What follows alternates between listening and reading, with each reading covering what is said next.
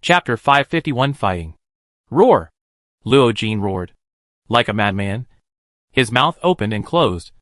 And suddenly he spit out his tongue again, flying towards the one-armed apostle. The apostle raised his arm violently. And when the tongue passed by, a cut was directly opened, and a piece of flesh was cut off. On the other side, Yisha got up again, and looked sideways, only to see that the apostle also stood up from his side. The moment he saw Yisha, he snorted coldly, "There is still a survivor." The next moment, the blade swept past, and chopped down directly towards Yisha's head. Yisha dodged the blade with a sudden move.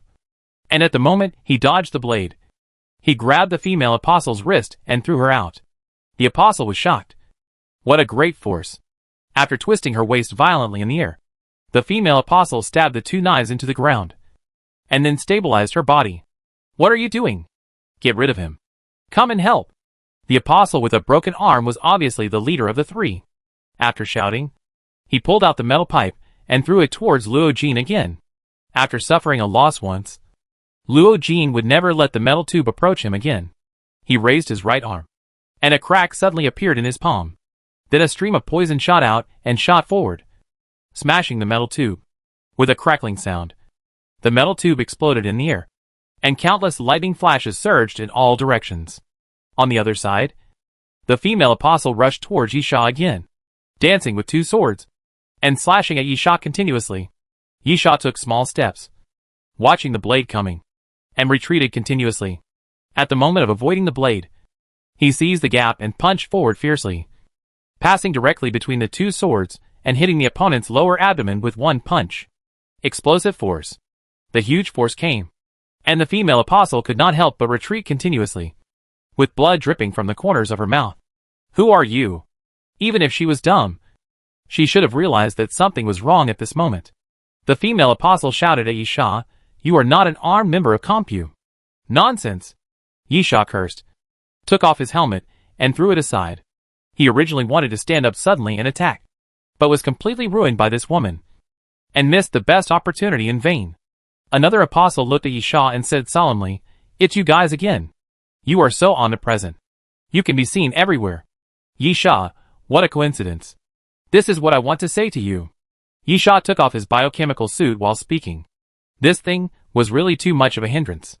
After freeing himself, Yisha slowly drew out the holy sword of the king. The expression of the apostle hidden under the mask was a little ugly.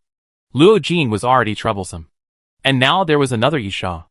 Luo Jin's situation was certainly not good. The apostle was an enemy, and so was Yisha.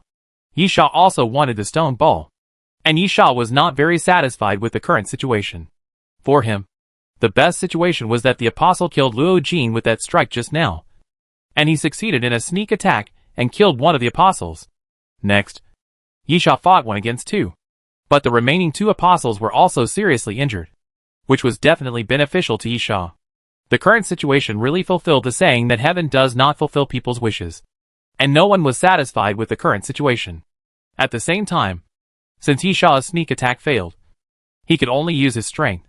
The only way to determine who wins is to fight. "You go deal with him."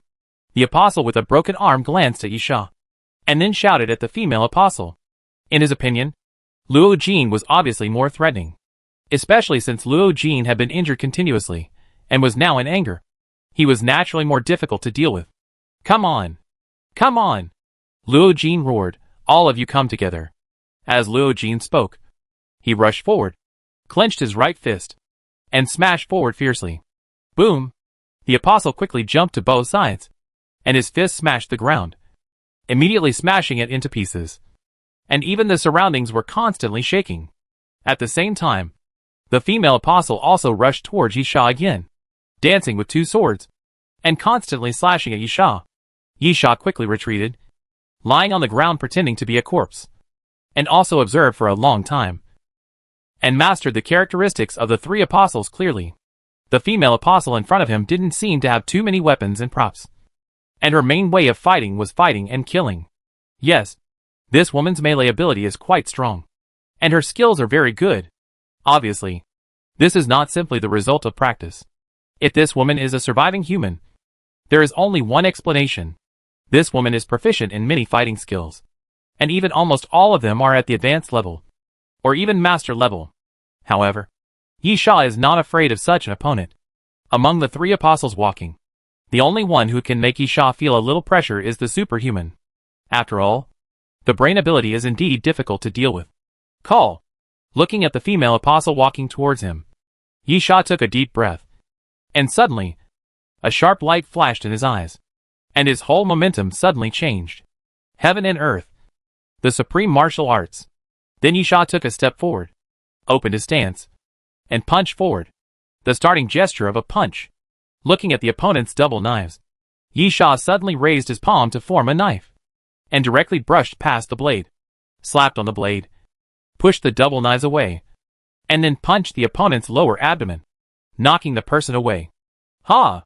The next moment, Yi Sha roared and lunged forward like a tiger descending from a mountain. Tiger fist. Yi Sha formed claws with both palms, and at the moment when the opponent was defending, he suddenly pinched the back of the knife and pulled the apostle directly over, then leaned his shoulder and directly hit her. Back to the mountain lean. Bang! Yi Sha used the hidden power in this back to the mountain lean, hitting the opponent's body, sending a stream of hidden power into the opponent's body, directly shocking the female apostle to spit blood. After a successful attack, Yi Sha did not hesitate, and pressed forward again, sweeping away the opponent's double swords with a sweep kick, and then kicked the opponent's chest again, kicking him out. Good at fighting in close combat? Yi Sha sneered. Yi Sha did not believe that in the state of the martial arts supreme, someone could be his opponent in close combat. Even if the opponent had master-level proficiency in several martial arts, could he still be compared with the martial arts supreme master-level proficiency in 108 ancient martial arts? Of course, it is not so easy to judge the strength. After all, Yi Sha's martial arts supreme has a time limit and cannot be used continuously, while the opponent has no such limit. However, Yi Sha is confident that he can kill the opponent before the martial arts supreme expires. Ha! The next moment, Yi Sha roared again, rushed forward, spread his arms, and suddenly spun his body. After turning a circle, he used the inertia of the rotation to slam his palm down on the opponent again. Chapter 552 Resurrection from the Dead? Wulong Panda. This is a very ruthless move in Pai Gua Palm. It is no exaggeration to say that it can split stones and crack rocks. If it hits the body, the bones will be broken at best and shattered at worst. But the female apostle was also very cunning. Seeing Yi Sha's palm coming, she actually raised her two swords horizontally. In this way, if Yi Sha used a palm to split the stone, it would probably be Yi Sha's palm that was cut off. But at the critical moment, Yi Sha suddenly changed his move, paused his palm, leaned back, and punched the opponent with a fist instead of a palm. Reverse Black Thunder. It was still a move from Pai Gua Palm. Because of its fierceness, Yi Sha particularly liked the moves from Pai Gua Palm and Bajiquan. Bang! Yi Sha's fists hit the opponent's blade, and with a violent shock, the hidden force was sent out, and the female apostle walked back again and again. Relying on weapons? Yi Sha turned around and sneered, "Do you think I don't have any?" Yi Sha took out a hanging stick from his waist, and pulled it to both sides, and it turned into a spear. The silver-blue spear was snatched by Yi Sha from the apostle. It was mediocre, and not a powerful weapon. With Yi Sha's current strength, he definitely didn't care about it. Yi Sha kept the silver-blue spear just to cooperate with the martial arts supreme. The ancient martial arts of the martial arts supreme include not only fist and foot skills, but also sword skills, knife skills, and spear skills. Yi Sha shook his wrist, and the silver-blue spear suddenly shot out a spear flower, and then stabbed forward fiercely. The spear came out like a dragon. With a clang, Yi Sha pointed his spear at the opponent's double swords, making a crisp sound. Then he changed his footwork and immediately moved to the side again, while the silver-blue spear swept towards the opponent again. Yi Sha used the Bagua spear.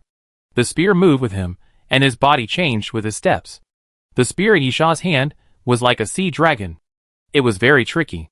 He stabbed forward repeatedly, pointing directly at various parts of the opponent's body, and forced the female apostle to walk without even a chance to get close. Suddenly, Yi Sha's eyes showed a bit of ruthlessness, and his wrist shook again, and the spear force also changed instantly.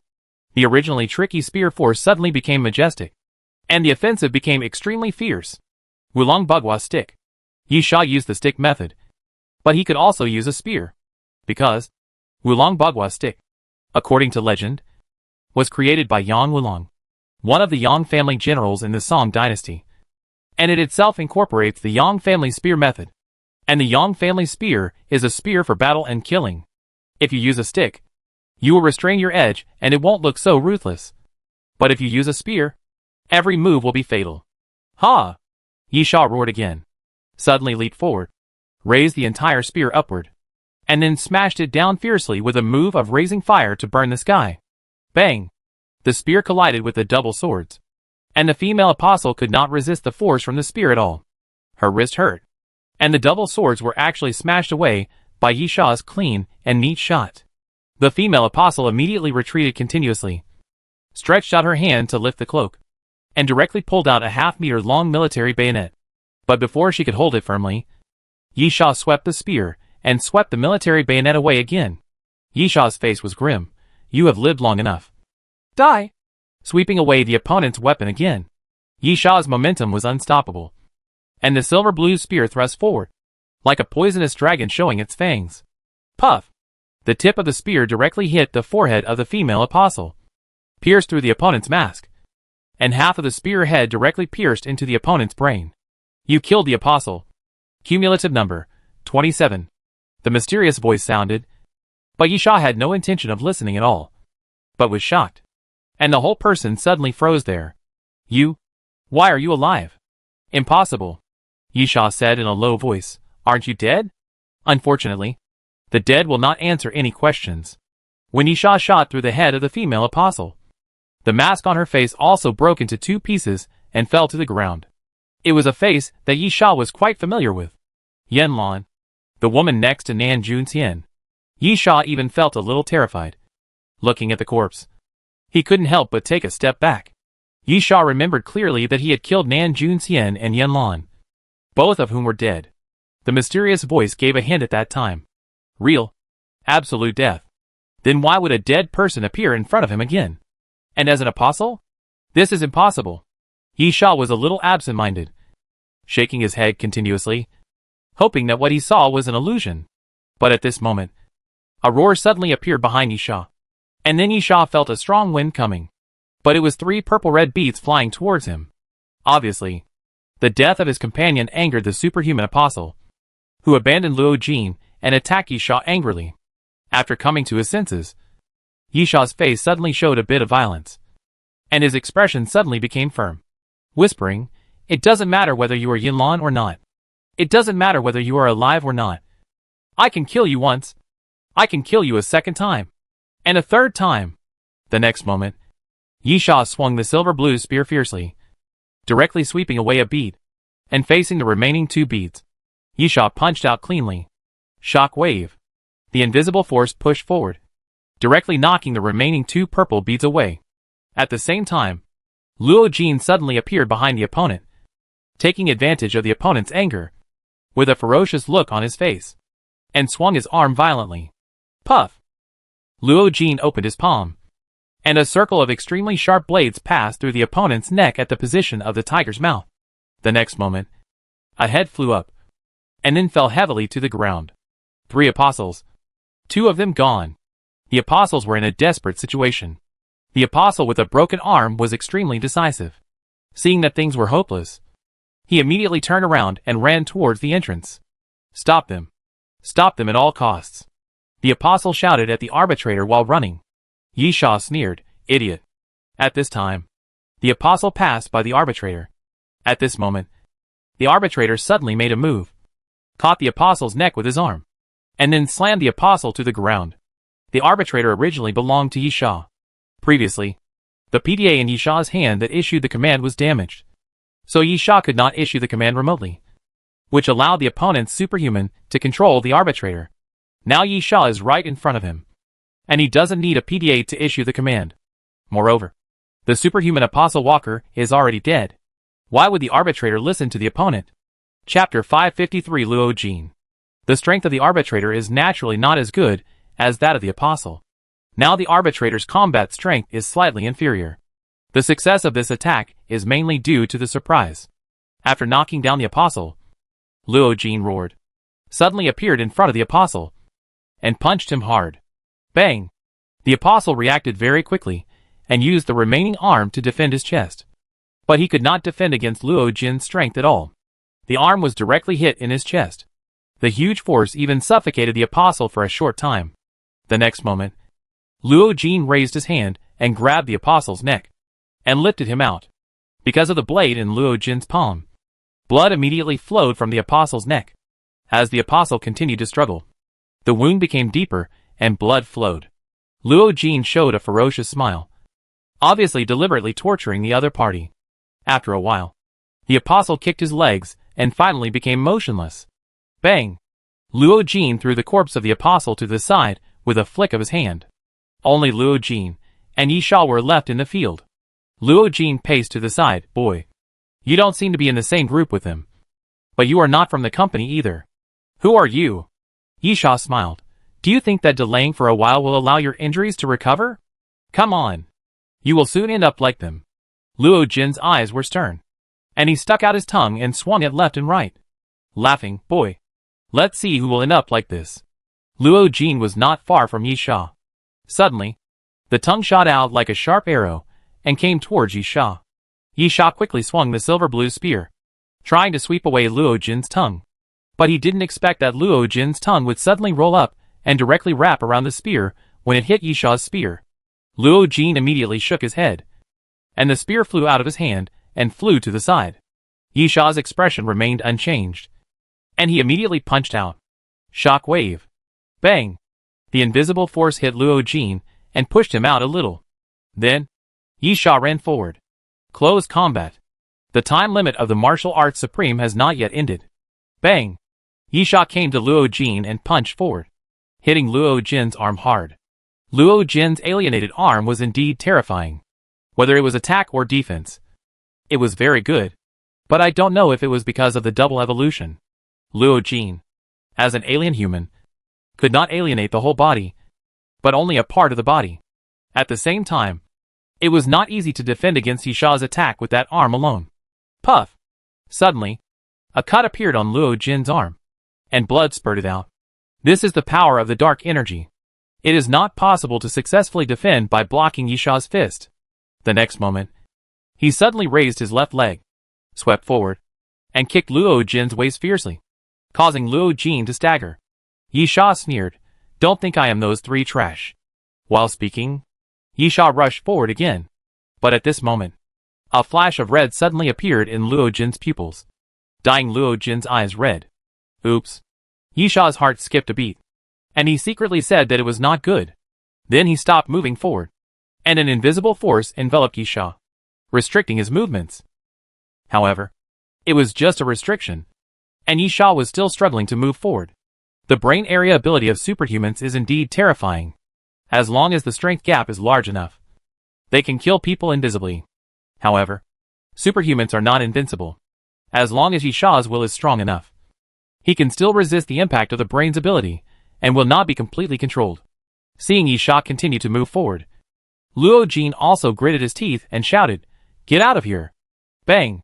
Yi Sha's body flew backwards involuntarily, hitting the bracket behind him, knocking it down, and countless steel pipes fell on Yi Sha's body. Ah! Luo Jin roared, rushed forward, and jumped a distance of 4 or 5 meters. He landed directly in front of Yi Sha and punched him hard. "Nitrogen armor!" Yi Sha shouted, and a layer of faint air flow appeared on his body.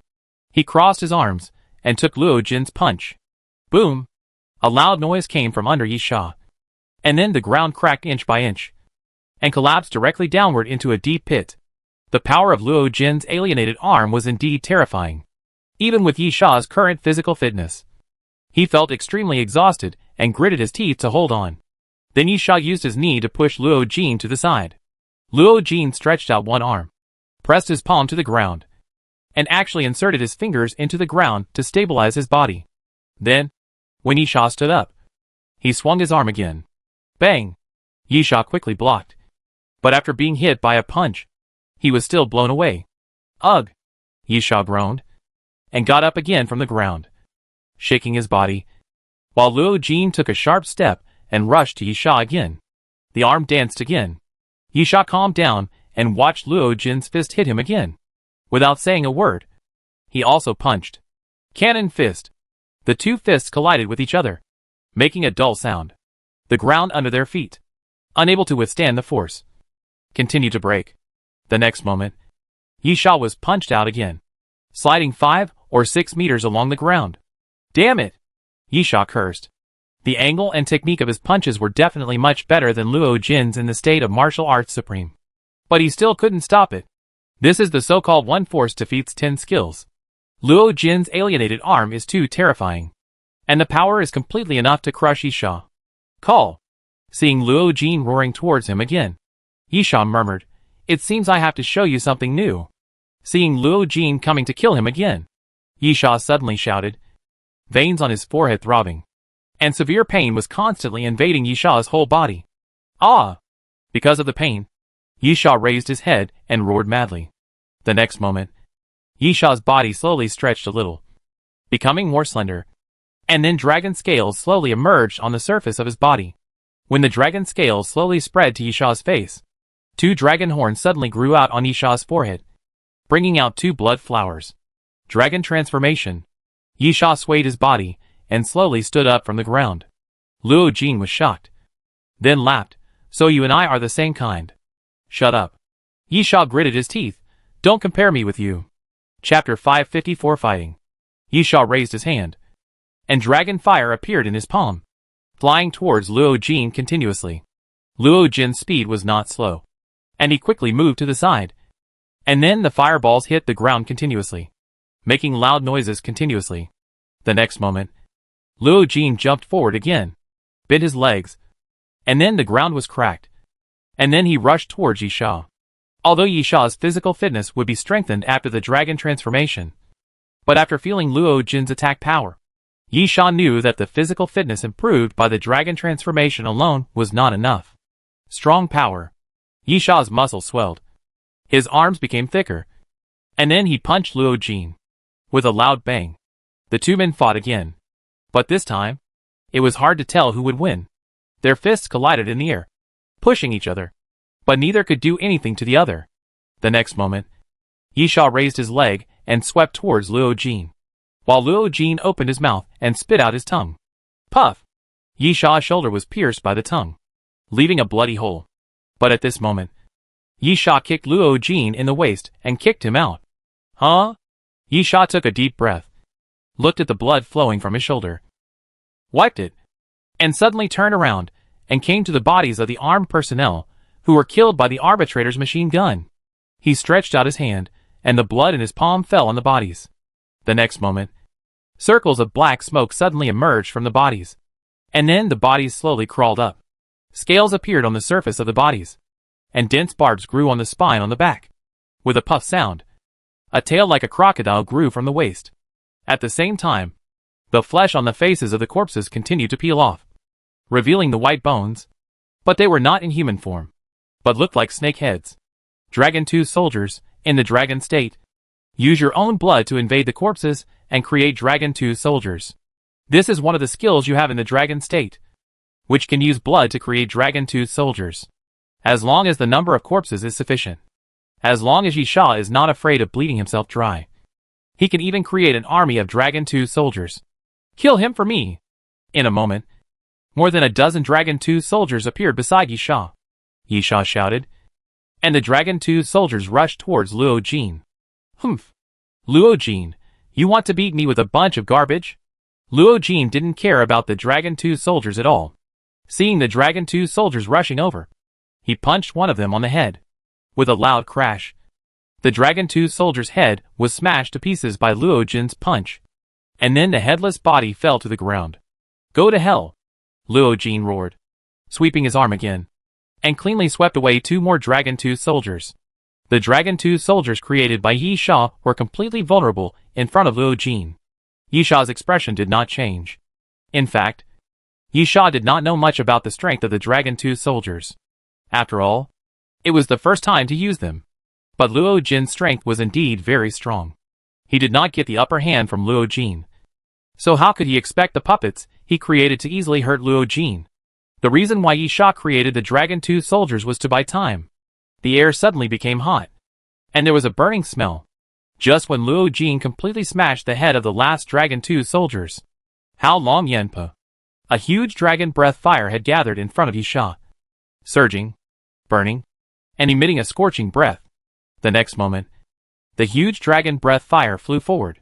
Slowly, the huge fireball pulled up, condensed, and turned into a galloping fire dragon, with dragon teeth and ferocious claws, rushing towards Luo Jin.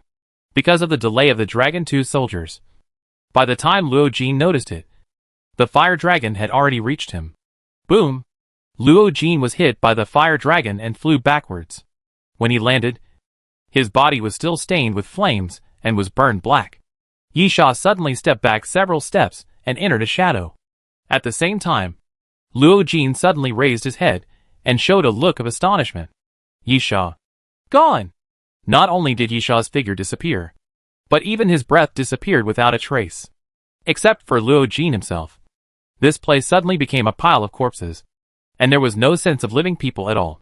Dragon Realm, in the Dragon State, use the unique perception of the surrounding situation, and use unique techniques to make your existence disappear, blend into nature, and completely hide, making it almost impossible to be discovered. This is also a skill in the Dragon State, which can completely hide oneself when sensing the enemy target. Of course, hiding has certain limitations, or in other words, it must be assisted by the environment to work. If it is an open area and in broad daylight, people can see you as soon as they look up, and you can't hide no matter what. Fortunately, this underground cave is dimly lit and completely relies on the lighting equipment brought down by Compu Company. It has a large area of shadows and countless stone pillars around it, allowing Yisha to activate the Dragon Realm's hiding. Luo Jin seemed irritable and uneasy. He certainly didn't believe that Yisha would suddenly disappear. He kept moving his body and looking around, looking for Yisha's trace. Suddenly, puff! A wound suddenly appeared on Luo Jin's back, and blood kept flowing down his back. Nitrogen slash. Yisha suddenly attacked, and a nitrogen slash hit Luo Jin's back, directly cutting a hole. However, based on the direction of the attack, Luo Jin also judged Yisha's location with experience. With a low shout, he raised his hand and smashed the ground, dug up a piece of gravel, and threw it in the direction of Yisha. Bang! Yisha waved his arm and smashed the rubble into pieces. Then he saw Luo Jin rushing towards him again. He immediately took 2 steps back and disappeared into the shadows again. Luo Jin swung his fist fiercely, but found that his fist hit the air. After Yisha hid in the shadows, he disappeared again. Come out! Luo Jin roared. Are you scared? Come out and fight me! You are yelling. Are you the one who is scared? Yisha's voice seemed to come from all directions, making it impossible to tell the direction. At this moment, a golden light suddenly flashed from the shadow behind Luo Jin. And then, the king's holy sword pierced Luo Jin's shoulder. Ah! Luo Jin screamed, and then punched back fiercely. Bang! Yisha raised his palm, and caught Luo Jin's fist steadily in his palm. And then a blood thorn suddenly grew out of his chest. Chapter 555 Fight. Poof! The blood thorn that grew on Yisha's chest pierced Luo Jin's chest directly. Tick! Tick! The blood with a fishy smell kept dripping down the blood thorn to the ground, making a sound. Poof! The next moment, the blood thorn on Yisha's chest suddenly retracted, and a blood hole appeared on Luo Jin's chest, covering the wound. Luo Jin took several steps back. Yisha held the king's holy sword horizontally. You are finished. Luo Jin wanted to speak, but as soon as he opened his mouth, he coughed out a mouthful of blood. Although Luo Jin's arm was terrifying, except for that arm, Luo Jin's body was still human, which was also Luo Jin's weakness. Seeing Yisha coming towards him, Luo Jin gritted his teeth, and a flash of blood red suddenly flashed in his pupils. And then the rubble around him kept hitting Yisha. Yisha seemed to be unhurried, raised his hand and pressed it in the air, and the dragon's breath fire kept burning in his palm, flying around and smashing the rubble. At the same time, Luo Jin suddenly opened his mouth, rolled his tongue in his throat, and rolled out a syringe, and then stabbed it towards his neck without hesitation. Yisha's heart clicked, and suddenly felt something was wrong. He immediately raised his hand towards Luo Jin, and released a dragon's breath fire. Bang! The ball of fire hit Luo Jin accurately. Luo Jin did not dodge, and he was powerless to dodge. Then he was hit back by the ball of fire. But, still a step too late. Luo Jin had already pierced the needle into his neck, and then stretched out his hand and pressed it hard, completing the injection. The needle was flowing with light gray liquid, which seemed to be mixed with some black impurities, and all flowed into Luo Jin's body along with the injection. Yisha's expression instantly became serious, and he looked ready for battle. After the end of the world, Compu has been researching zombie viruses. It's true that Compu has developed many strange things, like most mutant viruses, except for the abnormality. The virus has completed self-mutation. Most of the other mutant viruses are almost all developed by Compu. Among these mutant viruses, there are also many artificial viruses, which are made into medicines for use. Although they are usually accompanied by great side effects, they can indeed greatly improve combat power in a short period of time. Yisha has seen this situation several times. Yisha does not think that Luo Jin will be bored enough to inject therapeutic drugs at this time. Those things can't help Luo Jin at all, unless it is the magical therapeutic drug on the Doomsday train, which can heal injuries in an instant. The problem is that the stuff can't be taken out of the Doomsday train. Even Yisha, a crew member on the Doomsday train, can't get it, let alone Luo Jin. If that's the case, there is only one possibility. Click. Click. After the injection, Luo Jin suddenly roared, his face showing great pain. At the same time, Luo Jin's body actually made a sound like popping beans. Crackling. Then, Yisha suddenly found that the blood hole on Luo Jin's chest had stopped bleeding. The blood hole was at least the size of a fist. Under normal circumstances, it was impossible to stop the bleeding. In fact, it was a fatal wound. However, the blood hole stopped bleeding. The next moment, Yisha saw countless bone pieces suddenly growing out of the blood hole, filling the blood hole directly and helping Luo Jin to suppress the injury. Then, as Luo Jin cried out in pain, bone pieces suddenly began to grow on his right arm. They were densely packed and irregular in shape, and each piece of bone was extremely sharp.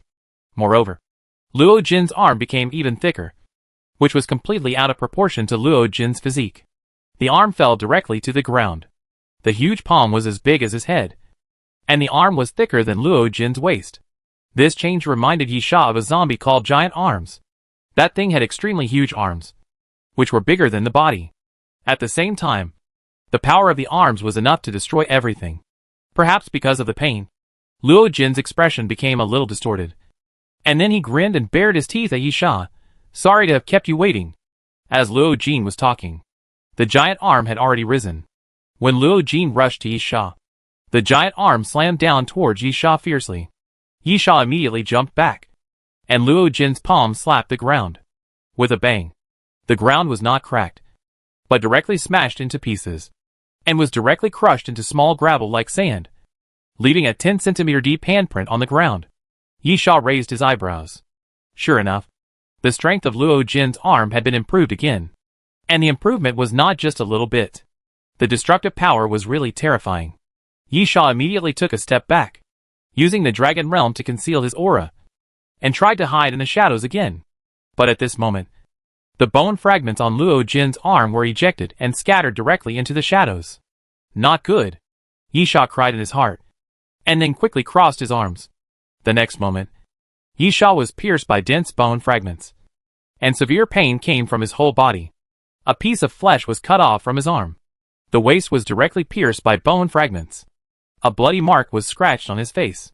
After finally surviving the flying bone fragments, Luo Jin dodged and appeared in front of Yisha again. Bang! Luo Jin raised his arm and punched hard. Then Yisha felt an irresistible force coming. He flew out and hit the support not far away. The support had been hit several times and was already shaky. At this moment, it was hit by Yisha again and finally collapsed completely. Countless steel pipes fell to the ground with a clang, and Yisha's momentum did not decrease. Then he hit the dragon statue. At this time, Luo Jin rushed towards Yisha again, not giving Yisha any chance to breathe. When he came to Yisha, he punched him again without hesitation. Yisha didn't catch his breath at all. Facing Luo Jin's punch again, the only thing he could do was to take it head-on. The six-flower shield suddenly appeared, but it couldn't stop Luo Jin's fist at all. Then, the 6 shields were destroyed by Luo Jin's punch. And even didn't stop Luo Jin's fist. Yi Sha was completely disappointed with the 6-flower shield. He quickly tightened his muscles. And then a fine scale pattern appeared on Yi Sha's body, overlapping with the dragon scales of the dragon. Hard armor. After putting on the hard armor for himself, Yi Sha still felt it was not enough, and at the same time quickly gathered the airflow around him. Nitrogen armor. Chapter 556 A Dragon. Bang! At this time, Luo Jin's fist also arrived. Yi Sha crossed his arms, relying on the double protection of hard armor and nitrogen armor, and took Luo Jin's fist. However, the bone fragments covering Luo Jin's arms were extremely sharp, and they pierced through the hard armor and nitrogen armor continuously, leaving tiny wounds on Yi Sha's arm. Blood kept dripping from Yi Sha's arm. Yi Sha had no time to care about his injuries, but tried his best to resist Luo Jin's fist.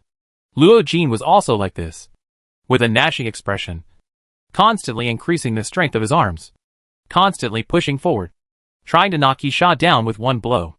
Neither of them noticed that the blood drops from Yi Sha dripping on the ground slowly gathered together and began to flow. But they did not flow along the slope of the ground, but flowed in the opposite direction towards the wall. When the blood flowed to the wall, it seemed to be alive, directly along the wall, slowly climbing up, and finally climbed onto the dragon statue. Neither Luo Jin nor Yi Sha noticed this strange situation. Yi Sha was in crisis at the moment, seeing his crossed arms being slowly pressed down again.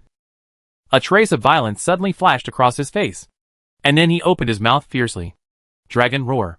Dragon roar. In the dragon state, use sound waves to carry out large area coverage attacks, with a terrifying shock effect that can destroy everything. The interval between uses is 15 minutes.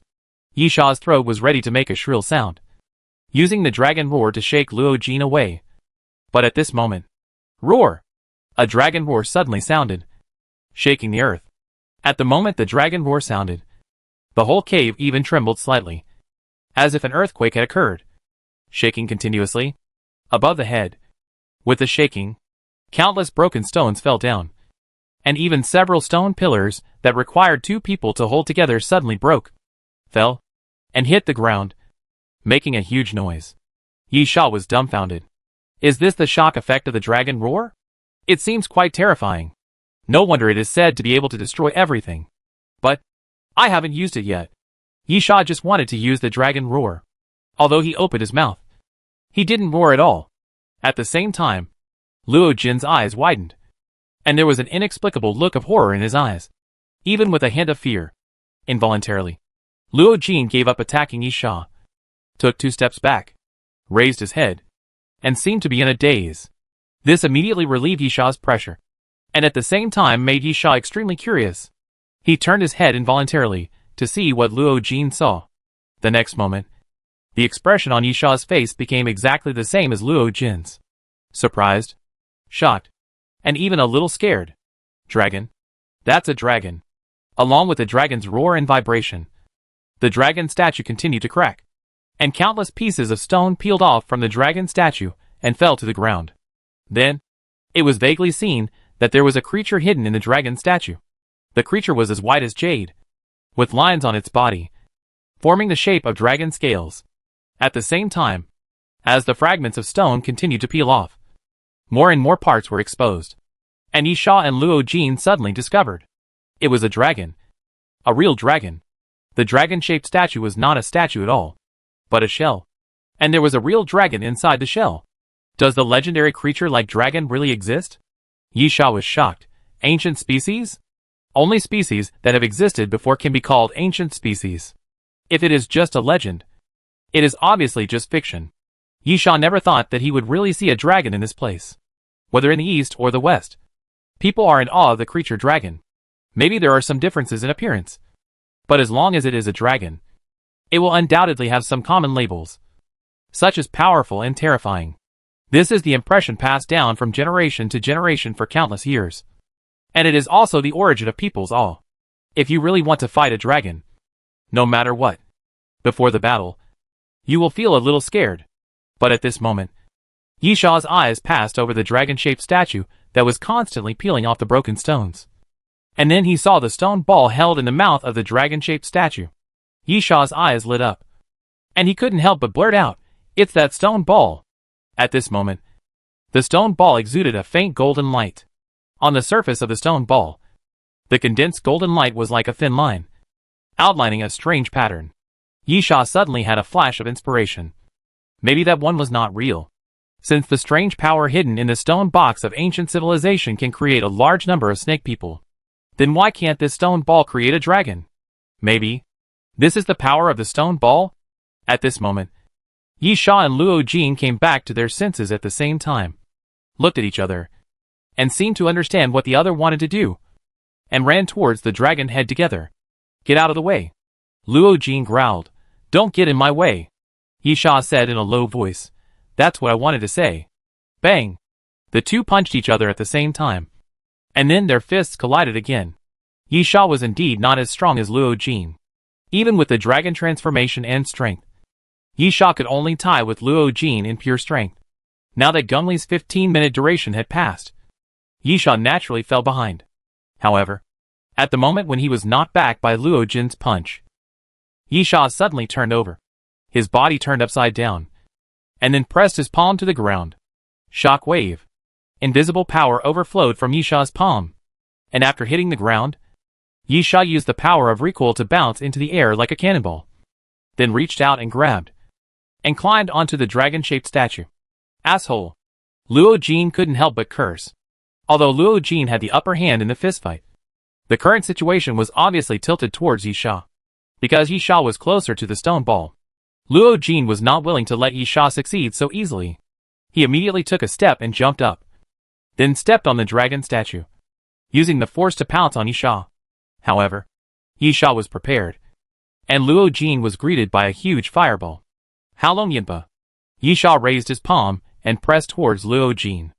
A fireball quickly emerged in his palm, and after turning into a fire dragon, it hit Luo Jin's chest fiercely, knocking Luo Jin back to the ground. Yishaw smiled contemptuously at Luo Jin, then jumped up and rushed to the position of the dragon's head, trying to pick the stone ball into his hand. But at this moment, Chapter 557 Dragon Roar. The stone ball in the dragon's head was so close that Yishaw could hold it in his hand if he stretched his hand forward. The distance was only 2 or 3 meters at most. However, Yishaw suddenly couldn't move. Looking back, Luo Jin suddenly spit out his tongue and directly wrapped it around Yishaw's ankle. Then Luo Jin shook his head violently and pulled Yishaw down from the air. Bang! Yishaw fell to the ground fiercely, grimacing in pain. Luo Jin took 2 steps forward and was about to step on Yishaw.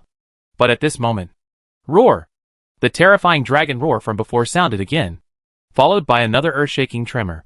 The frequency of the tremor was obviously much higher than the last time. The broken stones above his head kept breaking apart and then falling downwards. The broken stone pillars hit the ground like heavy hammers. Luo Jin staggered and fell to the ground before he could put his foot down. Yishaw's face was ferocious, and he was furious.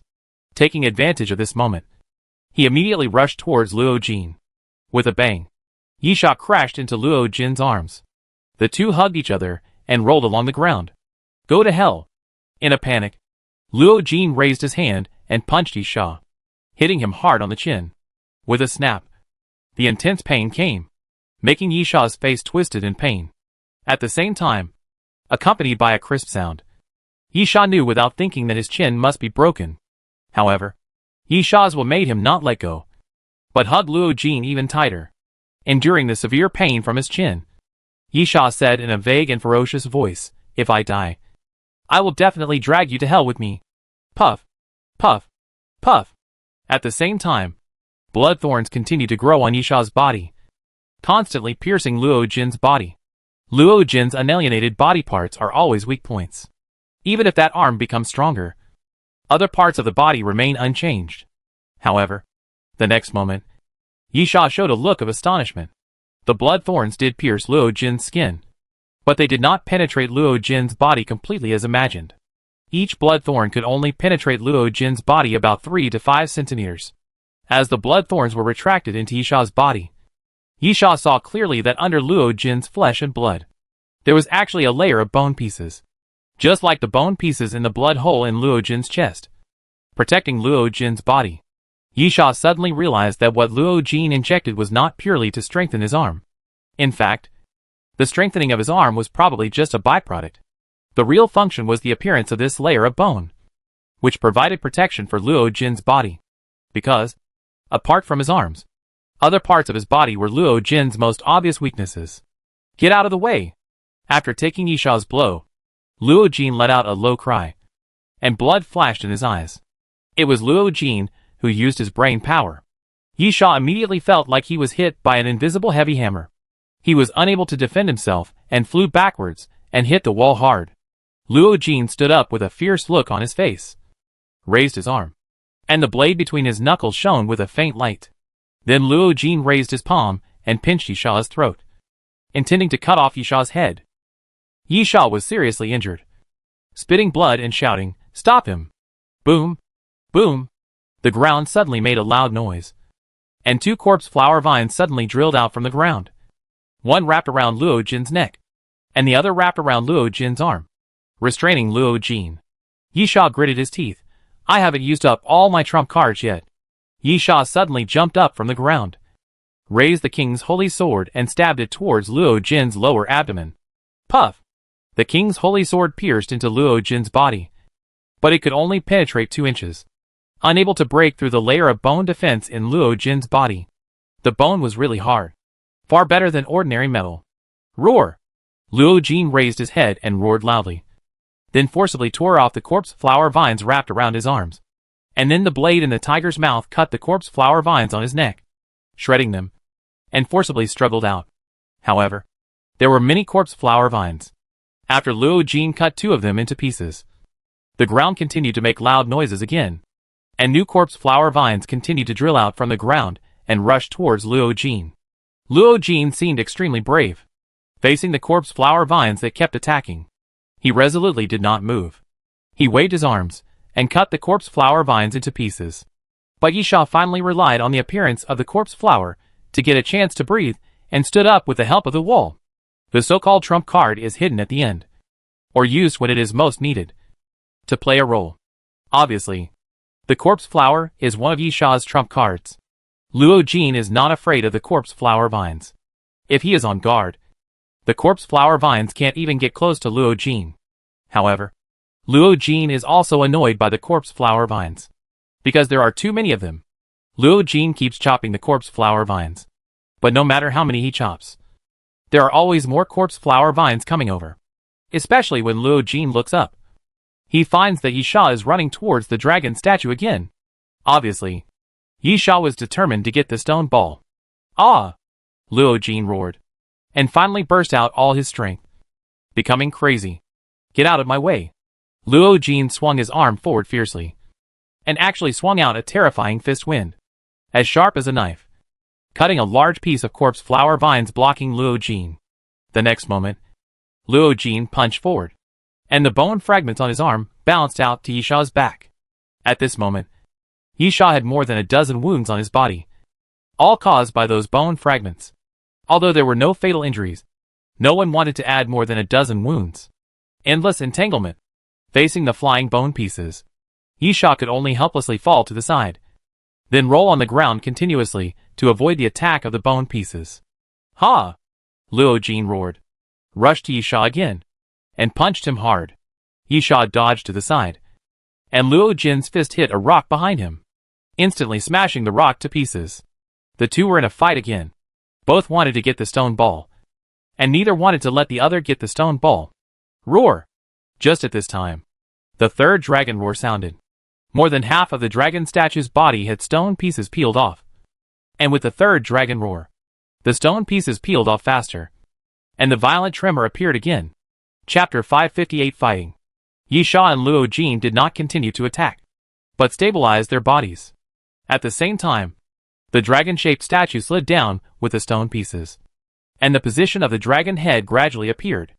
It was a typical oriental dragon, with a head like a camel, horns like a deer, eyes like a rabbit, ears like a cow, neck like a snake, belly like a clam, scales like a carp, claws like an eagle, and paws like a tiger.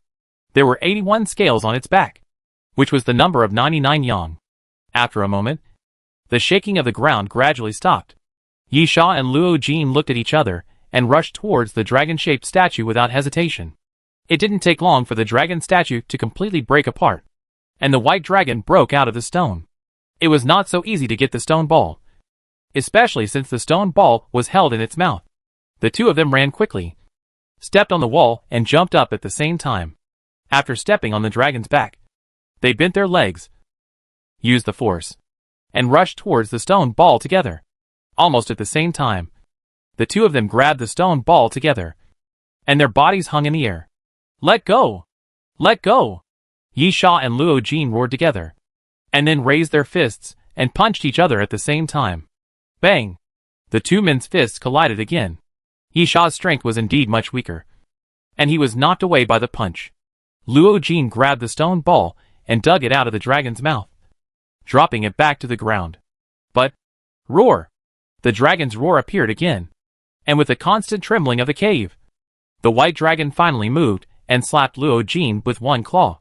Luo Jin narrowed his eyes and immediately raised his fist to hit the dragon's claw. Bang!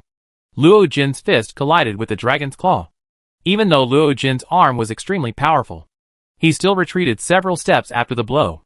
It was conceivable how strong the claw was. After the blow, Bai Long did not take back the stone ball, and his body shook violently. He unwillingly stretched out his claws towards Luo Jin again. Luo Jin was not willing to be outdone and punched again, colliding with Bai Long's claws. Bang! The fist and claw collided, and the violent collision sounded again.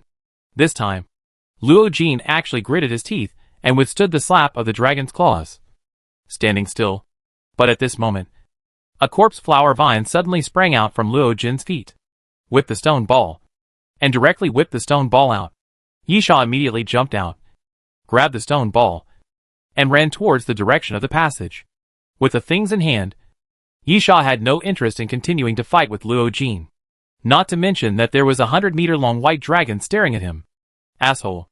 Luo Jin immediately roared, "Stop!" Yisha would never listen to Luo Jin, and rushed out of the passage, started running, and then reached for his waist. Damn it! Yisha stretched out his right hand and touched nothing, then cursed. What Yisha wanted to touch was the red flame bomb. As long as he ran all the way and threw red flame bombs all the way, he could definitely delay some time by blowing up the passage. Unfortunately, after Yisha touched it, he remembered that he had used up all the red flame bombs to deal with the red beetles. At this moment, Yisha even had the urge to go back to the Doomsday train and buy a backpack of red flame bombs. But at the moment, Yisha could only curse. Gritting his teeth, Yisha continued to run along the passage. Luo Jin's speed was not slow, but in the passage, the wind was thin, and Yisha's wind sun ability was almost ineffective. So Yisha could not get rid of Luo Jin at all, and the two could only chase each other and rush out of the passage, all the way to the elevator. Yisha jumped on the elevator and started quickly. However, the speed of the elevator really depressed Yisha. When it was only about 3 or 5 meters above the ground, Luo Jin caught up, jumped up, and easily jumped onto the elevator. "Hand over the stuff," Luo Jin yelled, and punched Yisha fiercely. Yisha drew out the king's holy sword without hesitation, and then countless golden halos emerged from the sword of the king's holy sword, the king's domain. As Yisha swung the king's holy sword, the golden halos quickly gathered together, and then spread out to the surroundings, forming a circle of golden ripples, completely covering the elevator. Yisha handed over another trump card without hesitation and swung the sword. Luo Jin didn't care about being injured at all, and his punches didn't slow down. But before his fists landed on Yisha's body, let alone hit the king's holy sword, a wound appeared on his forearm with a pop sound, and blood spurted out. "My sword is sharp," Yisha said in a low voice. Unstoppable. Yisha swept out with his sword again, and Luo Jin raised his right arm and made a blocking gesture. And then he felt a pain in his chest. Inexplicably, a wound appeared on Luo Jin's chest, and the bright red blood seeped out of his clothes. Luo Jin was also shocked. He couldn't understand what was going on. Yisha's king's sacred sword didn't hit him at all. In fact, Luo Jin didn't feel that his body was hit by anything. But the wound appeared. The next second, Yisha held the sword horizontally without hesitation and stabbed forward again. Yisha whispered again, My stab can penetrate everything. Luo Jin's mind was startled, and his attention was extremely focused. He stared at the king's sacred sword firmly. The effect of the king's sacred sword was really too strange.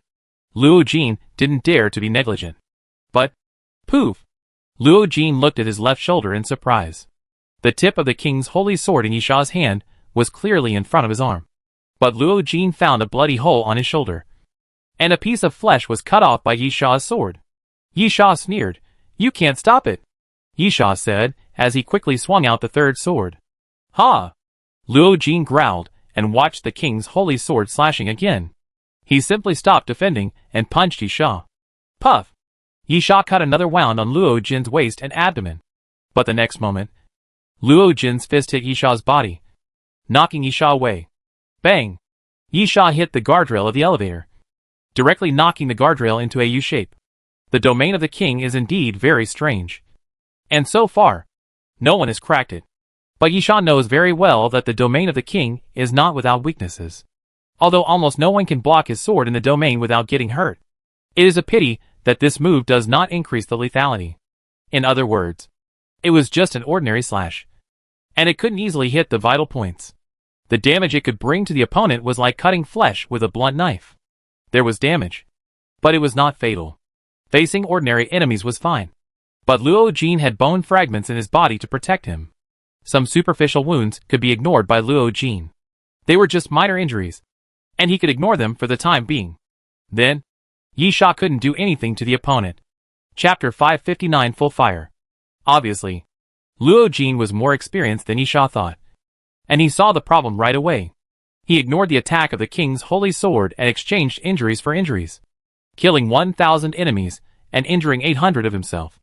On the other side, Yisha coughed up blood, and seeing Luo Jin rushing towards him again, he stretched out his palm and pushed him. Catch the dragon and let the crane fly. The second style of let the crane fly. As soon as Yisha pushed out with his palm, Luo Jin felt a huge force coming towards him. He wanted to hold on for a while, but found that he couldn't hold on at all, and was immediately pushed to the other side of the elevator. At the same time, the elevator had reached the ground, and Yisha turned around and ran again without hesitation. After reaching the ground, although Luo Jin's speed was not slow, it was a bit difficult to catch up with Yisha. Moreover, after returning to the ground, the corpse flower could help again. Boom! Boom! 2 corpse flower vines broke out of the ground and stabbed towards Luo Jin fiercely. Luo Jin's face was as gloomy as water, and his arms swung violently. The blades around his fingers swept past and cut off the corpse flower vines again. Yisha also handed over his trump card again. Liquid monster. In the underground cave, liquid monsters are not suitable to appear. Their overly large bodies will directly fill the cave. Liquid monsters have no room to play at all, and even have difficulty moving. However, on the ground, in the vast space, it is another matter. Yisha took out the jar containing the liquid monster and poured the liquid monster onto the ground. There was no need for Yisha to water it, because snow is also an alternative form of liquid. When it came into contact with the snow, the liquid monster began to grow wildly, and in the blink of an eye it became as big as 7 or 8 meters, then condensed into a big hand, and slammed down towards Luo Jin fiercely. Luo Jin punched out, colliding with the big hand of the liquid monster, smashing it to pieces. But the liquid monster was not afraid of this kind of attack at all. Even if Luo Jin's power was terrifying and could crush the liquid monster, the liquid monster could still condense again. In a moment, the second big hand appeared above Luo Jin's head and slammed down towards Luo Jin again. Boom! Luo Jin threw another punch without hesitation. He was completely furious. The only thought in his mind was to smash everything in front of him and take the stone ball back from Yisha. However, just as Luo Jin's fist collided with the giant palm of the liquid monster again, the previously shattered bodies of the liquid monster suddenly bounced up from the ground, turned into green spikes, and flew towards Luo Jin. Puff! Puff! Puff! Although those spikes could not pierce the bone layer in Luo Jin's body, the outer layer of flesh and blood could still do so. In the blink of an eye, Luo Jin's body became like a hedgehog. Then, the corpse flower vine suddenly came across, rolled up a torrent of snow, and hit Luo Jin's back fiercely, sweeping Luo Jin away. Yisha's face was deep, This was his strength. This was his full power battle. Luo Jin got up from the ground in a panic. And suddenly there was a gunshot in the air. And then a bullet made a small hole in Luo Jin's cheek. It was the arbitrator who climbed up the snow slope in the distance and set up a sniper rifle. It was difficult for an ordinary sniper rifle to hurt Luo Jin. And it was even difficult to hurt Luo Jin. But the arbitrator aimed at Luo Jin's eyes, which was also a weakness of Luo Jin. Luo Jin instinctively protected it several times, which has proved this point. Unfortunately, the shot was slightly off target. Otherwise, losing an eye would be a serious injury to Luo Jin. In fact, there is no bone fragment behind the pupil to protect it, because it would cut off the optic nerve. So, if the shot really hit, it might have directly penetrated Luo Jin's head. But there are not so many us in this world. Although Yi Sha also missed this opportunity. But, so what? There will be next time. Yi Sha said in a low voice, "Kill him for me." Almost instantly, with Yi Sha's low shout, the liquid monster and the corpse flower moved at the same time. The body of the liquid monster began to separate. Ripples continued to appear on its body, and countless spikes stretched out and stabbed towards Luo Jin. At the same time, the ground cracked, and the main flower of the corpse flower slowly emerged from the ground. With a gust of cold wind, countless white spores floated towards Luo Jin. Boom! Boom! Boom! The long thorns on the liquid monster hit the ground continuously, making a loud noise, directly piercing through the snow on the ground, and piercing the ground into huge holes.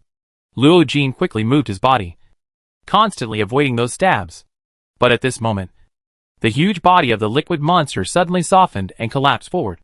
Like a tide, the body kept rising and falling, layer by layer, and then pressed down on Luo Jin. Boom! Countless snow waves rolled along the body of the liquid monster to both sides, forming snow waves, and continuously swaying around. Even the flying snow formed countless snow pillars that rushed straight into the sky. Luo Jin had no way to avoid it, and was directly pressed under the liquid monster. But, the next moment, boom! A roar suddenly sounded, and a big hole appeared on the body of the liquid monster. But Luo Jin smashed a piece of it with a punch. And then Luo Jin jumped out from under the liquid monster. But the attack was not over yet. The spores blown by the wind floated around Luo Jin, and then exploded continuously. Bang! Bang! Bang! The crisp explosion sound was particularly clear. And then Luo Jin was blown away. And after falling heavily on the ground, he even slid back several meters, leaving a clear mark on the snow. Before Luo Jin could stand up, Yi Sha used the power of the Son of Wind to rush to Luo Jin's side like a ghost, raised the king's holy sword, clenched his hands, and stabbed it down with force. Puff! Luo Jin quickly blocked with his arm, and the king's holy sword barely penetrated Luo Jin's arm. Yi Sha continued to exert force. Ferociously, now is the real battle. Understand? As Yi Sha spoke, he suddenly jumped up, jumped hard, and jumped directly 3 or 4 meters off the ground, and then opened his mouth towards Luo Jin. Dragon roar. Yi Sha opened his mouth and roared. The sound was not like that of a human being at all. It sounded more like the roar of the white dragon. In fact, the effect of the dragon roar was very similar to that of the white dragon. The next moment, the ground cracked inch by inch, and the snow on the ground was directly blown into the air. It rolled back and formed a blizzard, sweeping around madly. The black land under the snow was also revealed at this time. Luo Jin felt like a boat swaying in the wind and rain, and blood kept flowing out of his eyes, ears, mouth and nose. The dragon roar was a sonic attack. It did not attack Luo Jin's body at all, but directly attacked Luo Jin's body, even his brain. Even if Luo Jin's body was covered with bone fragments, he could not resist the invasion of the dragon roar. Chapter 560 White Dragon appears. Poof!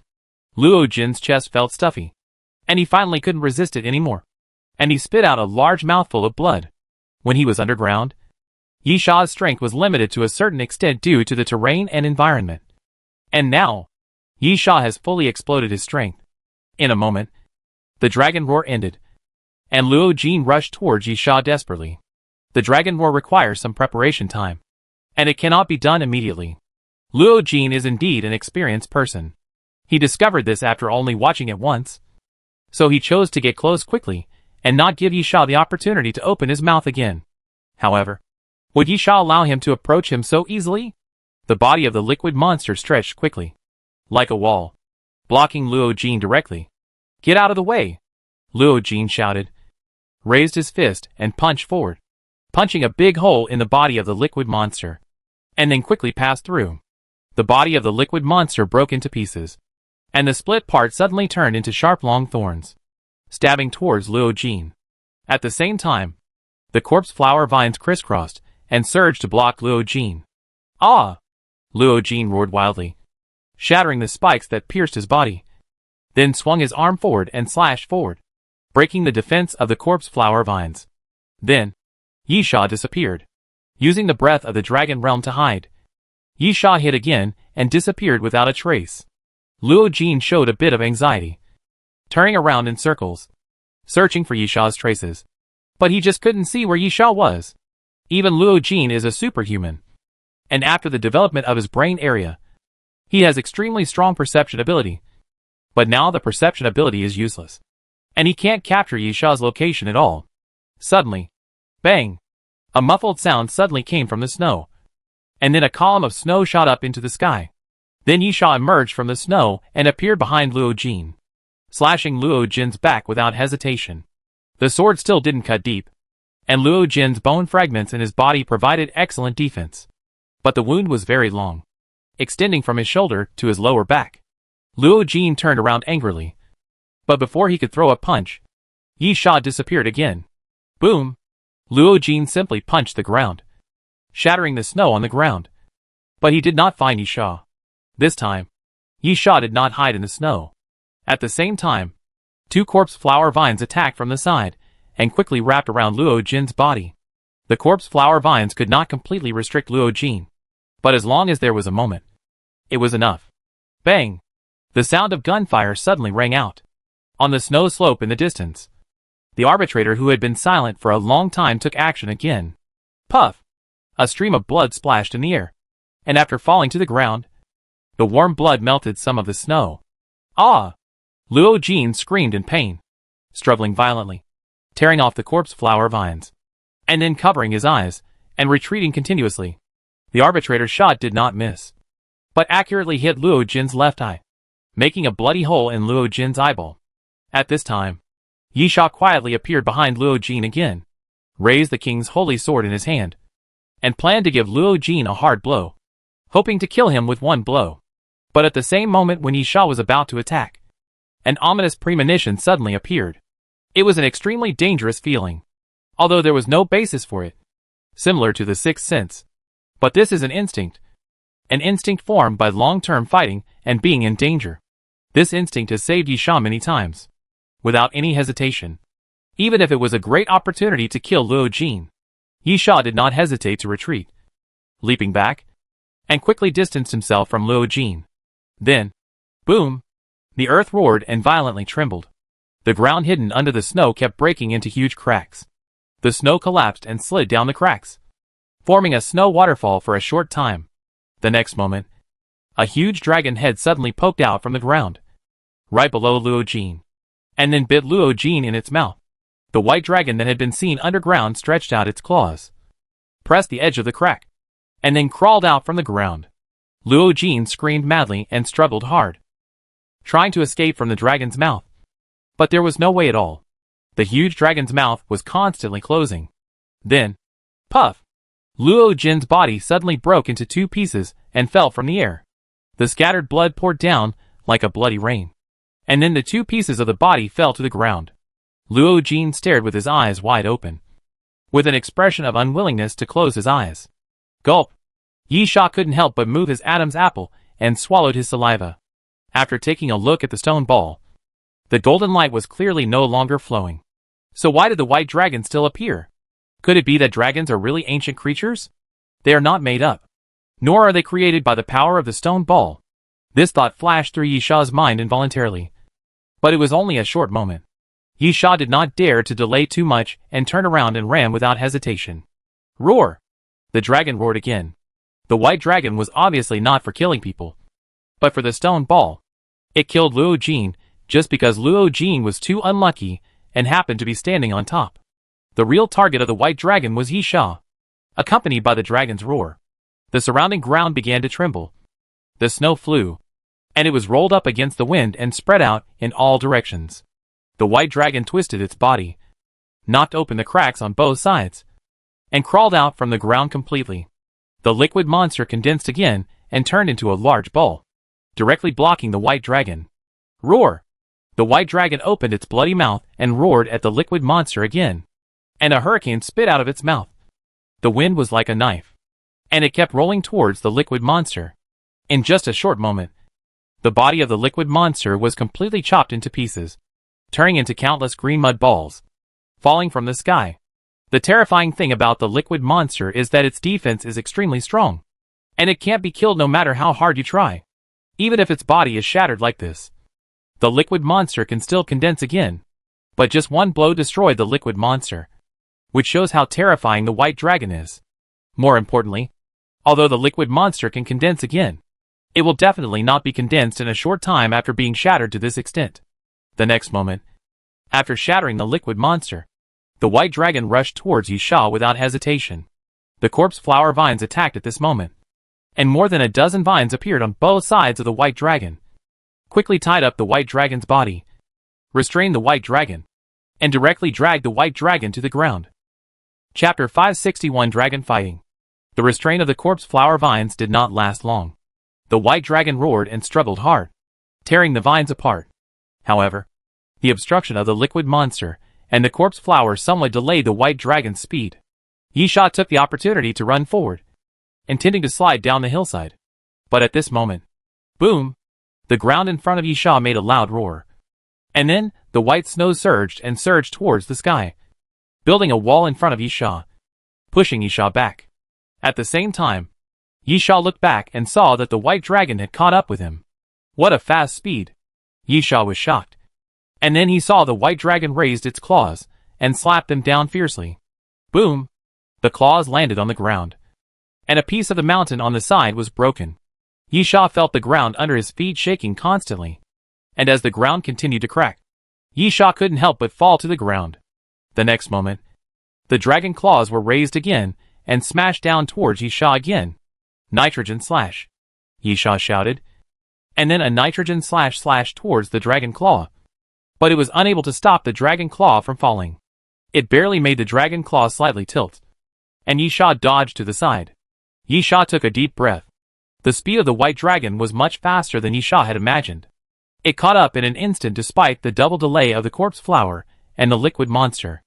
In this case, it is probably impossible to escape simply by speed.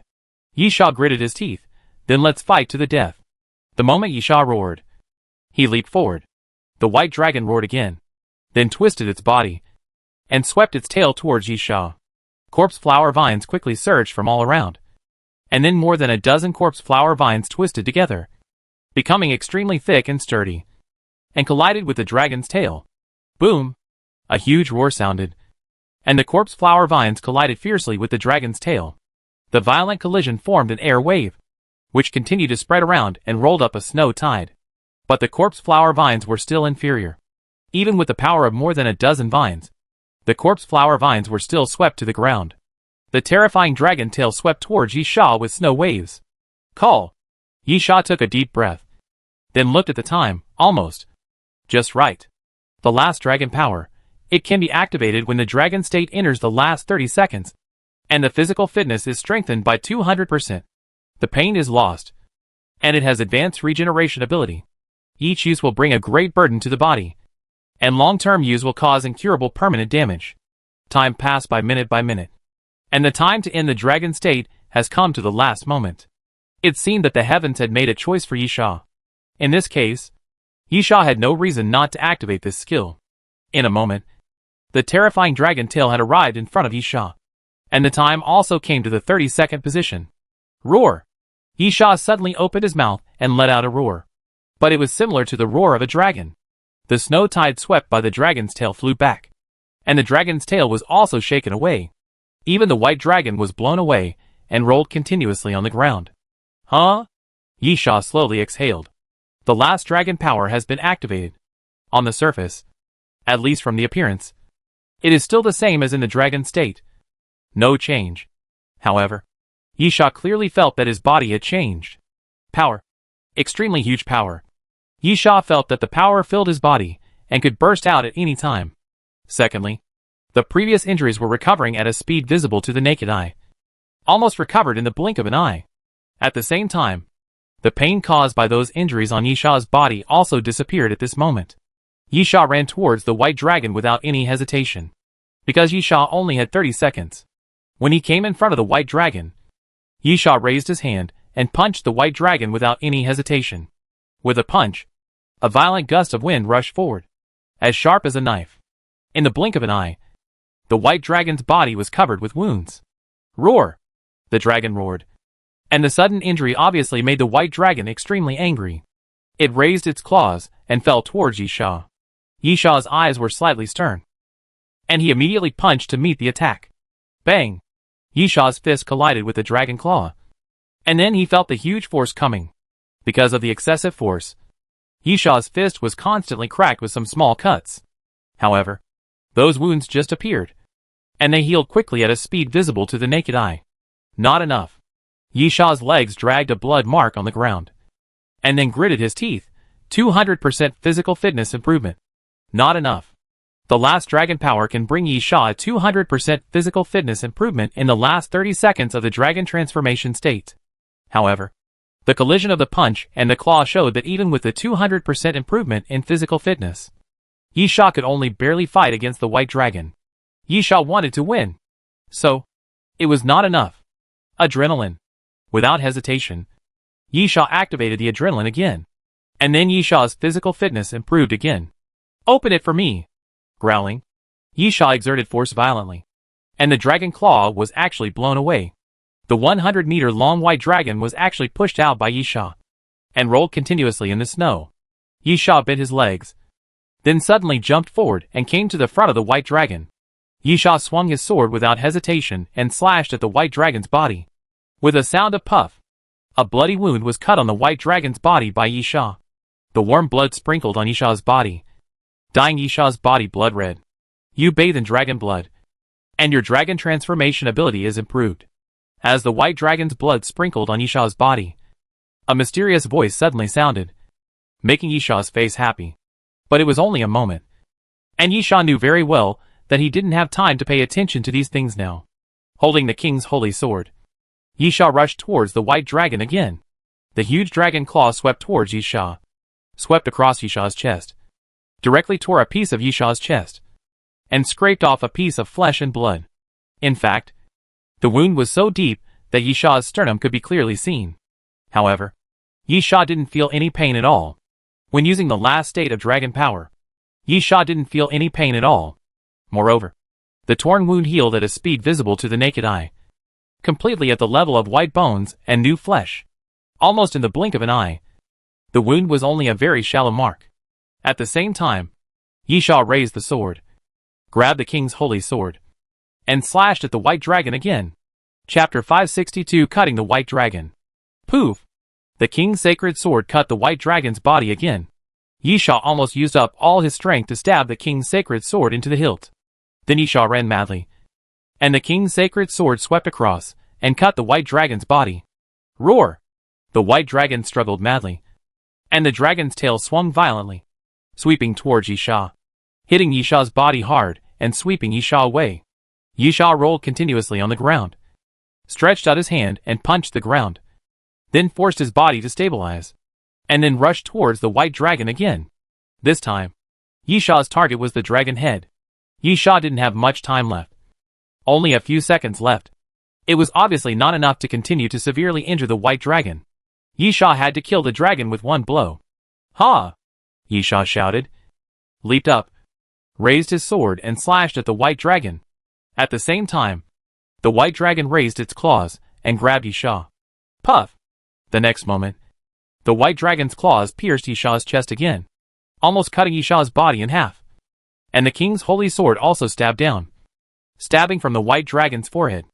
A bloodline appeared between the white dragon's eyebrows, and then red blood with golden lines continued to flow out from the white dragon's eyebrows.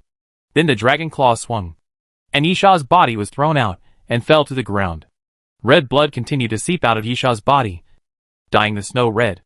Yisha coughed and coughed up blood. The huge blood hole on his chest was healing rapidly. But when the blood hole healed to about the size of a fist, it suddenly stopped. Time is up. 30 seconds have passed. And Yisha has lost his ability to regenerate quickly. Although his wounds have not healed completely, he has barely survived. Meanwhile, the white dragon roared and raged like crazy, sprinting around like crazy. And its huge body slammed into the mountain wall on the side, which was actually collapsed by the white dragon. The wound on the white dragon's forehead became bigger and bigger, and blood flowed down like a tide. At this moment, the liquid monster that had been wriggling on the ground finally pieced together its body again, which was extremely huge, and then pressed hard on by Long. The corpse flower vines drilled out from the ground again, dancing in the air continuously. The front end of the vines twisted and turned into a spiral, and then stabbed towards Bai Long. Puff, puff, puff. The attack of the corpse flower vines could not pierce the defense of the dragon scales. But those corpse flower vines avoided the dragon scales and pierced directly from the wound on Bai Long's body that was previously cut by Yisha, and then directly pierced Bai Long's body. Bai Long roared and struggled on the ground, trying to break free from the corpse flower vines. But at this moment, several corpse flower vines rose up in front of Bai Long, entangled together, and then fiercely stabbed downwards, piercing into the wound between Bai Long's eyebrows amid Bai Long's angry roar. Puff! Bai Long's head was pierced through by the corpse flower vines. Roar! The dragon roared again. Bai Long raised his head and tilted his body. But eventually he gradually became powerless and fell heavily to the ground. You killed. A mysterious voice sounded. But Yisha didn't hear what it was saying clearly, because Yisha's consciousness was gradually fading. Yisha fell into a coma, and it was unknown how long it took for him to wake up. In a daze, Yisha looked up and looked around. The surrounding scenery was not very clear. Yisha couldn't help but put his forehead on it. And then he felt his forehead burning. Fever? This is simply a joke.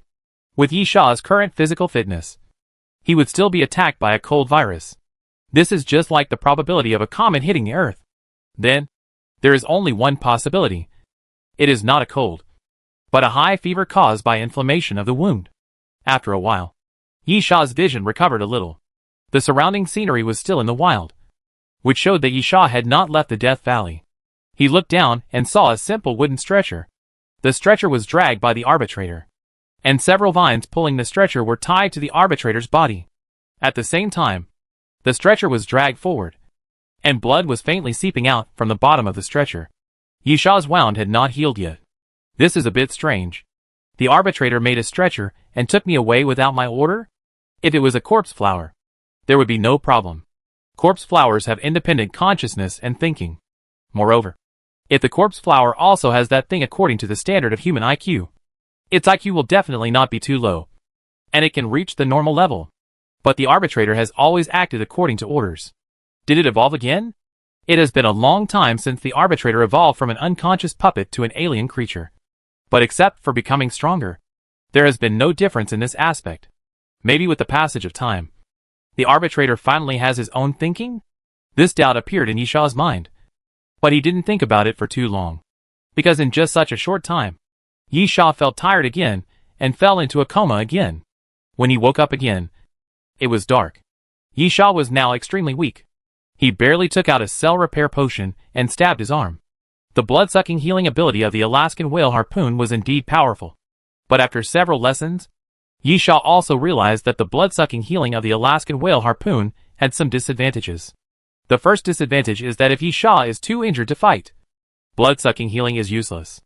The second disadvantage is that even if Yisha can fight again, there are almost no traces of zombies in places like Death Valley. Only ancient species. But no matter how many ancient species there are, you can't just run into them if you want to. What's more, Yisha is now facing two disadvantages. He can't fight again, and there is no place to find someone to fight. So, after realizing these two disadvantages, Yisha also started to buy some healing potions in the dining car. Clang! Yisha's right hand fell weakly, and the needle gun for injection fell directly to the ground. Although some therapeutic drugs were purchased, compared with the blood-sucking healing effect of the Alaskan whale harpoon, these ordinary therapeutic drugs are simply terrible. The best cell regeneration drugs and cell repair drugs can speed up metabolism and strengthen wound self-healing. but they could only increase the speed of injury recovery by several times. When used for minor injuries, the effect is naturally excellent. But when the injury is too serious, such as Yisha's current situation, it is basically better than nothing. It is hard to say whether it can hold Yisha's last breath. At the same time, after hearing the movement, the arbitrator also stopped and stood beside Yisha. Chapter 563 Difficult Return. Keep going. Yisha's throat was hoarse, and he forced himself, leave Death Valley, and return to the Doomsday train. This was Yisha's only hope.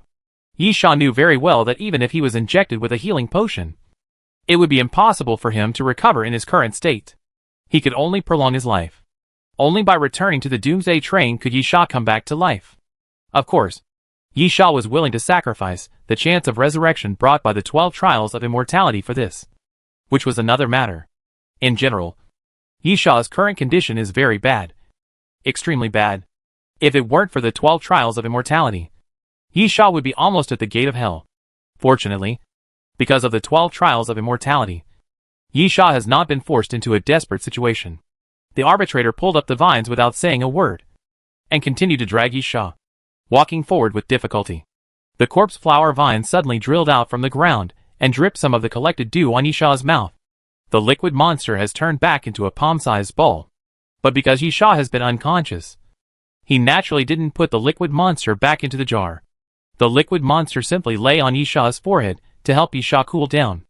Yisha smiled. Thank you for your hard work.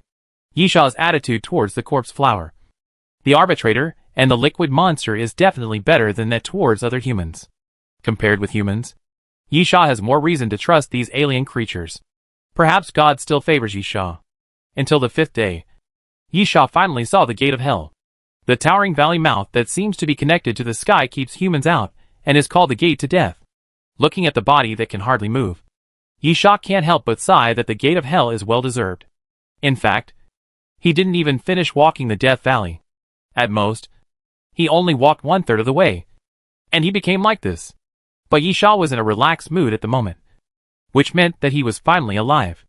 The arbitrator carried Yisha back to the Doomsday train. After entering the dining car, Yisha didn't even have the strength to open his mouth, but lay there, moving his fingers towards the proprietress. The proprietress smiled, straightened Yisha's head, then took out the healing potion and carefully poured it into Yisha's lips. The more seriously injured he was, the more he could feel that the healing potion produced by the dying car was extraordinary. Yisha was really not even half dead at the moment, and he was just holding on with his last breath. But the moment the healing potion entered his mouth, he felt a cool sensation, and his high fever suddenly subsided. Then the potion entered his stomach, and he felt a burning sensation. Yisha felt a ball of fire in his stomach, and his endless strength reappeared. He no longer felt weak as before, and his injuries recovered quickly, leaving only scars. Ah! Yisha moaned comfortably, and then flipped over from the ground. The boss lady smiled. You look so energetic. You seem to have recovered. Yisha nodded. I finally made it. Boss lady, do you want to make a deal? Yisha shook his head, then pointed at his head. Sorry. Although my body is recovered, I need to rest here. I'm too tired. Although the healing potion can heal physical injuries, it can't do anything about mental fatigue. After a fierce battle and returning from a serious injury, Yisha really feels very tired. Very tired.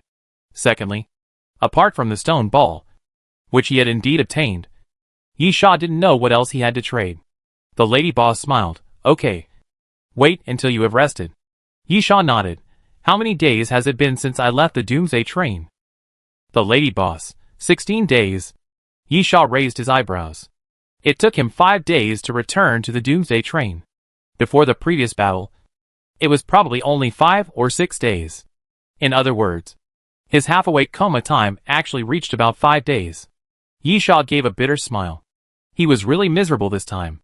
After returning to his personal compartment, Yisha sat down on the sofa and checked his gains.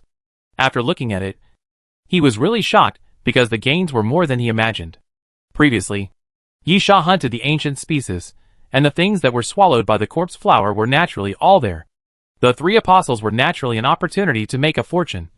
But at that time, because he had to face Luo Jin, Yisha had no time to search for things. In Yisha's mind, The 3 apostles were killed in vain. But in fact, there was still a gain. When the corpse flower left, it swept away the 3 purple-red beads and a belt with about 15 metal tubes hanging on it, which could shoot light and lightning. The name of this thing is the Exploding Thunder Ball. Yisha was a little familiar with it. And then, he showed a look of realization. Yisha had seen this thing before. But it was a weakened version. Ivan, who competed with Yisha for the position of flight attendant, used a similar thing called the lightning ball. Finally, there was a palm-sized flag called the Glory Battle Flag. After the flag was planted, the effect coverage range was within a radius of 20 meters, which could improve physical fitness by 30%. And it came with an energy field shield, which was also a pretty good thing. Then, there was the parchment in Luo Jin's hand, which was also brought back by the corpse flower. However, it was all ancient texts, which Yisha did not recognize. However, it was not the text on the stone box of ancient civilization, Noah's steel, or the stone ball. It was just ordinary ancient texts, which could be translated without any problem. Finally, what made Yisha confused was a milky white bead with irregular and rough edges. When the corpse flower spit it out, the bead was always surrounded by a layer of extremely cold air. There was another thing. A bone, which was very long. The corpse flower could not spit it out completely, but only spit out a section, which was already 7 or 8 meters long. Yisha thought for a moment, then asked, "On that dragon?" The corpse flower vine shook, indicating that Yisha had guessed correctly. At this time, the arbitrator walked to Yisha's side, pulled out the connection line, connected it to the screen in the car, and played the recorded images directly. After the white dragon died, its flesh and blood froze on its own, turning into pieces of ice, which fell directly off and shattered when they fell to the ground. Until the end, the white dragon only left this bead and the dragon's spine. Yisha identified the location where the bead fell, and murmured, "Could this bead be the heart or gall of a dragon?" The joy on Yisha's face was obvious. In any case, this was taken from a dragon, and it must be an extremely precious thing. Yisha breathed a sigh of relief. Now I can sleep peacefully. Yisha threw the things there, returned to the bedroom, fell asleep, and fell asleep quickly, although he was unconscious for a long time. The coma due to serious injuries was completely different from relaxing the mind and falling asleep completely at ease. The former was a kind of pain, and the latter was called rest. Chapter 564. A lot of gains. When Yisha woke up, he didn't rush to the dining car. He still had plenty of time. He even planned where he could go. So, the first thing Yisha did was to go into the workshop. Yisha put the stone ball and Noah's steel together, but nothing happened, which made Yisha a little disappointed. But it was not without gains. Yisha compared the words. There were not many words on the stone ball. Only 16 words. After all, the size was there, and it couldn't hold too many words. But Yisha found that 3 of the characters overlapped with the characters on Noah's steel. In this way, Yisha could be completely sure that the 2 objects came from the same era and the same civilization. However, the more troublesome thing was that Yisha believed that both Noah's steel and the stone ball had magical powers. But Yisha didn't know how to activate them. This made Yisha miss the stone box of ancient civilization a little bit. When that thing was opened, the power inside the stone box could be triggered. How could it be so troublesome as these 2 items now? Unfortunately, the ancient civilization stone box does not belong to Yisha. Yisha can only temporarily let the instrument scan the material of the stone ball. Apart from that, Yisha can't do anything. He can't just split the stone ball to see. But Yisha was not idle. He began to study and translate a piece of parchment. This is not troublesome. It only took Yisha a few hours to understand the contents recorded on the parchment. Unfortunately, it is not very useful. The parchment came from an ancient dynasty.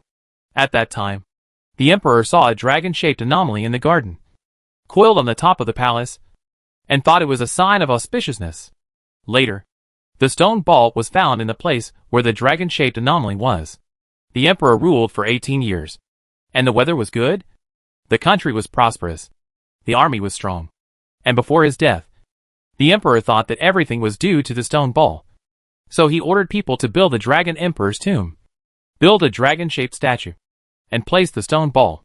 In addition, a large number of gold and silver utensils were piled up in the dragon emperor's tomb. and the location of the Dragon Emperor's tomb was the Divine Mountain. After all, the Divine Mountain was known as the Dragon Vein in ancient times. However, Yi Sha did not find that place so luxurious.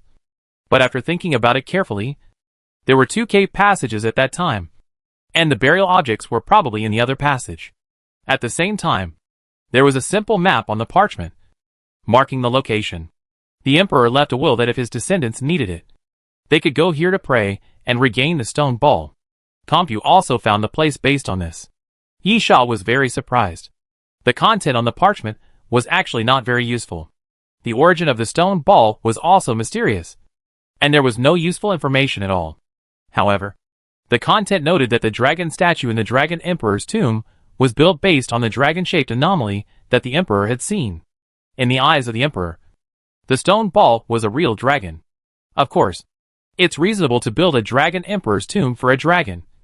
But if you build a Dragon Emperor's tomb for a stone ball, I'm afraid everyone will think that the emperor is crazy. And it's just a story. But the key lies in the word build. That is, the dragon-shaped statue is really a statue. Not as Yi Sha imagined. The statue is just an empty shell with a real dragon hidden inside. In this case, where did the white dragon come from? Yi Sha looked at the stone ball. Could this be the mysterious power of the stone ball? Yi Sha tilted his head. Although he didn't get any breakthrough, he finally got some information, which was not bad. As for what to do next, Yi Sha had no idea.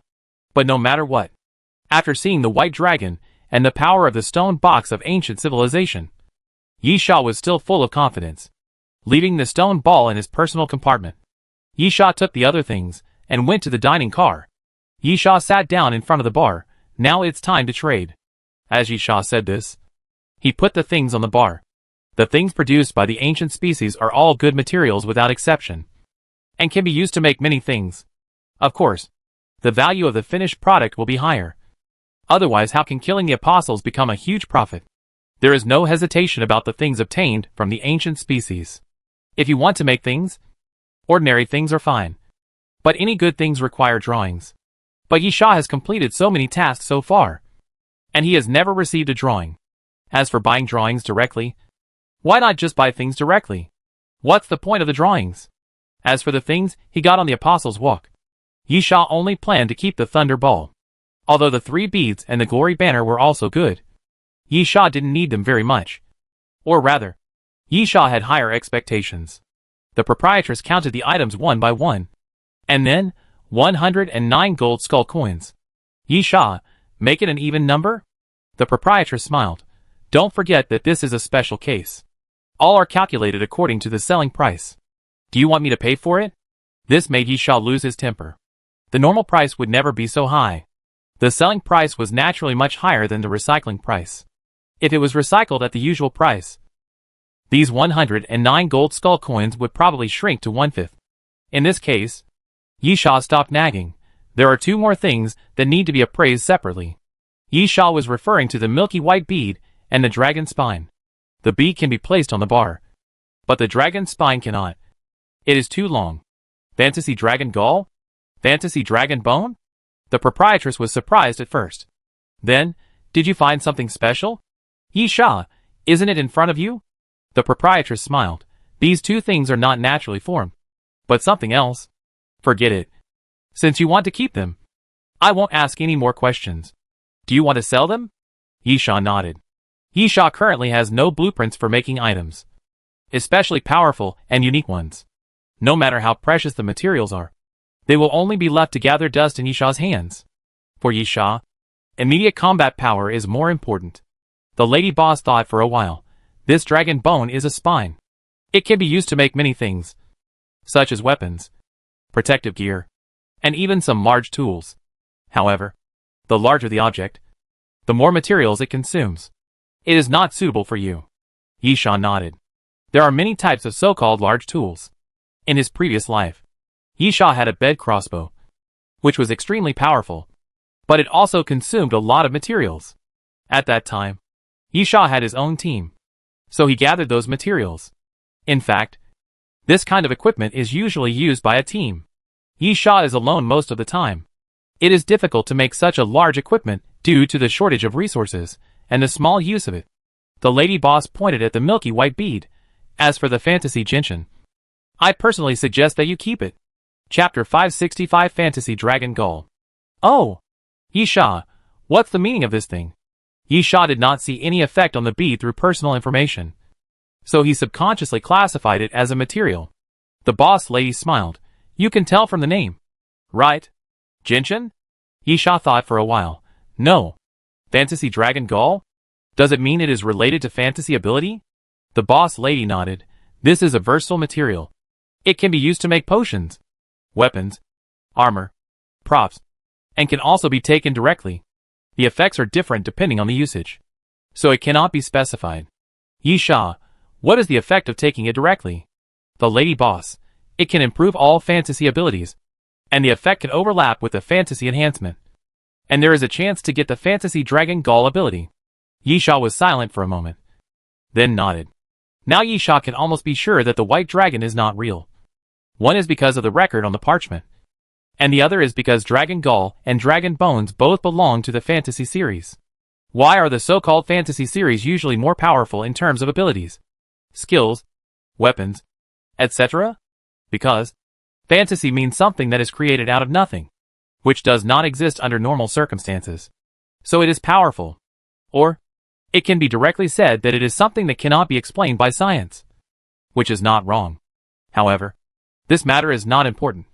It just proves that the stone ball may really be extraordinary. But Yisha does not know how to use the power in the stone ball at the moment, so there is no need to think too much. Yisha, so, the Fantasy Dragon Gull is left. What is the price of the dragon bone? The lady boss stretched out her hand and wrote, 80. Yisha, it's a dragon bone after all. The lady boss smiled. There is no such thing as a dragon in this world. And it's not real. If you are willing to pay this price, I can sell you one. Don't forget that the current recycling and selling prices are the same. Yisha nodded helplessly. Let's do it. In addition, I need a list of the treasure house. And how do you plan to receive it? The dragon's spine is at least 3 or 4 carriages long, and it is impossible to take it out directly in the dining car. The proprietress took out the treasure list. You look at the list here first. Let the corpse flower spit out the dragon bones to the platform. I will go and deal with it. Yisha nodded, and watched the proprietress leave the dining car. He didn't rush to check the treasure list, but stuffed the Fantasy Dragon Gull into his mouth first. Crunch. Crunch. Chewing the Fantasy Dragon Gull. It was like biting ice cubes. There was no special taste. It was cold. After a while, Yisha swallowed the Fantasy Dragon Gull into his stomach, opened his personal information and took a look, and couldn't help laughing. Not bad luck. The fantasy ability enhancement of Fantasy Dragon Gallbladder is directly superimposed on the ability of Fantasy Enhancement. At present, Fantasy Enhancement has become Intermediate Fantasy Enhancement. Secondly, Fantasy Dragon Gallbladder has also been added to his ability column. Fantasy Dragon Gallbladder, Fantasy Ability, Passive Ability, Racial Gene Ability. You will have the courage and will of a dragon. Illusions, auditory hallucinations, neurotoxins, and hallucinogenic drugs will have no effect on you. Although Fantasy Dragon Gallbladder is obtained by chance, it is obvious that Yisha is lucky this time. This Fantasy Dragon Gull didn't have much effect on Yisha's combat power, but in fact the effect was still very good, which meant that he could ignore all the hallucinations. Next, Yisha flipped through the treasure list. The train conductor was so generous this time, recycling items at the selling price and giving everyone 30 days. Of course, it was not for everyone to save money, but to prepare for the next war. After exchanging for the gold skull coins, he naturally had to strengthen himself. Yisha flipped through the treasure list and finally set his sights on 3 things. The first thing is called the Thunder Magnetic Field, which looks like 6 small tubes. Then, these 6 small tubes can create an area of no more than 20 square meters, which can create a powerful magnetic field for attack. Considering the value of the things in the treasure list, the power is so huge that it is beyond imagination. Of course, the restrictions are also relatively large. It is not an easy task to circle out the Thunder Magnetic Field. The second thing is the alien creature, the Vampire Count, which has growth potential. It can grow from a count to a prince. If there is an opportunity, it is even possible to evolve into the ancestor of vampires. At the same time, there is no need to worry about loyalty. As a highly intelligent alien creature, the possibility of rebellion is of course greater. Therefore, a blood mark will be engraved on the body of the vampire count. If Yisha dies, the vampire count will also die. Unless the vampire count seeks death, it is impossible to escape from Yisha's control. The third thing is called the Destroyer, which is a metal glove with 3 forms. The first form is a rail gun, which uses electromagnetic launch technology to push special pulse bombs to launch for medium and long-range attacks. The second form is a firearm, which has the speed of a submachine gun, the damage of a rifle, and the bullet capacity of a machine gun, which is very terrifying. The third form is a melee form, which can strengthen the arm wearing it by 25% and use electromagnetic propulsion to increase the punching speed and punching power by 10%. Finally, it comes with a skill that uses hydraulic and electromagnetic dual propulsion to blast out a powerful punch. At this time, the proprietress returned to the dining car and smiled. "How is it? Is there anything you like?" Yisha nodded. Yisha felt that the thunder magnetic field was good and a powerful weapon. But it was not a conventional weapon. After all, the restrictions were more troublesome. As for the vampire count, his strength was not very strong. But he had great potential. If he could evolve into a prince, he would definitely be an excellent fighting force. The only thing that Yisha felt strange was that he seemed to be going further and further on the road of Puppet Master. The last one, the World Destroyer, is a conventional weapon. It covers long range, medium range, and close combat, and is quite versatile. The lady boss glanced at Yisha, who was lost in thought, and suddenly pointed at the World Destroyer. "I personally recommend this thing." Yisha raised his eyebrows. "Why?" "Lady boss, it can be evolved through mechanical skills transformation. And there are 3 evolutionary routes: Infinite, Broken Army, and Sanction. When you feel that it cannot meet your needs, you can spend money on mechanical skills transformation to evolve." "Oh! Yisha, what's the price?" The boss lady, 75 gold skull coins. Yisha looked at the price of the World Destroyer, which was 100 gold skull coins. In other words, the highest thing it can evolve into is worth 175 gold skull coins? The boss lady shook her head. "Wrong. I didn't say that you can only choose one route of skill transformation, but you can transform it 3 times, which means the total value is 325 gold skull coins." Chapter 566 Failed in the Wilderness. Hiss. Yisha was stunned for a moment, then took a breath. If the total value is 325 gold skull coins, it is definitely a high-end item in the treasure list. Yisha was immediately tempted. It is extremely difficult to save 325 gold skull coins. If there is no special opportunity, 10 missions on the Doomsday train platform may not be able to exchange for such a large fortune. At this time, the value of the Destroyer is reflected, because it can be split and bought. First, 100 gold skull coins are used to buy the Destroyer, and then when there is money, evolve, and evolve again until the transformation is complete. Moreover, the Destroyer has no obvious shortcomings and is quite versatile. Well, there are still some shortcomings. Some of the built-in accessories of the Destroyer, such as shells, bullets, and energy sources, need to be purchased separately. However, the cost of such consumables is not too high, and it is not unacceptable. After a moment, Yisha decisively said, "Destroyer." The proprietress smiled and took a pen to draw a huge black cross on the page of the Destroyer, then put a metal box on the table. After opening it, a light golden glove appeared in the box. In fact, it is not quite correct to describe it as a glove, because the Destroyer not only covers the palm, but also the forearm. So it is more correct to describe it as an arm sleeve. Yisha opened his personal information. Yisha, human, male, 23 years old. Level, King 1 star. Privileges, member of the Death Carriage. Character information query. Personal car use rights. Crew pass rights. Position, crew. Strength, 222. Physical fitness, 210. Agility, 185. Mental power, 170. Number of skull coins, 125 gold. 2 silver. 1 bronze. Weapons, infinity bow, number of arrows, unlimited. Advanced tactics, Alaskan harpoon survival knife. MSG-90 automatic sniper rifle. Brilliant King's holy sword. Void snake gun. Silver blue spear. Night owl. Destroyer. Equipment, starry goggles. Radio wave exploration device. Water source purification device. Eagle pattern pupil. Items, stab-proof vest. Tactical gloves. Tactical belt. Red flame bomb. Colorful cloud covering the moon. Shining star. Antidote. 6-flower shield. Parasitic cell. Brilliant sword. Zombie chip. Emerald potion. Bomb. Carrying puppets. Corpse flower. Complete form. Planted in space flower pot. Arbiter. Bioman. Mutated creature. Carrier of alienated plant genes and plant viruses. Liquid monster. Mutated creature. Mastered skills. Intermediate mixed martial arts mastery. Master archer mastery. Primary car structure mastery. Primary car mechanic mastery. Primary mechanic mastery. Primary biological gene mastery. Snake bite. Shock wave. Collapse. Wind chase. Dragon capture and crane control. Mastered abilities. 12 trials of the immortal. Hard armor, hardness. Virus swallowing, small probability. Martial arts supreme. Bloodthorn. Intermediate fantasy enhancement. Bloodthorn bomb. Adrenaline. Primary regeneration ability. Nitrogen control. Dragonization. Fantasy dragon gall. Warehouse. Night hidden bow. IBZ type metal blade, unusable. New Z virus cell. Noah's steel. Biomecha, broken, unusable.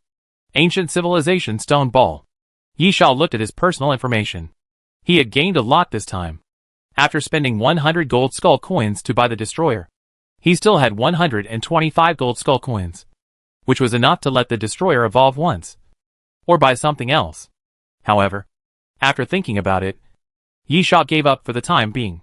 Yisha's current goal is undoubtedly the items in the treasure list. Items below 100 gold skull coins are relatively low-end in the treasure list. Yisha's current main goal is items above 100 gold skull coins, or even above 150 gold skull coins. 125 gold skull coins is a relatively awkward number. Between the middle and low-end and the middle, Yisha feels it's a pity to buy middle and low-end items. But there is a gap from the middle. So, after thinking about it, Yisha feels that he can save up more and get 150 skull coins to upgrade the grade. Having made up his mind, Yisha said directly, "There are still 13 days left before the 30-day deadline. Can I leave?" The boss lady, of course. You can allocate time freely within the 30-day deadline. Now the 30-day deadline has not yet arrived, so you can leave naturally. So, where do you want to go? Yisha, Darim Desert. The boss lady narrowed her eyes. That place is not small, and the time of more than 10 days is very tight. Are you sure you want to go there? You may not be able to catch the departure time. Yisha, I will manage my time. The lady boss smiled and pointed to the door. Well, good luck to you. Yisha nodded and left the Doomsday train. The only reason Yisha wanted to go to the Darim Desert was that magical capsule machine. However, 13 days is very tight to complete a round trip. As the lady boss said, you know, the Darim Desert is very big. In the previous life, Yisha completed the Darim Desert crossing, which took 35 days. Of course, this time he didn't need to complete the desert crossing. Just find a gas station. But Yisha didn't have full confidence. However, we have to try after all. Leaving the Doomsday train platform, the site is a wasteland. Dry earth, withered weeds. When the wind blows, it will bring up large pieces of sand. Looking up, there is no end in sight. On the road, scattered zombies are wandering. Their gray skin has long been cracked. Not far away, a corpse is lying on the ground, surrounded by vultures, constantly pecking. This is the Darim Desert. Although I came here once in my previous life, the desert terrain is like that, and there is no specific route map. All Yisha can do is try his luck. For 13 days, Yisha could only pray that the place he left was not far from the gas-upon machine. Record the coordinates. Yisha said to the arbitrator, mark a route map so that it is convenient to come back later. The arbitrator nodded, indicating that he understood. Then Yisha embarked on a journey to find the gas-upon machine. There are not many zombies in the desert.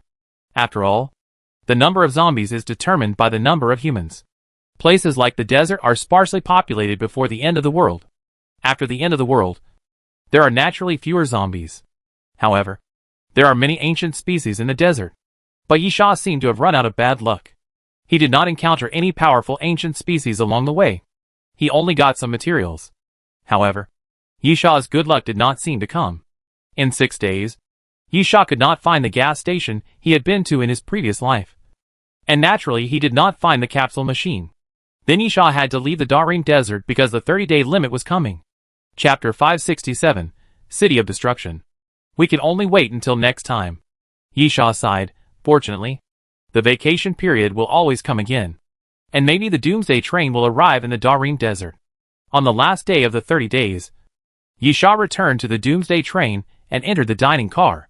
He found that many crew members were in the dining car. They ordered something and sat at the table. Some whispered, and some had no expression on their faces. Yisha knew that these people were waiting. Why not me? Yiyu occupied a table in the corner, with Wang Likuan and Xia Yuren sitting next to her. When she saw Yisha, she waved. Yiyu, is this cooperation okay? You should know that the Doomsday train is making a big move just to start this war. This is a total war, not an individual war. Yisha nodded, but didn't say anything. He was very clear about what Yiyu said. Yisha, Apostle Walk? Yiyu, it will be revealed soon. What do you think everyone is sitting here for? Yisha nodded and stopped talking. Like everyone else, he waited quietly. On the front of the dining car, there was a wall clock.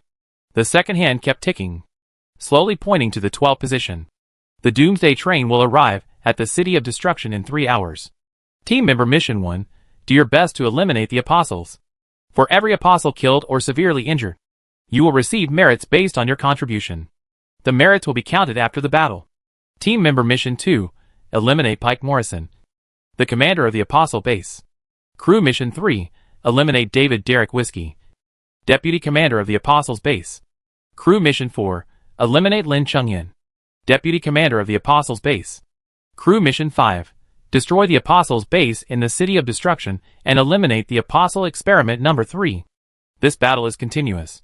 Please listen to the Doomsday train departure announcement at any time so that you can return in time. After the battle, you will be awarded Apocalypse rewards based on your merits.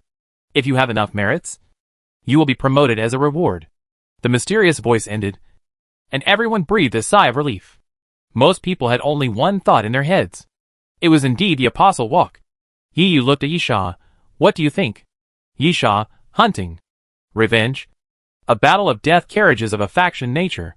Yiyu thought about it, and then showed a look of realization. Yisha's summary can be said to be quite accurate. The purpose of this battle is to avenge the Apostle Walk's attack on the Doomsday train, and then go to the opponent's territory to hunt down the Apostle Walk. Just like the Battle of Carriages, killing is the only goal. The difference is that the Death Car battle was a personal battle, while this battle was clearly divided into 2 camps, Doomsday Train and Apostle Walk. Wang Likuan, how should we fight? Yisha, the situation is unclear. It's hard to say.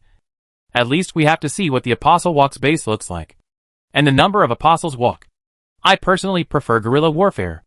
After Yisha finished speaking, he stood up directly. Give you a suggestion. Yisha, don't mix with the majority of people. Xia Yuren thought for a moment and stood up as well. Keep in touch. I'll go it alone first. Hello. Hello. Yiyu looked at the two, then turned to Wang Likuan. What do they mean? Wang Likuan scratched his head, obviously not understanding. Xia Yuren understood the meaning. Since that place was the base of the Apostles, the Apostles must have the advantage. Breaking up the whole into small pieces and protecting oneself first is the safest approach. If a group of people gather together, they will die immediately if they are ambushed. Since it is a war between camps, mutual cooperation is necessary. After all, the goal is the same. But it is absolutely not right to unite when the situation is unclear. Yisha returned to his personal compartment, closed his eyes, and sat on the sofa to adjust his state. There were still 3 hours before arriving at the station. 3 hours is not a long time. When the Doomsday train slowly entered the station, Yisha opened his eyes. Leaving the personal compartment, Yisha walked out of the Doomsday train directly. There were many crew members around. After leaving from the exit one by one, Yisha followed and left last. After exiting the Doomsday train platform, everything in sight was desolate. Yisha had been to many cities, but he had never seen such a miserable city. The buildings were covered with cracks. The streets were broken, The vehicles were overturned, and the street lights were bent at a 90-degree angle. There was nothing intact in sight.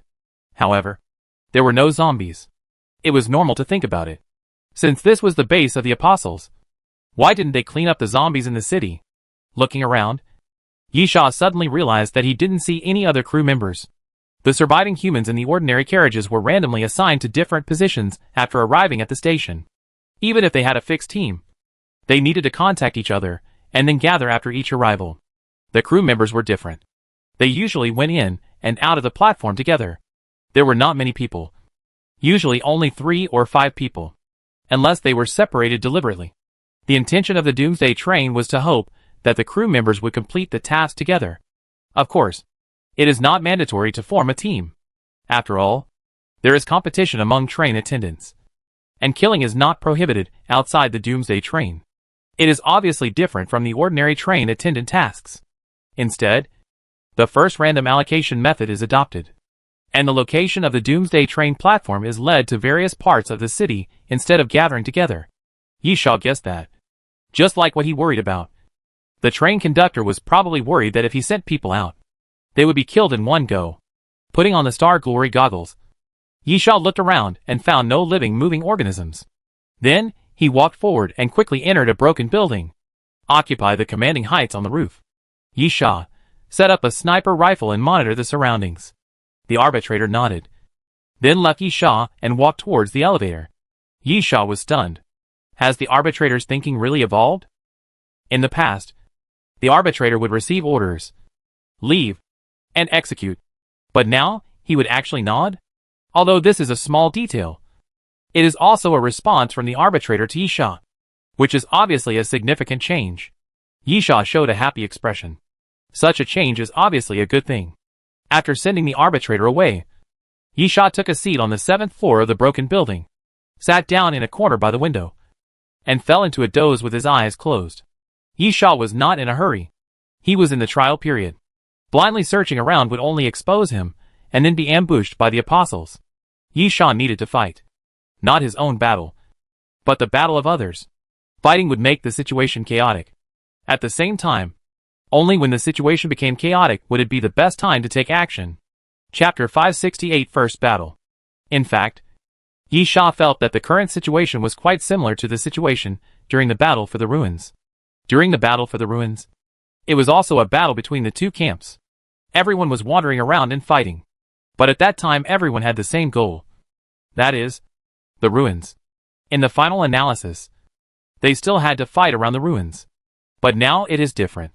The two sides are one attacking and one defending. The crew members attacking and the Apostles defending. The defending side is naturally advantageous. After all, they can wait for an opportunity to act. So Yisha's plan is to let others lure the snake out of the hole, and then kill him himself. This is the main theme of this flight attendant mission. Simple, straightforward, only killing. Time passed by minute, and Yisha seemed very patient. Yisha didn't know whether there was any fighting during this period, but the first big fight broke out after nightfall. About 1,000 meters away, Yisha heard a roar, and then he looked out the window and found that a corner of a building had collapsed and fell to the ground. Yisha did not choose to join the battle, but chose to wait and see. Yisha did not know the outcome of this big battle, but it was like a signal to start a war. After the noise, there were obviously more places for fighting in the city. The Apostles also obviously started to move out. Yisha could not help but laugh. It is only worth moving out at this time. Yisha thought that he should stretch his muscles, but it was also a coincidence that the PDA he carried with him suddenly made a slight sound. And it was an early warning from the arbitrator. Yisha immediately picked up the PDA and started the voice. Location. A coordinate quickly appeared on the PDA. Yisha moved according to the direction of the coordinate, then came to the window, took off the starry goggles, and put on the eagle pattern pupils. The night began to weaken the impact on Yisha's vision. Yisha could clearly see that there was an apostle walking on the street not far away. Yisha licked the corner of his mouth and smiled a little hideously. Let's practice first. Yisha slowly pulled out the night owl, and then launched a night attack. The black curtain quickly wrapped around Yisha's body and covered Yisha. With the cover of the shadow, Yisha seemed to have disappeared suddenly.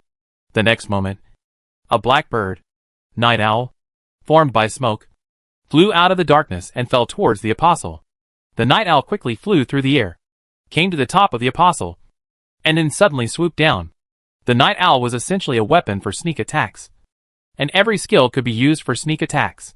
Unfortunately, the apostle was extremely alert. He suddenly looked up into the sky, and after discovering the trace of the night owl, he immediately lifted his cloak without hesitation, pulled out a revolver, and fired at the night owl. Bang, bang, bang. The revolver fired continuously. The revolver was obviously not ordinary. The bullets fired were golden, which directly scattered the night owl. Interesting. Yisha watched everything by the window, then jumped out of the window, opened the wings of the dark night behind him, and swooped down directly at the opponent. Quickly coming to the apostle, Yisha condensed the nitrogen armor without hesitation, and then hit him hard. With a bang, Yisha hit the apostle's chest directly, and then the two rolled along the ground and fell to the side. Yisha flipped up from the ground and grinned at the apostle. Come on. The apostle shot at Yisha without saying a word. The revolver had a total of 6 bullets, and the last 3 were also fired by the apostle at once. But the golden bullet did not even reach Yisha. Capture the dragon and release the crane. Second style of release the crane. Yisha raised his palm and pushed forward. An invisible force pushed forward.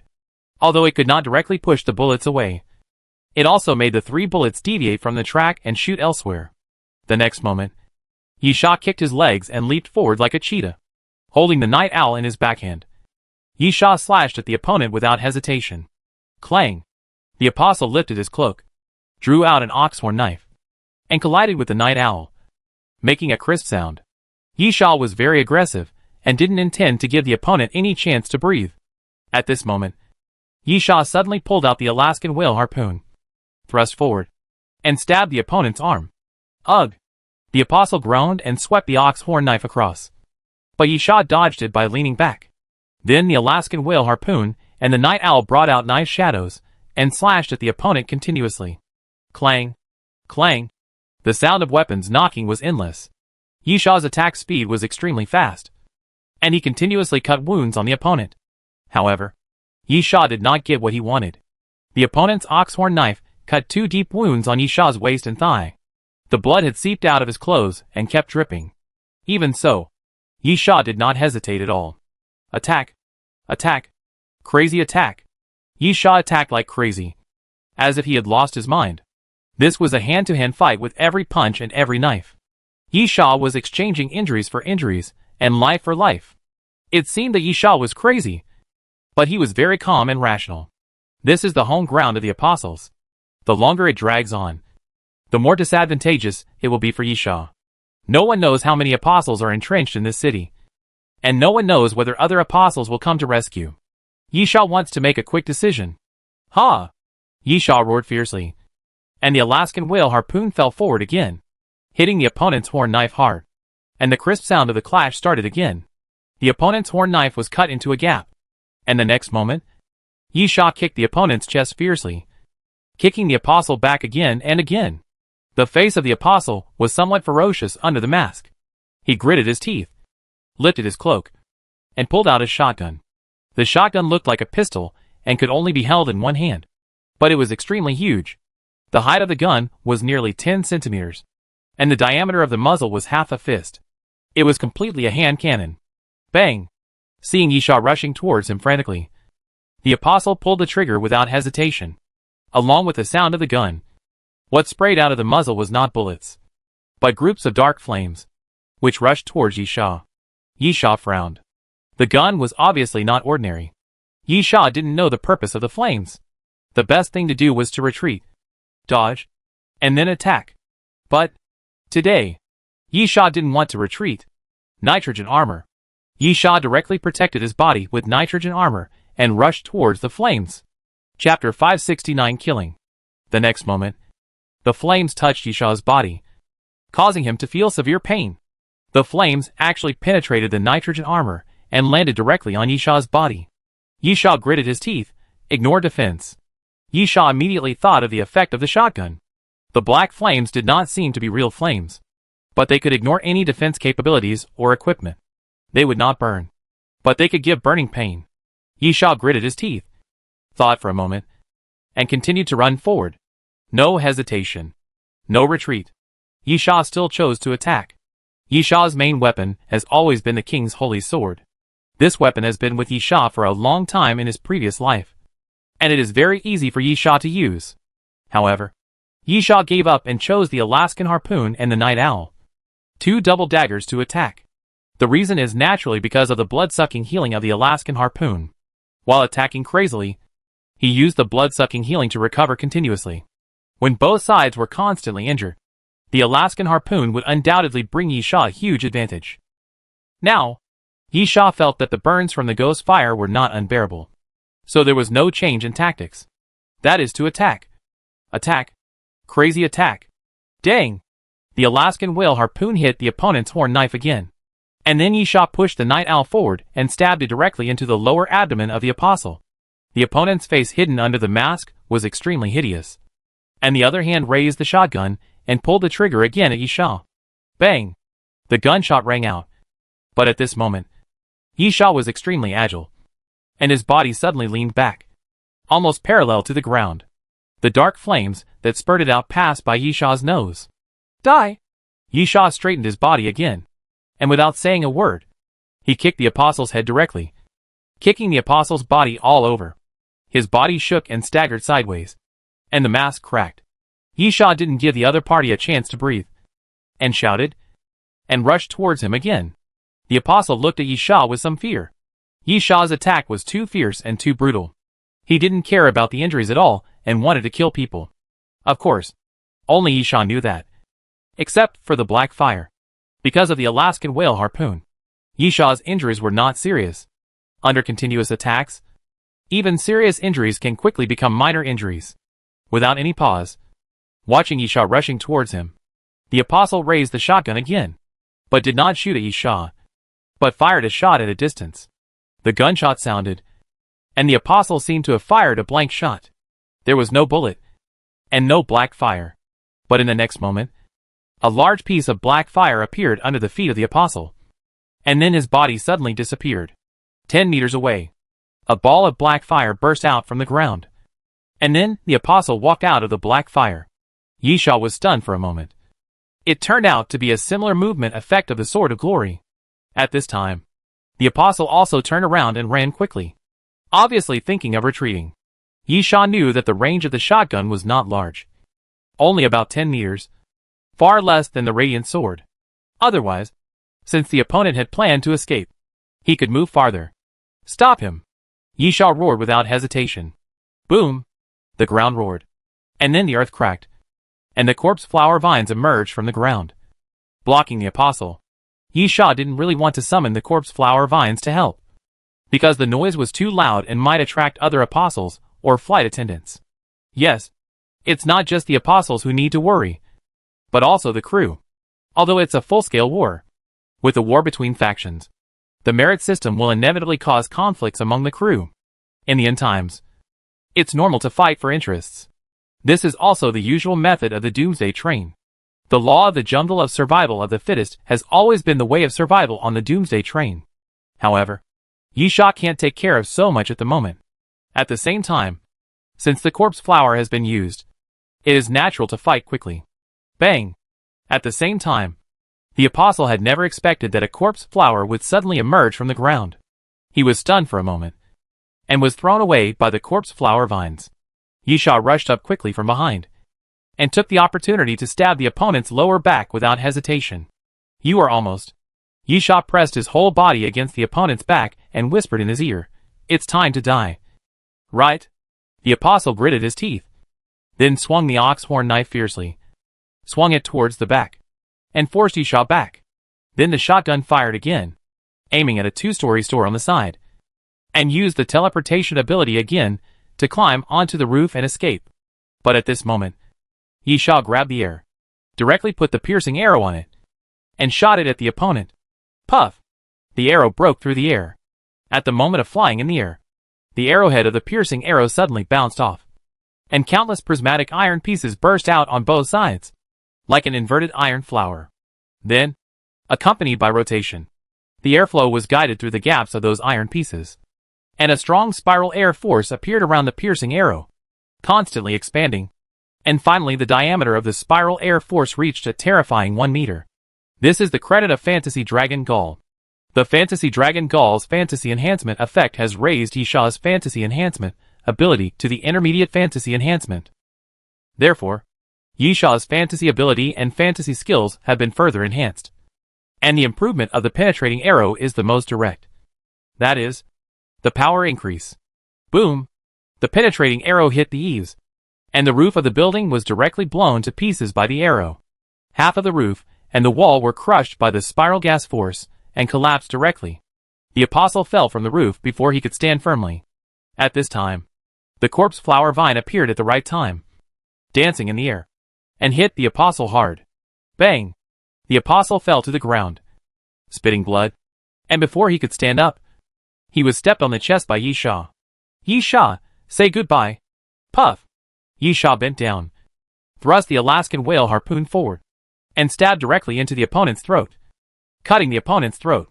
The apostle widened his eyes, twitched, and with blood constantly flowing from his neck, he finally became motionless. You killed the apostle. Cumulative number, 28. Merit reward 3 points. The mysterious voice also appeared at this time. Chapter 575 again. 3 points? Yisha muttered, still not quite understanding how Doomsday Train calculated the merits of this battle. Are these 3 points of merit fixed? Or is it based on the battle situation? Or the strength of both sides? In addition, not only killing, but also participating in the battle will also get merits. So how much is it? Yisha felt that it was necessary to think about this merit, so as to effectively get more merits. For example, if participating in the battle can get 1.5 merits, which is half less than killing, then Yisha will definitely participate in battles everywhere. Show up and run away. Anyway, fighting is considered participating, and the speed of harvesting merits is definitely much faster than fighting to the death. Of course, this is Yisha's own imagination. The rule set by Doomsday Train should not have such obvious loopholes. In general, we still have to observe. Crouching beside the corpse of the apostle, Yisha threw the opponent's horn knife into his backpack. And the shotgun was quite good. The name of the shotgun is Black Flame Hand Cannon. The flame bullet ignores defense and can burn for 6 seconds. It can also move up to a maximum distance of 12 meters.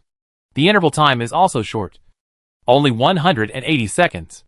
In addition, there is an effect that Apostle Walk is not used, called Fire Mist Stealth, which can wrap the body with black fire, greatly increase the movement speed, and be fearless of any attack, and last for 3 seconds. This is obviously a life-saving skill at a critical moment. Yisha threw the gun to the Arbiter without hesitation. Yisha has many mid-range and long-range abilities, and he doesn't lack a shotgun, but it is very good to equip the Arbiter. In fact, although the Arbiter's main body is weaker than the Corpse Flower and the Liquid Monster, it still has potential. The first is that if Yisha can get a more advanced Arbiter chip, the strength of the Arbiter can be directly improved. The second is equipment. Corpse Flowers and Liquid Monsters don't use equipment, but the Arbitrator can. Everything that Yisha can use, the Arbitrator can use. For example, Yisha's sniper rifle has always been carried by the Arbitrator. Relying on equipment to improve combat power is also a method. After taking the things, Yisha hesitated for a moment, then took off the mask of the Apostle, and then Yisha breathed a sigh of relief. This is a young man about 25 or 26 years old, Asian, with fair skin, whom Yisha did not recognize. Yin Lan's resurrection from the dead still puts some pressure on Yisha. Will the people he once killed come back to life? Will they stand in front of him again? Afterwards, Yisha returned to the Doomsday Train and was not too bothered by Yin Lan's resurrection from the dead, because Yisha himself also came back to life. Yisha was reborn once because of a capsule machine and a note that said come again. So why shouldn't other people have similar opportunities? However, seeing Yin Lan again and seeing her become an apostle still had some impact on Yisha's state of mind. Just like those brothers of Yisha. Those brothers who joined forces to rebel and kill Yisha. What kind of state of mind would they be in if they knew that Yisha was still alive? Fear? Terror? Uneasy? Yin Lan alone would not make Yisha afraid or terrified. But Yisha must admit that he still felt a little uneasy. What if Yin Lan was not the only one? Also, the fact that Yin Lan became an apostle was also very strange. But Yisha didn't ask. because he knew very well that he wouldn't get an answer even if he asked the lady boss. The lady boss didn't even explain the origin of the apostle to Yisha. So how could she answer such a question? The truth can only be found by Yisha himself. After losing the mask, since the apostle was not someone Yisha knew, there was nothing to say, and Yisha planned to leave. The appearance of the corpse flower vines was still a big commotion, and it might attract some people. Now this place can't stay. Yisha plans to find a new place to stay. But just as Yisha turned around, bang, bang, bang, the gunshots rang out without warning. And Yisha quickly shrank his head and looked to the side. An apostle walked with a golden spear in his hand, shooting continuously. The bullets were very powerful, and seemed to be able to cause explosions. The opponent's shooting skills were obviously not very good, and all 3 shots hit other places. One bullet hit the guardrail on the roadside, one hit the wall of a building, and one hit an abandoned car. And then these 3 places made loud noises at the same time, and the places hit by the bullets exploded directly. The power was not very great, but considering the power of bullets, it was really terrifying. Yisha immediately ran along the street.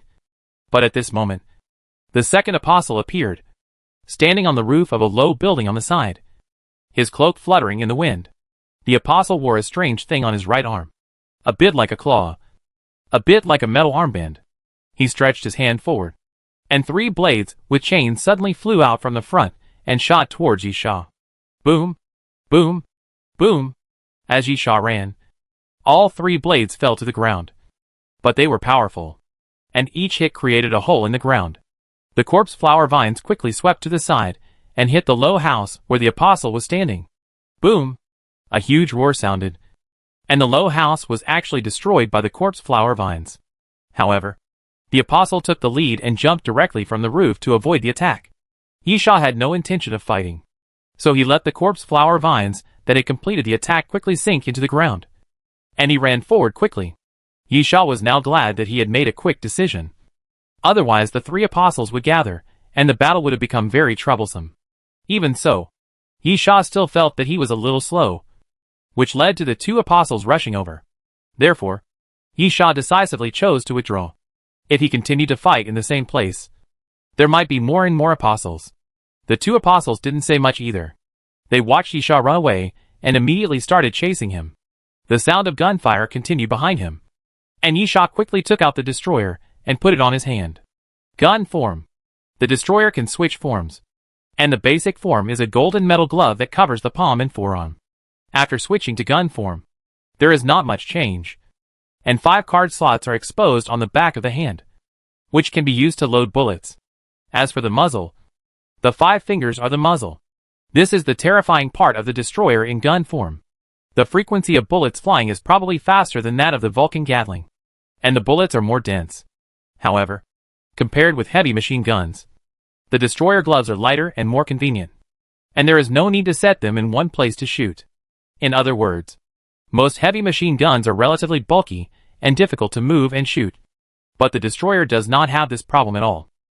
Chapter 571 Street Fight. Thump, thump, thump. Bullets kept flying forward, sweeping forward like rain, and the bullets kept sweeping around, piercing everything. The apostle who was shooting from behind also quickly dodged and hid in an alley, avoiding the rain of bullets. But at this moment, the blade that had appeared before appeared again, and the iron chain wrapped behind the blade dragged across the place, making a clanging sound. Nitrogen armor. Yisha shouted softly and covered his body with nitrogen armor. Bang, bang, bang. The 3 blades hit Yisha's body accurately, but were stopped by the nitrogen armor.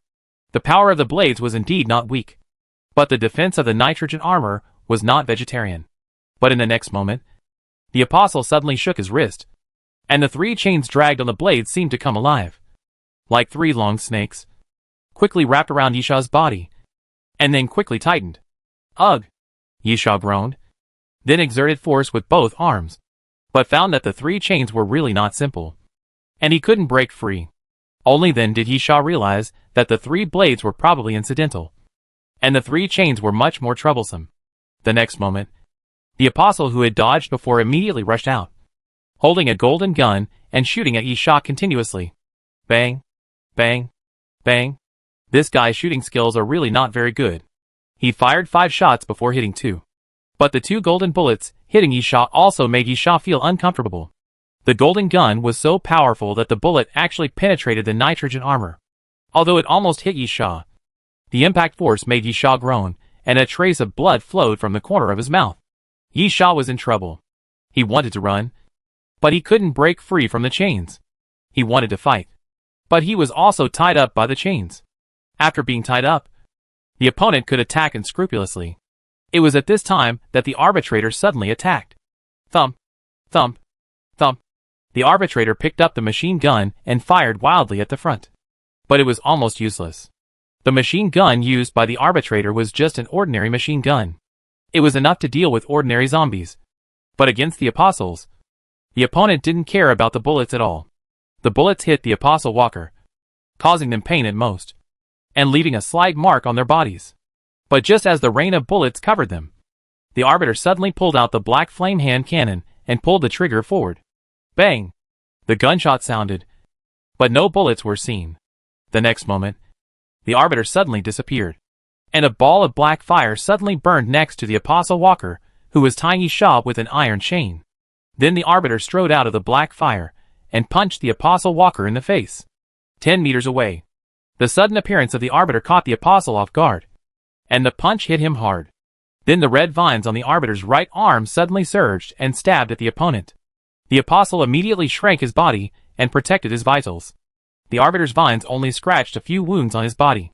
But because of the arbiter's sudden attack, Yisha took the opportunity to shout and immediately broke free from the shackles of the iron chain. Nitrogen slash. Yisha raised his palm without hesitation and swung it towards the void behind him. The 2 apostles were slashed in front of him, and a large piece of rubble was blown away. Yisha shouted, "Retreat." Yisha still did not intend to stay. In order to avoid reinforcements from the apostles or troublemakers on his side, Yisha had to pull the battle zone away. The arbitrator faithfully carried out Yisha's orders, immediately gave up the attack, turned around and fled into the alley on the side. The apostle naturally chased after him immediately. But before the other party caught up, the arbiter raised the shotgun and shot himself in the head. A large ball of black fire gushed out, enveloping the arbiter's body, burning fiercely, turning the arbiter into a fireman. At the same time, the arbiter's body floated up, and the speed suddenly increased. Rushing forward, the apostle quickly raised his arm at the entrance of the alley, and 3 blades flew out. But when they hit the arbiter, it was like hitting the air. The 3 flying knives went straight through the arbiter's body, and could not hit him at all. This is the last effect of the black flame hand cannon. Fire miss stealth. Fire miss stealth can increase speed, and there is 3 seconds of fearlessness of any attack time. In addition, the apostle was walking and attacking, which naturally delayed him for a while.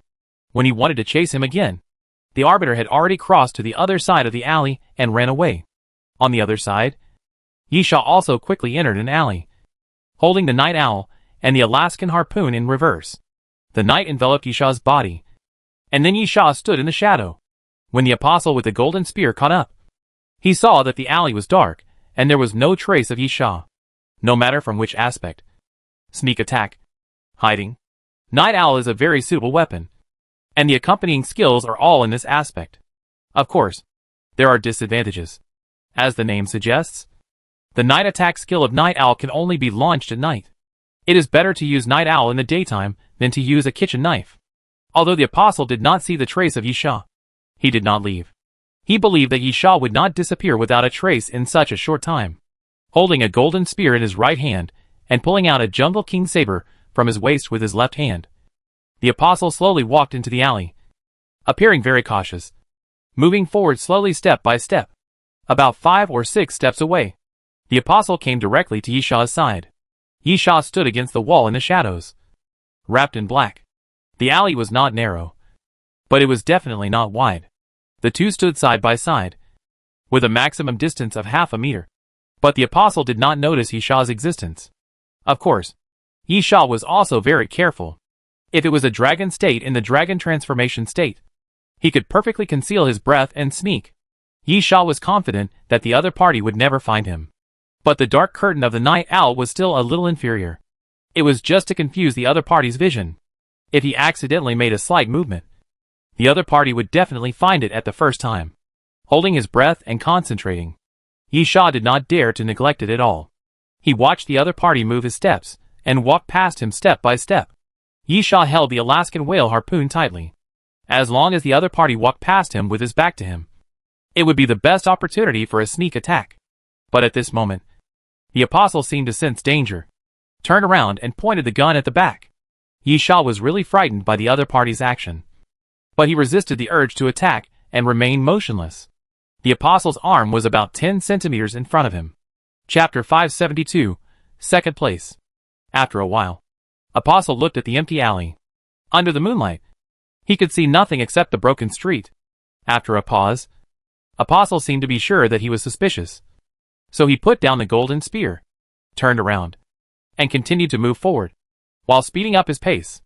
After all, if Yi Sha had already run out of the alley, he might not be able to catch up with him after such a delay. So he had to speed up. But just as the apostle walked past Yi Sha suddenly attacked, and stabbed the apostle's neck with the Alaskan whale harpoon. With a puff, a stream of blood splashed. Yi Sha cursed inwardly. He had used the king's holy sword so many times that he was not familiar with short weapons like daggers. Yi Sha's sneak attack was not fatal, but stabbed the lower part of the neck, avoiding the vital part. Of course, even so, it was still a serious injury. The apostle endured the pain and turned around suddenly, sweeping the Jungle King saber in his hand backwards. The silver blade flashed. Yi Sha suddenly turned his body to avoid the blade, and then rushed forward and pushed the apostle against the wall. Yi Sha raised his arm and stuck it under the opponent's armpit, so that the opponent raised his arm and could not easily stab the saber down, and then raised his leg and continued to kneel, constantly hitting the opponent's waist. After being attacked continuously, the apostle's face was also hideous, but it was covered by the mask and did not show it. Bang, bang, bang, continuously pulling the trigger. Bullets shot out of the golden gun. In such a small space, any shot could hit the opponent. But the opponent's luck was really bad, or Yi Sha's reaction was too fast. The moment the opponent raised his hand, Yi Sha raised his arm to block the opponent's arm. The moment the golden gun was fired, the bullets almost flew to the side. Puff! Avoiding the opponent's shooting, Yi Sha's left hand's night owl also quickly pierced into the opponent's waist and abdomen. Ah! The apostle was hit hard in succession, and was extremely angry. He roared to vent his anger, and then his momentum changed, and he suddenly became fierce. Bang! The apostle gritted his teeth and hit Yi Sha's head with a headbutt, knocking Yi Sha back half a step. Although Yi Sha had the advantage in the first 30 seconds in close combat, this headbutt made Yi Sha realize that the apostle in front of him was not weak in physical fitness and had good strength, and he was knocked unconscious by this blow. Then, the apostle raised his golden gun and tried to pull the trigger again, but found that there was no bullet. He was extremely violent. He threw away the golden gun and stabbed Yi Sha with the Jungle King saber. Yi Sha turned his head quickly, and the saber stabbed into the wall. Then he slashed with the tip of the knife across the wall, bringing out sparks. Clang! Yi Sha raised the Alaskan whale harpoon fiercely, blocked the opponent's saber, and then stabbed with the night owl with his backhand. Perhaps being injured really aroused blood. The apostle suddenly became much more brutal. Facing the stabbing night owl, he actually blocked it with the back of his hand. Night owl cut a hole on the back of apostle's hand, and at the same time, apostle's fist landed on Yi Sha's face, knocking Yi Sha off balance. After another confrontation, neither of them gained an advantage. Not bad. Yi Sha licked the corner of his cracked mouth, which had a faint taste of blood. And then Yi Sha's eyes became fierce. We must have this kind of awareness. The two of us. Suddenly, Yi Sha held the Alaskan whale harpoon in reverse and rushed forward. Only one can survive. Dang! The Alaskan whale harpoon and the Jungle King saber collided again, sparking and making a crisp sound. And then Yi Sha stabbed the night owl again. With a hissing sound, the night owl cut open the apostle's cloak. And then the apostle grabbed the cloak and quickly rolled it up, using the cloak to wrap around Yi Sha's wrist, making it difficult for Yi Sha to stab easily. Headbutt. The apostle seemed to like using this move very much. He lowered his head and hit Yi Sha's forehead again. Bang, bang, bang. The heads of the apostles kept falling down, and the heads of the two kept colliding with each other. Yi Sha kept retreating, and then clenched his teeth fiercely, Melee form, Yisha shouted, and the destroyer on his right arm changed its form. The palm part was pulled apart by about 4 or 5 centimeters, and the two sides of the forearm also popped open at the same time, and black metal tubes popped out from these positions. Something like a booster. Yisha immediately shouted again, electromagnetic propulsion. Almost instantly, the ends of the exposed black metal tubes made a crackling sound, and blue electric currents continued to burst out. In the melee form of the destroyer, not only can the power be increased by 25%, but more importantly, electromagnetic boost can also be performed. The next moment, Yisha didn't even feel how much strength he was using, and his entire arm blasted forward. And then Yisha suddenly exerted force. Bang! Yisha's fist forcibly broke through the arm of the apostle, and then hit the apostle's lower abdomen with a fierce punch. The apostle suddenly felt his stomach churning, and the huge force that came was unstoppable. And then the apostle crashed into the wall. With a loud bang, the apostle crashed into the wall, directly knocking down a piece of the wall, and the two fell into the house. Yisha did not delay at all. Before he got up from the ground, he pounced on the apostle like a hungry tiger and grabbed his neck with an Alaskan whale harpoon. Goodbye. Puff. Yisha pressed the back of the knife tightly, and then the Alaskan whale harpoon slashed to the side, and a stream of blood spurted out from the neck of the apostle walking, and Yisha's face was covered with blood. The neck of the apostle walking was completely cut open, and the cervical vertebrae could be clearly seen, without even a chance to groan. The apostle walking lost his life. You killed the apostle walking. Cumulative number, 29. Merit reward 3 points. A mysterious voice sounded, announcing the death of the apostle walking. Yisha quickly stood up, picked up the Jungle King saber and the golden spear, and threw them directly into his backpack without taking a closer look. Of course, with Yen Lan's incident, Yisha couldn't help but want to take off the mask of the apostle. The other party was a middle-aged man who looked quite fierce, with a look of unwillingness to die. But Yisha was not familiar with this face. Yisha quickly retreated from the broken wall, and then ran along the alley, taking out his PDA to confirm the location of the arbitrator. The apostle on his side had been killed, but with the current strength of the arbitrator, it would be no problem to cause some trouble to the apostle. But it would be a bit difficult to kill the apostle. Chapter 573 The Destroyer. Yisha didn't want the arbiter to be blown up, so now he had to kill another apostle. After confirming the position of the arbiter, Yisha ran away. Although the arbiter was running in the opposite direction, he was fighting and retreating, so he was not far away. As the position gradually approached, Yisha suddenly rushed into the alley, then turned over, stepped on the wall of the alley, and flipped to the roof of a 2-story building. Then he saw the arbiter fighting with the apostle on the street on the other side. Railgun form. The destroyer changed again in an arc, and compared to the gun form in melee form, the railgun form was undoubtedly the biggest change. At the back and palm of the hand, the metal plates were continuously turned over one by one, and then began to fold and reorganize rapidly. After a moment, the destroyer had completely lost the glove form and turned into a golden cylinder on the hand. Or, it is a gun barrel. Above the gun barrel, there is a 3-finger white photosensitive screen, which is a sight, and even semi-automatic aiming. When Yisha aims at the target, red circles and red dots will appear on the screen, constantly floating, and then gradually overlapping. At the moment of overlap, Yisha fired fiercely. 3 pulse bombs were fired continuously and landed beside the apostle. The next moment, Yisha immediately shouted to the arbiter, "Get out of the way!" The arbiter was tall but extremely agile. He flipped backwards, then supported the ground with one hand, using the force to make his body fly backwards again. In the blink of an eye, he was 4 or 5 meters away from the apostle. The 3 pulse bombs were not large in size, and felt like 3 slightly larger metal bottle caps. But the power of the explosion was really not small. No flames, no black smoke. The moment the pulse bomb exploded, a light blue light and shadow appeared all around.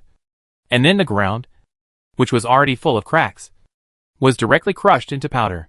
Boom, boom, boom. 3 loud noises accompanied by light blue light and shadow appeared. And then the apostle had no chance to react at all, and was directly blown away, landing 7 or 8 meters away, and rolling continuously on the ground. Yisha nodded secretly. So far, Yi Sha has used all three forms of the destroyer, and is very satisfied. It is true that the attack of the World Destroyer does not seem to be earth-shattering, and is not as terrifying as the dragon transformation, and even worse than the King's Holy Sword. But the nature is different. The dragon transformation has a time limit, and the King's Holy Sword, except for the King's domain, will kill the Tragedy King once it is used, which is simply a bloody price. As for the Demon Sword, it can only be used 3 times, and Yi Sha has already used 1 sword. The World Destroyer is very versatile, including close combat, medium-range shooting, medium and long-range bomb projection, and there are no restrictions. It does not cost anything to use it. It is a completely conventional weapon. This is the value of the World Destroyer.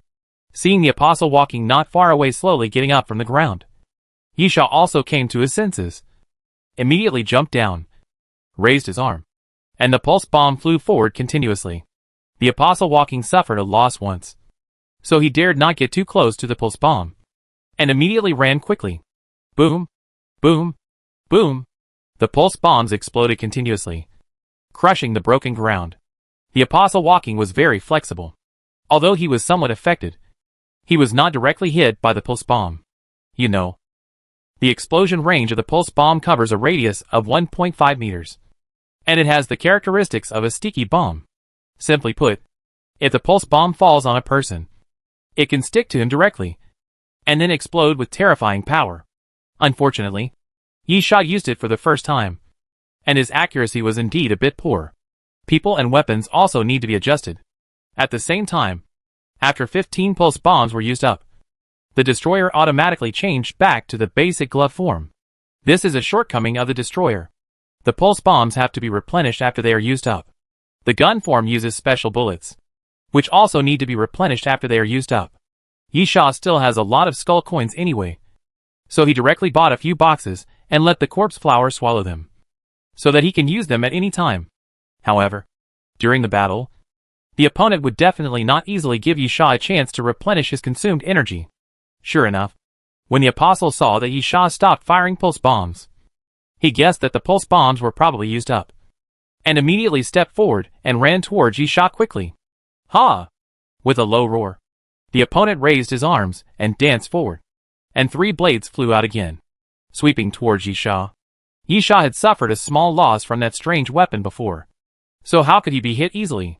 He immediately jumped to the side.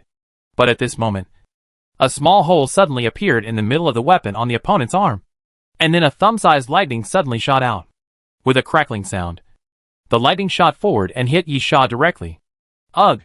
Yi Sha groaned, and the current surged through his body, and he felt numbness and severe pain at the same time. Fortunately, he was protected by the nitrogen armor, so apart from the pain, Yi Sha was not seriously injured. But the nitrogen armor surrounding his body had obviously become very thin. The opponent's weapon was obviously an all-round weapon. The blade could attack at a medium distance. The chain could bind, and it could even shoot lightning. Sizzle! At this time, the second lightning appeared again and flew towards Yi Sha. Melee form, Yi Sha shouted, and the form of the destroyer changed again, becoming a booster. The next moment, Yi Sha swung his arm violently. Boom! The lightning was swept away by Yi Sha's fist, and countless lightning exploded in all directions, smashing the surrounding ground and building walls. Yi Sha snorted coldly. This was achieved purely by relying on the strength of the World Destroyer. Although the World Destroyer had no defensive form, it was worth 100 gold skull coins. It was a weapon on the treasure list, so it was naturally not so easy to destroy. Since it was strong enough, it could be used for defense. With one blow, the lightning was shattered. Yi Sha tiptoed forward and rushed towards the Apostle. The Apostle took a half step back and was ready for battle. But at this moment, the wings of darkness suddenly appeared behind Yi Sha, flying close to the ground, and the speed suddenly increased. This sudden acceleration caught the Apostle off guard. When he wanted to defend himself, Yi Sha had already arrived. Yi Sha sneered and raised his fist directly. The destroyer only had one skill, which was in close combat mode. It used electromagnetic and hydraulic forces to push and punched with great power. The next moment, the end of the booster on the destroyer first emitted white smoke, like steam. And then, there was a crackling sound, and countless blue electric currents appeared, surrounding the destroyer. Chapter 574, Third Place. Bang! Yisha punched. The apostle had no time to defend himself, and Yisha's punch hit him hard in the chest. With a click, Yisha could clearly hear a crisp sound coming from the apostle's chest, and a piece of his chest collapsed directly. But it was Yisha's punch that broke his sternum. The next moment, the apostle was blown away. Bang! Bang! The apostle's body crashed through 2 buildings in succession, and then was crushed under a piece of collapsed rubble. You killed 30 apostles. 3 points of merit. Yisha was stunned, and then a smile appeared on his lips. The characteristics of the destroyer are regular use, no restrictions, and omnipotence. So Yisha did not have high expectations for the so-called powerful punch.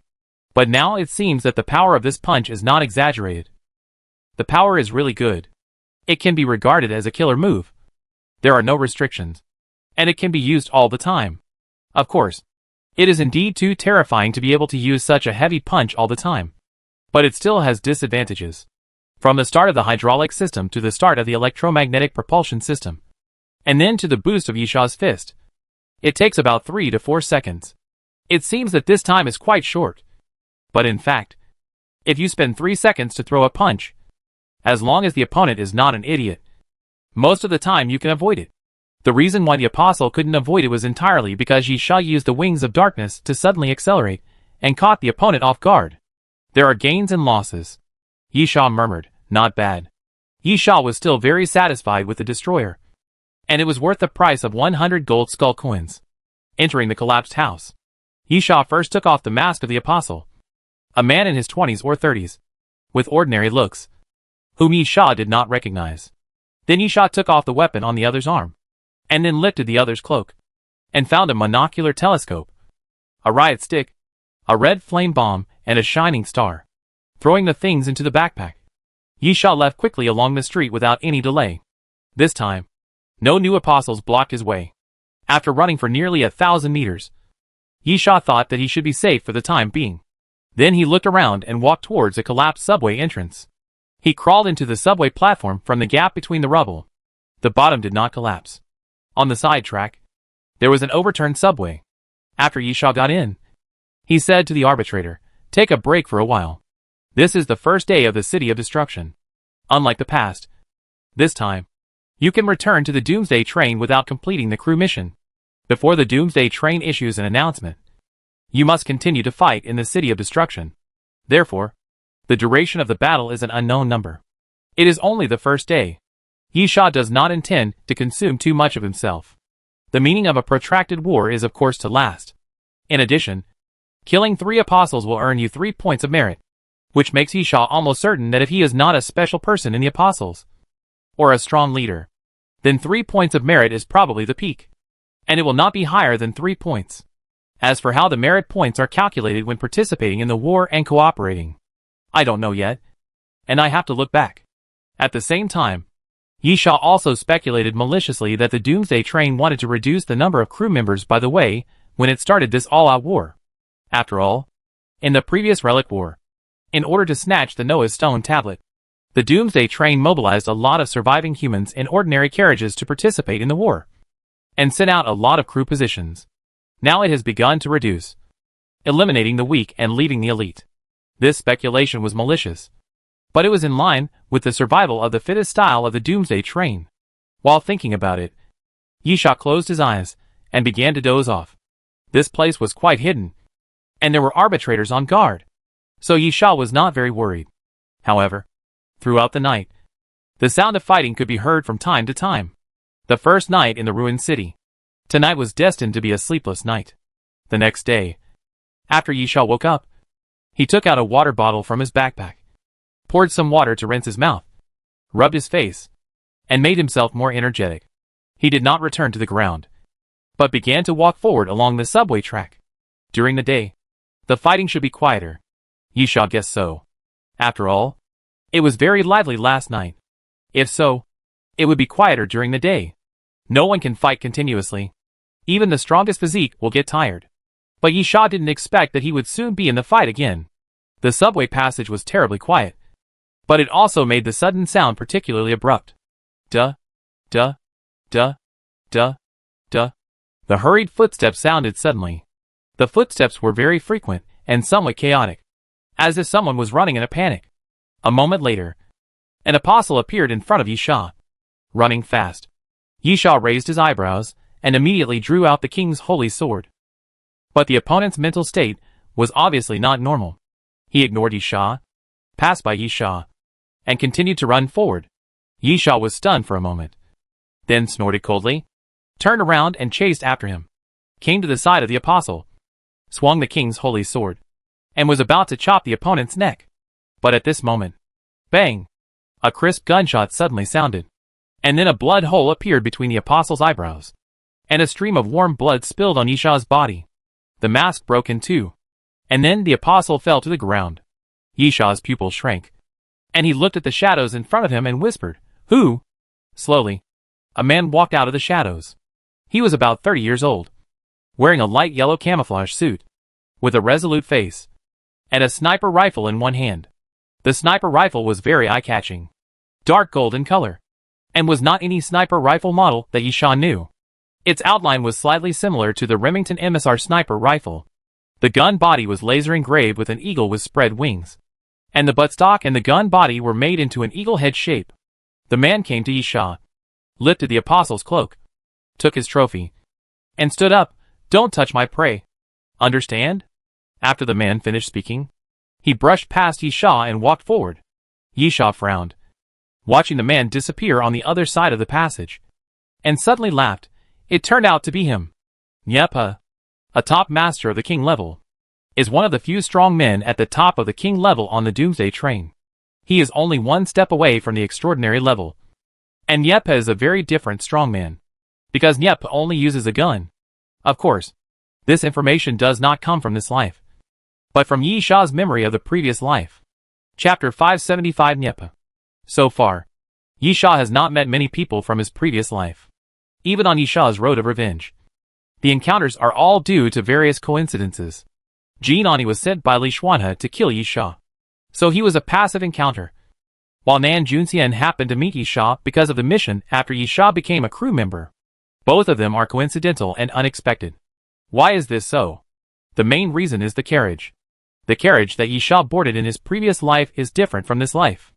Unless he becomes a crew member, the probability of intersecting with other carriages is extremely small. There are so many carriages on the Doomsday train.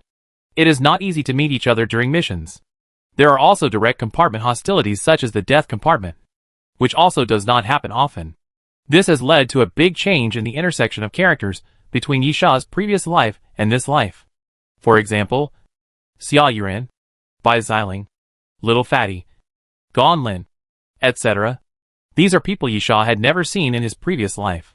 But with the strength of these people, even if they were placed in Yisha's previous life, except for Gon Lin and Little Fatty, who were not sure, there might be accidents and they could not grow up. Xia Yuran and Bai Xiling were qualified to live forever.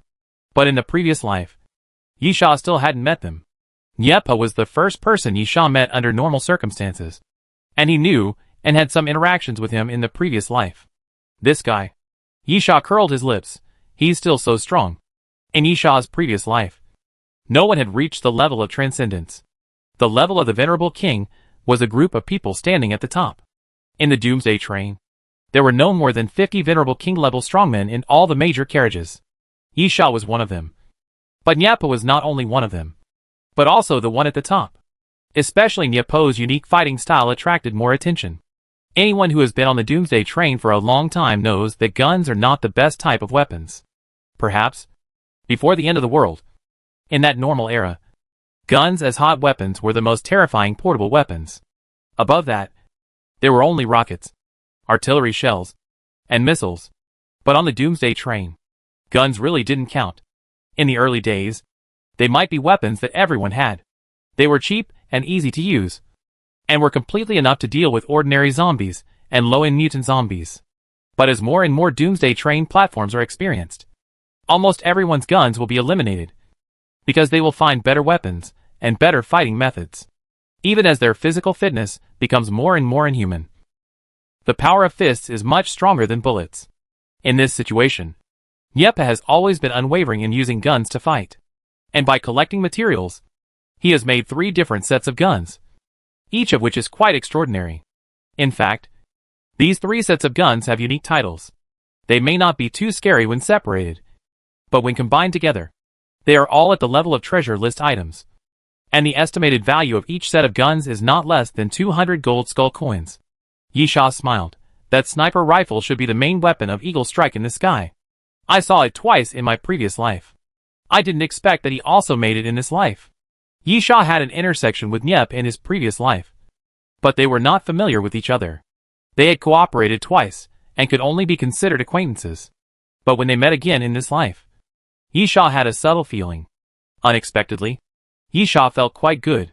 After a while, Yisha turned around and continued to move forward along the subway passage. Yisha had no intention of getting close to Nyepa.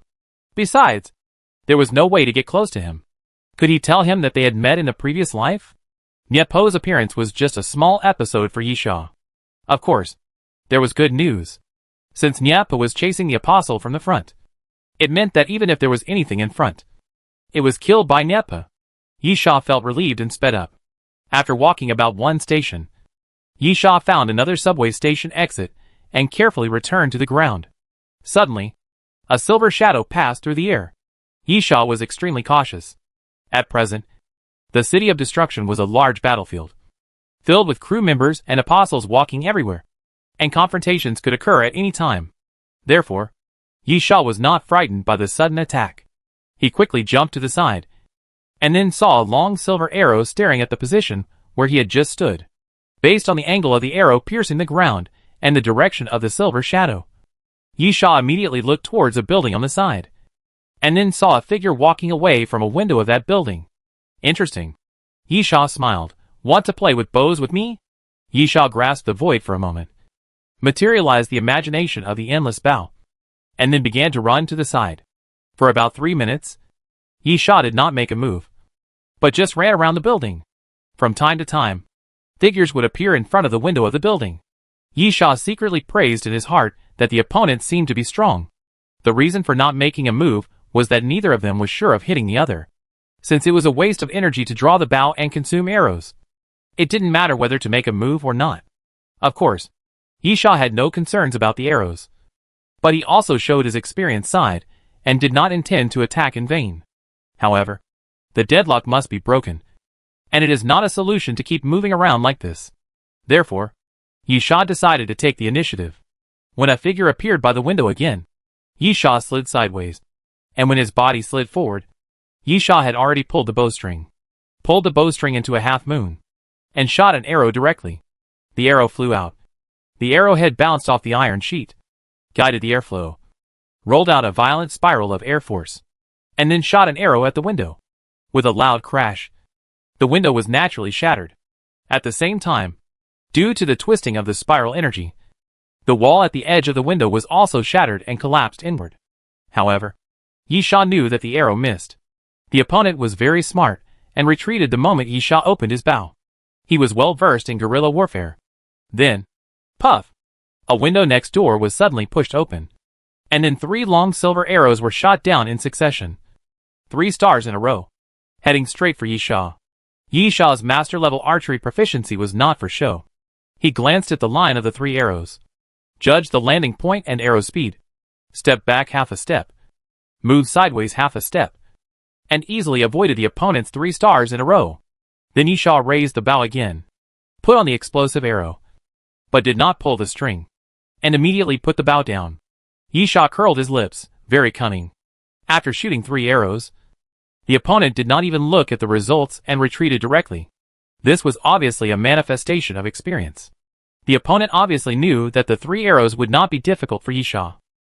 However, since Yisha took the initiative to attack, the opponent naturally had to fight back. Although he did not show weakness in momentum, he did not expect to kill Yisha so easily. Chapter 576 2 Shooters.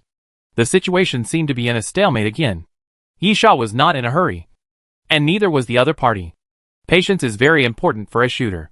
Slowly, Yisha stopped wandering around the building, and hid in the alleys. He put on his eagle-patterned pupils, and the star-shining goggles.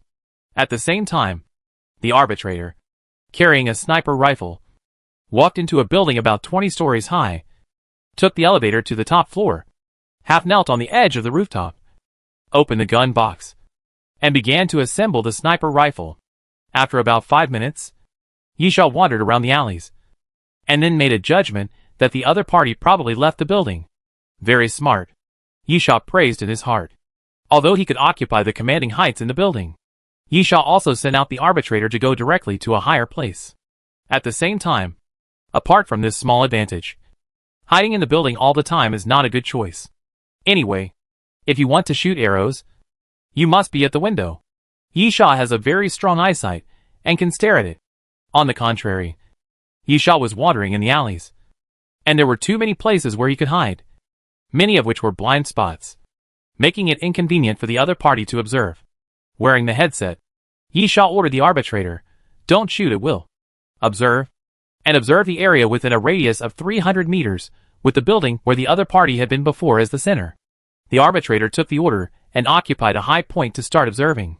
With the arbitrator occupying a high point to observe, Yisha could search for the other party's position more easily. On the contrary, it was not so easy for the other party to confirm Yisha's position. In this way, as long as the arbitrator can capture the opponent's position first, Yisha can take the lead. "Now let me see where you are hiding," Yisha sneered, and then suddenly received a message from the arbitrator on the PDA. After taking a look, Yisha quickly ran to the side, quickly climbed up a street lamp, and then hung his legs on the street lamp, and the whole person fell over. "Found you." Yisha curled his lips, and the bowstring of the infinite bow was suddenly pulled open, and then the arrow pierced through was imagined. Puff! The sound of breaking through the air suddenly sounded, and the piercing arrow flew forward with a strong spiral energy. The apostle was walking at the other end of the street, at the intersection, and could not see the piercing arrow at all. But because Yisha was an arbitrator, he knew that the other party would pass the intersection in a moment. The next moment, the apostle walked through the intersection and gasped, because the piercing arrow was already in front of him. The apostle's reaction was very fast. People who usually choose to use bows and arrows as weapons have good speed and agility, because they usually need to move around to cooperate with archery. Therefore, at the critical moment, the apostle almost instinctively jumped back, and then the piercing arrow almost brushed past the apostle's body. The fluttering cloak was instantly torn into pieces by the spiral energy of the piercing arrow, and then the piercing arrow hit the ground. Boom! The moment it hit the ground was smashed by the spiral energy, and the impact spread in all directions, and the violent impact directly shook the apostle away, rolling on the ground continuously. The apostle looked a little embarrassed. Yisha didn't mean to hold back at all. He stretched out his hand and pinched it, and 3 piercing arrows appeared between his fingers at the same time. 3 stars in a row? Yisha laughed. "Do you think I can't do it?"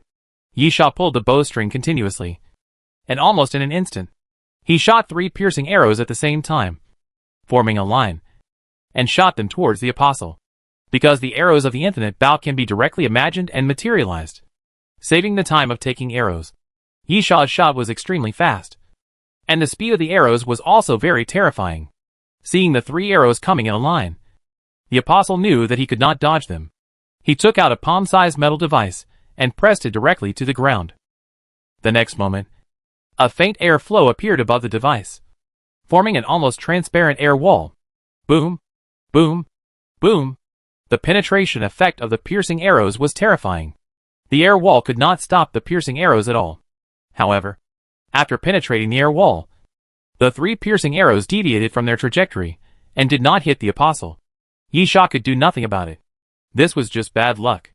Even a flying prop could deviate from its trajectory if it was slightly touched. Not to mention this kind of direct defense. Of course, if Yisha was lucky enough, or the apostle was unlucky, the deviation might be very slight, or even at a weird angle, still running towards the apostle. This was something that neither side could control. It had nothing to do with strength, and it was purely up to fate. At the same time, the apostle avoided the piercing arrow, pulled out a silver arrow from the quiver hanging on his back, and shot it at Yisha without hesitation. Yisha had been hanging upside down on the street lamp. As soon as his legs loosened, he fell from the street lamp and dodged the opponent's arrows. The apostle's arrow shooting speed was not slow either. He quickly pulled the bowstring again and shot arrows at Yisha continuously. Yisha held the bowstring and shot forward. But not at the apostle, but at the ground about 5 meters in front of him. Ice arrow!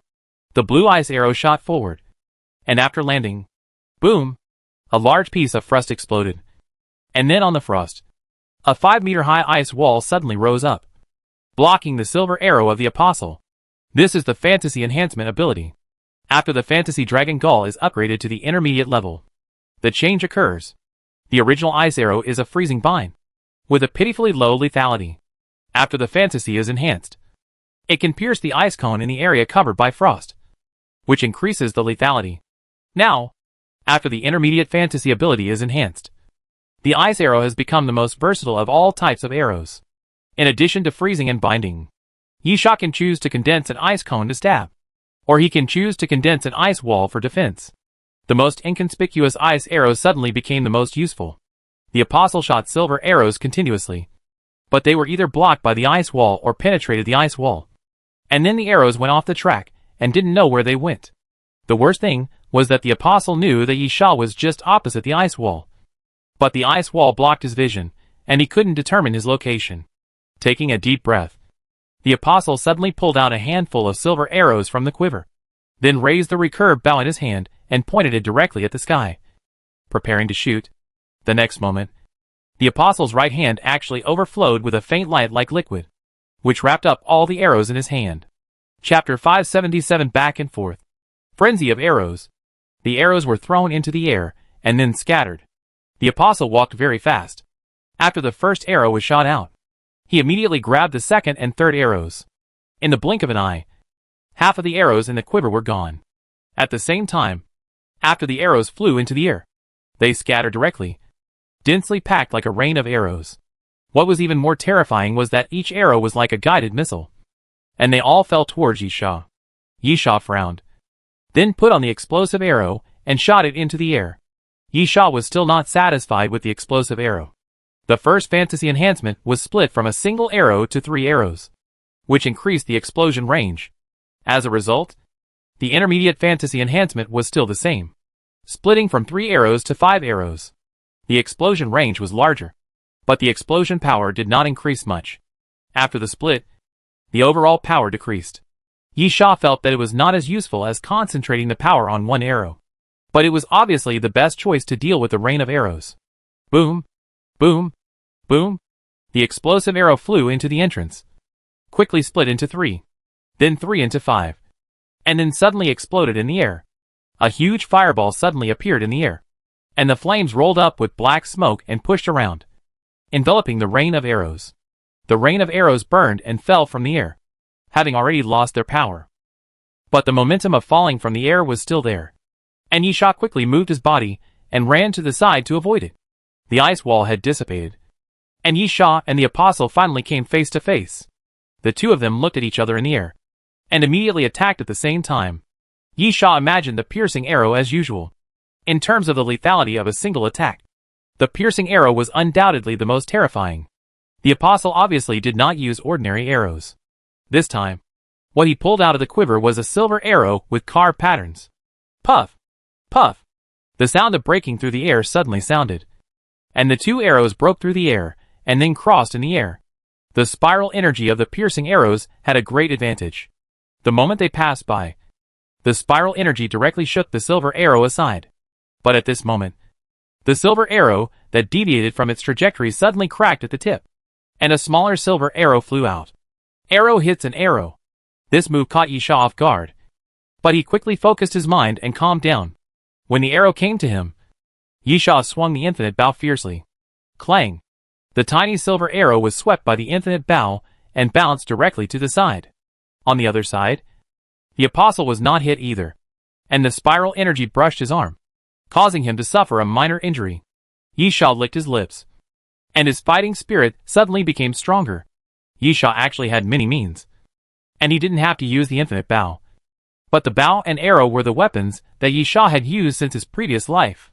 Yisha was quite conceited in this regard. It was rare for him to meet an opponent who used bows and arrows, and was quite good at it.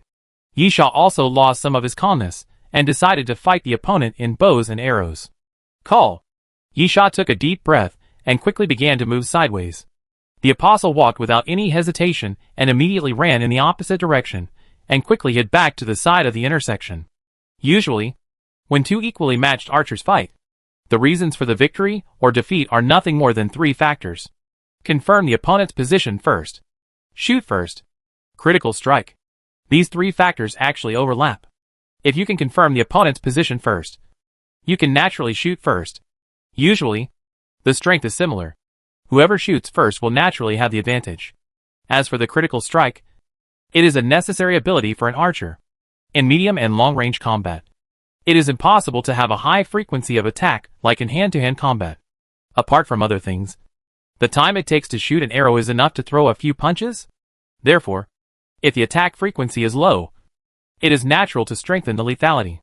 The best way is to aim at the vital points and kill with one blow.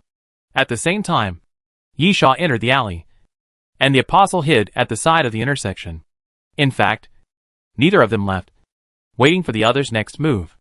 Of course, it may also be that they are confusing each other, making the other think that they have left and are looking for the next opportunity.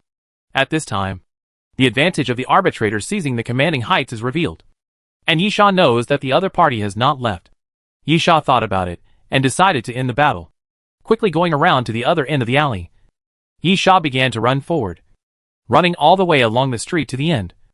And then he reached the other side of the intersection. The apostle, who was panting against the wall, waiting and observing, was stunned. The next moment, Yisha had already drawn his bow. Arrow of Heaven's punishment. Without saying a word, Yisha raised his arrow and shot. The arrow of Heaven's punishment was thrown into the air, and began to split wildly, and then began to fall densely, forming a rain of arrows. The rain of arrows was not very effective for a single target. The apostle moved quickly to the side, and easily avoided the coverage of the rain of arrows. However, Yisha did not expect the arrow of divine punishment to turn the opponent into a hedgehog. That arrow was just to buy time. At the moment when the rain of arrows began to fall, Yisha put a seemingly ordinary iron arrow on the bowstring. Divine punishment. The arrow of divine punishment is Yisha's trump card. It is Yisha's killer move. The power is naturally needless to say. But the arrow of divine punishment also has a disadvantage. That is, it requires a certain amount of preparation time. This preparation time has nothing to do with Yisha's archery skills, but is determined by the characteristics of the divine punishment arrows themselves. So Yisha first used the divine punishment arrows to buy time. However, it was still not enough. The apostle looked up and saw that Yisha had pulled the bow into a full moon, but had not yet shot it. He shot 3 arrows in a row without hesitation, and then used the 3-star continuous move to shoot 3 silver arrows at Yisha. The silver arrows cut through the air and came continuously towards Yisha.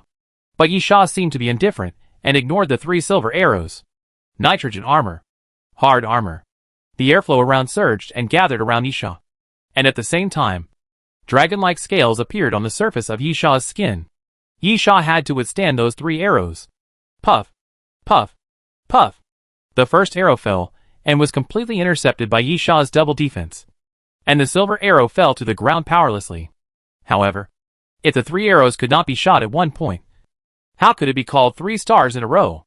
The second arrow undoubtedly pierced into Yisha's body from the gap opened by the first arrow, and nailed directly on Yisha's shoulder blade. The next moment, the third arrow fell, and hit the tail of the second arrow. The force of the impact made the second arrow directly penetrate Yisha's shoulder, and pierce into the back. Yisha's expression was a little distorted, but he still endured the pain, and then released the bowstring. Chapter 578 Bombing. The divine punishment arrow flew forward, swept through the air, and disrupted the airflow. The next moment, the divine punishment arrow turned into a stream of white light.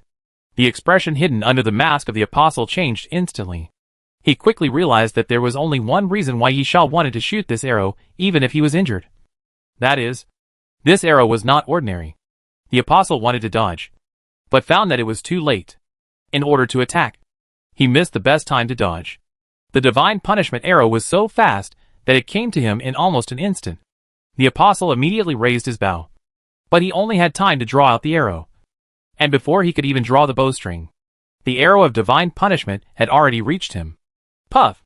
As the light transformed by the arrow of divine punishment passed by, a blood hole was directly pierced through the forehead of the apostle.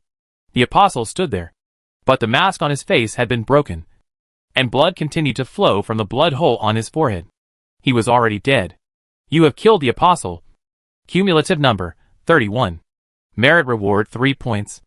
A mysterious voice sounded, announcing Yisha's victory, and the death of the apostle.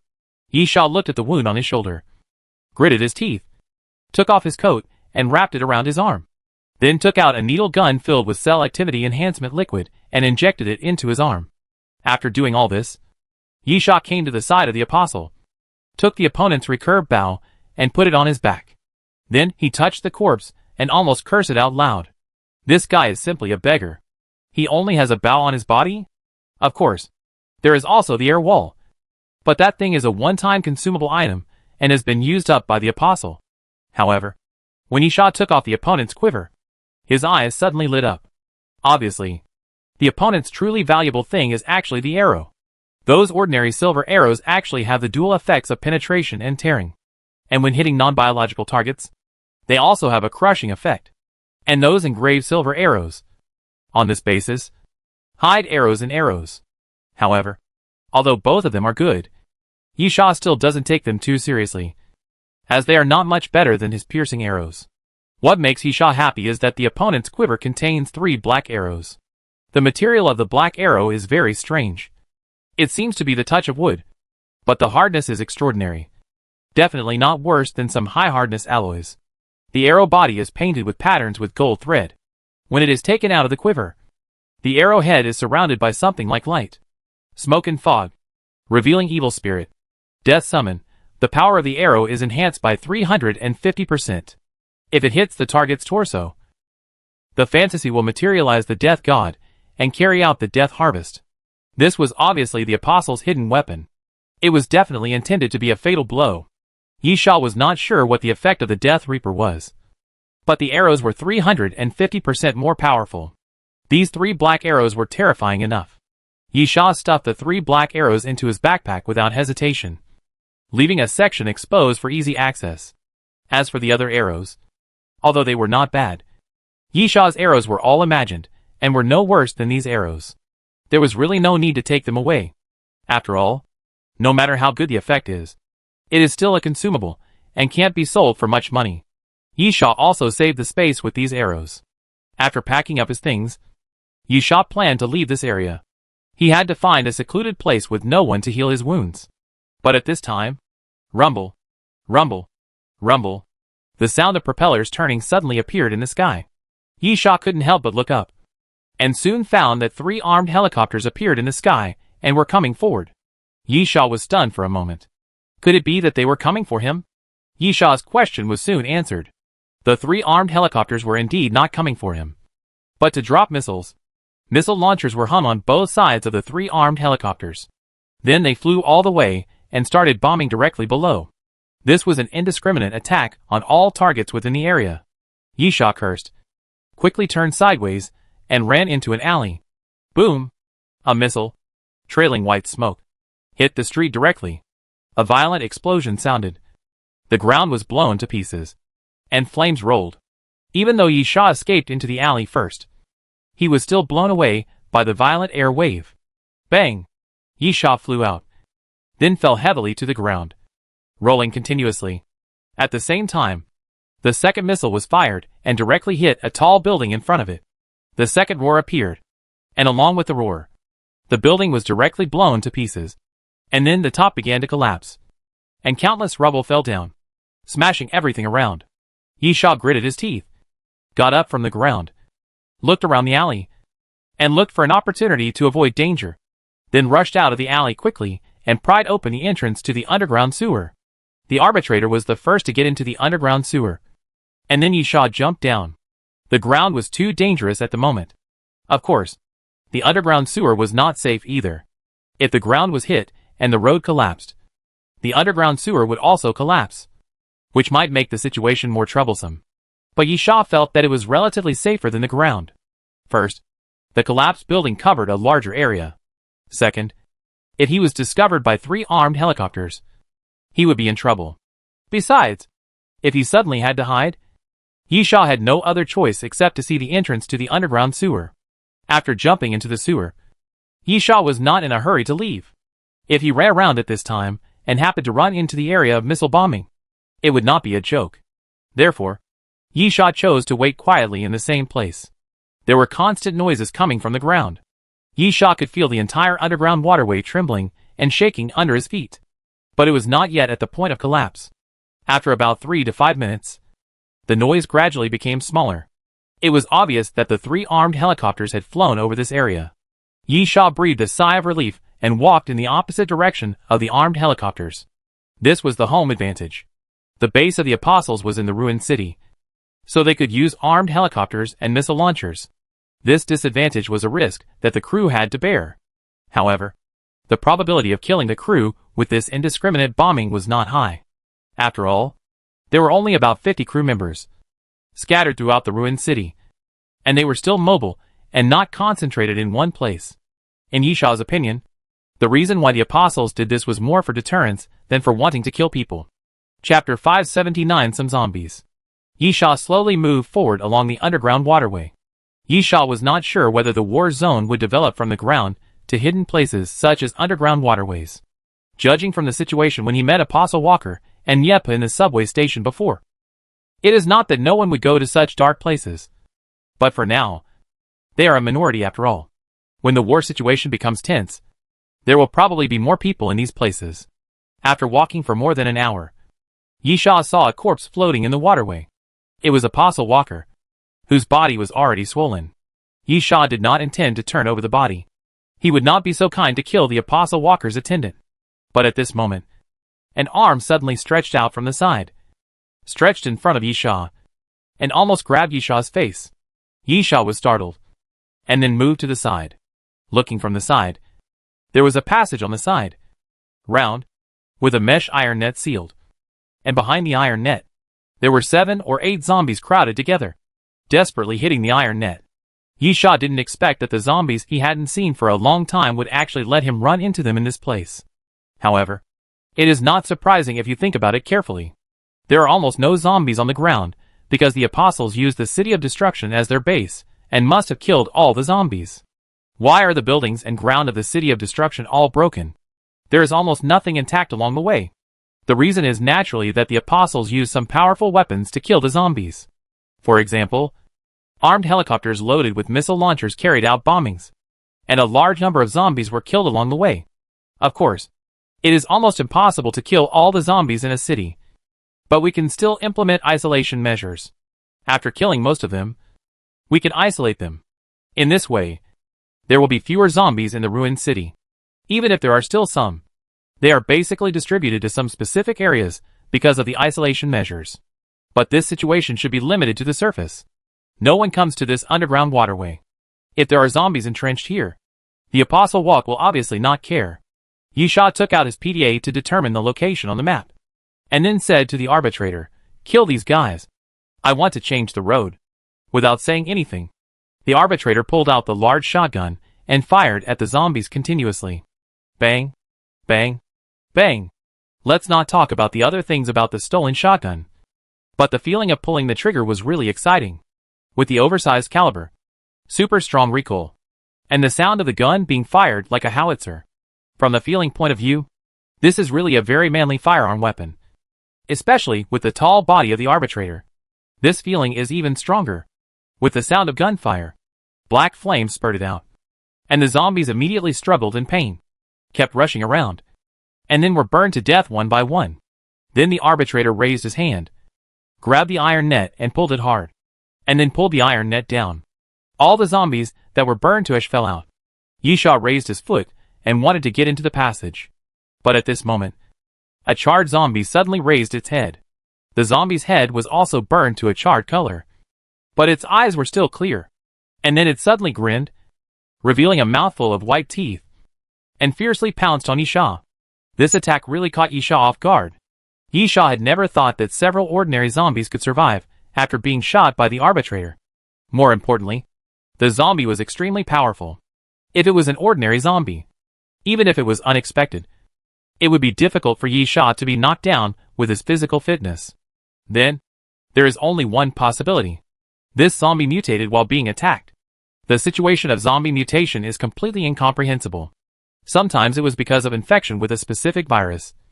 Sometimes the virus body mutated and became a mutant virus. And the zombies also mutated. Sometimes the virus did not mutate. But the zombies mutated while fighting. Yisha was not surprised that the zombies suddenly mutated. But he secretly sighed that he was unlucky. The next moment, the zombie opened its bloody mouth and bit down at Yisha. Yisha quickly turned his head. And the zombie hit the ground. And the teeth actually dug several gaps in the ground. The arbitrator quickly stepped forward at this time, grabbed the zombie by the back of the neck, and pressed the zombie against the wall. The zombie had not yet completed its mutation. The only change that had occurred was that its strength suddenly became extremely huge. The arbitrator pressed it against the wall, and its hands kept scratching, and it actually pushed the arbitrator away. But at this moment, Yisha suddenly turned over from the ground, drew out the king's holy sword, and swept it towards the zombie's ankle. With a puff, the zombie's ankle was cut off by Yisha's sword, and then it fell directly to the ground with a thump. Yisha pulled out the Alaskan whale harpoon and stabbed it hard at the zombie's head, piercing the zombie's head. Green liquid mixed with blood overflowed from the wound. You killed the corrupted liquid walker. Cumulative number 1. A mysterious voice sounded, announcing that Yisha had killed the zombie. Yisha breathed a sigh of relief, then gestured to the arbitrator, and then went into the passage and continued to move forward. The sudden attack of the zombie was just a minor episode for Yisha. When they arrived at the City of Destruction, the main theme of the battle must be the old rivals of the crew, the Apostles, as zombies that swept the world and brought about the end of the world. They could only occasionally jump out as supporting roles in the City of Destruction. After walking along the passage for about half an hour, Yisha confirmed the location and then climbed out of the underground sewer. This is a location relatively close to the urban area.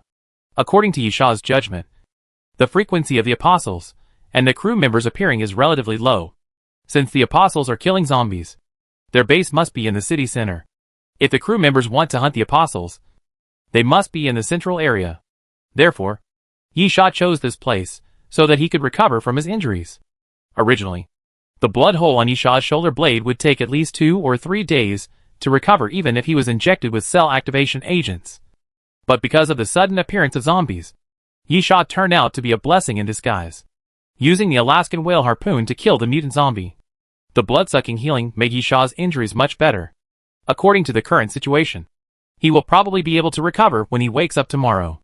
However, this reminded Yisha. Previously, Yisha had considered and planned this war, how he should position himself. Yisha thought about the interval between the use of trump cards, the preservation of physical strength, and the preservation of food. But he didn't think about the injury. Chapter 580 Isolation Zone. It is understandable that Yisha did not expect the injury problem. In terms of injuries, Yisha has never been troubled much with the existence of the Alaskan whale harpoon. As long as he can find zombies, Yisha is not injured to the point where he cannot move at all. Basically, he can recover by killing some zombies. Especially after Yisha has the primary regeneration ability. He has a more obvious advantage in this regard. But the current environment is obviously not very friendly to Yisha. Are there zombies in the ruined city? There should be, as the zombies encountered in the underground sewers are a good proof. But even if there are zombies in the ruined city, they are isolated in some areas, unable to find zombies at any time. The blood-sucking healing effect of the Alaskan harpoon is weakened. As for directly looking for the Apostles, or the crew to recover from injuries, Yisha is not so naive. Even if he can win, the degree of his injuries will definitely exceed the degree of recovery. Only when the strength is absolutely crushed, the blood-sucking healing of the Alaskan harpoon can fully play its effect. Looks like we need to make a new plan, Yisha murmured. Continue to reduce the frequency of battles. If the frequency of battles is too high, injuries will definitely be a problem that cannot be avoided. While thinking, Yisha saw the towering wall, just outside the underground sewer, a street corner away. The wall looked very abrupt, because this was a continuous block, and Yisha was at the entrance of the block, behind which were continuous streets, shops, office buildings and so on. As a result, before we walked far, a towering wall that stretched to the left and right, and could not see the end, about 7 or 8 meters high, just cut off the block. This felt too weird. If someone had designed it on purpose. Yisha could only say that the designer was probably not in a normal mind. The abrupt feeling was like a brand new, unopened round cake. But when you opened it, you found that a piece was missing. And the missing piece was not at the edge, but was directly hollowed out. That feeling was so disgusting. Yi Sha was attracted by the wall and stood by it. He could vaguely hear a sound coming from behind the wall. And then, he quickly climbed to the top of the wall. It turned out to be the quarantine area. Standing on the top of the wall and looking down, Yi Sha immediately understood. Behind the wall, there were a large number of zombies wandering around the wall. Looking up, there was a dense mass of zombies that seemed endless and spread all over the streets. If they gathered together, it would be like a zombie tide. At the same time, these zombies are obviously wilting. Although zombies are dead things, or can be understood as living dead people, they do not need food to eat. But they also need food. No, it should be said that blood and flesh to maintain their functions, so that they can maintain sufficient mobility. Without blood and raw meat for a long time, the functions of zombies will decline. Therefore, from the state and number of those zombies, it can be seen that these zombies have been isolated by the apostles for a long time. So they are wilting. Yi Sha could probably guess what the apostles were doing, which was nothing more than killing, driving away, building walls, and isolating. Even though the wall was so long that it directly isolated a corner of the city, it was actually not too difficult to do it with some special powers. Not bad. Yi Sha nodded. You can hide here temporarily. Yi Sha made up his mind that this was definitely a good place to hide. The flight attendant was hunting the apostles. So why did he come to this place full of zombies? If he accidentally caused a zombie tide, it would be like losing his life. The apostles' walk is similar. The zombies have been isolated. Why are they running to the isolation zone? Yi Sha looked at the sky. It would be dark in about an hour or two. He could use the wings of darkness to fly into the isolation zone and hide in a room. He could avoid the zombies and avoid causing a zombie tide. Yi Sha sat directly on the wall and waited patiently. But at this time, Yi Sha's phone suddenly rang. Hello. Yi Yu's voice came from the other end of the phone. How is it? Yi Sha, what do you mean? Yi Yu, harvest. Yi Sha, not bad. Killed 3 or 4. Seems to be 12 points of merit. Yi Yu was surprised. Alone? Yi Sha, alone. Yi Yu couldn't help but, abnormal. There are only a few hours left before 2 days. And Yi Sha has killed 4 apostles. This efficiency is indeed a bit scary. The most important thing is that Yi Sha is walking alone, instead of leading a team to fight with more people and defeat them one by one. Yi Sha, don't try to be too friendly. You didn't call me just to ask about my achievements. Did you? Okay. Yi Yu, do you know the situation in the City of Destruction? Yi Sha, the base of the apostles?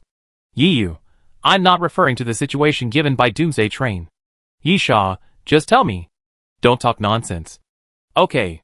Yi Yu, have you ever thought about one thing? If the City of Destruction is the base of the apostles, it is impossible to use the entire city as a base. How many people would that be? It shows that they are entrenched somewhere in the City of Destruction. Yi Sha, that makes sense. Yi Yu, if that's the case, why would they attack and disperse to various parts of the city to stop us? Can't they just defend the base? Moreover, since it's a base, there must be defense measures. Right? By then, we will definitely be at a disadvantage.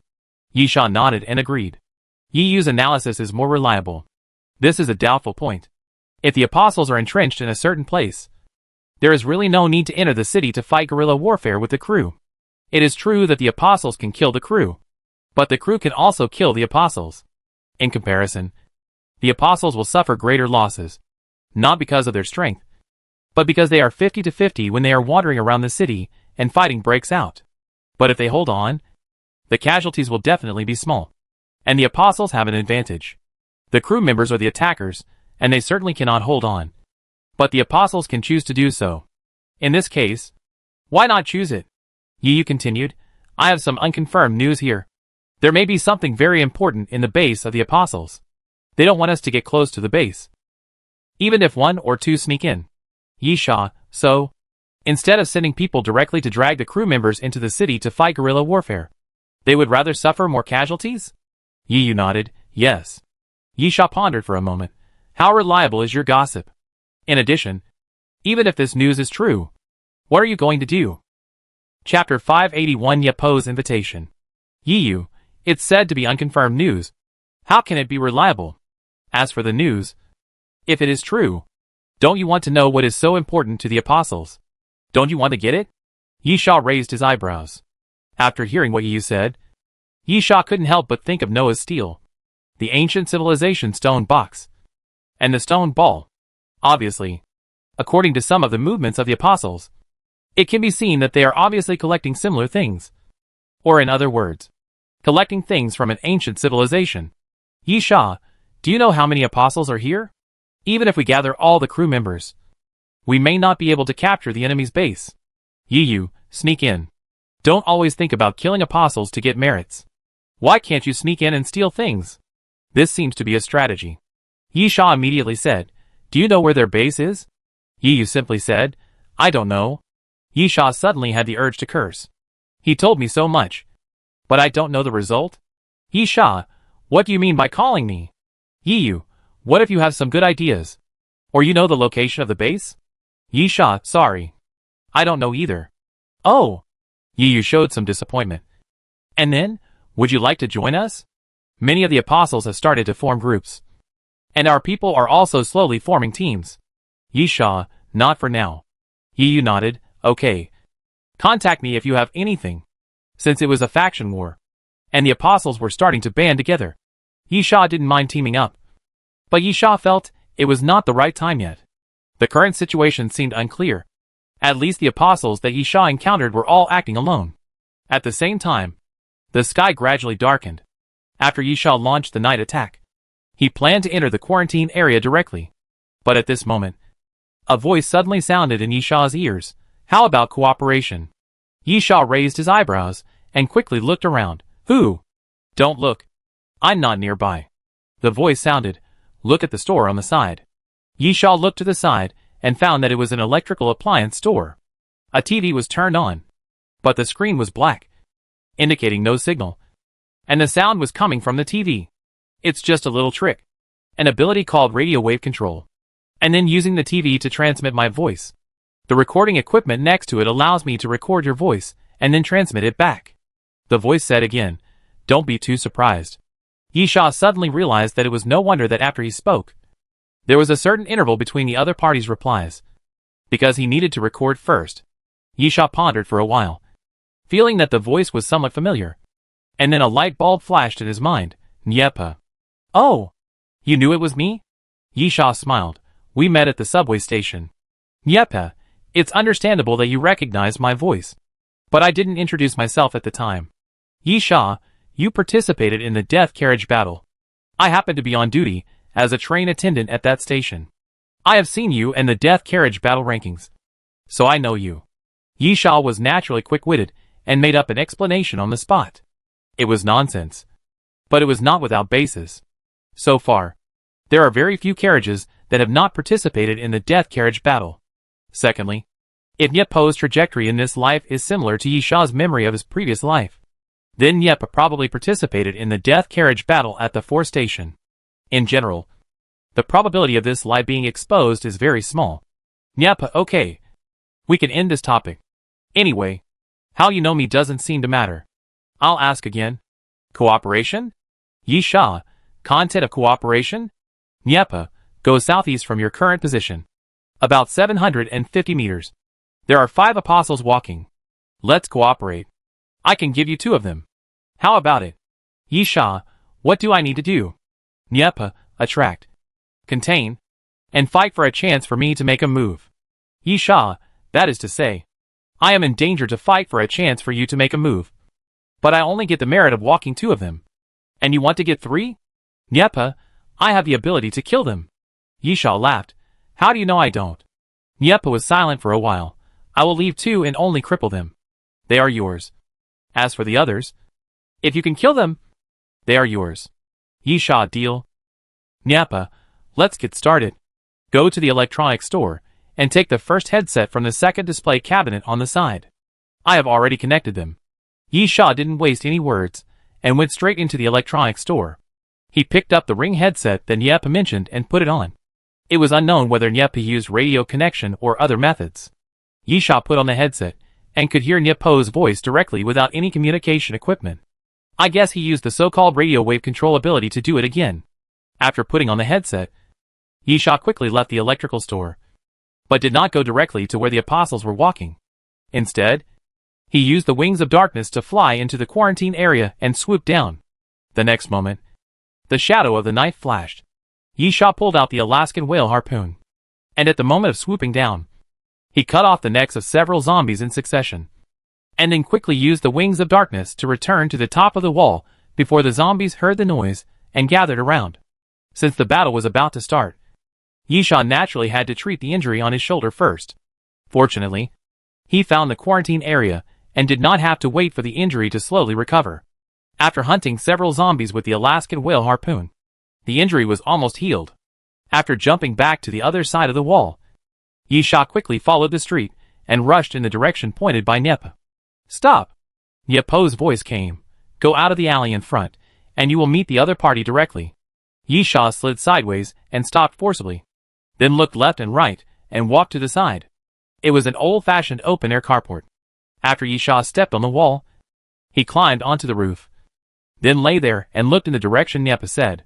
Soon, Yisha saw the 5 apostles walking that Nyepo said, and at the same time, Yisha also understood why Nyepo needed to find someone to cooperate.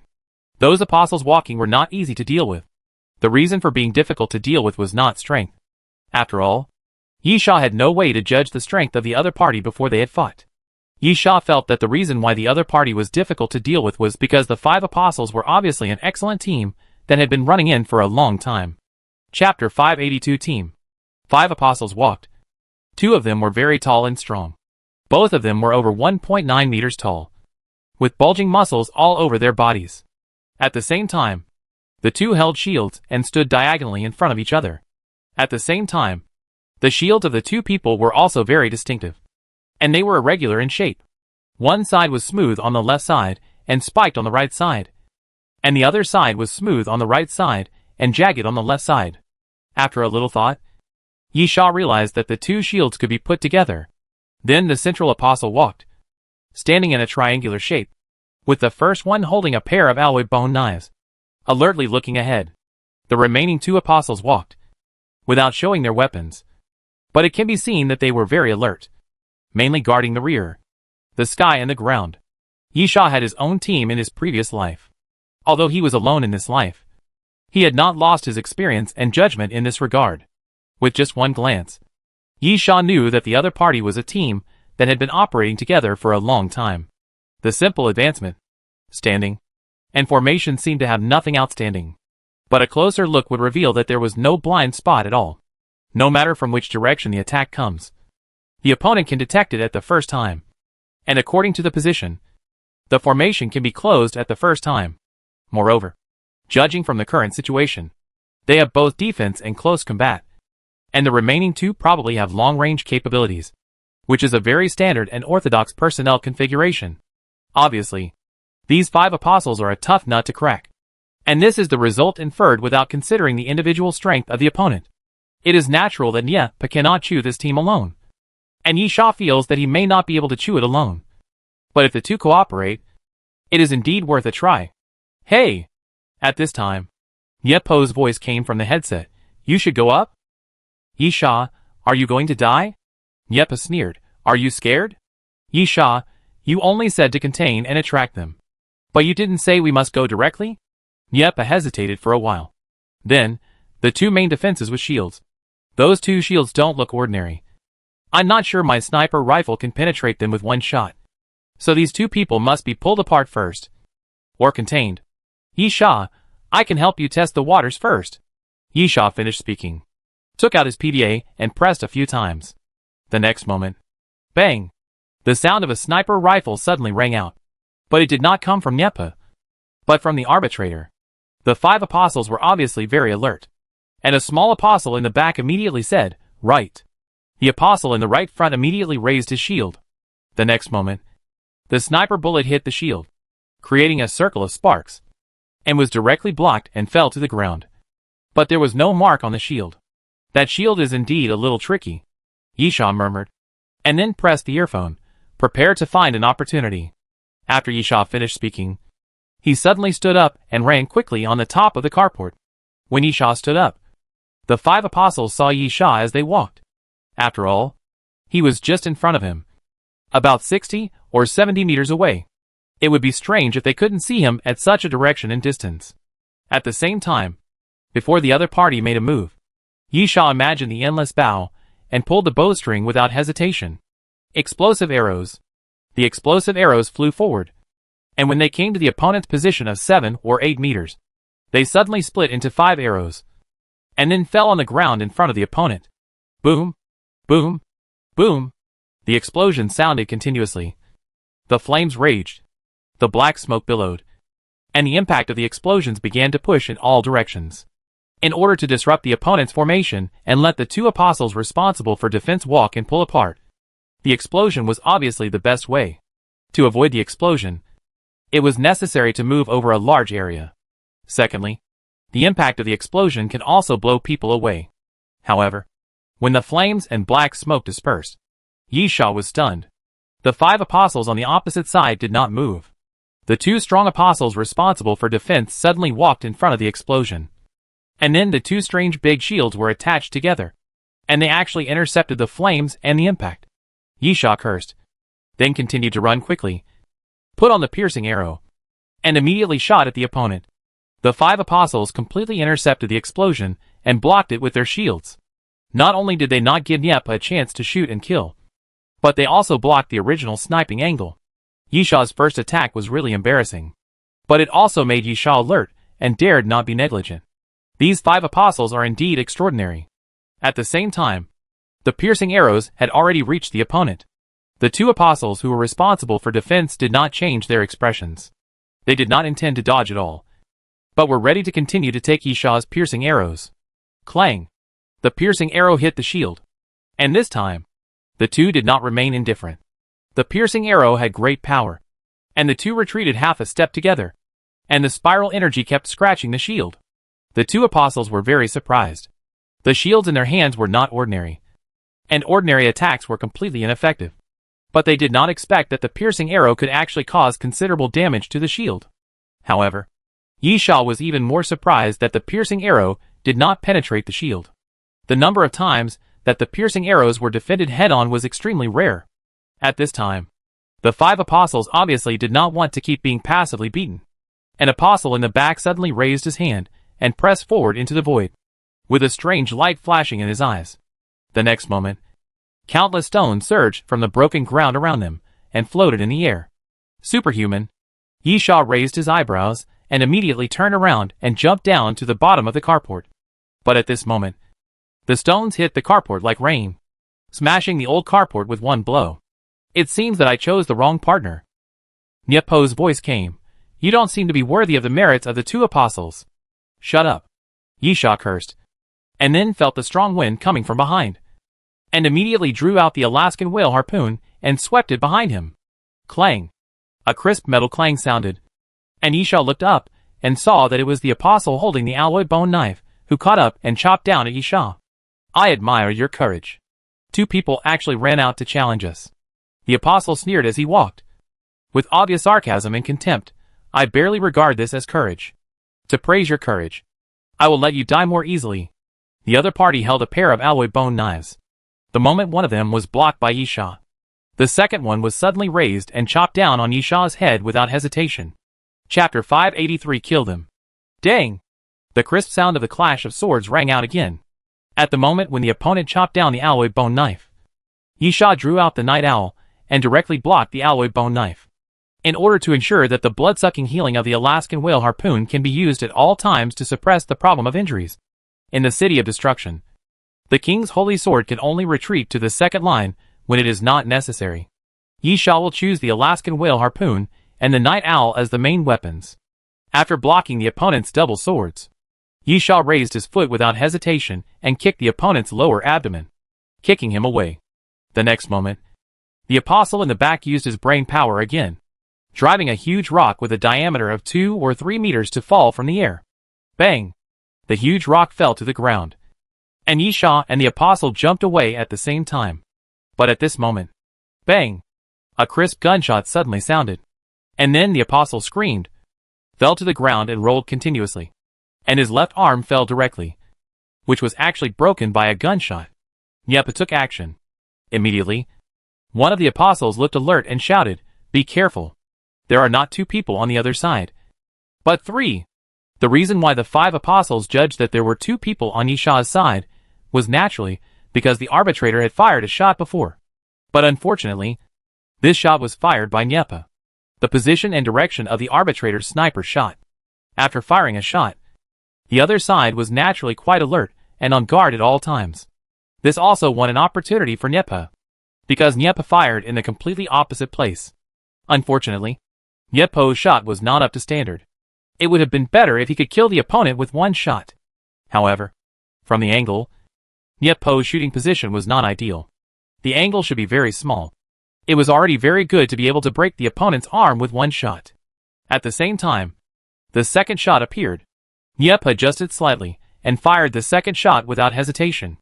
Anyway, the first shot had been fired, and his existence and position had been exposed. So Nyepa didn't need to hide it. Nyepa made a slight adjustment to this shot, which was more accurate than the previous one. But unfortunately it didn't hit. The apostle with a broken arm walked. And I don't know what he did. His figure flashed and disappeared directly from the spot. Bang! Nyepa did not waver at all. He raised the muzzle of his gun and fired the third shot. Nyepa aimed his shot at the superhuman on the other side. Obviously, it was very troublesome to have a superhuman in a team. However, Nyepa still missed. There was nothing wrong with Nyepo's shooting skills, but the other side used the ability of the brain. When the golden, eagle-headed bullet fell in front of the apostle, the speed suddenly became extremely slow, as if it was restrained by something. Of course, the sniper rifle in Nyepo's hand is not ordinary. It is a set of 4 parts, namely a sniper rifle, a pistol, a saber, and a smoke bomb. The estimated value of a set is 250 gold skull coins. If it is thrown into the treasure list, it is also a high-end product. Even the bullets used by Nyepa are specially made. Except for the sniper rifle in his hand, all other types of sniper rifles cannot be used. Therefore, although the eagle head bullet was blocked by the brain ability, it still persevered and continued to move forward until it hit the opponent's mask, and the white mask broke into 2 halves and fell to the ground. Just when he was about to kill the apostle, an apostle who was responsible for defense suddenly came back and knocked the eagle head bullet away with his shield. Nyepa sighed. He was helpless. The first shot was at a very bad angle. Because of the cover of the building, he could only barely see half of the body. At a distance of 800 meters, it was good enough to destroy one of the opponent's arms with 1 shot. The second shot was that the opponent used a teleportation type prop or ability and suddenly disappeared. Even a god could not kill him. The third shot was about to succeed, but it still failed. Nyepa could only sigh that he was unlucky. Taking a deep breath, Nyepa said directly, "Retreat. 2 against 5. An obvious disadvantage. If Nyepa could seize the initiative and snipe 1 or 2 people, then Nyepa would be confident of taking down all the opponents. But now only 1 was injured. The situation was very bad. At this time, the best choice is to retreat. But just after Nyepa finished shouting, he heard Yisha roar, "Retreat! Kill them!" Yisha's eyes were red at this moment, and he strode forward and walked directly towards the apostles. Nitrogen slash. Yisha raised his hand and waved the Alaskan whaling harpoon and night owl continuously, slashing forward with nitrogen slashes. Boom, boom, boom. The nitrogen slash hit the ground, immediately breaking the ground, and countless gravel flew in all directions. The next moment, Yisha used the ability of the Son of Wind, and his body was like a ghost, and he rushed forward all of a sudden. An apostle who was in charge of defense rushed out horizontally, raised his shield, and blocked Yisha. Without saying a word, Yisha kicked the opponent's shield directly, without any intention of retreating, kicked the opponent back, and then raised his hand to send out a shock wave. Bang! The invisible force overflowed forward, hit the shield, and blasted the apostle away. "Are you crazy?" Nyepa cursed. "I have been exposed. The opponent has not lost any personnel. The situation is very unfavorable to us. I am responsible for covering. Retreat immediately." "No." Yisha's eyes were red. "I only want that woman. The rest are yours. Kill them for me." Yisha continued to stride forward while speaking. Watching the apostles gather together quickly, Yisha suddenly raised his head and shouted angrily. Boom! Boom! 2 corpse flower vines sprang out directly from the ground. This attack was really sudden. The 5 apostles who had just gathered together felt the trembling under their feet. And before they could disperse again, the corpse flower vines drilled out from the ground, rolled up countless gravel, and lifted the 5 apostles away. Nyepa cursed again, and could only set up his sniper rifle and start aiming again. At the same time, the 5 apostles were indeed very tacitly walking. After quickly getting up from the ground, they quickly moved to each other without any panic, intending to reform the formation. The 2 apostles in charge of defense quickly moved to the left and right, intending to close the shield and form a closed door to intercept Yisha and the corpse flower vines at the same time. But at this moment, bang! Nyepa fired again, and the eagle head bullet hit the shield, stirring up dazzling sparks. Taking advantage of this gap, Yisha jumped up and passed directly through the center of the 2 apostles. The 2 apostles wanted to stop him, but just as they were about to turn around, their foreheads were covered with cold sweat, and they quickly stopped. Nyepa was still holding a sniper rifle and staring at them. This turn exposed his back, and they had also seen the power of Nyepa's sniper rifle. Hitting the arm can directly break the arm, and the brain area cannot stop it at all. If it hits the body, even if it is a vital position, it may be shot to death, or at least seriously injured. Chapter 584 Firefight. The 2 apostles dared not turn around, and could only retreat helplessly. But how could they catch up with and block Yisha just by retreating? Besides, Yisha's speed was really fast. Almost in an instant, Yisha rushed forward. The apostle with a broken arm gritted his teeth, hesitated for a moment, and still stood forward, waving the alloy bone knife with one arm, intending to stop Yisha. But Yisha didn't even look at the other party, just raised his hand and swung the Alaskan whale harpoon forward. Clang! The crisp sound of weapons colliding rang out. Get out of my way! Yisha growled and kicked the opponent's waist. The apostle was tough and staggered for a while, but he managed to hold on. But at this moment, a suction force came. Capture the dragon and let the crane go. Capture the dragon in one move. Yisha temporarily put the Alaskan whale harpoon back into the sheath, then squeezed forward with force, sucked the apostle directly over, and grabbed the opponent's neck. Boom! The next moment, Yisha raised his arm and smashed the apostle to the ground. After a loud bang, the ground under the apostle cracked. Yisha glanced at the other person with contempt, stepped over him, and walked towards him, towards the superhuman apostle, Zheng Duoqing. Yisha almost squeezed out these 3 words from his teeth, and then said fiercely, I'm here to collect the debt.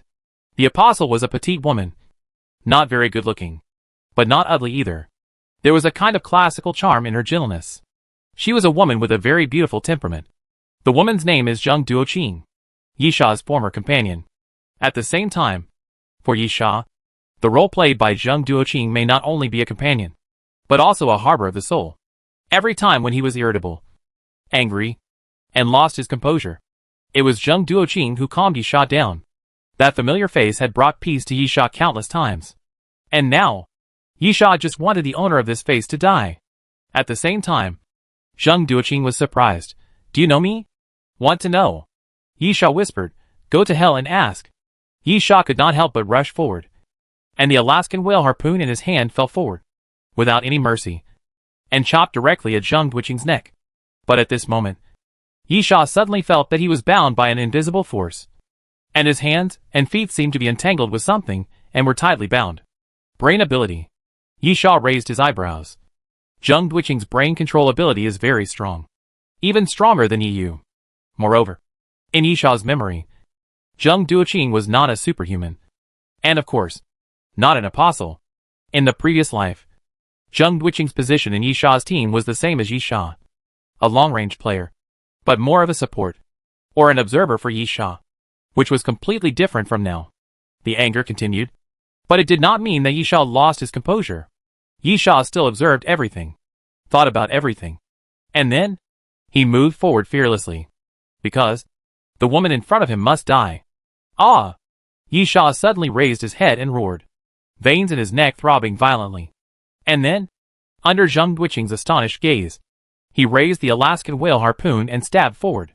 Zheng Duoqing didn't react until Yisha succeeded. Even if his brain ability couldn't completely control Yisha, he could definitely slow down Yisha's movements. But at the moment when Yisha burst out, it seemed as if he was not disturbed at all. The attack was successful. Zheng Duoqing's shoulder was bleeding. Yisha's eyes were bloodshot, and he wanted to cut Zheng Duoqing's neck. But at this time, the two apostles, who were responsible for defense, finally returned to defend. A shield hit Yisha's shoulder hard, and the shield hit made Yisha stagger. Then another apostle raised his shield and charged, knocking Yisha away directly. The one-armed apostle also stood up, gritted his teeth, swung the alloy bone knife, and slashed at Yisha. Niepa was not idle either. He fired 3 shots in a row. The first 2 shots hit 2 shields, and the third shot hit the alloy bone knife. He helped Yisha resolve the dilemma and forced the opponent to retreat. Seeing that Zheng Duoqing was not dead, Yisha's face became extremely gloomy. He waved his hand forward vigorously, and the corpse flower vines surged and rushed forward frantically. Niepo's voice came again in Yisha's headset. "Are you sure you don't want to retreat?" Yisha's face was gloomy. "If you are scared, just get out. I am enough." Niepo was not angry, and said directly, "Follow the street and lure them to chase. Also, remember that 4 of them are already mine." After Niepo finished speaking, he stopped talking nonsense, directly put the sniper rifle on his back, and then turned around and left. Once the sniper is exposed, the effect will be much smaller. The apostle already knows his position. Even if he changes his position, the other party still knows the general direction and will definitely be on guard. Of course, another way is for Niepa to move a large area, but that takes a lot of time, which is not worth it in Niepo's opinion. Moreover, the most important point is that Niep only uses firearms as weapons, not just sniper rifles. He walked into the elevator quickly and went downstairs. Niepo's voice soon disappeared. On the other side, Yisha was still gritting his teeth. Although he was quite angry, Yisha at least remained calm. He understood what Niep meant.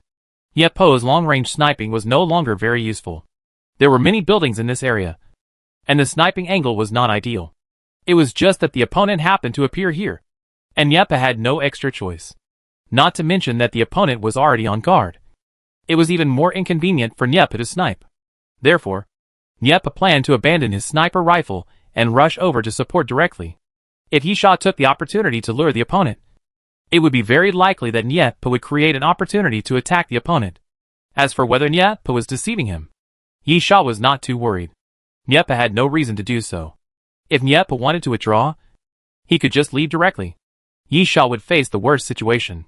According to Niepo's words, if he lured the opponent to retreat, but Niepa did not show up, Yisha would still face the worst situation. There is no difference between the two. Anyway, the worst case scenario is that Yisha fights 5 alone. If that's the case, does Niepa have any reason or meaning to lie? Obviously not. Yisha pondered for a moment. Although he was unwilling, he let the corpse flower vines entangle the opponent, ran back without hesitation, and quickly evacuated the battle circle. The 5 apostles had reformed their formation, quickly forced back or chopped the surrounding corpse flower vines, and then strode forward to pursue. Chapter 585 Raid. The pursuit? This is the least suspenseful part. 5 against 1. Even if Niepa is included, the other side will not think that Niepa is too threatening if Niepa is exposed. In this case, how could the other side not pursue? Although no one died, one of the apostles had his arm broken by Niepa. But Yisha and Niepa escaped unscathed, which is unreasonable. Of course, the most important thing is that this is the city of destruction, the base of the apostles, and the territory of the apostles. They appeared here to deal with the flight attendants. In this case, what reason is there to let Yisha go? Yisha's speed is extremely fast, but Zheng Duoqing's brain ability is very difficult to deal with. He constantly peeled off huge stones from the surrounding buildings and smashed them towards Yisha. Zheng Duoqing was very scared. Very scared. She couldn't figure out how Yisha could forcefully break free from his restraints. In the end, there was only one possibility that she could think of. That is, will. The strong will help Yisha break free from his restraints. So what was the reason that supported Yisha's will? Zheng Duoqing recalled the last moment when Yisha rushed to him. That was hatred. Strong hatred. Zheng Duoqing was actually very curious. Did the man know him? Has he fought with him? Why did he hate him so much? Why did he know his name? In fact, although the apostles and the flight attendants were mortal enemies, most of them did not have much hatred. The situation of mortal enemies was caused by their positions. The two sides belonged to different camps or forces. That's all. Most of the flight attendants had never met the apostles before they fought. Zheng Duoqing was very sure that it was her first time meeting Yisha, and she had no idea where Yisha's hatred came from. After the confusion came fear. At that moment, the hatred revealed by Yisha made Zheng Duoqing feel fear. This was a man who only wanted to kill her. Most importantly, Yisha was still very strong. A man who wanted to kill her and was still very strong. Zheng Duoqing even felt the hair stand on end for a moment. Yisha must be killed. This was the only remaining thought for Zheng Duoqing. Yisha was still running. With the ability of the Son of Wind, it was definitely not an easy task to catch up with Yisha, especially since the other 5 people attached great importance to teamwork. Even when they were chasing, they tried their best to keep the formation in order. If they wanted to keep the formation in order, they naturally couldn't speed up at full speed. The speeds of the 5 people were different. If they all speeded up at full speed, the formation would be impossible to maintain. But after Zheng Duoqing's thoughts turned over and over, she had already developed a fear of Yisha, which made her seem to work harder. Boom! A building collapsed on one side under the pull of Zheng Duoqing's brain power. After breaking into pieces, the broken rubble fell directly towards Yisha. Yisha took a deep breath, but still did not stop. The corpse flower vines rose from the ground. About 7 or 8 of them, entangled with each other, circling, and surrounding each other to form a huge disc. The collapsed rubble pressed on the corpse flower vines, and was taken up by the corpse flower vines. At the same time, Yisha stretched out his hand, grasped the infinite bow, and shot an arrow backwards. Ice arrow! The ice arrow flew forward, and after landing on the ground, it condensed into a large piece of frost. And then an ice wall rose from the ground, blocking the opponent's route. Zheng Duoqing commanded without hesitation, "Go around to the left. I will open the way." Several apostles turned to the left, and Zheng Duoqing's eyes bloomed with a strange light. And then the wall of the building blocking the front was broken piece by piece. In this way, the 5 apostles followed Yisha again. Yisha looked back, but his face was expressionless. Yisha didn't really want to get rid of the other party. He only had one goal in mind. That is, to kill. If Niepa hadn't appeared before Yisha's patience ran out, Yisha would naturally stop and fight again. But at this moment, Niepa's voice rang out. "There is a traffic light 120 meters ahead. There is a turn on the right. Run to the right." Yisha didn't say anything, just nodded, believing that Niepa should be hiding somewhere nearby. Watching him, he took a deep breath, but did not accelerate again. Instead, he began to slow down to a certain extent, deliberately letting the opponent approach him. Only by ensuring a certain distance between them could Niepa launch a sneak attack. Otherwise, when Yisha had already rushed out of the corner, the opponent would catch up after a certain period of time and would definitely be cautious. 50 meters. 30 meters. 10 meters. Seeing that he was getting closer and closer to the place Niepa said, Yisha suddenly accelerated and quickly rushed through the corner of the intersection. The apostles were not far from Yisha's position, and they did not think too much, but followed closely and quickly turned the corner of the intersection. Then, dang, dang, the sound of metal collision suddenly sounded, and the apostles looked down and saw a round ball. On one side of the round ball was a ferocious tiger face, and on the other side, it was painted gold. "Disperse," someone shouted, and the 5 apostles immediately dispersed quickly. At the same time, the tiger-shaped metal ball suddenly exploded. Boom! The sound of the explosion sounded, and the flames that exploded actually formed the shape of a tiger's head, and then were dispersed by the thick black smoke. The 5 apostles not only had great teamwork, but were also experienced and reacted very quickly, avoiding the explosion directly. However, the bomb was also a prop made by Niepa, and was an accessory to a complete set of firearms and weapons. It was not a smuggled product bought casually by a food truck. So how could it be so simple? The next moment, the incandescent light suddenly exploded, and the 5 apostles felt a sting in their eyes, and fell into a state of temporary blindness. At the same time, this was not over yet, and a harsh sound followed, and the 5 apostles immediately felt dizzy and uncomfortable. The metal ball was a combination of a grenade, a flash bomb, and a stun grenade. Immediately afterwards, Nieppe stood up on the roof of a shop on the side, holding a rifle in his hand and firing at the bottom. The rifle was also specially made, with a basic appearance template, using the shape of an AK-47 assault rifle. The whole body was mainly gold and white, forming a tiger pattern wrapped around the gun body, and the gun head was a tiger head shape, with a black barrel sticking out from the tiger's mouth. Tiger roaring in the forest, like the eagle strike in the sky. This was also a set of firearms made by Nieppe himself. Chapter 586 Reversal. Thump, thump, thump. As Nieppe pulled the trigger, bullets continued to rage downward. The bullets fired from the rifle were also specially made. Each bullet was dark gold with tiger stripes wrapped around it. At the same time, the bullets would explode.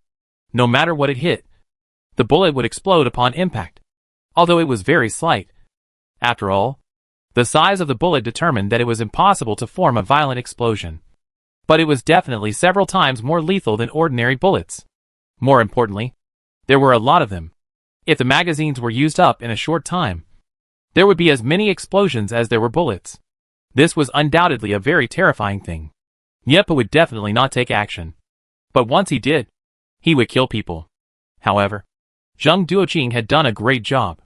Perhaps because of the brain's ability, the effect of the stun grenade on Zheng Duoqing was not as great as imagined.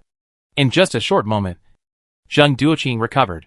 The next moment, a strange light flashed in Zheng Duoqing's pupils.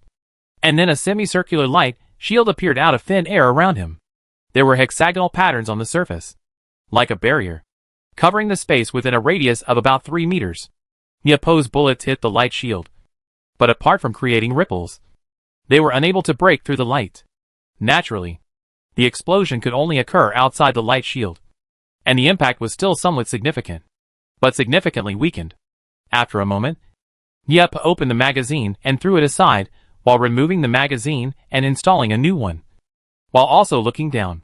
Although Zheng Duoqing had made great contributions, Nieppe's sudden sneak attack still caused serious injuries to the other party.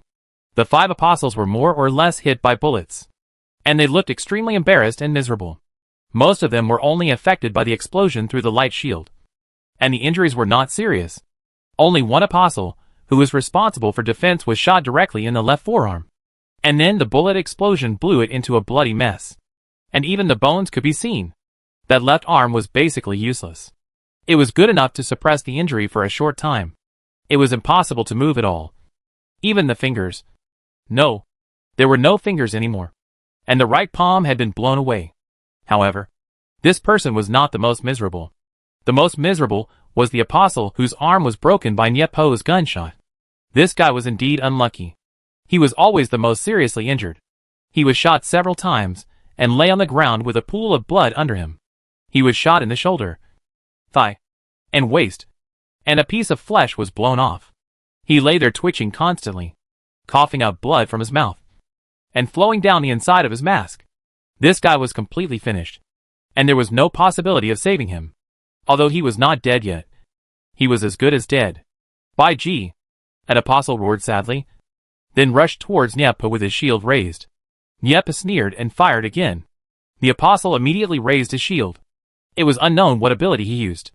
Light and shadow appeared on the shield and spread out in all directions. Thud, thud, thud. Nieppe kept firing, and the bullets were completely blocked. But the impact of the explosion was still there. The apostle was shaken by the impact of the explosion, and blood flowed from the corners of his mouth. But he still rushed towards Nieppe relentlessly. Arriving at the side of the building, the apostle roared, raised his shield and struck it hard, directly smashing a piece of the wall, and the roof began to break. Nieppe jumped down from the roof without saying a word. The apostle smashed the wall with the intention of forcing Nieppe to come down, and immediately rushed over without saying a word. But at this moment, an arrow came from the east. An ice arrow suddenly flew over and landed at the feet of the apostle. And then an ice spike suddenly pierced out and pierced the apostle's calf. Forget my existence. Yisha stood in the middle of the street and sneered, but it was a mistake. Le Bang. Come back. Zheng Duoqing shouted anxiously from behind. Apparently, because of his companion's anger, the apostle lost some of his mind and left the team formation directly. This was also the reason why he was repeatedly injured. Yisha was not polite and shot another ice arrow. Flying forward, Zheng Duoqing quickly activated his brain ability and stopped Yisha's ice arrow in midair. The apostle was unwilling, but he still raised his shield and quickly returned to defend. Shield together. Another apostle in charge of defense shouted, and the two of them put their shields together. The light and shadow that appeared before appeared again, this time even bigger, almost completely defending the front. And the defense range directly covered the entire street in front. The four apostles reformed a defensive formation. Nieppe continued to shoot as he moved forward until the second magazine was empty. Then he pulled out a pistol without hesitation and pulled the trigger forward. Eagle Strike Sky is a sniper rifle set made by Nieppe. The main weapon is sniper, and the secondary weapon pistol is not used for shooting, but can be used to launch reconnaissance bullets, detect surrounding targets, and track targets. The effect of the saber is to carve an indelible mark, which can detect snipers from a distance. The smoke bomb at the end of the set is used to cover when retreating. In general, Eagle Strike Sky's lethality mainly comes from the sniper rifle, and it is combined with the other three pieces in a set. And those three pieces are purely for assisting sniping. The second set of firearms in Yeppo's hands, Tiger Roaring in the Forest, is just the opposite. It is mainly based on rifles, which have great lethality. The 3-in-1 grenade is also effective. The remaining two are pistols and grenade launchers. Obviously, the production ideas of Tiger Roaring in the Forest and Eagle Strike in the Sky are completely opposite. This is a set of firearms that completely pursues lethality. When Nieppe switched to a pistol, the four apostles were obviously relieved. But when Nieppe pulled the trigger, the other party's expression became extremely solemn. The pistol was also covered with tiger stripes, and the muzzle was a tiger head with its mouth open, with the barrel sticking out of the tiger's mouth. As Yeppo's finger pressed, the golden bullet covered with black tiger stripes flew out, and when it hit the scattered light and shadow of the opponent's shield, the bullet actually passed through without any obstruction. Puff! The next moment, blood splattered. The shoulder of an apostle was directly pierced by the bullet, and a blood arrow spurted out. The apostle gritted his teeth, the penetration effect and ignoring defense. In addition, the apostle looked at the bullet hole on his shoulder, and at the edge of the bullet hole, his flesh and blood quickly rotted. The bullet was actually smeared with poison. At the same time, Yisha rushed up from behind, jumped up, and kicked the opponent's shield fiercely. Chapter 587 The Fifth Person. Bang! Yisha attacked with anger, and the force was so great that the two apostles retreated half a step through the shield. Nieppe said on the side, "Remember, the three are mine, and only the woman is yours." Yisha did not answer, and now he only had Zheng Duoqing in his eyes. Strong force. Yisha directly activated the strong force, and after strengthening the strength, he kicked the opponent's shield again. Bang! Bang! Bang! Yisha was extremely irritable and ferocious as he exerted his strength continuously. He even suppressed the combined strength of the two apostles and forced them to retreat continuously. An apostle showed his unwillingness on his face. He was forced back continuously by Yisha and was on the verge of exploding.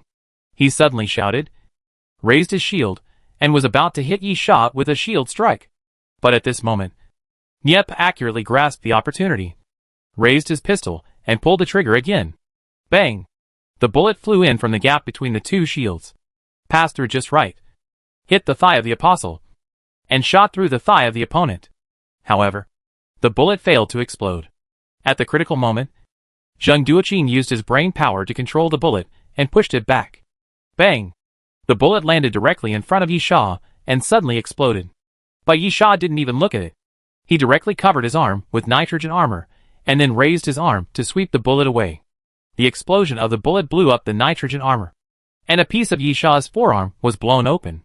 Because of the nitrogen armor, the flesh and blood were not completely blown open, but blood continued to drip.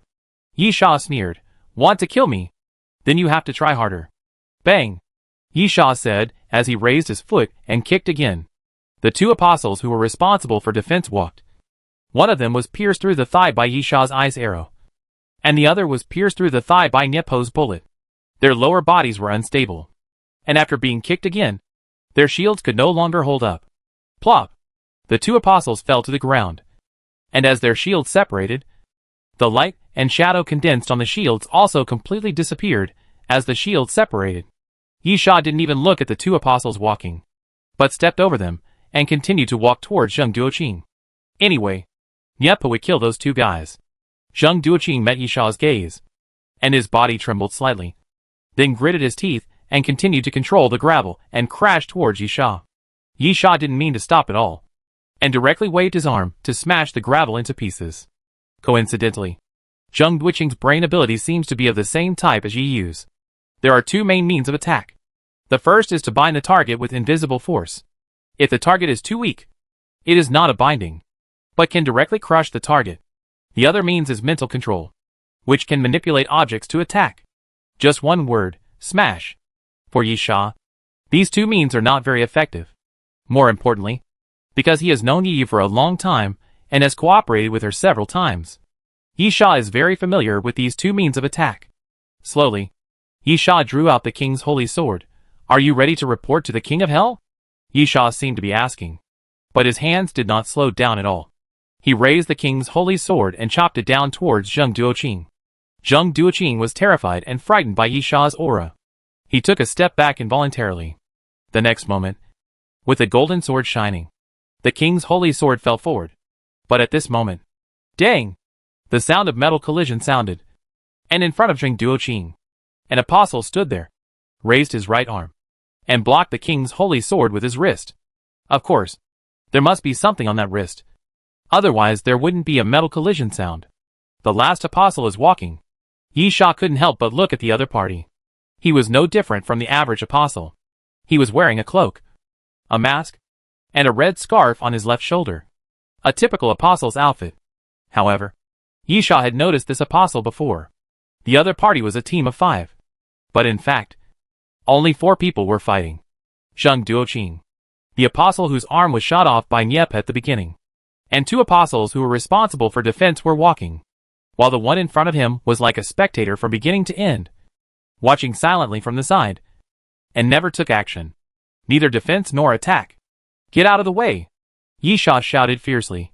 If you don't want me to kill you together. As Yisha spoke, he raised the king's holy sword and slashed forward again. The sword suddenly appeared, but at the moment when the king's holy sword fell, the apostle took the lead and suddenly raised his hand to press Yisha's chest. Bang! An irresistible force came, and Yisha had no time to react. He flew backwards and hit the ground several meters away, rolling continuously. After finally stabilizing his body, Yisha raised his head and glared at the apostle fiercely. The apostle waved his hand, signaling Zheng Duoqing to stay away, and then stepped forward, looking at the 2 apostles who were struggling to support under Niepa's shooting, and suddenly stretched out his palm and made a lifting gesture upwards. Boom! The ground in front of Niepa suddenly made a rumbling sound, and then the ground cracked, and a huge rock flew up from the ground. Another superhuman? Yisha frowned, and then rejected this idea. The other party did control the huge rock and pushed him away without touching his body. However, the other party should not be a superhuman. At the moment of attack, there was no feeling of using brain power at all. It should be just using some kind of ability. Get behind me. At this time, the apostle spoke. His voice was slightly hoarse and neutral. It was not surprising for a man or a woman to have such a voice. Yisha supported himself on his knees and got up from the ground, saying to Niepa, "Be careful. This guy seems a little weird." Niepa curled his lips, then raised the rifle in his hand. "You'll know after a try." Thump, thump, thump. As Niepa pulled the trigger, the bullets immediately poured out again, shooting at the apostle. The apostle walked with his knees slightly bent, and his body swayed from side to side, moving like a ghost. Yisha's pupils shrank involuntarily, and the Son of Wind's ability was exerted. Yisha's running speed was also like a ghost, but it was obviously different from the other party. The apostle's movement was really like a ghost, and the whole person was several centimeters off the ground, completely floating, with a cloak fluttering, leaving a trail of afterimages behind him. Chapter 588 Fierce Fight. This is totally unlike the way a normal human runs. Rather than saying that the opponent's movement speed is extremely fast, it is better to say that the movement method is quite weird. What is even more weird is that the opponent actually used this method to completely avoid the bullets fired by Niepa. The bullets shot from the muzzle did not hit the opponent's body at all, but all hit the opponent's afterimage. The opposed pupil shrank. And he also felt something was wrong. The opponent was directly shuttled in the rain of bullets. No matter what. He should have hit at least one bullet. Right? It doesn't make sense that he could only hit the afterimage. The next moment, Yepa stepped forward without hesitation. Yepa only used guns to fight. But that didn't mean he never got close to the enemy. Gun fighting technique. Taking a step to the opponent, Yepa raised the butt of the gun and smashed it towards the opponent's head. But at this moment, the opponent simply turned his body and moved aside. But in an instant, the falling rifle turned along Yepa's wrist. And then Yepa pulled the trigger fiercely. With a quick burst of fire, the bullet hit the apostle and passed through the opponent's body. Yepa was stunned for a moment. Another afterimage? Boom! Boom! At the same time, Yisha also suddenly launched an attack. But Yisha had no interest in the apostle. After two corpse flower vines emerged from the ground, they went straight to Zheng Duoqing. The apostle immediately dodged and blocked the path of the corpse flower vines. Then he raised his hand and pressed the air. Then a huge force was pushed out, pushing the two corpse flower vines out. But at this moment, Yisha, using the cover of the corpse flower vines, had already killed from behind, drew out the king's holy sword, stepped on the corpse flower vines and jumped up. Get out of my way! Yisha slashed at the opponent's head with a sword. And the golden sword light slashed from top to bottom. The apostle walked and threw his cloak, and seemed to stand still. But when Yisha slashed with his sword, he felt as if he had missed. Looking up, he really only slashed a residual image. Yisha cursed in his heart. What kind of strange ability is this? And suddenly raised the king's holy sword. The domain of the king. Countless golden halos overflowed from the tip of Yisha's sword, madly pouring out to the surroundings. And after connecting with each other, forming a golden halo, spreading out to the surroundings like ripples. The next moment, Yisha rushed forward, pressed on the apostle, and stabbed forward with a sword. The apostle threw his cloak back again, trying to avoid the sword. Yisha sneered, "My sword is unavoidable." The moment Yisha finished speaking, the king's holy sword stabbed out with force. And then Yisha was speechless. A piece of rag fluttered and fell to the ground. It was cut from the opponent's cloak. But the apostle was not injured at all. The opponent dodged, and actually dodged the attack of the king's holy sword under the king's domain. The lethality of the king's holy sword is indeed a criticism. Without using the tragedy king and the demon sword, the slashing power of the king's holy sword is indeed average. And the king's domain cannot increase the lethality at all. However, at least after opening the king's domain, no one has ever been able to avoid Yisha's attack. Yisha couldn't help but blurt out, "This is impossible." What's impossible? The apostle walked with disdain. It's just an optical principle. Yisha's pupils shrank. This guy really saw through the secret of the king's holy sword. Then, Yisha's face became gloomy. Very good. Very good. Yisha gritted his teeth and said in a deep voice, "Let me see how long you can protect her." While speaking, Yisha took a step forward. "Ah!" Yisha roared to the sky. And then his body slowly stretched out. Dragon scales appeared on his body. And after two blood flowers splashed on his head, the dragon horn pierced out. Dragon transformation. After the dragon transformation, Yisha's pupils also became slender, like a beast. And after glancing forward, he raised his hand without hesitation. Halong Yinpa. Yisha came up with a big move. And dense dragon breath fire appeared in front of his palm, quickly condensed, and then rushed forward madly. Slowly, the flames condensed and transformed into a flaming dragon. Rushing forward, the apostle walked and wanted to dodge. But as soon as he moved his steps, he immediately found something wrong. Although the fire dragon was coming in his direction, if he dodged, the fire dragon would rush directly to Zheng Duoqing's position. The apostle gritted his teeth and stopped dodging. Instead, he quickly retreated, lifted his cloak, and took out a mirror. The mirror was very large. It was more like a shield than a mirror. The front was so bright that it could even clearly reflect a person's figure, just like a mirror. The next moment, Halong Yinpa hit the shield that was like a mirror, and it was directly shattered. With a bang, it turned into countless fireballs that were lifted into the air and then fell downwards. The apostle breathed a sigh of relief, finally stopping the enemy.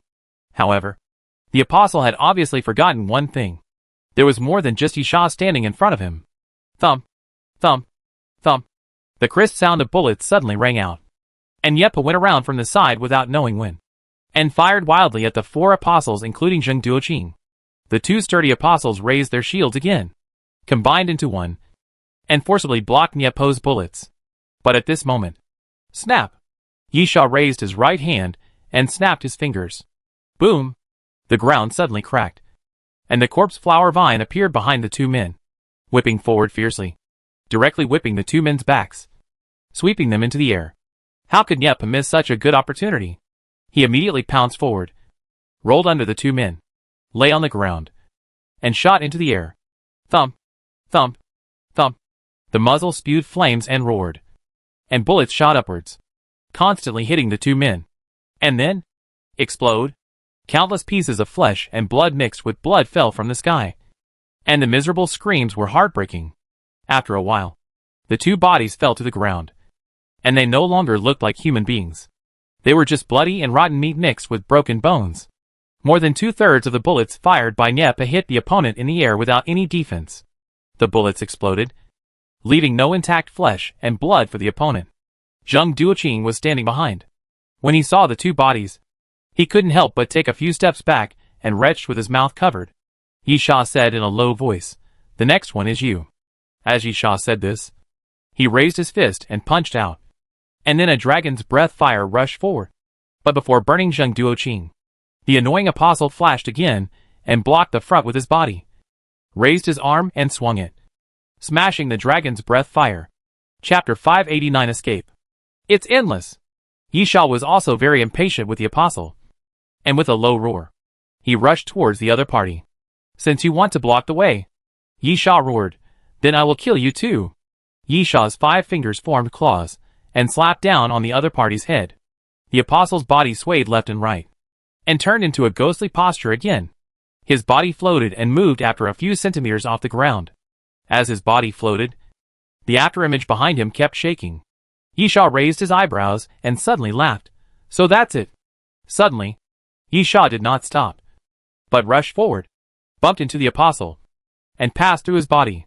When he came to the back, Yisha punched directly at an unmanned place. Bang! Yisha's fist clearly hit an unmanned place, but there was a dull sound of fists hitting flesh. And then the air around him seemed to be torn apart.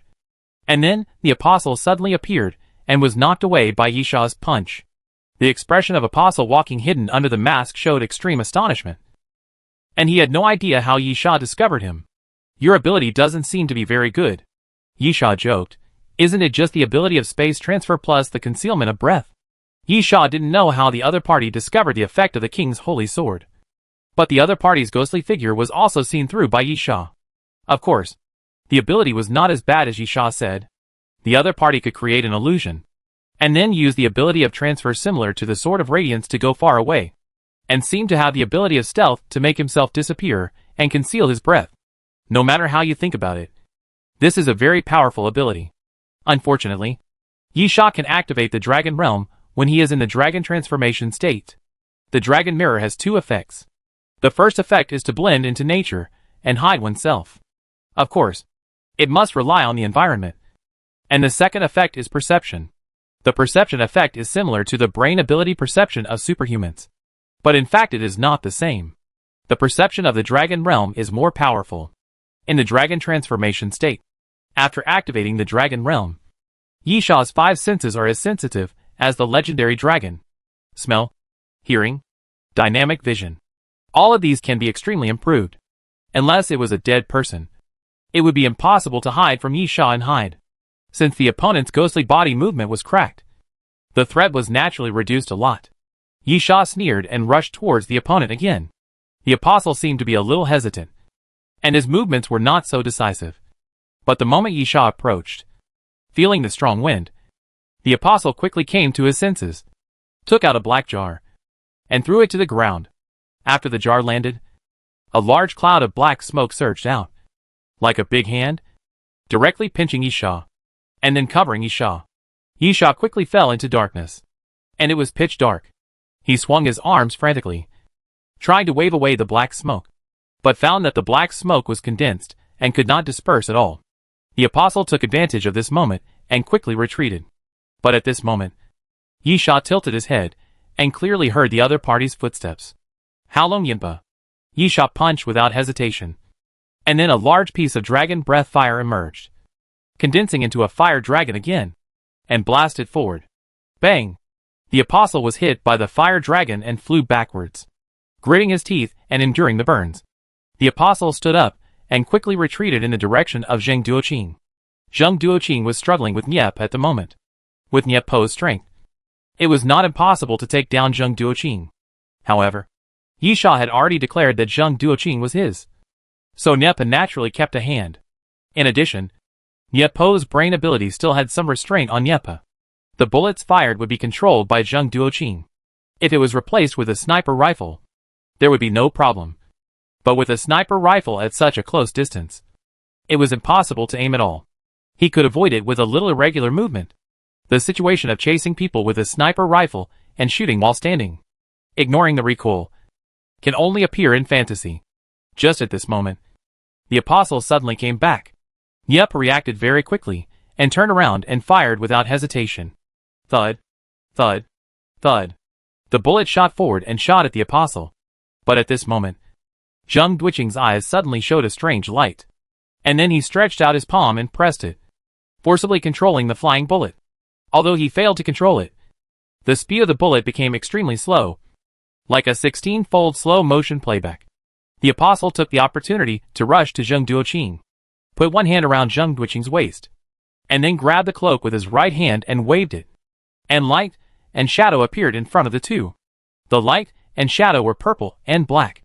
After appearing, they quickly condensed at the center point, and then continued to rotate counterclockwise, turning into a thread, and finally became like a vortex formed by light and shadow, just floating in the air. At the same time, Yisha finally tore open the black smoke that was wrapped around him, took a step forward, and then saw the scene. Roar! Yisha opened his mouth and roared forward. The roar sounded like a dragon's roar. And then the ground around him began to shake violently. The surrounding building shook, and stone chips kept falling. Yisha tiptoed and was about to jump forward. But at this moment, Zheng Duoqing and the apostle's walking figures became trance, and finally twisted and were directly sucked into the light and shadow vortex in front of them. The next moment, Yisha's fist arrived, but it went straight through the light and shadow vortex, and a building behind was hit by the fist wind, and it collapsed directly with a bang. Yisha looked back and saw that the vortex of light and shadow was getting smaller and smaller. There was no trace of Zheng Duoqing and the apostle walking. No! Yisha shouted in a low voice and reached out to grab the vortex of light and shadow. However, at the moment when he was about to grab it, the vortex of light and shadow suddenly split and turned into countless purple-black halos floating around, and finally disappeared without a trace. Yisha was stunned for a moment, and then his expression became extremely distorted. He raised his head and roared, "Asshole!" He ran away. There is no doubt that Zheng Duoqing ran away. Yisha missed the chance to kill the other party. "Ah!" Yisha roared, then suddenly raised his right leg and stomped hard on the ground. Crack! Crack! Huge cracks suddenly appeared, spreading in all directions. And then, boom! The road surface suddenly broke and collapsed downwards. In the blink of an eye, everything within a radius of 10 meters with Yisha as the center, including roads and buildings, turned into broken rubble. Chapter 590 Memories. Who? After venting, Yisha finally calmed down a little. Niepa walked up expressionlessly. "We have to leave here." Yisha was still a little angry, but after calming down, he didn't say much and nodded in agreement. The noise caused by this battle was quite loud, which would inevitably alarm some people, whether it was the apostles or the crew. They were all potential threats, so it was better not to meet them. Yisha said directly, "That's the quarantine area. There's no one there." Yisha led the way, and the two ran directly towards the quarantine area. After climbing over the wall of the quarantine area, they found a location close to the building and used the roof to move to avoid the zombies. Here, Niepa pointed to a cafe. There are no zombies inside. As Niepa spoke, he took out a military knife, cut off a piece of glass, and then reached out to unlock it. And the two entered the cafe. After entering the cafe, both of them were experienced people, and they didn't need to speak. They checked some entrances and exits. as well as some places where people could hide, to make sure there were no zombies, and then sealed all the doors and windows. Niepa used the coffee machine to make himself a cup of coffee, and then sat in the corner to treat his injuries. Neither of them suffered any serious injuries, but there were still some minor injuries that needed simple treatment. Yisha sat in the corner, bowed his head and said nothing, lost in thought. In this battle, Yisha had too much to digest. Why did Zheng Duoqing become an apostle? Yisha vaguely remembered that when he was besieged by the apostles in the town, he saw Zheng Duoqing in a daze. However, Yisha didn't take it too seriously, thinking that he was not very clear-headed at the time, and it was just a hallucination caused by obsession. But now thinking about it, is there any connection? Of course, this may really be a coincidence. After all, when he was in the town, Yisha came to his senses later, and did not see Zheng Duoqing. Maybe it was really an illusion caused by confusion. But the fact that Zheng Duoqing became an apostle is an indisputable fact, which still makes Yisha very concerned. Yisha closed his eyes slightly, and began to recall. Before the apocalypse, Zheng Duoqing was an intern psychiatrist, or more directly, an intern psychologist. In the previous life, how did Zheng Duoqing get on the Doomsday train? Yisha was not sure. He met Zheng Duoqing on the 3rd Doomsday train platform. At that time, Yisha was already with Nan Juntian. Zheng Duoqing was Yisha's second companion. There was nothing much to say about the process of meeting. Zheng Duoqing was chased by a mutant zombie, and Yisha saved her. It was that simple. Afterwards, Zheng Duoqing has been playing the role of long-range assistant in Yisha's team. At the same time, when the team encounters some things, the emotions fluctuate, and even collapse. Zheng Duoqing is responsible for comforting everyone. After all, she is a psychologist after all. Surviving in the end times is never an easy thing. It is easy to accumulate pressure. Zheng Duoqing's profession is actually useful. At least, at the beginning, everyone's strength was not strong enough, and they often felt pressure. The psychological defense line was indeed often shaken. Zheng Duoqing's role was still very important. As Yisha said, this woman was once a spiritual harbor for him. Unfortunately, because of this, Yisha's hatred for Zheng Duoqing is no less than that for Nan Juntian. In order to snatch the X potion, Nan Juntian launched a rebellion. But what Yisha didn't expect was that it was Zheng Duoqing who catered to Nan Juntian, supported him first, and made others waver. Why? Why do you say? Because, as long as you are alive, I will always be inferior to you. A team does not need 2 remote commanders. All I can do is help you observe. Observe. Observe. You always think you are the boss. You are taking care of everyone. You are so self-righteous. I just want to tell you that if you die, I can live well. I can replace you. So, please die. Yisha still clearly remembers Zheng Duoqing roaring at him before he died. Jinani, as the second strongest in the team, wants to get the X potion. Nan Juntian also wants the X potion. And Yisha has always known that this guy is not very satisfied with himself, because he is his first companion. And Yisha has always felt that he has taken the most care of Nan Juntian. However, there is a saying in the world that a small amount of kindness will bring about a large amount of hatred. And Nan Juntian is a typical example. As for Zheng Duoqing, she wants to stand out. Zheng Duoqing has been helping everyone in the team to adjust their mentality, but she has not been able to adjust her own mentality. Appeal. Yisha took a deep breath and shook his head. Yisha will never forget these past events. But Yisha does not want to recall them deliberately. But it is necessary to recall them at the moment.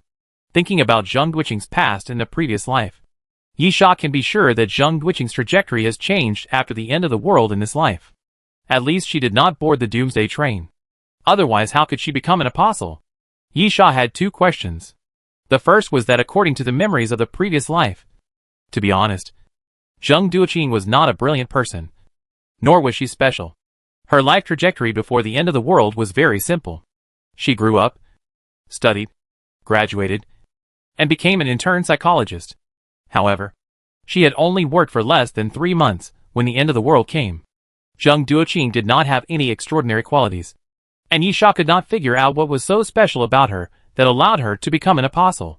Of course, Yisha didn't know what the conditions were to become an apostle, and he didn't know what the identity of an apostle represented, or what the origin of the apostle was. What position did it represent? Yi Sha didn't know any of this. But according to the standards of the Doomsday train, the crew must be elites who stand out from ordinary carriages. If the apostle was similar, Zheng Duoqing really didn't have the qualifications. Perhaps Zheng Duoqing had ambitions, but not the strength to match. However, after all, flight attendants are flight attendants, and the apostles are the apostles. Yi Sha is not sure about this. Maybe the standard of the apostles is not the same at all. The second question is that Zheng Duoqing is actually a superhuman. Superhumans actually depend on talent. Just like Yi Sha's strength is strong enough. But there is no way to open up the brain ability and make himself a superhuman. Admittedly, there are some ways to strengthen the brain after birth. But the effect is relatively weak. So superhumans still pay more attention to innate. Some people are born with a stronger brain. And some are born with a weaker brain. The arrival of the end of the world gives the opportunity to open the brain. But in essence, whether you can become a superhuman is determined from birth. Chapter 591 Ammonium Perchlorate Strong Oxidant. If that's the case, why did Zheng Duoqing become a superhuman? In the previous life, Yi Sha had experienced more than a dozen Doomsday train platforms with Zheng Duoqing, and they had spent enough time together. He didn't find anything special about Zheng Duoqing's brain area. So how come he became a superhuman in this world? If brain area abilities can be developed through hard work, then Yi Sha has nothing to be surprised about. After all, the trajectories of the two lives cannot be the same. And there are many situations where a choice can change a lifetime. But if developing brain abilities is related to birth conditions and talent, then it is very abnormal. Yi Sha closed his eyes slightly. He was becoming more and more interested in the Apostles' Walk. As long as he knew the origin of the Apostles' Walk, perhaps many questions could be explained. Hello. At this time, Nye Po's voice called Yi Sha back to his senses. Your phone is ringing. Yi Sha was stunned for a moment, then took out his phone and looked at it. Sure enough, it was ringing. It was Yi Yu's call. Hello. Yi Sha picked up the phone. Where? Yi Yu seemed very excited and said directly, do you want to do a big deal? Yi Sha, have you found the base of the apostles? That's not the case. Yi Yu smiled, but I found something good. Do you know ammonium perchlorate? A strong oxidizer? Ammonium perchlorate? Strong oxidizer? Yi Sha was stunned. What the hell is that? Nyep interrupted. Ammonium perchlorate, a strong oxidizer, was used as a military strategic material a long time ago.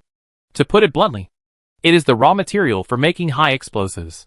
However, it has a certain instability, and was basically used as rocket fuel later. Yi Sha nodded, then said to the phone, rocket fuel? Yes. Yi Yu excitedly, that's the stuff. 3 trucks of 30 cans of ammonium perchlorate, all processed. One can blow up a 5-story building. Are you interested? Yi Sha, in the hands of the apostles? Why do they have this stuff? Yi Yu, I only know that the apostles escorted these things to a suburban factory. But I don't know what they are going to do with them. Yi Sha pondered for a moment, then looked up at Nyepa. Ammonium perchlorate, a strong oxidant. Are you interested? Nyepa was not surprised. After all, he had heard what Yi Sha said, and said directly, if I can get it. Of course I'm interested. Where to get it? How to get it? And how to divide it? Yi Sha, if you are interested, come with me, and I will tell you the details when we meet. It is said that the quantity is not small, and it is definitely enough to divide. Nyepa thought about it, and then said, okay. Yi Sha didn't waste any words, and directly said to the phone, where are you? I will come to find you. Yi Yu, northwest, near the outskirts of the city. You will reach the toll station of the Ring Road. There is a gas station about 200 meters in front of the toll station. I will wait for you there. Yi Sha nodded, looked at the time, and estimated the distance. See you in 3 hours. Yi Sha hung up the phone, then stood up and said to Nyapa, let's go. Nyapa nodded, without any nonsense. He put his gun on his back and stood up to follow Yi Sha. Of course, Yi Sha was still entangled in Zheng Duoqing's matter, but he had vented his anger. After a rest, Yi Sha also regained his sanity. Although Yi Sha wanted to put an end to Zheng Duoqing and put an end to the story between the two. However, since Zheng Duoqing ran away, Yi Sha could do nothing. Now Yi Sha had to face 2 problems. The first was that even if Yi Sha wanted to make trouble for Zheng Duoqing, he couldn't find anyone. The second was that the current main theme was to go to war with the apostles. rather than letting Yisha look for Zheng Duoqing all over the world. Yisha did not forget why he came here. Looking forward to. Yisha walked out of the house and murmured, "See you next time." After leaving the cafe, as usual, they climbed up the roof to leave the quarantine area. They absolutely dared not go to the ground. There were so many zombies that anyone who fell in would become a corpse. Even their flesh and blood would be eaten up by the zombies in an instant. Fortunately, the zombies were not very smart. They could not climb the wall to the roof directly without entering the house or going through stairs. Of course, mutant zombies were not included. But Yisha and Nyepa were lucky enough not to encounter mutant zombies. After leaving the quarantine area, Nyepa walked on the street and then opened the door of a car. This one seems to be able to move. There were many cars on the street. But in this damn place called the City of Destruction, everything was rotten. The streets were rotten. The buildings were rotten. And the cars were naturally rotten too. Most of them were destroyed. And it was really not easy to find one that could start. Nyepa was in charge of driving. And Yisha was alert the whole time. Driving on the street was still quite conspicuous. And it might attract apostles at any time. There might be armed helicopters in the sky. So the two of them had to be careful. But the quarantine area was close to the suburbs. And there were not many people coming from this place. The main battle circle was still in the city center. Therefore, although Yisha was alert, he did not encounter any trouble. Once he left the city and got on the ring road, he almost didn't have to worry about it. If they came here, they were almost certainly trying to avoid the battle. The base of the apostles is in the city, and the main battle zone is also in the city. Why would they leave the city? The apostles would not be so bored as to come out of the city to look for someone. After about 2 hours, Yisha saw the gas station that Yi mentioned. There was a faint reflection between the billboards on the roof. Yisha knew that Yi was giving him a signal. So he pointed directly and signaled Nyepa to drive the car over. When they arrived at the gas station, Yisha and Nyepa got out of the car together. Finally here, Yi walked out of the gas station. Wang Likuan stood behind Yi like a loyal bodyguard. Then Yi was surprised. "Nyepa?" Yisha glanced at Nyepa with no expression, and couldn't help but, "Do you know him?" "Yi, we worked together once when I was a flight attendant." "Nyepa, let's get down to business. There's no need to talk about reminiscing about the past." Yi waved her hand. "Let's talk inside." After Yisha entered the gas station, he saw Xia Yuran. It was not surprising that this woman was there. He had discovered that Xia Yuran had somehow gotten together with Yi. What surprised Yisha a little was that the woman was injured. Her left hand was in a sling and wrapped in gauze. It seemed that the injury was not light. Yisha recognized Xia Yuran's strength. When she was in the death car, she was one of the few outstanding people. After becoming a crew member, she naturally stood firm quickly. After sitting down casually in the rest area, Nyepa spoke again. "Tell me about the strong oxidant ammonium perchlorate." Chapter 592 Discussion. Yi nodded. "About the early hours of last night, we found 3 trucks. After tracking them, we found that the 3 trucks were from the apostles. We followed them all the way to the suburbs, and found that they entered a factory." "Yisha, you didn't seem to mention this when you called me last time." "Yi, I didn't know what it was at that time. So why would I tell you?" "About a few hours ago, Xia Yuran managed to sneak in, and found that the trucks were loaded with ammonium perchlorate, a strong oxidant, and they were all made." "Nyepa, how is it made?"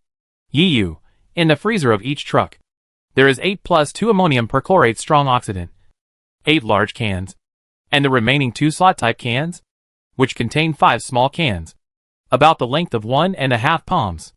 Nyepa nodded. 5 people share 6 cans each. Not bad.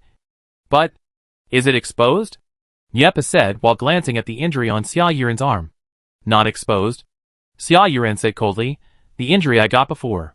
Yisha knocked his knuckles. "How many apostles are guarding? Secondly, what do the apostles want to do with this thing?" "Nyepa, that thing is very lethal." "What else can it do?" "It is nothing more than being used against us. It was transported out of the city in advance. I guess it was for reprocessing." From the description, the current ammonium perchlorate strong oxidizer is made into a directional blasting method, which is useless to us. Yi nodded. "Those small cans can probably be used directly by throwing them out. But there are not many of them. The large cans are definitely directional blasting or made into time bombs. It is difficult to use them against us." Yisha nodded. whether it was a directional blast or a time bomb, in order to cause casualties. The crew had to gather together first. But it was difficult to do this unless the base of the Apostles was discovered and everyone attacked together. However, that would not blow up the base of the Apostles as well. Yisha, this thing is probably placed in the base. The Apostles are afraid that we will find it when we break in or sneak in and directly detonate it. Then their base will be directly reduced to ruins. So it is possible to transport it out of the city in advance. Yiyu, that's a possibility. But it's a good thing anyway. We have to find a way to get it. Xia Yuran, there were 6 apostles walking around. There were 3 trucks, 1 driver, and 1 person sitting in the passenger seat. However, after I sneaked into the factory, I found that there should be more than 6. Because I saw 7 apostles walking around. Yisha, then there may be more than 7. The other party probably arranged people in the factory in advance. Nyepa, according to the ratio. Let's calculate it based on 10 people first. Xia Yuran nodded. Then, map. Wang Likuan took out a map and spread it on the table. Then took out a dozen photos and pressed them directly on the map. Yiyu spread her hands. Sorry. I can't find the internal structure map of the factory. It's just a normal map. And the factory is in this location. About 1.5 kilometers after leaving the toll station. Yisha picked up the photos. These photos? I took them. Xia Yuran. These are photos of the outside of the factory. The other party was not vigilant outside the factory. It was easy to take pictures of the factory from a little further outside. So I took pictures from all angles. Yisha picked up a few more photos. Is this an internal photo? Xia Yuran nodded. This is a rubber factory. The other party did not use too many areas. Mainly the garage on the first floor of the basement. The trucks are parked here. And the apostles also rely on the underground garage for security. Yep, interrupted. Puzzled. Just put it in the underground garage. Yisha, it's not surprising. The other party may not want to put such dangerous goods in the base. Secondly, even if they want to remake it, don't they have to move the equipment? Where can the equipment come from in a rubber factory? Yepa nodded, thinking it made sense, and then looked at the photos. Xia Yuran continued, these 4 apostles are fixed around the car. It seems that they will change shifts. But the number of people will definitely not change. Then, there are 2 secret sentries at this position. As for the remaining 3 I saw, it was purely a coincidence. I saw them outside the garage when I left. I don't know what they are responsible for. At least 7 people. Open and secret sentries. Yisha murmured. Secondly, it is not appropriate to sneak out. The 1.5-kilometer highway outside the city can be pursued. There is nowhere to hide. Xia Yuran, if I could steal it, I would have stolen it earlier. If I wanted 1 or 2 cans, I might have been able to lure the person away and open the car door to get them out. But if I wanted to take everything away, I could only drive the car away. People are not fools, and they wouldn't know the car was gone. Yiyu, how about replacing the prince with a cat? Bring 3 identical empty cars in. Forget it. Just ignore what I said. Yiyu said halfway, and thought the proposal was a bit silly. It's not easy to get 3 empty cars in. Especially if you have to change the car. It's like expecting the other party not to notice that the car is missing. You can only hope that the other party is a fool. Don't forget that there are 4 apostles who are always waiting. Yepa thought for a while. We can only use our strength to attack. And assume that the number of the enemy is higher. Let's say there are 10. 5 against 10. If I can find a suitable sniper point, kill 1 or 2 of them by surprise, and then launch a surprise attack, the chances of winning are still relatively high. Yepa thought for a while, and then added, of course. It is based on the normal level of the apostles. Yisha looked at the photos for a while. And there was no good way. There was intelligence, but not enough information. Even the specific number of apostles could not be determined. And it was really difficult to make a plan. The only thing we can expect is personal strength. Wang Likuan is a little worse. Just the normal level of a flight attendant. But including Yisha, the other 4 are all outstanding. Yiyu is a superhuman. And this alone is synonymous with trouble. Moreover, Yiyu's brain strength is also relatively outstanding among superhumans. At the same time, she also has certain potential. She is young and her brain still has room for growth. Needless to say, Xia Yuran, Yisha has always been curious about what she did before the end of the world, without relying on everything on the Doomsday train. Xia Yuran's skills are very good. When the end of the world comes, and she gets on the Doomsday train. Xia Yuren is a type of person who grows rapidly. In his previous life, Niepa was at the top of the pyramid among the powerful king-level warriors. He was probably a little inferior in this world. But the two sets of firearms, Eagle Strike the Sky and Tiger Roaring in the Forest, were both made by Niepa. Just like in his previous life. Although Yisha had never asked, Niepa was 99% sure that he was at the king level. In the end, Yisha was left alone. And Yisha naturally didn't think he would be a drag. Chapter 593 Apostle. Anyway, we have decided to do this anyway. Yisha knocked on the table with his knuckles. Then don't think too much. Just remember the general situation in the underground garage. It doesn't matter if there is no plan. Just act on the spot. Anyway, no plan was discussed. And Yisha's words were recognized. Xia Yuren stood up directly. Then let's go. Yisha glanced at Xia Yuren and threw the Alaskan whale harpoon over. I'll lend it to you. Remember to return it to me. Xia Yuren glanced at the Alaskan harpoon and said excitedly. Sell it? Yisha shook his head and emphasized. I'll lend it to you. Xia Yuren's injury was a problem. So Yisha borrowed the Alaskan harpoon. At the same time, Yisha was not afraid that Xia Yuren would not return it.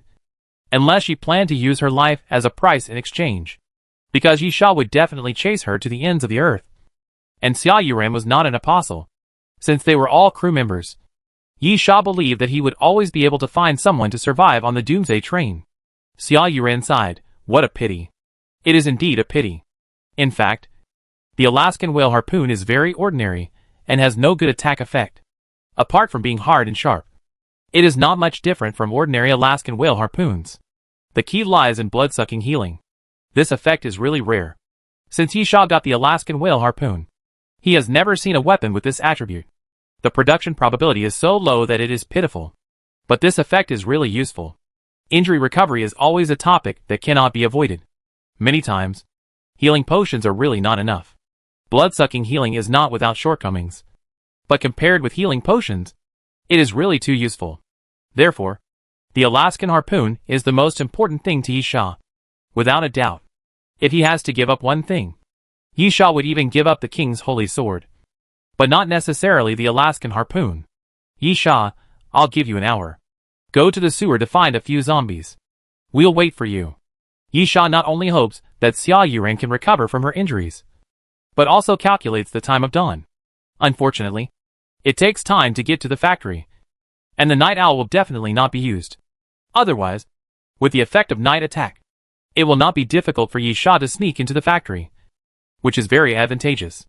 But since it was definitely too late, they didn't care if Xia Yuren delayed them a little longer.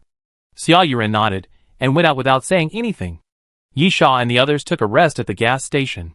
Yi Yu approached Yisha and whispered, if we get the strong oxidant ammonium perchlorate, can we use it? Yisha, for example? Yi Yu, don't the apostles want to leave such dangerous things in the base? We can send them back and get a timer to help them set off fireworks. Yisha, then we have to know where the base of the apostles is. Right? This is a big problem. Yi Yu was immediately annoyed. That's right. Those guys are so good at hiding. We don't even know where they are. Yisha shrugged his shoulders. He guessed the situation. Since the apostles left the base and fought with the crew in the city, Yisha knew that these guys wanted to protect the base. After the apostles dispersed in the city, the activity area became larger, making it more difficult to guess where the base was. Otherwise, if there are many apostles gathered there, it is very likely that the area is the base. However, it is hard to guess at the moment. Speaking of this, Yisha actually felt a little uneasy. He always felt that the apostles gave up the advantage of defending the base and expanded the battle circle to the whole city. There must be some intention. Yi Yu's idea could only be temporarily abandoned. Besides, if they really found the base of the apostles, they would have to get the strong oxidant ammonium perchlorate. Therefore, the four of them stopped talking, closed their eyes and rested, adjusting their state. Xia Yuren came back very quickly. In about half an hour, Yisha waved his hand and said, let's go! Dark basement. There is a huge space here, but there are not many things placed. The only eye-catching thing is a huge glass sink. The glass sink is rectangular, covering an area of more than 100 square meters. There is green liquid in the sink, and bubbles are constantly floating. In the liquid, There is a huge, curled up meatball. If there were any flight attendants here, they would definitely feel that the meatball looked familiar. And then, they would find that the meatball seemed to be in pieces. If you peeled off the meatball piece by piece, it turned out to be the disc monster you had seen before. In front of the water tank, there stood an apostle, looking at the water tank with his arms folded. What was interesting was that the apostle was not wearing a cloak, and the mask was very distinctive. The masks of the apostles seemed to be purely for covering their faces. Most of them were white masks with eyes and mouths dug out. Of course, there were also some strange ones. Yisha had even seen an apostle wearing a Peking opera mask. But the mask of this apostle is very strange. It is black and white, and the strange lines draw a human face. It seems to have a kind of magic, which makes people feel very unusual. At the same time, the human face mask seems to be alive. And it always feels that the expression on the face is constantly changing. How long will it take? At this time, a voice sounded behind the apostle. The apostle did not look back, waiting for the person to stand beside him. About 6 or 7 days. We can actually delay it longer. The visitor lowered his voice. Why don't you try to let the apostle come? They have sent out many people this time. If we can catch them all, it will be very beneficial to us. The apostle shook his head. The matrix is still asleep. How can the apostle be in his prime? Although we have obtained the core, the probability of letting the apostle come is not high. Besides, are you sure this is not a trap? What if he takes action? The visitor fell silent. The apostle said, fortunately, the experiment sent out last time was not completely damaged. As long as we buy enough time, it can be fully restored. And then let it delay time. I believe it will be enough to support everyone's evacuation. The visitor sighed. It's just a pity. Even if it's just an experiment, it has cost everyone a lot of effort. It's too unwilling to just abandon it. Anyway, there are real apostles, and the experiment has no value. The apostle suddenly changed the subject. It is said that Kuroro found the apostle number 5 in the active volcano? Yes. It is said to be an embryo. The apostle nodded. Contact Kuroro. After we evacuate, we will go to him and help him get the embryo of the apostle number 5. Chapter 594 Raid. The sky was about to brighten, gray and with a ray of light. Yisha and his men hid outside the factory, watching the situation inside through the wire mesh. Xia Yuren pointed forward. The building in front of us has the entrance to the underground garage on the side. It's right there. There's no problem entering the factory. And there's no problem entering the underground garage. The main thing is that when you rob something, it's impossible not to alert the other party. Yisha nodded. The apostles did not deploy defenses in the factory at all, and directly guarded the 3 cars. In this case, they really had to force their way in. Nyepa took out a monocular and looked at it. I'll go find a sniper point. This made Yisha confused. Usually when talking about sniper points, one must first think of commanding heights. After all, the higher you stand, the farther you can see. The higher the view, the better. Sniper rifles are long-range weapons. The distance formed by height is not a problem at all. Snipers are eager to increase the distance. However, the target is now the underground garage. Of course, it does not mean that underground garages cannot be sniped. After entering the underground garage, you can find a good point and sniper. But what's the matter with Nyepa looking for a sniper point now? So he's going to find a building, penetrate the building, and snipe the target in the underground garage? Let's not talk about whether the sniper rifle is powerful enough to this extent. Can you determine the target position in the underground garage? Nyepa smiled rarely. So, you are not a sniper. Anyway, when it's my turn, I will definitely take action. After Nyepa finished speaking, he didn't explain much. He crouched and walked to the side, really looking for a position. Yisha was helpless. Don't worry about him. Let's go in first. The others nodded and slowly approached the wire mesh. Yisha used the Shingyo goggles to confirm that there was indeed no one there. And then several people quickly climbed over the wire mesh, entered the factory, and headed towards the underground garage. When they arrived at the entrance of the underground garage, Yisha made a stop gesture. Yi whispered, "What are you doing? There is no one guarding the entrance. You can go in directly. I have sensed it." Yisha, wait a minute. Don't be impatient. As Yisha spoke, he took out the radio wave exploration device and started it up. Xia Yuran was not sure about the exact number of the apostles, so Yisha decided to confirm it first. Of course, he could usually use perception ability. But if the perception ability is not used forcibly in the brain area, the range is not large. The radio wave exploration device is different. This thing can basically cover the underground garage for detection. Moreover, it not only covers the parallel position detection, but also covers a spherical area, including the height, and even deep underground. Exploration takes time. After Yisha and his companions waited for a while, red dots appeared on the screen of the radio wave exploration device. Sure enough, there are more than 7. Yisha glanced at the screen. A total of 9 apostles are walking. Xia Yuan came up and pointed at the 4 red dots together. These 4 are the 4 apostles who are guarding the truck. The red dots in the opposite position should be sitting in the car. Yisha nodded and drew a circle at the position of the 2 red dots in the back. What about this position? It doesn't seem to be far from the truck. Xia Yuan recalled. Safe corridor? Yisha showed a look of realization and pointed to the last red dot. Then the location where this apostle is walking must be the ventilation duct. Yisha roughly knew the other party's thinking. 4 open and 3 hidden. 4 guarding, 3 hiding secretly. As for the person in the car, most of them are taking turns to rest. Sleeping in the car for a while or something. After all, hiding in the car is not a good choice. Yisha looked at the other party's position and thought for a while. The apostle walking in the ventilation duct will not easily attack, and will definitely seek opportunities for sneak attacks. Just pay attention to him, and don't worry about him for now. Yu pointed to the location of the safety corridor. These 2 will probably come out immediately, which means that we need to fight at least 6 situations before the battle begins. Yes. Yisha pointed to 2 red marks. Let's take the 2 on the left. After entering the battle, we should focus on killing the 2 and catch the opponent off guard.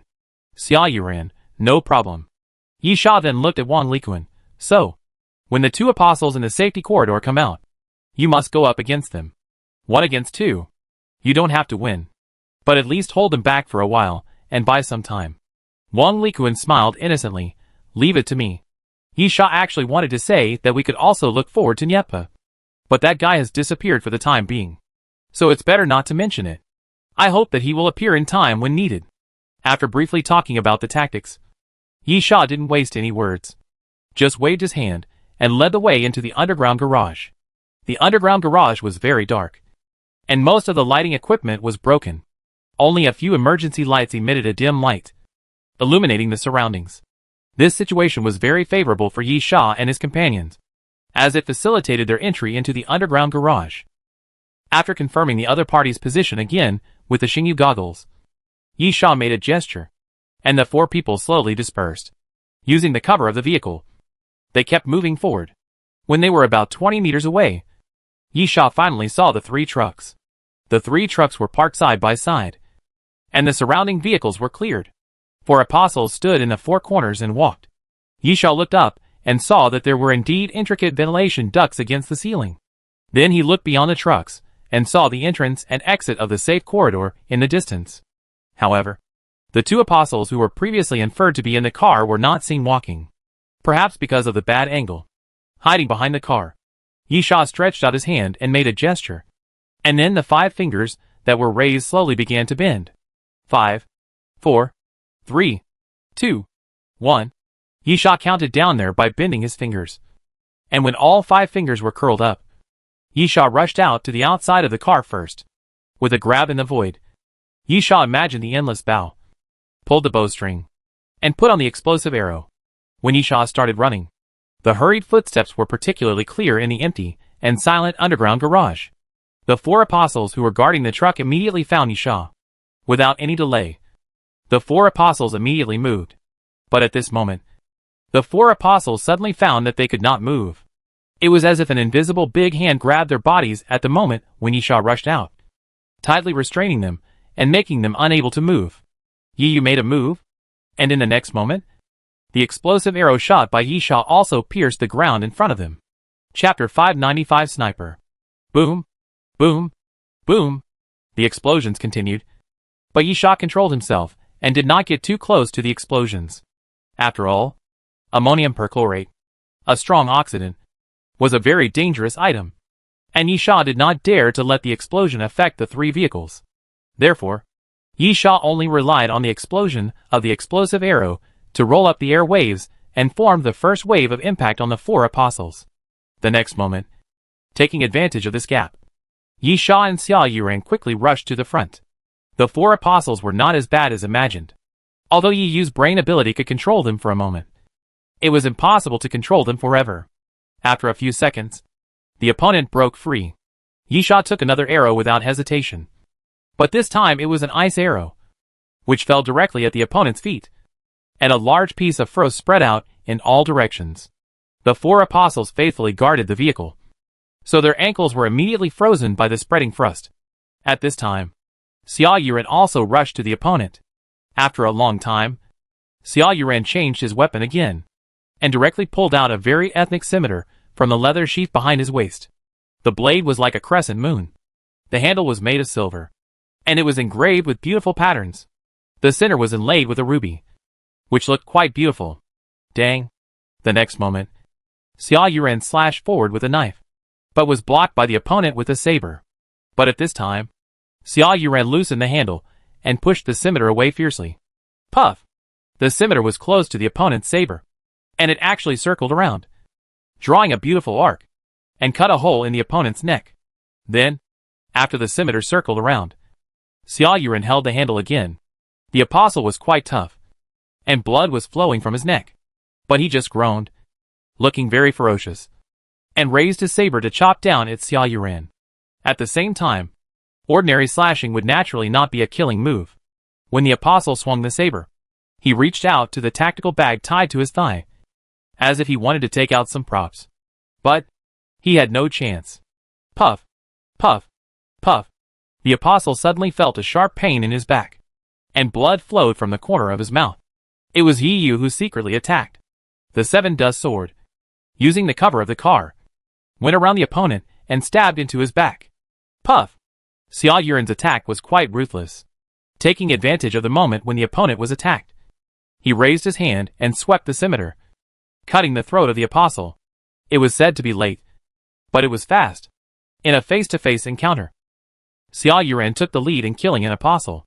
On the other side, in order to give Xia Yuran and Yi Yu a 2-on-1 situation, Yi Sha fought 1 against 3 and intercepted the remaining 3 disciples. Shock wave.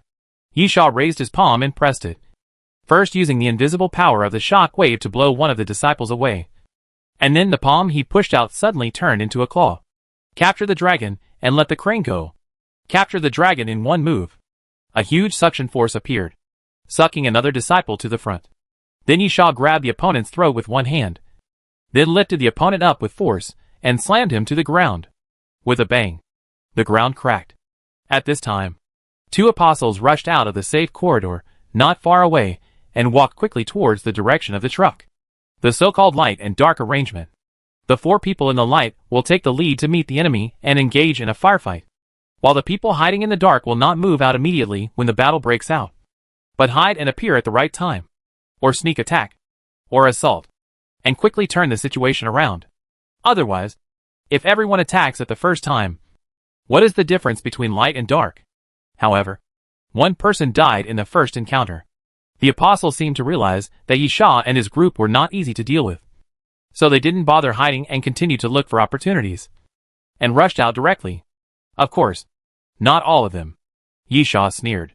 This group of apostles still wanted to play tactics. If they really rushed forward, it might be more difficult to deal with them. Now it would only give him more opportunities. Seeing that the 2 apostles were about to kill them, suddenly, a low roar sounded, and a car on the side was pushed out directly and hit the 2 apostles. The 2 apostles retreated continuously until they reached the side of a concrete pillar, then quickly jumped to the sides. Bang! The car hit the pillar, and the front of the car collapsed. Wang Likuan jumped out from behind the car, waving his shield and smashing at an apostle. Shield strike. With a bang, Wang Likuan raised his shield and smashed an apostle to the ground, then held the shield horizontally to block the attack of another apostle. At the same time, Xia Yuran and Yi Yu worked together to kill 1 person first, and immediately ran to support Yi Sha. 3 against 3. But the 3 of them were very tacit, and they attacked one of the apostles directly.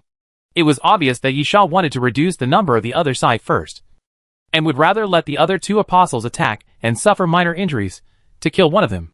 However, It was not so easy this time. The three apostles were still very experienced. The apostle who was targeted saw that Yi Sha and the other two were all rushing towards him, and he had no intention of fighting at all, and fled directly. But, bang! A crisp gunshot suddenly sounded.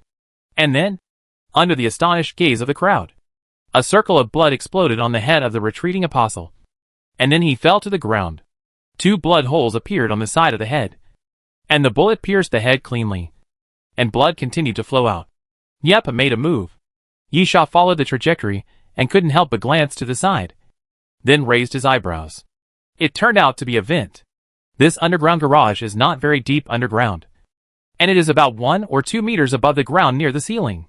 So many vents are installed on the top of the surrounding walls. Yi Sha could not help but marvel. Niepa was indeed a professional. He even found such an unexpected sniper position. Moreover, as Niepa said, he did act decisively when he was needed. The situation instantly became very unfavorable to the apostles. Wang Likuan performed better than Yi Sha expected. He actually withstood the joint attack of the 2 apostles. On Yi Sha's side, the situation changed from 3 to 4 to 3 to 2. Moreover, the 2 apostles were obviously frightened. In addition to sniping, Niepa's attack was more importantly a tactical deterrent. The 2 apostles did not dare to continue the battle, fearing that they would be dragged down and shot through the head by Niepa. Therefore, the first choice was to retreat, using pillars and vehicles to avoid the sniper angle. Chapter 596 Confrontation. Yi Sha waved his hand without any hesitation. Kill! As soon as Yi Sha finished speaking, the door of an off-road vehicle not far away opened, and 2 apostles came out directly. However, at that moment, Niepa fired again, but changed the air window and adjusted the position. This time, there was no fatal shot, but the bullet penetrated the car window and hit the shoulder of an apostle. The apostle was seriously injured just after getting out of the car, and his right arm fell to the ground. The power of the Eagle Strike Sky sniper rifle in Niepa's hand was indeed extremely terrifying. At this moment, Yi Sha looked up. While chasing, he vaguely heard a slight noise coming from above his head. Yi Sha knew that all the apostles were dispatched, so he didn't waste any words and gestured to Xia Yuran and Yi Yu to let them chase first. At this moment, with a bang, a piece of the ventilation duct above Yi Sha's head was torn directly, and an apostle fell directly from the ventilation duct. His body was still in the air, and he had already attacked Yi Sha. Clang! Yi Sha raised the Alaskan whale harpoon, and then a crisp sound of clashes rang out. But the next moment, Yi Sha felt a pain in his left chest. He took 2 steps back and looked down. He was cut open on both sides. The opponent's move was very fast. Yi Sha didn't even understand how he was injured. Yi Sha couldn't help but raise his head and look at the opponent. The apostle was using a pair of claw knives, which were small and sharp, with a ring at the end. It kept circling along the apostle's fingers, emitting a faint light. Suddenly, the apostle clenched his hands and grabbed the flying claw knife, then kicked his legs and jumped forward. Yi Sha concentrated and stared at the opponent's hands carefully. From the previous attack, it can be seen that the apostle's attack speed is extremely fast, so he should not be taken lightly. Clang! The 2 weapons collided again, making a crisp sound. But this time Yi Sha saw it clearly, when the Alaskan whale harpoon and the night owl held the opponent's 2 claw knives respectively. Yi Sha suddenly saw that the inside of the 2 claw knives actually separated into 2 thin blades as thin as cicada wings. This is why Yi Sha was injured even though he had clearly defended against the opponent's attack. Yi Sha did not hesitate at all. The moment the opponent swept the blade towards Yi Sha's chest, Yi Sha took the lead and kicked the opponent's lower abdomen directly. Bang! After Yi Sha kicked the opponent out, he took a deep breath and his momentum suddenly changed. Heaven and earth. The supreme martial arts master. Although he killed 2 opponents, the number of the apostles was still larger. Yi Sha's plan was to strike with thunder and kill more of the opponent as soon as possible. Therefore, Yi Sha did not hesitate and directly handed over his trump card. Ha! With a low shout, Yi Sha suddenly rushed forward. At the moment when the opponent raised his claw knife to meet him again, Yi Sha actually used a single-handed move to enter the white blade, grabbed the back of the opponent's knife, and pinched it hard. The next moment, the other claw knife of the apostle stabbed, and Yi Sha punched out. Compared with fists, weapons certainly have advantages. In addition to the sharpness of the weapon itself, The attack distance is also an advantage. Using weapons can definitely attack farther than fists. However, the claw knife is too short and is a very small weapon, especially since the opponent is holding it in reverse. The attack distance when the knife is drawn is no different from that of a punch. This is a 50-50 situation. But Yi Sha is a head taller than the opponent, so his arm span is naturally better than the opponent. Bang! There is a dull sound of punches hitting flesh, and Yi Sha punches the opponent's ribs fiercely. Although the ribs are not a vital part of the human body, they are one of the weakest parts of the body because they can hit the ribs directly. The face of the apostle hidden under the mask suddenly turned into a grin, and he retreated repeatedly, but shook his body for a while, and felt that he could still endure it, but it was only a moment. Crack! The apostle had just stood firm when he suddenly heard a sound of bone cracking under his ribs, and then a more intense pain swept over. The apostle's forehead was constantly sweating, and he covered his ribs and knelt on the ground involuntarily. Yi Sha sneered. The fist of the martial arts supreme state is not so easy to defend. The punch just now. At the moment of contact, a dark force was sent into the opponent's body, which was impossible to defend against. The power of the martial arts supreme is not only those moves from ancient martial arts, but also the use of light and dark dual power, which makes people unable to defend. Stepping forward, Yi Sha moved forward again. His steps became bigger and bigger, and finally turned into a run. At the moment when the opponent was struggling to stand up, Yi Sha twisted his body violently, and at the moment when his body turned around, he used the force of the rotation to kick the opponent with his back. With a bang, the apostle didn't even have a chance to attack, and was kicked away by Yi Sha. After landing, Yi Sha did not stop, but turned around and faced the apostle again, and chased him directly. Swift Wind Chase. With Swift Wind Chase activated, and with the ability of the Son of Wind, Yi Sha ran so fast that he could not even see his shadow. In almost an instant, he caught up with the apostle. Snake Bite. Before the opponent landed, Yi Sha's left hand suddenly reached out, grabbed the opponent's throat, pressed the person to the ground, and then dragged the opponent all the way, continuing to run forward until he came to a concrete pillar. Bang! Yi Sha lifted the opponent's body and slammed it hard against the concrete pillar. After a muffled sound, a spiderweb crack appeared on the concrete pillar. The apostle's limbs were spread out, and his body was twitching slightly. It was obvious that he was in great pain. And then, Yi Sha raised his knife and fell. Goodbye. With a puff, Yi Sha raised the Alaskan whale harpoon and swept forward, directly cutting the apostle's throat, and threw the body aside. After dealing with an apostle, Yi Sha looked back. Yi Yu and Xia Yuren had teamed up to kill an apostle. The remaining one was struggling, but it was obvious that he was no match for the two. On the other side, Niepa shot two apostles in a corner behind the car. One of them had an arm broken and dared not show his head easily, so he was not a threat. Finally, Yi Sha looked at Wang Liquan. This guy looked a bit miserable. Of course, Wang Liquan was always miserable as long as he fought, because he basically only knew how to defend. So most of the time, he looked like he was being beaten. So naturally miserable. Yi Sha immediately ran towards Wang Liquan, came behind Wang Liquan, and shouted, "Raise your shield." Wang Liquan forced the two apostles away with a shield strike, and then raised the shield in his hand high above his head. Chapter 597, Complete Victory. Yi Sha leaped up on the shield, then kicked in the air. 12-weight tan leg. Yi Sha leaped forward, kicking continuously in the air, hitting the two walking apostles, and kicked them out. Then Yi Sha roared, and rushed forward again with a tiger leap, forcing the opponent in front of him. Bang! Bang! Yi Sha punched continuously, hitting the two walking apostles, forcing them to retreat step by step. The martial arts supreme is not a very lethal ability. It is mainly used for fighting, and the punches and kicks are fierce. But Yi Sha has no other choice.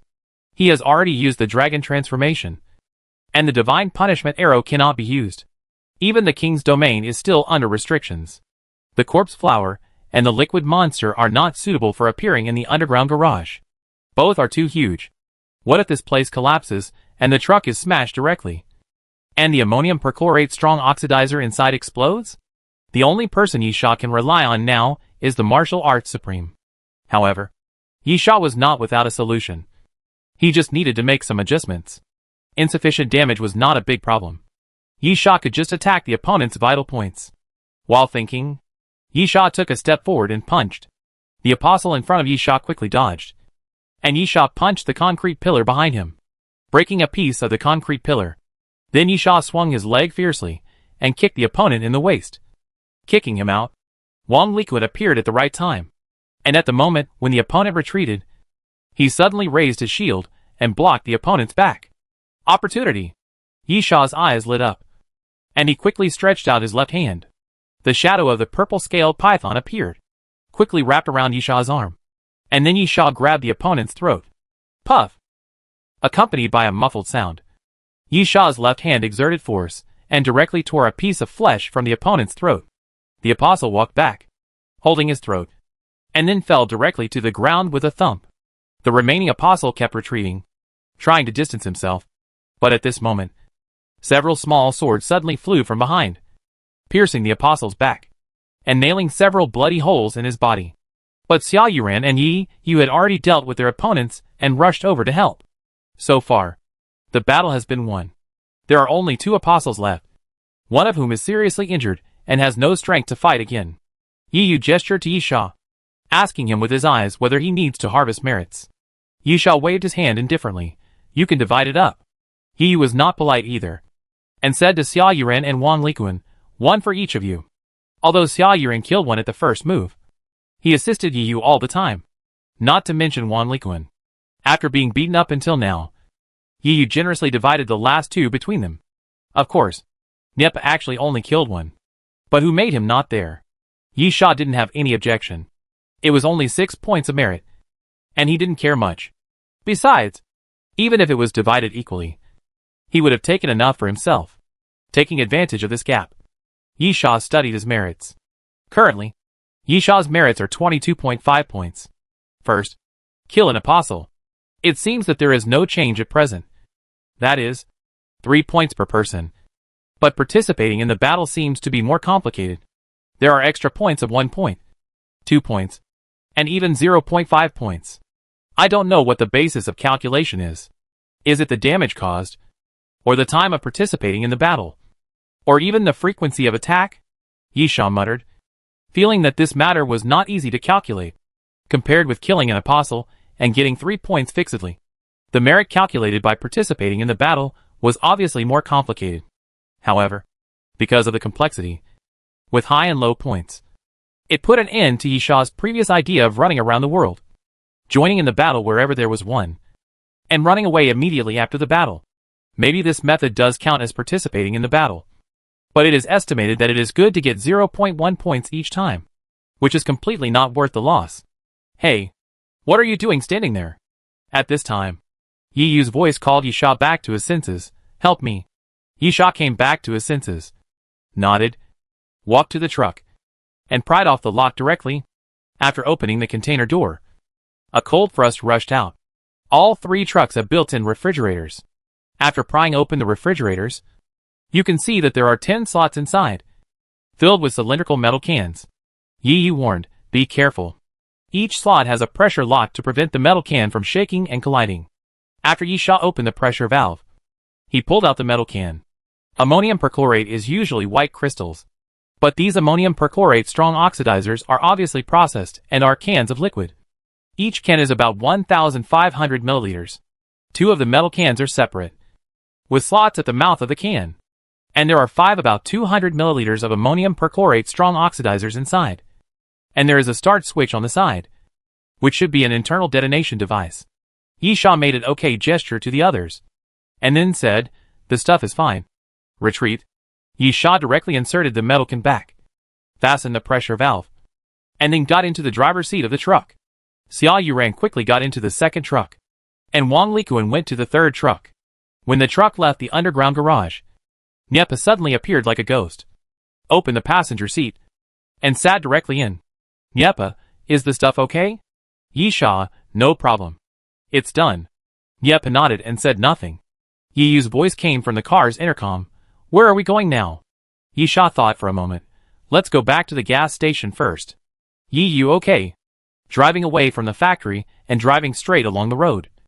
Niepa was very alert, holding a monocular telescope and constantly observing the surroundings to avoid any accidents. But it was obvious that there were no extra apostles walking around, and the suburbs were indeed sparsely populated, and no one came here at all. Yisha and his companions returned to the gas station smoothly. After arriving at the gas station, Yisha jumped out of the car. 30 cans of ammonium perchlorate strong oxidizer, divided among 5 people. Exactly 6 cans per person, among which the small cans of ammonium perchlorate bombs. Each person takes 1 can. And the extra can. See who suffers the most? Nyappa, I want it. Okay. Yisha waved his hand. Take the things. While talking, Yisha opened the car door, but found that no one moved. Yisha was stunned. And then his expression suddenly became not so good. At this time, everyone realized a problem. The things were taken back, but it was really difficult to deal with. It was not something that could be done by just stuffing it into a backpack. It might explode. Chapter 598 Disguise. Yisha's first thought was to let the corpse flower swallow this thing. But then he thought, don't let this thing hang around in the corpse flower's stomach and then blow up the corpse flower. Others were also in a dilemma. Obviously, these ammonium perchlorate strong oxidizers must not be taken away casually. After a long time, Nyappa spoke first. First of all, refrigeration can definitely enhance stability. Otherwise the apostles would not take refrigeration measures for ammonium perchlorate strong oxidizers. Yisha shook his head. The car must be disposed of. Yisha didn't think that the apostles would give up after losing the highly lethal and destructive ammonium perchlorate oxidant, and would definitely take certain measures. At this time, driving 3 trucks around would be a complete sitting duck. Just like waving your hands and asking the apostles to come and kill you. Therefore, the 3 trucks must be destroyed. Even if they are not destroyed, it is absolutely impossible to drive them around. Nyappa, I mean, if we can find a refrigeration device, we can take this stuff with us. Yisha pointed at the truck. You mean, you plan to carry these refrigerators everywhere? Nyappa was speechless. This idea was indeed a bit bad. Each person had 6 cans of ammonium perchlorate strong oxidant. After being tied together, the volume was not small. If they were put in a refrigerator, the refrigerator would have to be as big as a normal single-door refrigerator. Carrying it on your back. Yu pondered for a moment. Under the current situation, it is indeed impossible to carry it with you. I think we should find a place to hide it first. Well, find a place with a cold storage. The others pondered. This is a solution. Although they have snatched the ammonium perchlorate strong oxidizer, it does not mean that they must use it. They can take it back to the Doomsday train. After returning to the Doomsday train, there will be more options. They can sell it directly to the dining car, or remake these ammonium perchlorate strong oxidizers, such as making small ammonium perchlorate bombs with refrigeration devices, which will be convenient to carry. Nyappa thought about it, and seemed to feel that this was the best way. He took his share of ammonium perchlorate strong oxidizer, and carried it on his shoulder. Let's do it this way. Let's go first. Nyappa left without hesitation. Yu looked at Yisha. What should we do? Put them together. Or put them separately? Yisha didn't care. It depends on what you want. Yu smiled. I trust you. But the key is whether you trust us? Yisha, you have to take it. And you have to use it. Yu ignored Yisha's threat and smiled. Then put them together? Is there a suitable place? Yisha, it's not difficult. Just bury it. Before Yu and the others understood what Yisha meant, several corpse flower vines came out from the same place with a loud bang, and a circle of large holes were broken on the ground. Yu suddenly realized, are you going to bury the cold storage and the strong oxidant ammonium perchlorate together? Yisha nodded. There was a power supply device on the car, which could support it for a long time. They buried the cold storage underground, and came back to the Doomsday train to get it. Yisha didn't need to worry about this. Corpse flower could do it. And it was very efficient. With a gas station as the center, 3 deep pits were dug in remote corners around it. And then the things were buried in them. And then the pits were smoothed. Yisha, the cars cannot be left here. Each of us drives one back to the city, and goes to different places to get rid of the cars. Yisha said, as he jumped onto a truck. Yu and Xia Yurang got on the second truck. Yu leaned on the car window, and made a phone call gesture. Happy cooperation. Contact me if you have any news. Yisha nodded, stepped on the accelerator, and left first. There were no accidents in the process of returning to the city. After the madness of the first night, the battle in the City of Destruction has gradually stabilized. Of course, stability does not mean no fighting. But it is not so crazy. In the beginning, almost everyone would rush to where there was a movement, resulting in repeated large-scale melees. Now, the crew is mainly guerrilla warfare, and the apostles are blocking. Small-scale battles are constant, and large-scale battles are rare. At the same time, the battles are mainly concentrated in the daytime, and there are naturally some at night. But most of them are sneak attacks on each other, and the movement is not big. For most people, they are more adapted to the daytime. Yisha drove the truck back to the city, found an abandoned car repair shop, sprinkled gasoline on the car, threw a lighter, and walked away quickly. There was a roar behind him, and the fire was bright. He didn't know if anyone would come. Yisha didn't plan to stay here for long. After dealing with the car, Yisha walked across the street, intending to find a place to rest. But at this time, help! In the alley on the side, a slight shout suddenly came, sounding extremely weak. Yisha looked sideways, and saw a man lying in the alley, covered in blood, with multiple wounds on his body, all caused by sharp weapons. The man was about 30 years old, and his face was also covered in blood. When he saw Yisha stop, he raised his head with difficulty. Help me. Yisha nodded. Okay. I'll help you. Yisha directly put down his finger, and the arbitrator stepped forward, raised the large shotgun, and pointed it directly at the other's head. The man was surprised. What do you want to do? Yisha, I'll help you get rid of it. I'll send you to the west, and you won't have to suffer so much. While Yisha was speaking, the arbiter had already pulled the trigger. Bang!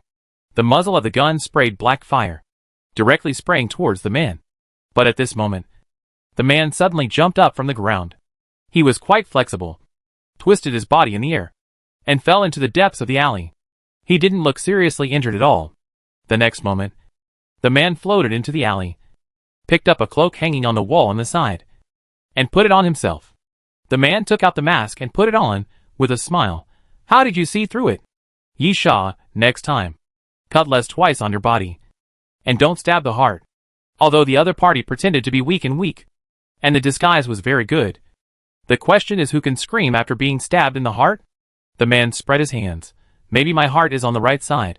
The probability of a mirror image is a little lower, but it's not impossible. Right? Yisha, then you can only be considered unlucky. But you are so seriously injured. It's painful to live. I help you get rid of it, which is also a great mercy. Sure enough. The man grinned, then suddenly turned around and ran. Stop! Yisha shouted, and chased after him without hesitation. Chapter 599 Bitch. The man was very fast, and almost ran out of the alley in an instant. Yisha was also fast and chased him out quickly. But just as they were out of the alley, a click sound suddenly came from the alley. Two shaped flying knives suddenly shot out from both sides. Yisha quickly dodged, but saw the man who ran out of the alley suddenly turned around, holding a crossbow in his hand, and pulled the trigger towards Yisha. Yisha raised his hand, grabbed the crossbow arrow directly in his hand, and then quickly chased out. The opponent was more cunning and clever than Yisha had imagined. He set a trap and attacked at the right time. If it didn't work, he would run away immediately. He was as slippery as a loach. Yisha took a step forward and used the Son of Wind's ability to approach the opponent again. But he immediately felt his feet sink. Yisha looked down and immediately saw a piece of iron plate on the ground. Puff, puff, puff. Yisha quickly jumped back. And at the moment of jumping back, 3 rows of alloy spikes suddenly pierced out from the bottom of the iron plate, almost piercing Yisha's body, while Yisha was avoiding the trap. The man stopped again and pulled the trigger at Yisha, shooting 3 arrows from his crossbow. The distance between the two was very close, and this time, Yisha had no way to directly block the crossbow arrows. But he immediately gathered nitrogen around his body and used nitrogen armor. I don't know what effect the crossbow arrows had, but at least the power seemed quite ordinary. All 3 arrows hit Yisha's chest, but they couldn't pierce the nitrogen armor at all and were directly blocked. After blocking the crossbow arrow, Yisha started to chase, but he didn't expect that the man laughed evilly and pointed directly at Yisha's feet. Be careful of the trap. Yisha's raised foot was suspended in the air, and he paused involuntarily. The man laughed again. I'm kidding. Come and chase me." As soon as he finished speaking, the man turned around and ran. Yisha cursed in his heart and immediately chased after him. But he didn't expect that after running only 10 meters, the other party suddenly stopped and pointed at Yisha. "Be careful," the man said seriously. "There is a trap this time. I'd never trust you." Yisha was cautious and took a look at the ground. It was just an ordinary cement ground. There was nothing extra. How could there be a trap? But just as Yisha stepped out, a flying knife about the length of a palm shot out from 3 positions at the same time. From different positions and angles. From the street lamp, fire hydrant, and a car on the side. Yisha only took a glance and knew that he could not avoid it. He simply protected his vital parts with both hands and used the nitrogen armor to withstand the attack again. Fortunately, the trap was a trap. But the ejected knife didn't seem to be very good, barely cutting the nitrogen armor in half. Putting down his hand, Yisha saw the man shaking his finger at him. Mocking, "Didn't I tell you there was a trap? Why didn't you listen to me?" Yisha almost exploded with anger. How could there be such a mean person? Yisha gritted his teeth, took a step forward, and then shrank back. The man laughed. "What? Don't chase me anymore?" Yisha stretched out his hand and made a go-ahead gesture to the other party. The man ran forward 2 steps, then turned back. "Did I really run away?" Yisha stood there with a smile, and really had no intention of chasing him. Disguise, sneak attack, crossbow, trap. Thinking about the other party's methods, Yisha easily concluded that the other party was an assassin type of person. If he chased him, it would be exactly what the other party wanted. If he didn't chase him, the other party would have no way to deal with him at all. Besides, Yisha didn't intend to let the other party go like this. After the man tried several times, Yisha took advantage of the moment when the other party turned around, and suddenly stretched out his hand and grasped the void. And then the infinite bow appeared in Yisha's hand. Then he pinched his left hand, and a divine punishment arrow was pinched out by Yisha. The divine punishment arrow can be used again, without any hesitation. Yisha immediately put the divine punishment arrow on the bowstring and pulled the bowstring into a full moon. At this time, the man seemed to be still confused. He didn't believe that Yisha really had no intention of chasing him. He trotted for a while to lure him, and then turned back again, and saw Yisha pulling the bowstring. The next moment, Yisha's fingertips loosened, and the divine punishment arrow broke through the air. A halo appeared on the divine punishment arrow, very restrained, only flowing on the surface of the arrow. But it was unimaginably dazzling and impossible to ignore. Then, the divine punishment arrow flew faster and faster. The arrow rotated, and a strong spiral airflow appeared around it. Finally, the divine punishment arrow turned into a silver stream of light, and flew forward quickly, with an extremely terrifying momentum, as if it could tear everything in front of it to pieces. The man's heart suddenly lifted up. Even if he just looked at it with his eyes, he could feel the incomparable power from the divine punishment arrow. The man seemed to be serious, and quickly retreated, turned around, and ran. This time he was not trying to lure Yisha, but really running away. However, the man soon found that it was useless. His speed was really not slow. Otherwise Yisha would not be able to catch up easily. In terms of speed, Yisha was also extremely powerful. But no matter how fast it is, it can't be faster than the arrow of divine punishment. The man suddenly stopped and stared at the arrow of divine punishment. His first thought was to resist. But the extremely dangerous feeling and the instinct dominated by the desire to survive told the man that this arrow could never be blocked. Since it couldn't be blocked, he could only dodge. The silver light transformed by the arrow of divine punishment was getting faster and faster, and it didn't give the man much time to think. It arrived in front of the man in almost the blink of an eye. The next moment, a black mist suddenly emerged from under the man's feet, like a flame rising, quickly covering the man's calves. The man saw the right moment and leaped to the side. His speed was indeed terrifying. But, puff! The man did dodge the divine punishment arrow, but he could not dodge the spiral energy surrounding the divine punishment arrow. Blood mist splashed. The man's waist and abdomen were swept by the spiral energy, and a piece of it disappeared directly. 1/3 of his waist disappeared, and the broken flesh and blood fell to the ground, and blood gushed out like a spring. The man took a half step back, staggered and fell to the ground, took off his mask, looked at Yisha approaching, quickly stuffed a pill into his mouth, And then the black mist wrapped around his legs surged, madly covering the man. Then, the man disappeared. Just when Yisha came to the man, the black dance suddenly dispersed, and the man disappeared without a trace, leaving a poker card of ace of spades on the ground. Chapter 600 Stalker. Yisha came to the poker card, picked it up and looked at it. There was nothing wrong with the ace of spades. The pattern was the same as the ordinary ace of spades. There was nothing special about it. Secondly, the material was also the material of ordinary poker cards. Yisha stuffed the poker card into his backpack, looked at the meat and blood on the ground, and then turned and left. Yisha was not very surprised that the other party escaped. People are getting harder and harder to kill now. Take the people on the Doomsday train for example. As they experience more Doomsday train platforms, they accumulate more wealth and become stronger. People's pursuit of power has gradually changed.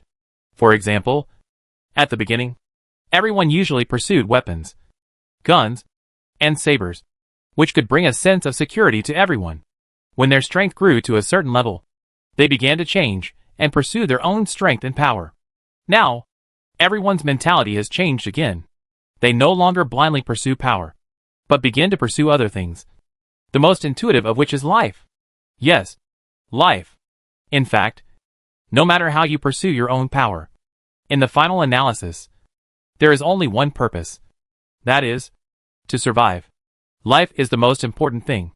Therefore, many people are trying to find some life-saving props, abilities, and skills. The value of these things is infinitely raised when they are traded privately on the Doomsday train. Just like the Alaskan whale harpoon. If you throw it into the dining car, you can't even get one gold skull coin. The boss lady is willing to give dozens of silver skull coins, which is considered a preferential treatment for Yisha. However, if Yisha is willing to sell the Alaskan whale harpoon and trade it privately with others, it will definitely be more than enough to exchange for an item in the treasure list. Yisha was not quite sure what the Apostle Walk was like. But after all, people who lived in this era, the mad dogs living in the end times, must have this pursuit when their strength reached a certain level. Therefore, everyone had some means of saving their lives at the moment. Yisha was not surprised by the strange escape of the Apostle Walker at the last moment.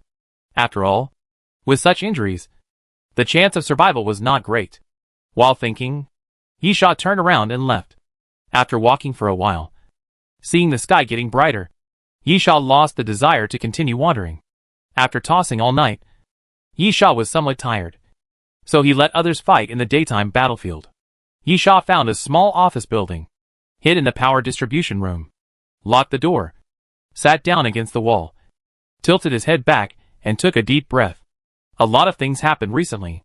Yin Lan's resurrection was a shock to Yisha. Of course, it did not hit Yisha, but made Yisha more defensive and curious about the Apostle Walk. Now I see Jing Duoqing again in the Apostle Walk. In the previous life, he was a passenger of the Doomsday train. But in this life, he became an Apostle Walker who opposed the Doomsday train. Why is this so? Of course, we have to think about Noah's steel and the stone ball. Why do the apostles chase these things? Moreover, when we met the train conductor last time, although the train conductor did not show much concern, but from the mission, it can be seen that the train conductor also wants these? So, what are these things? Yisha thought about it. His consciousness gradually blurred, and he fell into a deep sleep. The arbitrator standing aside suddenly moved his feet and directly blocked the door, guarding faithfully. Yisha didn't know how long he had slept. After waking up, he felt much better. He stretched and left the power distribution room. After leaving the office building, he found that the sky was already gray, and it was almost night. Yisha laughed at himself. It seems that I am more suitable for nighttime. While thinking, Yisha walked along the street. The night in the ruined city is relatively quiet, because there are no dense zombies here, and those zombies have been sent to the quarantine area. Therefore, many times, the City of Destruction is just like its name, giving people the feeling of a dead city. Of course, the current City of Destruction is still somewhat lively. After all, you can hear the sound of fighting from time to time, whether it is day or night. The current battles have become stable. Sneak attacks, being sneak attacked, and fighting continuously. But there are no large-scale battles. Everyone advances and retreats in an orderly manner, and retreats when it is time to retreat. To sum it up, There are two words, entanglement. In such a stable situation, Yi Sha didn't know what to do. Doomsday Train issued 5 crew missions. Hunting the apostles was the most stable way to get merits. But Yi Sha imagined that being listed as a single target of the mission would definitely give more merit points. Unfortunately, the base of the apostles could not be found. And there was no news about the crew missions, not to mention destroying the base. The commander and deputy commander of the base of the apostles must also be in the base. If we can't even find the base, how can we destroy it? Yi Sha could only wander around like most people, to see if he could encounter an apostle, hunt him, and steadily increase his merits. If he could meet Zheng Duoqing again, that would be even better. As Yi Sha walked, his thoughts were scattered. And then, he suddenly stopped and walked towards a vending machine. He punched the vending machine hard, and took out a can of drink from it. It was not expired yet, so he simply opened it and drank it. But while drinking the drink, Yi Sha stared at the glass window of the vending machine from the corner of his eye, and looked behind him by the reflection. Suddenly, a blurry black shadow poked half of its head out from the side of the alley, and then shrank back. Sure enough, someone was following. Yi Sha raised his eyebrows. He did not have the perception ability of Yu. The main means of detecting targets was the starry goggles. But the starry goggles could only target the fan-shaped position in front. Fortunately, the eagle pattern pupil can increase the sensitivity of vision at night.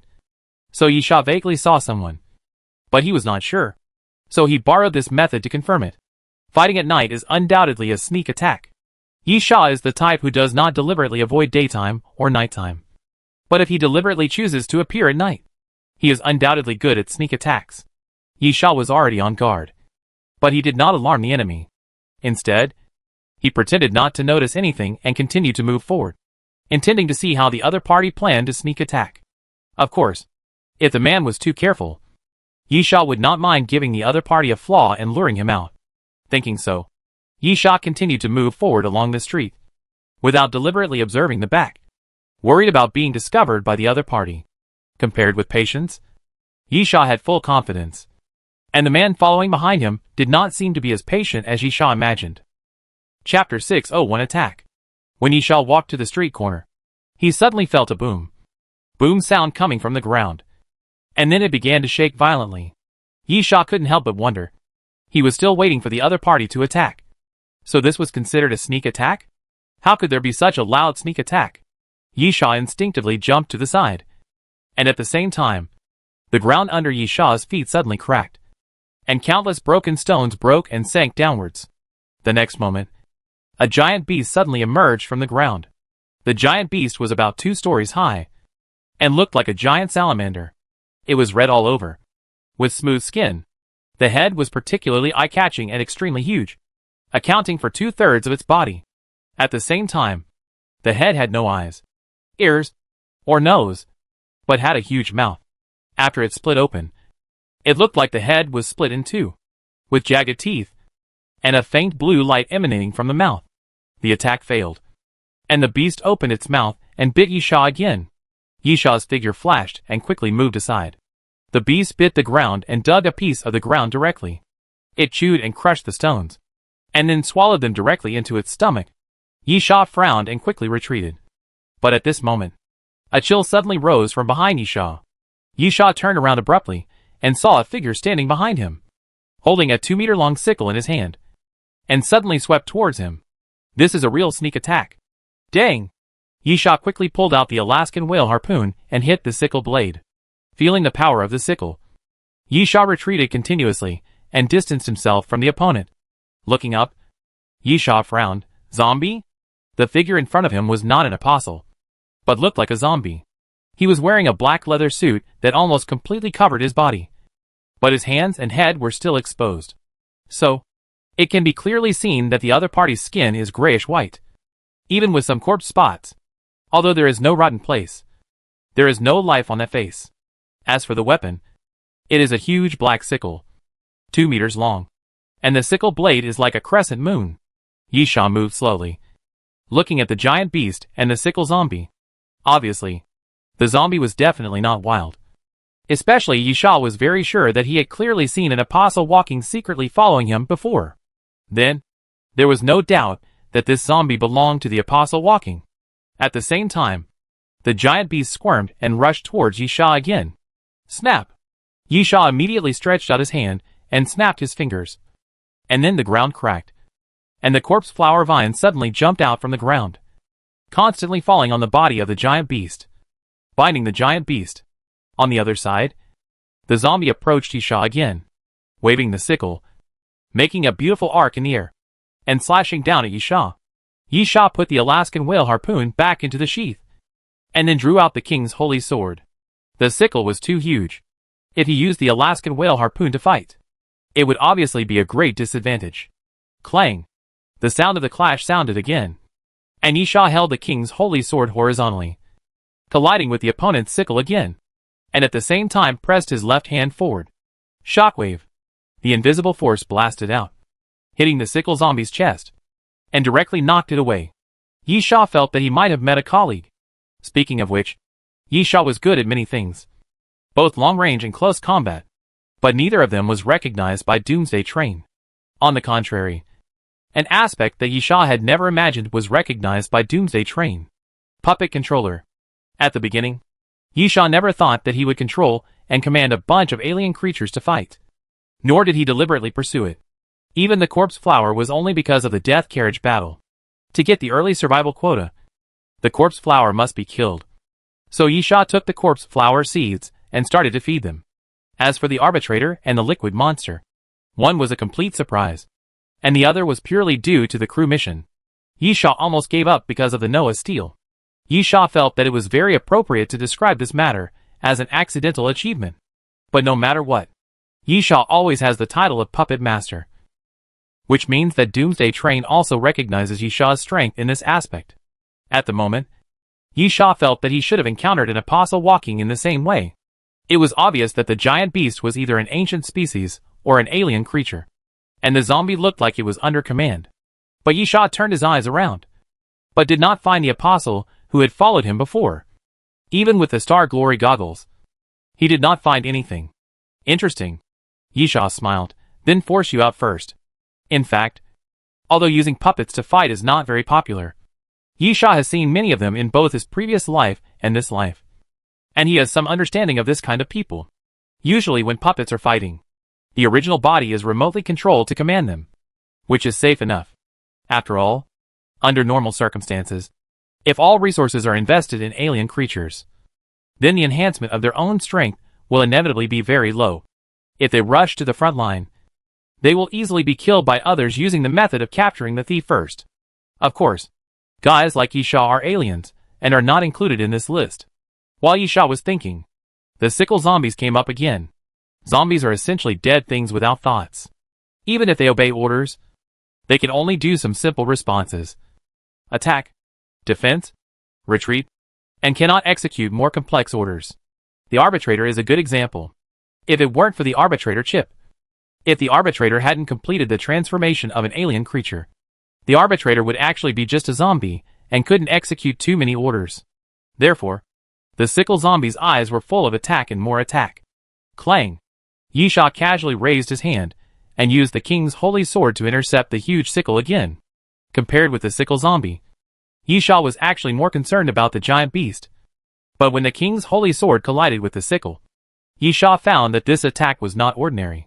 After the crisp sound of the collision, the sound of ghosts crying suddenly rang out all around, like the cry of a baby, and like the scream of a woman, which was particularly harsh and made people feel numb.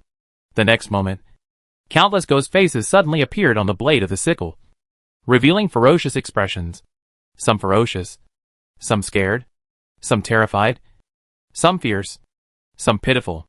Then, Yisha looked up, and his pupils shrank. The sky was filled with white ghosts, floating there. Chapter 602 Puppet Master. On a high building, two apostles stood side by side. The one on the left was the man Yisha had seen before. His waist that was shattered by the arrow of divine punishment had completely recovered. David, the apostle next to the man, was disdainful. The kid you mentioned is nothing special. Wasn't he also fooled by me? I can kill him in less than 5 minutes. David was obviously the man's name, and Yisha would obviously be quite surprised if he heard this name. Crew Mission 3, eliminate David Derek Whiskey, Deputy Commander of the Apostle Base. The bitch in Yishaw's eyes turned out to be the deputy commander of the Apostle base of the City of Destruction. David did not answer, but looked down. Yishaw was like a fool. Or a psychopath. Constantly raising his sword and slashing around. And then slashing at the air with one sword after another. Of course, David knew that Yishaw was not stupid. Nor was he a psychopath. But the world that Yishaw saw at the moment was different from theirs. Around Yishaw, the surroundings were like hell. The ground cracked inch by inch. And bone hands kept poking out from the ground. The mouths of skeletons kept opening and closing, making clicking sounds. In the sky, dozens of white ghosts were floating there, looking extremely scary. David knew that this was the power of the sickle. The effect of the phantom scythe was to create an illusion. Sessions, you'd better be careful. David, I fought with that guy before. He's pretty strong. Otherwise, he wouldn't have hurt me so badly. The apostle named Sessions walked with a look of disdain on his face. There's nothing to be careful of. If you're worried, I'll kill him now. The giant beast was still entangled by the vines of the corpse flower, which was not afraid of illusions. The poisonous spores of the corpse flower could create illusions. So how could it be afraid of this? As for the sickle zombie, even if Yishaw entered the illusion and waved the holy sword of the king randomly there, the sickle zombie couldn't easily take it down.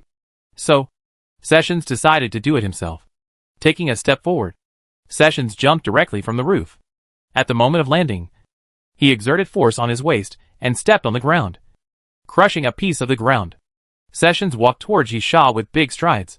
But when he approached within 5 meters, Yishaw seemed to have not seen Sessions at all, and continued to swing the king's holy sword in his hand to chop around. Sessions couldn't help but smile. The boy in front of him had completely sunk into the illusion and couldn't see his existence at all. Sessions raised his hand forward. And then, there was a sound from inside the cloak. A giant centipede suddenly crawled out of the cloak and circled around Sessions' right arm. Then the centipede stretched its body and turned into a sword. The next moment, Sessions raised the centipede's sword and prepared to chop it down at Yishaw. But at that moment, bang! An invisible force suddenly swept over, and Sessions felt a tightness in his chest.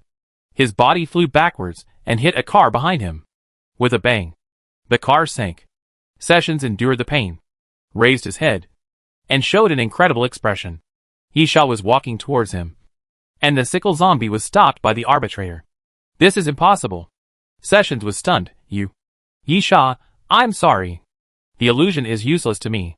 Fantasy Dragon Gull, fantasy ability, passive ability, racial gene ability. You will have the courage and will of a dragon. Illusions, auditory hallucinations, neurotoxins, and hallucinogenic drugs will have no effect on you. This is the ability that Fantasy Dragon Gallbladder brings to Yishaw. Yishaw is still very lucky. If he hadn't gone to the Sacred Mountain and happened to get Fantasy Dragon Gallbladder, he might have really capsized in the gutter this time. It's just a casual performance. Yishaw looked at Sessions with a hint of sarcasm. It seems that my acting skills are good. While Yishaw was talking, his hands did not slow down at all. He suddenly raised the king's holy sword and slashed forward. Sessions immediately moved to the left. There was a loud noise in his ears. Looking back, he saw that the car behind him was cut in half by Yishaw's nitrogen. Do you think you'll be alright if you break free from the illusion? Sessions gritted his teeth, his voice emitting a hint of ferocity. I'll kill you anyway, Sessions said as he swung the centipede sword. The centipede sword suddenly stretched out and turned into a whip, swinging towards Yishaw. Dang! Yishaw used the king's holy sword to block the centipede sword. But at this moment, the centipede sword suddenly began to wriggle, quickly circling around the king's holy sword and wrapping it up. Yishaw then remembered that the centipede sword was indeed a centipede, an ancient species, or an alien creature, but was used as a sword by the other party. The next moment, Sessions pulled the centipede sword hard, and the king's holy sword slipped out of his hand and fell directly to the ground. Yishaw did not try to pick up the king's holy sword immediately, but quickly made 2 more nitrogen slashes, waving his sword to slash at Sessions. Sessions had seen the nitrogen slash before, and the power was really good, and it was invisible and could only be judged by the flow of air, which was really difficult to deal with. So, Sessions ran to the side without hesitation, trying to move in a large area to avoid the nitrogen slash. Yishaw stood still and swung out nitrogen slashes continuously. Yishaw firmly believed that since this guy used alien creatures to fight, His own strength was definitely not that strong. As long as he kept forcing the opponent, he could make the opponent make mistakes. And then kill him. Yishaw's guess was indeed correct. Sessions' mobility was not very good. He was not agile enough, and his speed was not fast enough. However, Sessions had a way to deal with it. Watching the nitrogen slash hit the back, slashing towards the ground. The ground shattered, slashing the vehicle on the street. The vehicle broke into two pieces, slashing the street lamp. The street lamp fell directly. Sessions was a little out of breath. And then he stopped dodging. Sessions lifted his cloak violently. And then the black backpack hanging behind Sessions suddenly moved. Looking carefully, it was not a backpack, but a black beetle attached to Sessions' back. The black beetle was as big as a basin, flew to Sessions, and with a click, it attached to Sessions' arm, turning into an arm shield. Bang, bang, bang. The nitrogen slash continued forward, slashing on the beetle's back shell, making a metal collision sound. But it could not leave even a mark on the beetle's back shell. What a strong defense. Chapter 603, Meet Again. Sessions sneered, and using the moment of the beetle shield to defend, he swung his hand violently, and the centipede sword stretched out again, rolling towards Yishaw.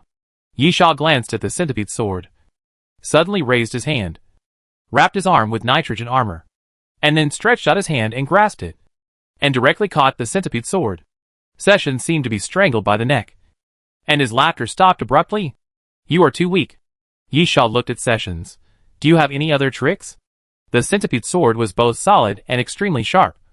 But the problem was that Sessions was too weak to exert its power.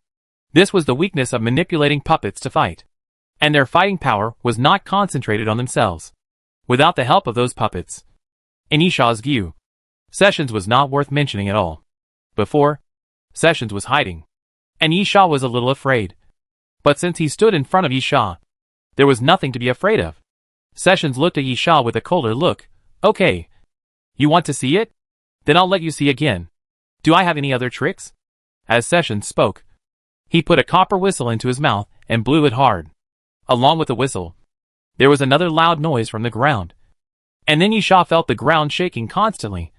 And even the corpse flower and the giant beast that had been fighting on the side could not help but stop fighting temporarily. Suddenly, boom! In the middle of Yishaw and Sessions, a huge pit cracked open, and then a black shadow drilled out from the ground. Yishaw looked up at the newly drilled thing and raised his eyebrows. Earth dragon? Earth dragons are earthworms, and I think everyone is familiar with them. However, the earth dragon in front of us looks a bit scary. The diameter of the body reaches 5 meters, and the length is at least 15 meters. Moreover, only the part that has come out is 15 meters. There is still a part of the body underground. If it is all out, it may be close to 30 meters. From the appearance, it is a giant earth dragon. There is nothing special about it, so it can't be an alien creature. It is most likely an ancient species. You are right. If I fight you directly, I am no match for you. Sessions said fiercely. So, just fight it. I don't know what hint Sessions gave. The earth dragon suddenly twisted, and then rushed towards Yishaw frantically. What a pity. Yishaw looked at the earth dragon that rushed over. Its opponent is not me. Yishaw took out the jar containing the liquid monster, opened it, threw the liquid monster on the ground, and then poured water on it, and the liquid monster swelled up frantically. The next moment, the liquid monster squirmed, and suddenly a big hand emerged, directly pinched the earth dragon, and pressed it hard to the ground.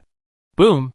The earth dragon fell to the ground, crushing a piece of the ground, and then struggled violently, and then spun around and hit the liquid monster. Boom! The liquid monster was smashed by the earth dragon and fell backwards, pressing under a building, directly crushing a corner of the building. The corpse flower was dealing with the behemoth.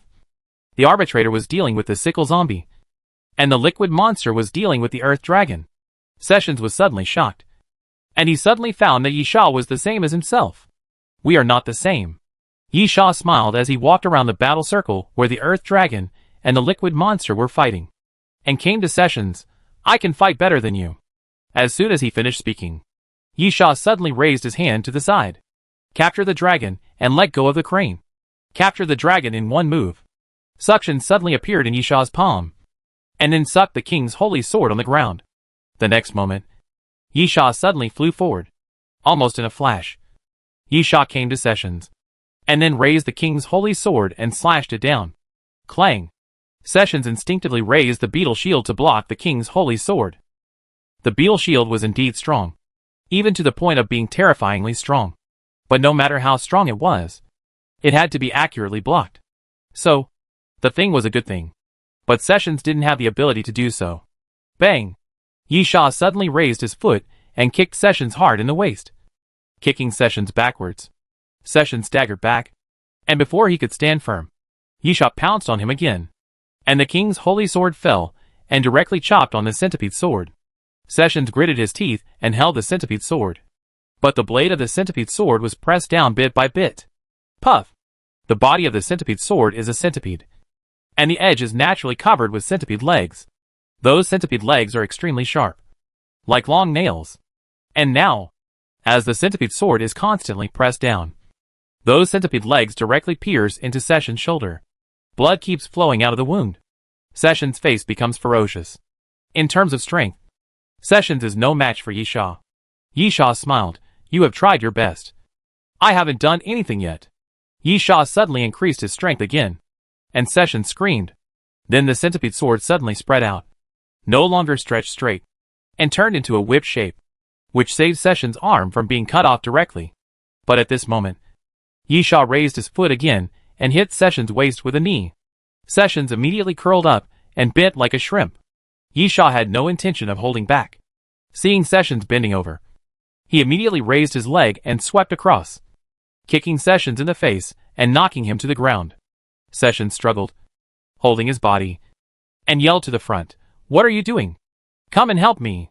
The giant beast rushed forward, but after just 2 steps, it was firmly dragged by the corpse flower and forcibly dragged to the ground. The sickle zombie twisted its body, abandoned the arbitrator, and tried to run towards Sessions, but was stopped by the arbitrator, who aimed a large shotgun at the sickle zombie. Bang! The arbitrator pulled the trigger and shot the sickle zombie away. As for the earth dragon, it was directly wrapped by the body of the liquid monster, and most of its body was immersed in the sticky liquid, unable to struggle out. In terms of attack, the liquid monster is indeed quite bad, but in terms of defense, it is extremely difficult to break free from the shackles of the liquid monster. Yisha walked up to Sessions and stepped on his right shoulder, making it impossible for him to use the centipede sword to attack, and then half bent over. It's a pity that no one can help you. Yisha raised the king's holy sword, which shone with golden light, and then slashed towards Sessions. But at this moment, dang!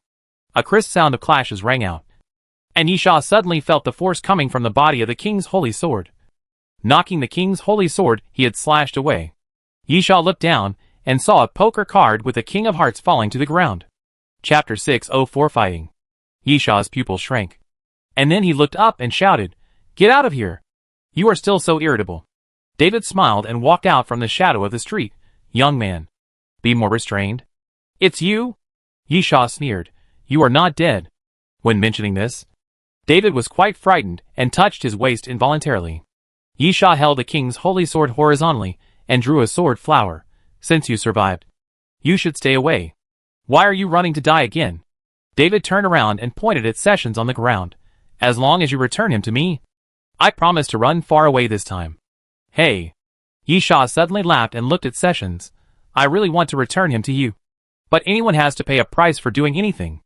Yisha raised the king's holy sword fiercely and slashed at Sessions again. "Since you want to kill me," Yisha shouted, "the price is to be prepared to be killed by me." The golden sword fell, and David's speed was also very fast. He suddenly flicked his hand, and 3 playing cards flew out from his sleeves, spinning in the air and flying towards Yisha. Yisha didn't even look at the playing cards, and directly condensed nitrogen armor, and at the same time used hard armor for double protection, and then cut it down with a sword. Puff!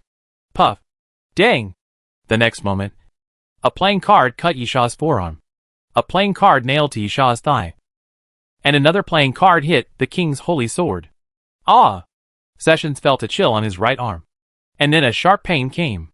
He looked sideways and saw that due to the impact of the playing card, Yisha did not cut off Sessions' head with one sword, but directly cut off Sessions' right arm. Yisha pulled out the playing card nailed to his body, looked at Sessions and sneered, "I won't cut it crooked next time." Yisha raised his sword and chopped down at Sessions again.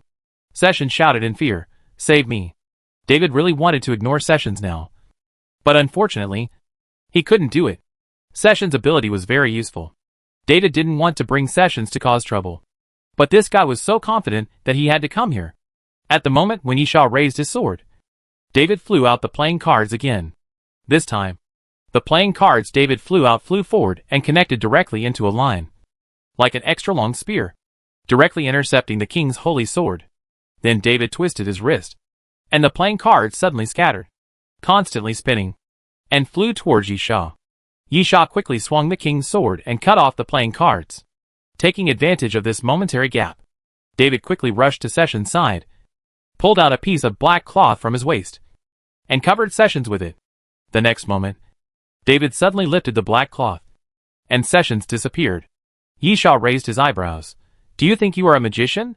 David smiled at Yisha, and without any hesitation, he turned around and ran. Yisha pulled out the night owl. He ran away. "You stay and replace him." Yisha quickly used the night owl to enter the night attack state, and the black curtain quickly wrapped Yisha's body. Then, a large night owl flew out of the black curtain and flew towards David. Seeing the night owl flying towards him, David suddenly pulled out a stick from his waist, pulled it to both sides, and it turned into a magician's cane. He waved it towards the night owl and chopped it into pieces. "Sorry." David smiled at Yisha. "If we want to start a war, I believe there will be a chance. But not now." David retreated again, obviously wanting to leave directly. But unexpectedly, Yisha did not chase him, but came to where Sessions was before. "Of course you can retreat, Yisha, but don't think about taking him away." Yisha suddenly stabbed the king's holy sword down. And then a scream suddenly sounded, and Sessions' figure suddenly appeared. His body twisted, and his thigh was pierced by Yisha's sword. David's pupil shrank. His props were actually seen through by Yisha, as if he knew what David was thinking. Yisha pointed behind him jokingly. "His puppets are all behind him. Do you think I will believe that he has left? In this case, there is only one possibility. He has not left. But I just can't see him." Just like when Yisha got separated from the arbitrator. The arbitrator would definitely stay where he was and wait, or look for Yisha according to the instructions of the program. And the corpse flower, which has a higher level of self-thinking and can think for itself, would directly evacuate. After all, the master has left, and it is impossible to stay and fight. However, the giant beast, the sickle zombie, and the earth dragon were still entangled with the corpse flower, the arbitrator, and the liquid monster. David gritted his teeth. He didn't expect that the problem was not with him, but with Sessions. But so what? He had to be saved. The next moment, David, who had retreated, immediately turned around and came towards Yisha. Yisha sneered and pulled the king's holy sword horizontally. "Ah!" Sessions screamed in pain and kept hitting the ground with the back of his head. Yisha's sword cut off his entire left leg above the knee. Clang! Yisha raised his sword and swept it horizontally, colliding with David's cane, making a clanging sound. And then a small sword suddenly pierced out from the front of the cane, pointing directly at Yisha's face. Yisha immediately moved his body and dodged. "Go!" David shouted at Sessions. "If your legs are broken, crawl away. If you don't want to die, walk quickly." Sessions endured the pain, turned over, and crawled forward little by little. Yisha sneered. "None of you can walk." The moment Yisha finished speaking, countless golden halos suddenly emerged from the king's holy sword, surrounding the king's holy sword, making it look extremely dazzling. Then, those halos suddenly spread out to the surroundings, forming a huge golden halo, the domain of the king. Yisha immediately took a step forward, and the ability of the Son of Wind was activated instantly, allowing Yisha to run in the dark night, looking like a ghost. Clang! Yisha rushed to David, and the king's holy sword slashed forward with a sword light, but was blocked by David with his cane. But, in the next moment, poof! A wound suddenly appeared on David's chest. David looked at his chest in astonishment. Blood was constantly seeping out, and the king's holy sword in Yisha's hand was slashed out again at this moment. David was hit by the sword, and immediately realized that there was something wrong with the king's holy sword. He did not dare to take it again, but watched the king's holy sword attack. and suddenly black mist surged under his feet. Then David threw his cloak to cover his body, and the whole person disappeared without a trace. Chapter 605. Fighting. Yisha was not in a hurry to catch up, nor did he care what ability David used to disappear without a trace, but walked directly towards Sessions. At this time, 5 meters away, David's figure immediately appeared again, and with a wave of his cane, the blade at the front of the cane stabbed at Yisha again. Yisha casually swung his sword and took another sword.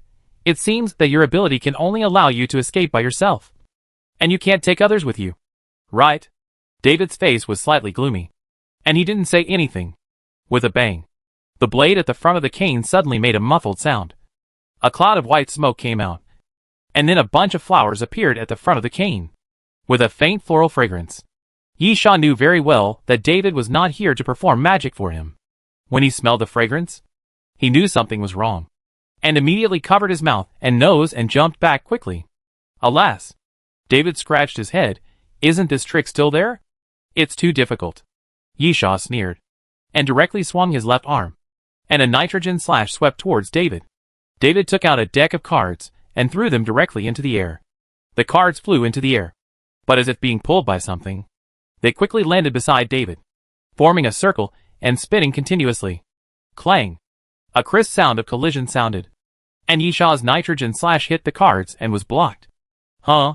Spitting out the foul air, David said, he's been badly injured. Can we just let it go? Yisha, what do you think? David spread his hands. That's right. The flight attendant and the apostle walked together, and the existence of the two only meant 2 words. Fighting. David, it seems that I can only come up with a new skill. As David spoke, he swung his hand forward, and the poker cards surrounding him suddenly flew out again and shot towards Yisha. Yisha swung his sword directly, just sweeping forward, but using nitrogen to control it. A sudden gust of wind blew out, blowing all the poker cards down. David ran quickly to the side, but there was no movement, as if he was just running. Yisha did not dare to take it lightly. In Yisha's opinion, David was much more difficult to deal with than Sessions, and suddenly running around him in a circle did not seem to be meaningless. Yisha half closed his eyes and thought silently. David showed a lot of abilities. First of all, some methods that looked like magic. Those methods only looked similar to magic effects, but in fact they all concealed the means of attack and defense. When they were used, they were very abrupt and difficult to judge accurately. Secondly, it is a trap. This is the attack method that the other party showed when they met last time, but David has not used it yet. Yisha's eyes lit up. It's a trap. Yisha is not without traps, such as bloodthorn bombs, and there are also many traps for sale on the dining car. But Yisha is not interested. Traps are too troublesome to use and cannot be used at any time. The usual way to use them is to place them and lure people over. I have never heard of standing in front of the opponent and then throwing a trap and waiting for people to step on it. Is that still a trap? So, Yisha thought, are they using this common sense to deliberately set traps? While thinking, Yisha slashed out another nitrogen slash. David was very agile and immediately moved sideways to avoid the nitrogen slash, but soon realized that it was not good. Yisha's nitrogen slash was not aimed at him, but at the ground. Boom! As the nitrogen slash landed, a crack was cut into the ground. Although he could not see clearly what was in the crack, Yisha saw a black smoke coming out of the crack on the ground. This black smoke was obviously not caused by the attack. The other party had indeed hidden something secretly. David had a blank expression on his face. He didn't seem to care that his trick was discovered by Yisha. Instead, he suddenly stopped and took out a black handkerchief from his pocket, crumpled it into a ball, and shook it violently. Quack! Quack! A shrill cry suddenly sounded, and a large group of black crows appeared in the air out of thin air, flying around. And then, bang! A muffled sound appeared, and a large group of black smoke exploded in the sky. The flying crows directly turned into a large piece of dense colored paper falling from the sky. Yisha concentrated and calmed down, not underestimating the other party, because David would not be so bored as to make a bunch of colored paper for a festive occasion. Sure enough, when the wind blew, the colored paper suddenly hung in the air, and then flew down towards Yisha like a sharp arrow. This time, Yisha finally saw clearly that the colored paper was just a trick, and there were small needles on the back of the colored paper. Yisha thought about it, and immediately made a judgment. There was no way to avoid it. There were too many colored papers. Hundreds of them densely packed. Enough to cover a large area. Even if Yisha was fast enough, it was impossible to avoid them all. In that case, Yisha tilted his head, then I won't hide. When the colored paper fell, Yisha quickly used nitrogen to control it, frantically disrupting the airflow around him. And then the hurricane whistled around, blowing away the colored paper when it was about to fall on Yisha. At this moment, Yisha suddenly felt a strong wind coming from behind, and instinctively jumped forward, supporting the ground with one hand, rolling over, avoiding the sudden attack from behind, looking a little embarrassed. Looking back, David was behind him without him noticing. David smiled. My ability is not only for escaping. Yisha suddenly remembered David's ability to move, although he used it to escape twice. What David said was indeed true. Rapid movement and change of position can not only be used to escape, but also for sneak attacks. While Yisha was thinking, the black mist under David's feet rolled back and wrapped David's body again. And then David disappeared without a trace again. This ability is very powerful. In Yisha's opinion, although it is not offensive, it is also a level that can be included in the treasure list. This can be seen by comparing it with the Sword of Glory. The Sword of Glory can also be moved, but it can only be used 10 times, while David's ability seems to have no restrictions. Or there are restrictions, but it does not prevent continuous use, which is terrifying. At other times, Yisha really has no good way to deal with this move. But now it is another matter. Yisha did not stop at all, nor did he judge the position of David's movement, and ran directly in the direction of Sessions. David showed up helplessly and blocked Yisha again, cursing Yisha for being cunning in his heart. But it is undeniable that Sessions is now his weak spot. Chapter 606 Escape. Dang! The two weapons collided again. But David forgot that Yisha's king's holy sword was not so easy to take. The king's domain was still in effect. Puff! Although he had taken the sword, David felt a sudden pain in his leg. He looked down and saw a wound on his thigh. David gritted his teeth and threw another handful of playing cards. But Yisha ignored it. Yisha had experienced the power of the playing cards many times. The power was not bad, but not terrifying. Therefore, Yisha still used the nitrogen armor to protect himself, and then ignored the playing cards and stepped forward to stab. David raised his cane, trying to intercept the attack of the king's holy sword, but suddenly saw the king's holy sword shaking, as if it was twisted. And then his shoulder hurt, and the king's holy sword pierced directly into his shoulder blade. David gritted his teeth and raised his arm to the side. A crow flew onto David's arm, and then turned into a cloud of black smoke. In the black smoke, David grabbed a rope and swung it towards Yisha. The rope seemed to be alive, or like a snake, walking in an S shape in the air. And then it circled towards Yisha, as if it was going to tie Yisha up. Yisha quickly jumped back, but the rope still entangled his calf, tightly tied up. David immediately threw Yisha away with a flick of his hand. Bang! Yisha's body hit the building on the side, directly smashing a piece of the wall, and countless rubble collapsed on Yisha. David had no intention of competing with Yisha. Taking advantage of this gap, he immediately turned around and ran, picked up Sessions, who was half dead on the ground, and then ran away. Boom! The rubble that was pressing on Yisha made a loud noise, and was shattered directly. And then Yisha climbed up again, looking at David and Sessions, who had already run away. Yisha put on the destroyer gloves without hesitation. Railgun form. The destroyer's form quickly changed into a cylindrical shape, and then Yisha aimed slightly, and the pulse bombs were fired one after another by Yisha. No flames, no black smoke. The moment the pulse bomb exploded, a light blue light and shadow appeared around, and then the ground, which was already full of cracks, was directly crushed into powder. David was not hit directly by the pulse bomb, but he was not able to avoid the aftermath. Feeling the surging impact, David was thrown out and hit hard on the ground. Sessions was already half dead and didn't even have the strength to open his mouth. But because of this, his wound was agitated and he screamed miserably again. Yisha sneered, turned the destroyer into a gun, shot forward, and quickly approached the two. But at this moment, boom, boom, the loud explosion suddenly occurred, and Yisha couldn't help shrinking his head. He instinctively looked at the sound, and then saw a missile hitting the tall building on the side. The fireball exploded, and black smoke billowed. The roof of the building, which was more than 10 stories high, was directly blown off, and countless huge rubbles poured down like rain. A little further away, 4 or 5 armed helicopters were flying through the city. Yisha cursed and immediately ran to the side. The place where Yisha was standing was just below the building. Bang, bang, bang. The huge rubble kept falling on the ground, breaking the ground. Yisha kept moving sideways to avoid the falling rubble. David saw such a great opportunity.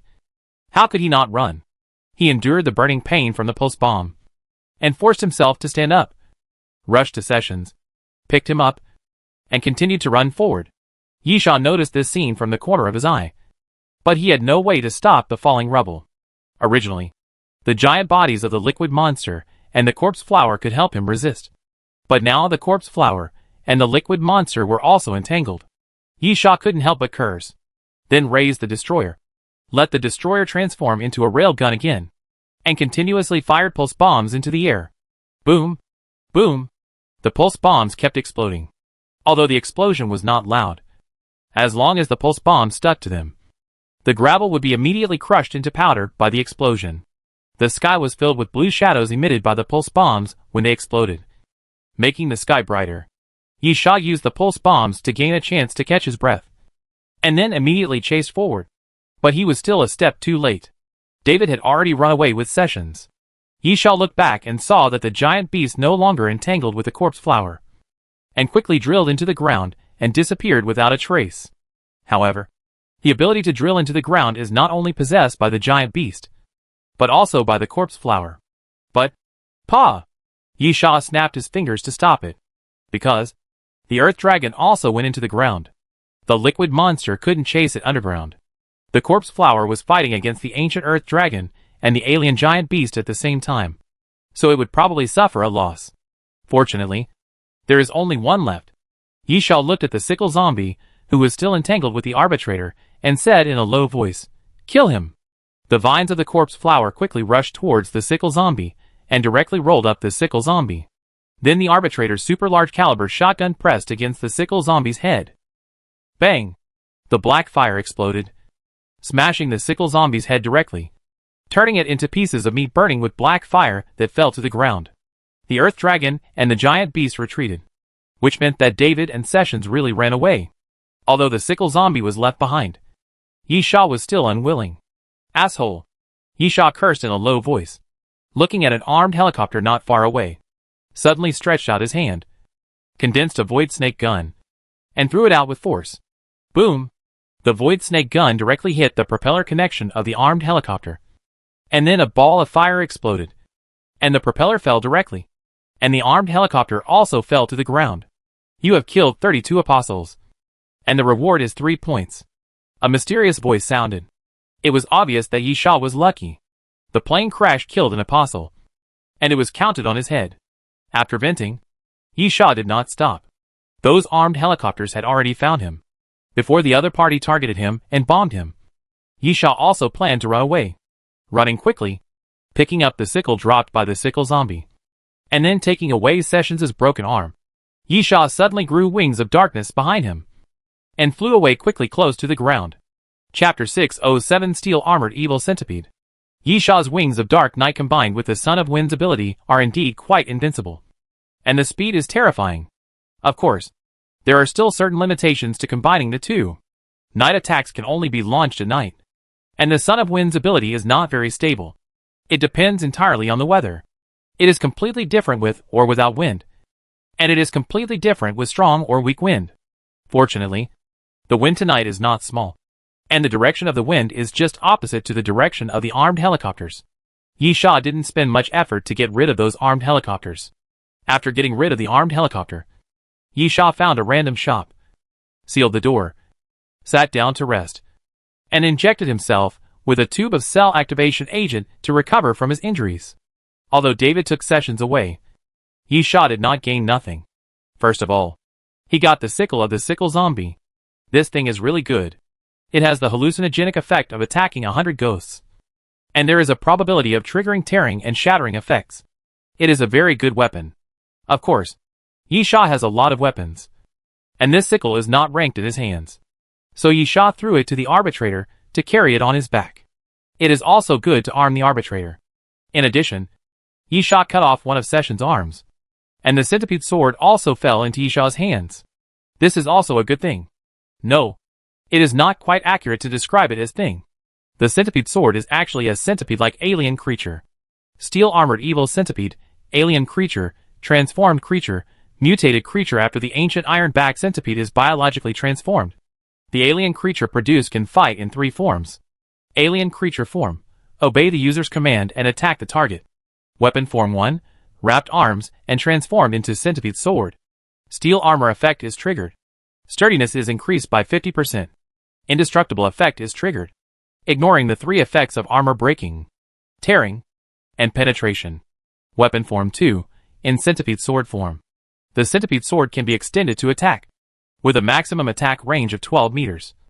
50% probability of triggering the destruction effect, which can destroy all non-biological targets, and 3% probability of triggering the defense ignoring effect. Yi Sha was quite satisfied with the steel armor evil centipede. This thing is really good. However, it is a bit regrettable that Yi Sha is not short of weapons. The King's Holy Sword is good, and the Alaskan Whale Harpoon and the Night Owl form a double dagger, which is also very good. Not to mention the World Destroyer, which was a new and versatile weapon that Yi Sha had just obtained. So, relatively speaking, Yi Sha was actually more interested in Session's beetle shield. That thing must also be an alien creature, and it was very effective as a shield. It was extremely strong, and the nitrogen slash had no effect at all. I should have cut off his left hand earlier. Yi Sha couldn't help but grumble. Between the centipede sword and the beetle shield, Yi Sha wanted the latter more. But at the moment, Yi Sha was reluctant to give up the steel-armored evil centipede, because this thing triggers the title, Magic Puppet Master, advanced title of Puppet Master for the abnormal creatures under his control. He can use the healing ability once every 72 hours. And the physical fitness of the abnormal creatures under his control will be strengthened by 3 points. Transfer, within a radius of 250 meters. He can make an abnormal creature under his control teleport with himself. Sacrifice, designate a puppet.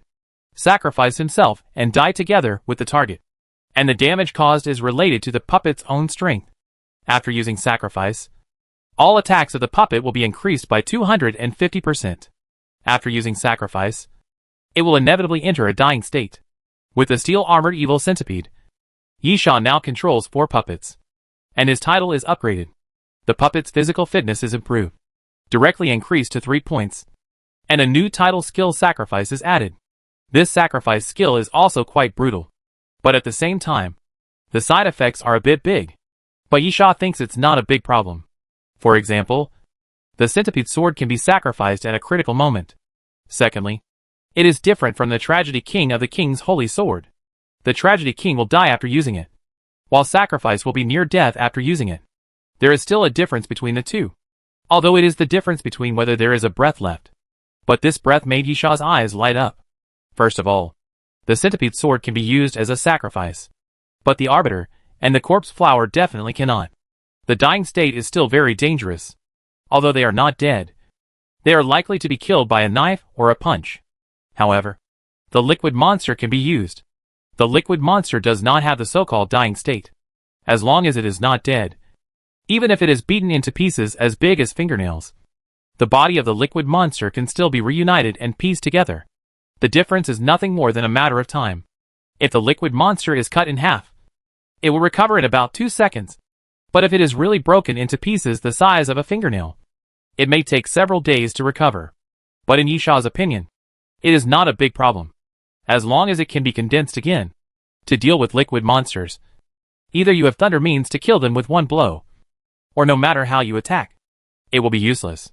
Whether it is dying or not is completely meaningless to liquid monsters. So in Yi Sha's opinion, this sacrifice skill is completely prepared for liquid monsters. Of course, the strength of the liquid monster is mainly defense, and the attack is a bit poor. Even with the sacrifice of 250% additional damage increase, it is hard to say what effect it can cause. Yi Sha feels that he still needs to explore and test it himself. But in general, the steel armor evil centipede itself is not bad, and it has helped me trigger the advanced title. so I just carry it with me. Anyway, there are too many weapons. If I can't use them, I don't need to use them. Just carry them. Moreover, the concealment of the steel armor evil centipede is still good. It can be hidden directly in the coat, and wrapped around the waist as a belt. It can also appear suddenly when it is needed. And the sneak attack effect is good. It was a pity that David and Sessions were not killed. But Yisha was quite satisfied with the unexpected gains. At the same time, Yisha couldn't help but think about it. This title has been advanced to the 4th stage. He has the Arbitrator, Corpse Flower, Liquid Monster, and Steel Armored Evil Centipede. It seems that he can really develop it? Yisha never thought about developing in this aspect. To be honest, Yisha didn't think much of the way of using puppets to fight, because the disadvantages of this way are too obvious. That is, the strength of the main body is generally not strong, and the resources are invested in the puppets. Sessions is a good example. He used the centipede sword and beetle shield, obviously knowing this and trying to make up for the shortcomings. But in front of Yisha, they were not very useful. Relying on these two things alone, the improvement in strength is really limited. Secondly, why are there so few people taking this path? Why does Yisha look down on it? There is another very important reason. That is a sense of security. Chapter 608 Development Route. Yes, a sense of security. Most people who survive in the end times are self-centered. This is not because of selfishness, but human nature created by the environment. Do you place your hopes on others or on yourself? I believe that most people will choose to believe in themselves. Their own strength is the most important. To put it bluntly, it is a question of security. Instead of trusting others, trusting alien creatures, and letting them protect themselves, most people trust themselves more. Yisha is no exception. He is one of these people. In Yisha's principle, the only person he can trust and rely on in this world is himself. In fact, most people survive in the apocalypse in this way. Even those who have a team may make some sacrifices for the team. But there is a limit to sacrifice. Therefore, there are actually many powerful alien creatures for sale on the Doomsday train, as well as zombie chips. Most of the ancient species are very brutal, but there are also relatively gentle ones that can be subdued and domesticated. But still few people take this path as a development route to improve their strength. However, Yisha thought about it and found that this seemed to be no problem for him. To put it bluntly, the biggest flaw of this path is its own strength. But it is no problem for him. Yisha has never deliberately developed this route. In addition to cultivating corpse flowers, it did sacrifice a lot of Yisha's resources. The Arbitrator was obtained by accident. The Liquid Monster was a reward from the flight attendant. And the Steel Armor Evil Centipede was robbed. Yisha's own strength is not weak at all. In this case, Yisha thinks it is completely acceptable to invest a little more resources in this area. For example, the armament of the Arbitrator. Although the corpse flower is a complete form, it can still be mutated and further cultivated. The same is true for the Liquid Monster. No words all night. Yisha was thinking about this problem all night. Until dawn. He asked the Arbitrator to stand guard and took a nap to recover his energy. When it was daytime, Yisha didn't really care whether he acted during the day or at night. At night, he could use the Night Owl, which was also a sneak attack method. The Dark Night Wings and the Son of Wind could run fast, so he could retreat if he missed. And Yisha had no problem fighting with others during the day. And his ability in frontal combat was not weak at all. Therefore, Yisha had no worries in this regard and continued to stroll on the street. However, before leaving, Yisha took out a spade ace from his backpack and looked at it. After hesitating for a while, he still did not tear up the spade ace, but put it back in his backpack. Looking forward to seeing you next time, Yisha said grimly. One of us will die. Yisha is not stupid. On the contrary, he is very smart. So he quickly thought of something. Why did Sessions follow him? No. To be precise, why could Sessions find his position accurately? The only thing Yisha could think of was this poker card. Especially when he saw David using poker cards to fight later. He was more convinced of this. Moreover, if you think about it carefully, why did David leave a poker card when he escaped? This is a trap in itself. The poker card was left there intentionally, taking advantage of Yisha's curiosity, and then using this poker card to find Yisha. Simply put, this spade ace is probably a tracking locator, so David and Sessions can easily find Yisha. In theory, Yisha should destroy this thing. But Yi Sha chose to keep it, hoping that the two guys would come again. And in his heart, Yi Sha has sentenced them to death. Once or twice. 3 times. The next time they appear, they really have to take their lives. While thinking, he strolled in the city. What Yi Sha did was no different from other crew members. He still couldn't find a base. Without a clear goal, no one could do anything. He could only wander around the city. Fight. Continue wandering. And continue fighting. This made the days suddenly become dull. In 3 days, Yi Sha fought 6 battles. 2 of which were with Yi Yu, which increased his merit points to 51.5 points. Yi Sha didn't know where his merit points could rank among many crew members. But killing an apostle walking was fixed at 3 points, which meant that no matter how many merit points were awarded for participating in the battle, at least 17 apostles walking had to be killed to get 51 points of merit. This number of kills is already quite high. Yi Sha actually didn't reach this number. Many of them were merit points allocated after participating in the war, with a minimum of 0.5 and a maximum of 2.5. He accumulated a lot little by little. Therefore, Yi Sha felt that his merit points, dare not say the most, should not be a problem to be among the top. Hello? At this time, Yi Sha felt the vibration of the phone, took it out, and saw that it was Yi Yu's number, and answered it casually. What's the matter? Yi Yu seemed very anxious, and shouted on the other end of the phone, Go to the East District. Go to the East District quickly. Immediately. Right away. Yi Sha was puzzled. Rescue? Yi Yu, what rescue? Hurry up. Yi Sha, the East District is so big. You have to give a specific place. Right? The ruined city is divided into 4 districts, East, West, North and South. Of course, this is not the division of the ruined city itself. As time goes by, there must be some communication and cooperation between the crew members. After all, this battle is always a battle between camps, and there are conflicts of interest between the crew members. But it is not as important as killing the apostle. Therefore, in order to facilitate cooperation, some tacit understandings were reached in private, such as regional planning and division, so as to avoid mutual snatching and internal strife. And 4 districts were divided. The South District is an isolation area, so it doesn't matter if you don't mention it. Whoever wants to go can go. The other 3 districts have relatively similar numbers of flight attendants to balance each other. Yi Sha was a little confused, but from the sound on the phone, Yi Yu seemed to be in a hurry, and her breath was uneven. So he simply started running directly to the East District. After running for a while, Yi Sha was surprised to find that there were quite a few people around. All of them were crew members. They didn't say hello to each other, but they all had the same destination, heading to the East District. Is there a large-scale battle? Or? Yi Sha's eyes lit up. Could it be that the base of the apostles was finally exposed? It has been almost 10 days since we arrived at the City of Destruction. If compared with the time it took to arrive at the platform and perform the mission, 10 days is really not a long time. However, there is only one purpose for coming to the City of Destruction, and that is to fight. 10 days of continuous high-intensity fighting is already a long time. Not only is the body tired, but the spirit is also tired. If Yi Sha can find the base where the apostles walk and enter the final battle, he will also be very excited.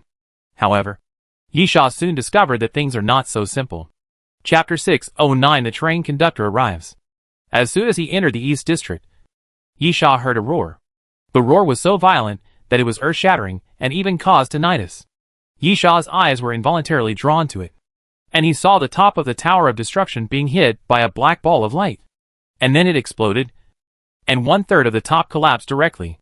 The Tower of Destruction was the name given by the train attendants because no one knew the real name.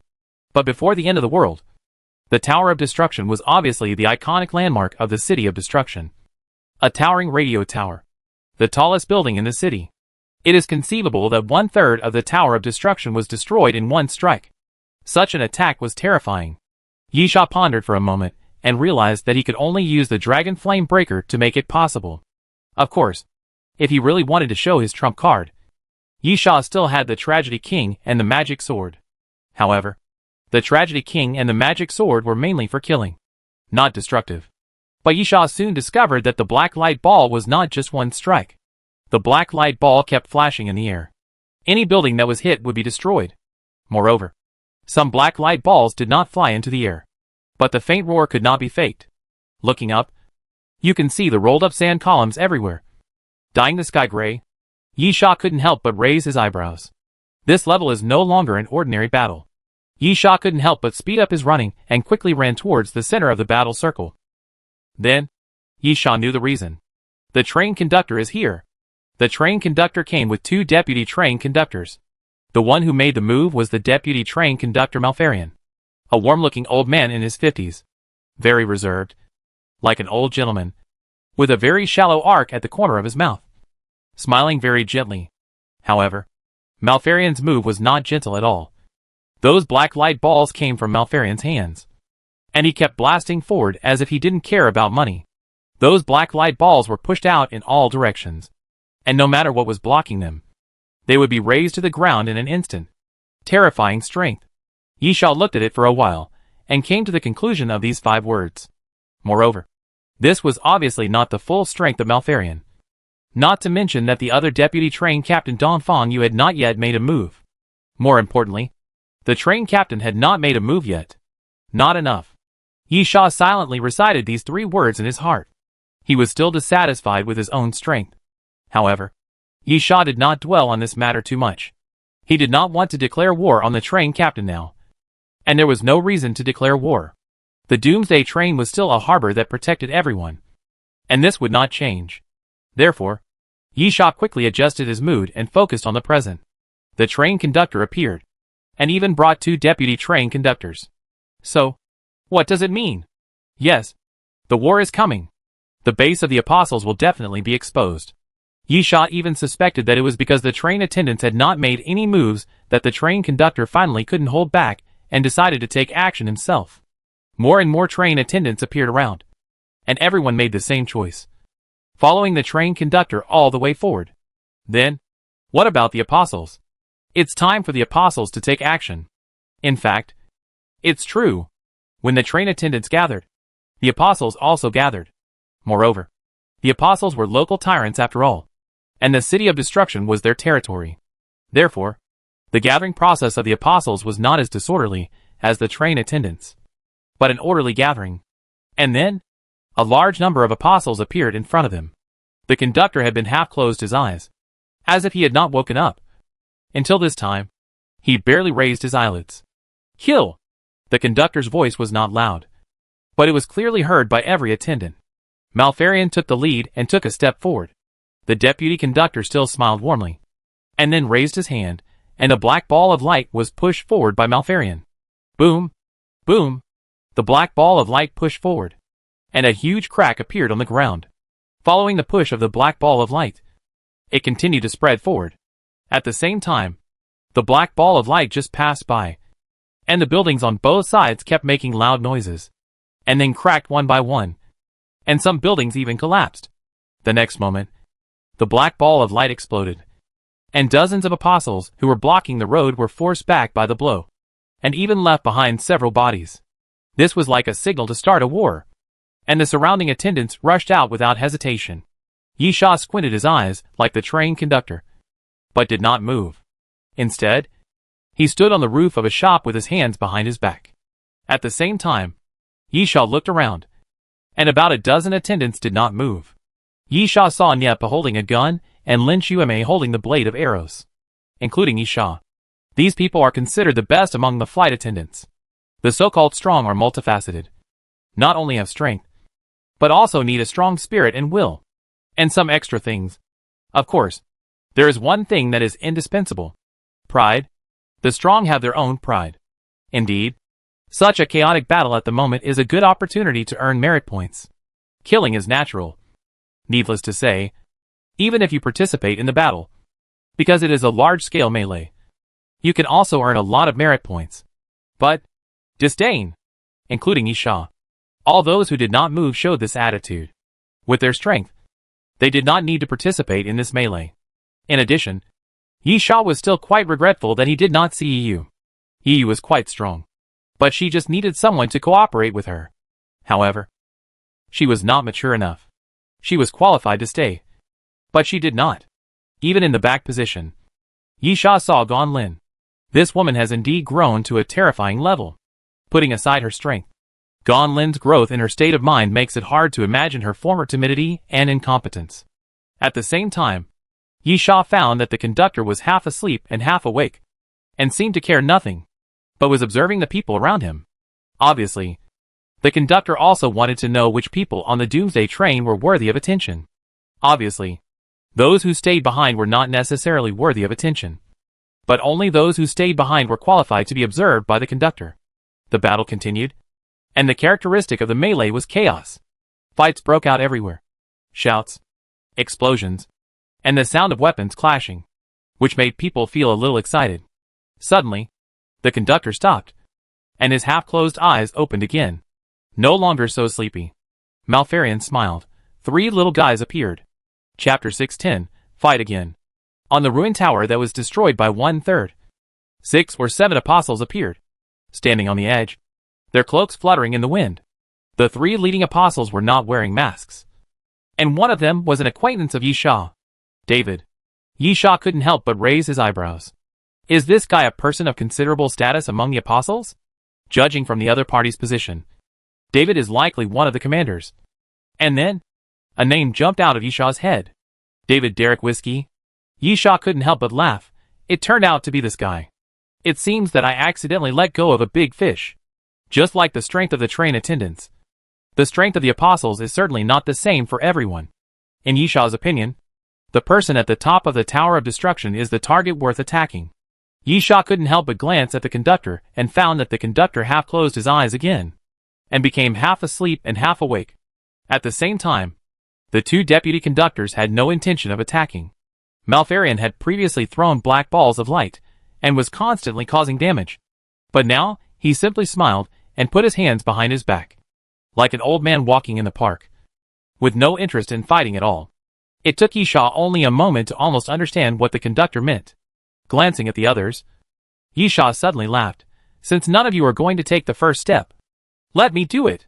Yi Sha suddenly moved, running quickly on the roof, then jumping on the roof, directly using the roof to avoid the battle circle in the melee, and rushed straight to the Tower of Destruction.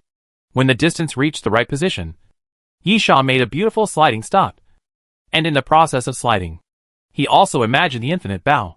An ordinary iron arrow was put on the bowstring by Yi Sha. God's punishment arrow. Yi Sha's first move. The first time he opened the bow. The first time he put an arrow, he used the God's punishment arrow. Come on! Yi Sha's mouth curled up. Please accept this gift. The infinite bow was pulled into a full moon. And then Yi Sha loosened his fingers, and the God's punishment arrow flew towards the Tower of Destruction. In the first 100 meters, the God's punishment arrow was mediocre. But after 100 meters, with the acceleration, the God's punishment arrow continued to rotate, bringing out a strong spiral energy, and then turned into a stream of light. Yi Sha was about 1,000 meters away from the location of the Tower of Destruction. So Yi Sha also used the clairvoyance effect of the infinite bow and advanced to increase the range. However, the super long distance did not weaken the power of the God's punishment arrow. With the continuous rotation and the strengthening of the spiral energy, the God's punishment arrow became more terrifying. The next moment, the arrow of divine punishment came to the front of the Tower of Destruction. Yi Sha raised his head, staring at the Tower of Destruction, and then laughed. What a pity! The apostles chose to avoid it. And at the first moment, they all scattered in all directions, and jumped down from the Tower of Destruction. Yi Sha chose the arrow of divine punishment as the first arrow. Not to kill, but to deter.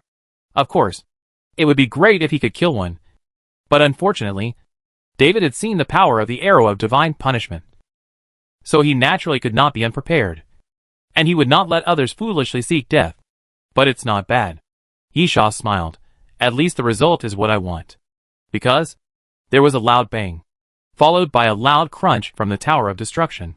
The divine punishment arrow directly pierced through the Tower of Destruction. Then, the Tower of Destruction tilted over, and the top, which was already broken, cracked again and was shot off by Yi Sha's arrow. Boom! The cracked Tower of Destruction fell to the ground, making a huge roar, and smashed a spider web of cracks on the ground. The surrounding buildings were all collapsed in an instant. This is the deterrent. I hope, Yi Sha said again, you like the gift I gave you. At the same time, not only Yi Sha, but others also moved. Just when those apostles landed, Yi Sha was the first to take action. So he naturally had the right to choose, because he was in the front. Without a doubt, Yi Sha found David again.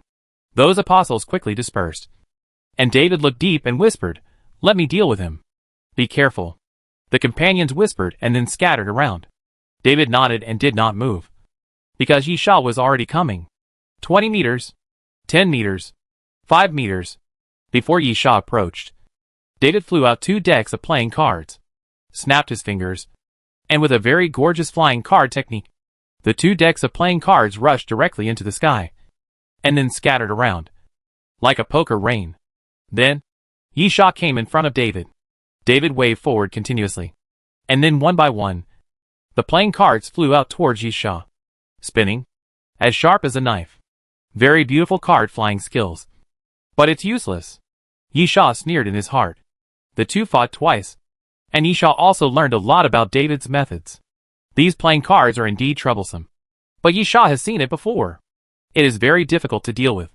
There are too many, and it is not easy to dodge. But the lethality is quite average. The most important thing is, Yi Sha licked the corner of his mouth last time. That idiot helped you to contain it. Who will contain it now? Boom! The ground suddenly cracked, and the corpse flower vine suddenly jumped out from the ground, sweeping the playing cards directly. Yi Sha looked down on Sessions, but had to admit that Sessions' puppets entangled the corpse flower, the arbitrator, and the liquid monster. This made David not face these in the last battle. But who will stop the corpse flower now? No one. Boom! After sweeping away the playing cards, the corpse flower vines fell towards David. Black mist suddenly emerged under David's feet and wrapped around David's body. David suddenly moved sideways, and the corpse flower vines hit the ground, making a loud noise. But at this moment, bang! The sound of a sniper rifle suddenly rang out. The arbitrator had already hidden in the surrounding buildings and suddenly shot at David. David once again showed his card flying skills and actually blocked the bullet with a playing card. Yi Sha wondered in his heart whether he should get the arbitrator a better sniper rifle. The arbitrator's sniping skills are very powerful. Other snipers aim and observe by themselves, but the arbitrator directly uses the program to assist in aiming. And the program also calculates the wind speed, wind direction, humidity and other data that affect the sniping. This makes the arbiter not only accurate, but also extremely fast in shooting. However, the MSG-90 automatic sniper rifle in the arbiter's hand is indeed rotten.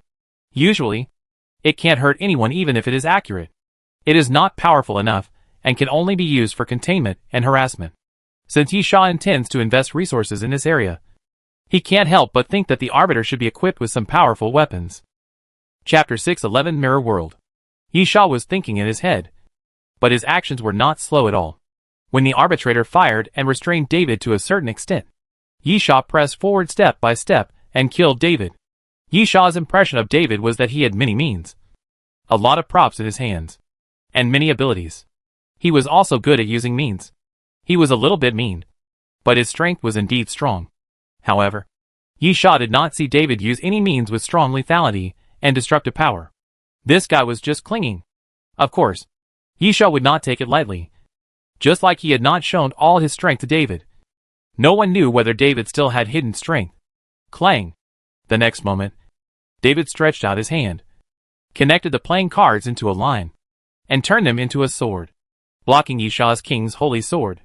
But at this moment, a steel-armored evil centipede suddenly jumped out of Yi Sha's sleeve, showing its claws towards David and biting him directly. David reacted very quickly and quickly retracted his hand, but was still scratched on the back of his hand by the claws of the steel-armored evil centipede, opening a cut and blood seeping out. Yi Sha sneered, "Come and have a taste of your companion's weapon." Yi Sha quickly switched the king's holy sword to his left hand, and the steel-armored evil centipede tensed its body and immediately turned it into a centipede sword, slashing towards David. Dang! The crisp sound of the clash rang again, and this time, David took out the magician's cane, blocked the centipede sword, and then ejected the blade from the front and stabbed at Yi Sha. Yi Sha did not choose to dodge, and was extremely tough. He directly used nitrogen to forcibly block it, and then swung the king's holy sword and slashed at David again. This time, David chose to dodge. But just as he jumped back, The centipede sword in Yisha's hand suddenly stretched out, like a whip, and swept directly over. The black mist under David's feet appeared again, and after wrapping his body, David moved 5 meters away. Even so, David still broke out in a cold sweat. But Yisha's attack was still not over. Before David could react, the corpse flower vine suddenly sprang out from the side and swept David fiercely. With a bang, David's body was thrown out and fell to the ground, rolling continuously. Yisha stepped forward and looked at David. If you don't bring out something new, you can only buy a one-way ticket to hell in advance. Or, you can call some companions? Although they can't help you, they can at least accompany you to hell. As Yisha spoke, he waved the centipede sword, and the retracted centipede sword stretched out again and slashed towards David. David had no time to make a sound. He could only roll to the side to dodge. The centipede sword slashed the ground, splitting a crack. To be honest, Yisha felt that the steel armor centipede was not as powerful as the corpse flower and the liquid monster. But this thing was really useful. Much stronger than when it was in Session's hands. Of course, Yisha knew the reason very well. The centipede sword had a solid effect. It was not so much a sword, but it was actually smashed when attacking. But compared with Session's strength, there was a world of difference. Naturally, the effect of the centipede sword was completely different. David took a deep breath and looked at Yisha. His mission was to delay time. No, all the apostles were delaying time. However, David felt that he should show some real skills. Otherwise he couldn't even delay time. Okay, do you want to see something new? David stood up, took out a deck of cards, and began to shuffle them. His technique was quite gorgeous, making people look dazzled. Then David smiled and said, "Then I'll show you something new." As David spoke, he threw the playing cards out, and the playing cards flew around, forming another rain of playing cards. This was certainly not something new. As David threw the playing cards out, he suddenly half knelt on the ground, pressing his palm against the ground. Mirror world. Around Yisha, countless silver-white halos suddenly appeared. Those halos kept expanding, and then suddenly turned into mirrors, covering the area around Yisha. At the same time, David suddenly disappeared under the cover of those mirrors. Yisha looked around vigilantly, looking for David's trace. Those mirrors were not tightly closed, so he could still observe from the gaps. However, Yisha soon found that those mirrors were too annoying. They were all fun mirrors. His appearance was reflected in a strange way, with a big head and a small body, and he became a fat man or a skinny bamboo pole. Fun mirrors were originally used to entertain people in amusement parks. Yisha was not amused, but these funhouse mirrors surrounded him, reflecting his own image, which blocked his vision. He shook his head to make himself clearer and not be affected by the mirrors. Then Yisha attacked without hesitation. The centipede sword stretched out again and swept towards the mirrors around. Crash! The mirrors themselves seemed to have nothing special. They were made of ordinary materials. The centipede sword swept over and easily shattered several of them. However, Yisha found that those fun mirrors actually had many layers inside and outside. So many that he couldn't see how many layers there were. "Yisha, let's see how long you can hide." As Yisha said this, he swung the centipede sword continuously and quickly smashed the fun mirrors around him. But after a few rounds of attacks, Yisha felt something was wrong. It was very easy to destroy those fun mirrors, and it could even be said that it was not difficult at all. But Yisha soon found that no matter how he destroyed them, the fun mirrors did not seem to decrease at all, and they still covered him densely. Yisha pondered for a moment, then began to move forward. As expected, Yisha soon discovered that those funhouse mirrors were not as simple as he had imagined. Those funhouse mirrors did not appear randomly, but crisscrossed like a wall, forming a circle of circular mazes. Yisha immediately knew what David wanted to do. In addition to the magician-like attack and defense methods, that guy was also good at setting traps and sneak attacks. This circle of funhouse mirrors was deliberately arranged by David to create a convenient terrain for himself. Yisha couldn't help but be careful and took smaller steps, even though the reflections of himself in the funhouse mirrors affected his vision. Yisha still looked around carefully, not daring to be negligent. Just at this time, Yisha suddenly felt like he stepped on something. He looked down and saw a spherical bouncing mine suddenly popped out from the ground. Chapter 6:12 Broken. When Yisha saw the bouncing mine crack, he knew that his guess was almost right. The other party wanted to set a trap. So Yisha immediately covered his whole body with nitrogen armor. Boom! Yisha was blown away and rolled on the ground continuously. But he was not seriously injured. The power of the bouncing mine was not great. But the mirrors around him cracked into several pieces. And then several sentry machine guns cracked directly from behind the broken mirrors. The muzzles turned and fired at Yisha. Thud, thud, thud.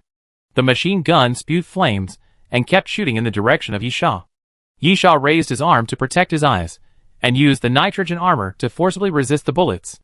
The bullets from the sentry machine gun could not penetrate the nitrogen armor. The only thing that could cause damage to Yisha was the impact force.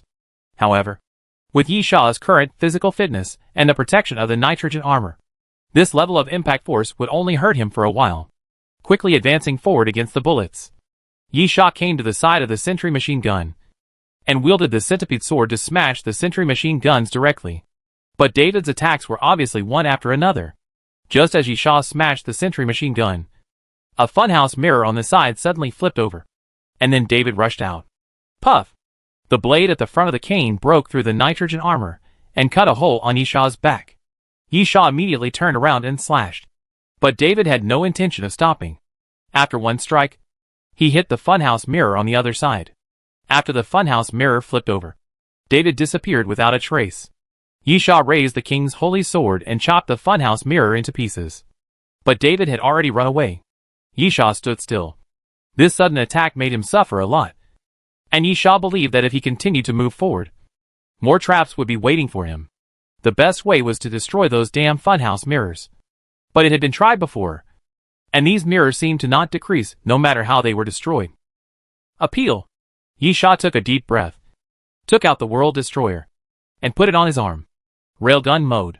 Yisha continued to move forward, but before each distance, he would fire a pulse bomb. Boom! As the pulse bomb cracked, blue light appeared. The ground was shattered, and the surrounding funhouse mirrors were also blown to pieces. Then Yisha saw two sentry machine guns behind the funhouse mirrors, and there was a steel plate hidden on the ground, and he didn't know what it was used for.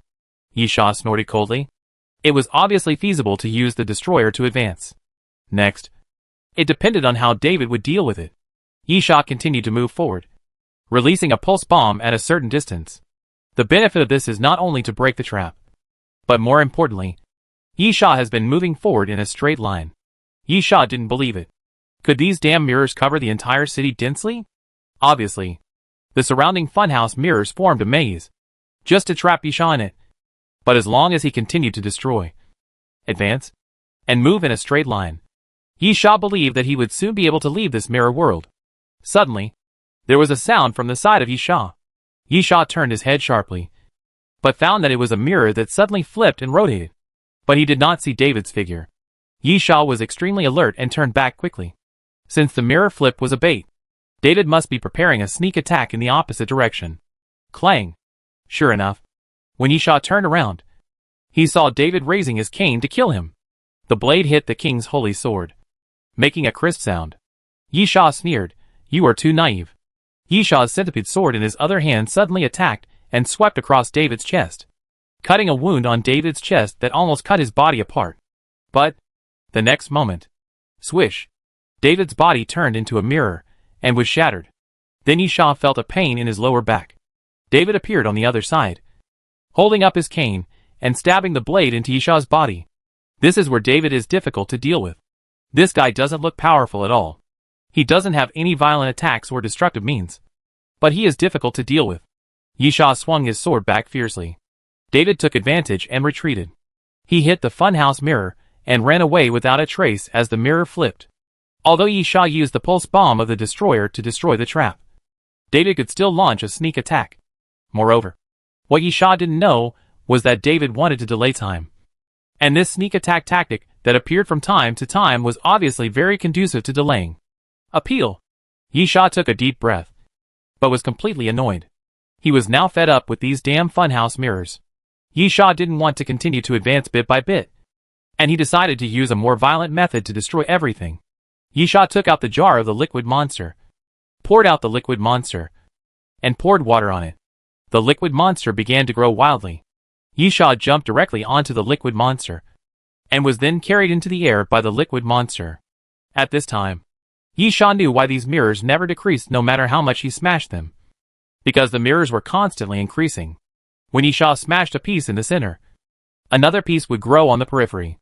Moreover, these funhouse mirrors would move with Yisha's movement.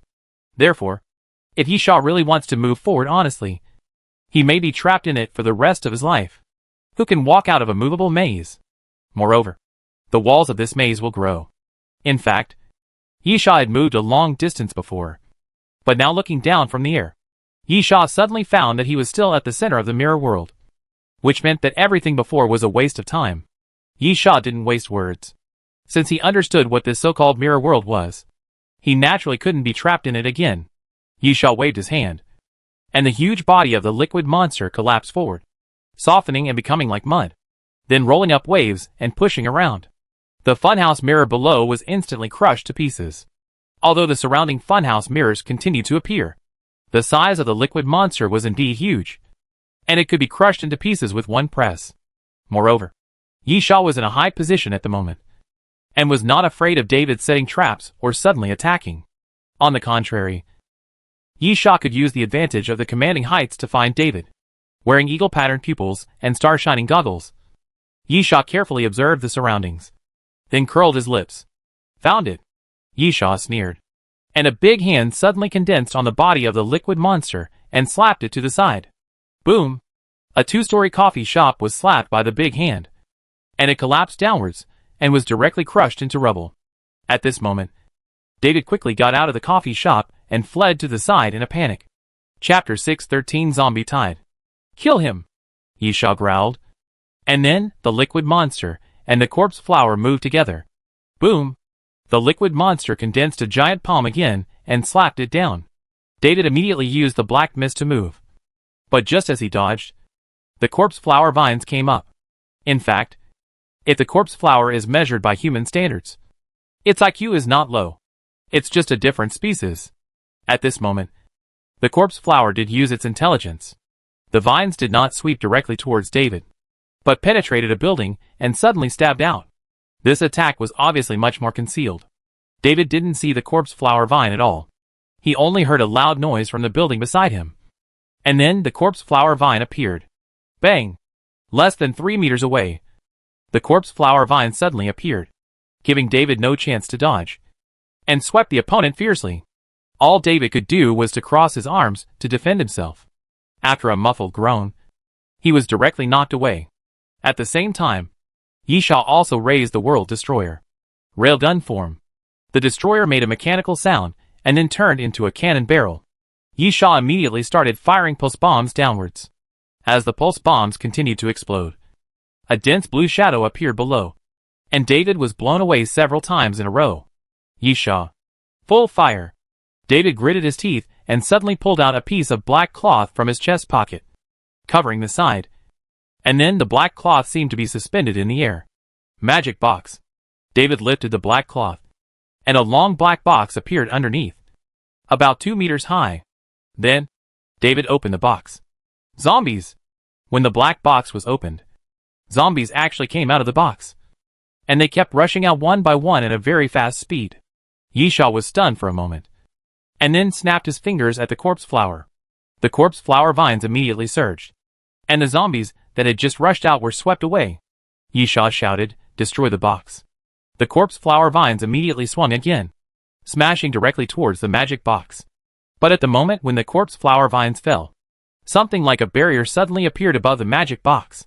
It was hemispherical and directly covered the magic box below, withstanding the attack of the corpse flower vines. David quickly ran to the back, and after entering the alley, he gasped for breath, and then took out the walkie-talkie from the waist bag behind his waist. Execute Plan C. Are you sure you want to do this? Our people are fighting with the enemy. I don't care about that anymore. David interrupted him rudely, then gritted his teeth, revealing a trace of ferocity and cruelty. Sacrifice is to allow more people to survive, which is also what Pike agrees with. So immediately implement Plan C. Okay, I know what to do. At the same time, the City of Destruction, the quarantine zone. A group of apostles had already gathered here. After looking at each other, they showed determination in their eyes. then picked up the sledgehammer and smashed it hard against the wall of the quarantine zone. Bang, bang, bang, with the hammers constantly hitting the wall. Cracks soon appeared on the wall. At the same time, because of the movement on the other side of the wall, all the zombies in the isolation area gathered together, pushing and ramming towards the wall. The wall made a clattering sound. And then with the zombies ramming, the cracks became larger and larger, and continued to spread, and countless pieces of rubble slid down along the wall. Go! Someone shouted. And then the apostles quickly evacuated. After a while, the damaged wall finally collapsed completely under the impact of the zombies. The zombies in the isolation area suddenly rushed out and quickly scattered around. At the same time, not far from the isolation area, countless black lights and shadows appeared, rotating like whirlpools. When the zombie tide came, the zombies would disappear immediately as long as they passed through the black lights and shadows. On the other side, Yisha was not in a hurry to chase David. The train conductor had already appeared, which was equivalent to announcing the start of the war. David still wanted to run? Where could he run to? Unless he was willing to be spurned by other apostles in order to survive. Because now all the apostles were fighting desperately. And all the crew members were fighting desperately. The two camps were currently fighting the biggest war. Therefore, Yisha was not in a hurry. He could deal with those zombies first, and then deal with David. However, Yisha soon discovered that those zombies were not easy to deal with. The corpse flower vines continued to attack the zombies. From 1 to 2. And from 2 to 3. But the number of zombies was increasing. The only way to stop the zombies from appearing was to destroy the magic box.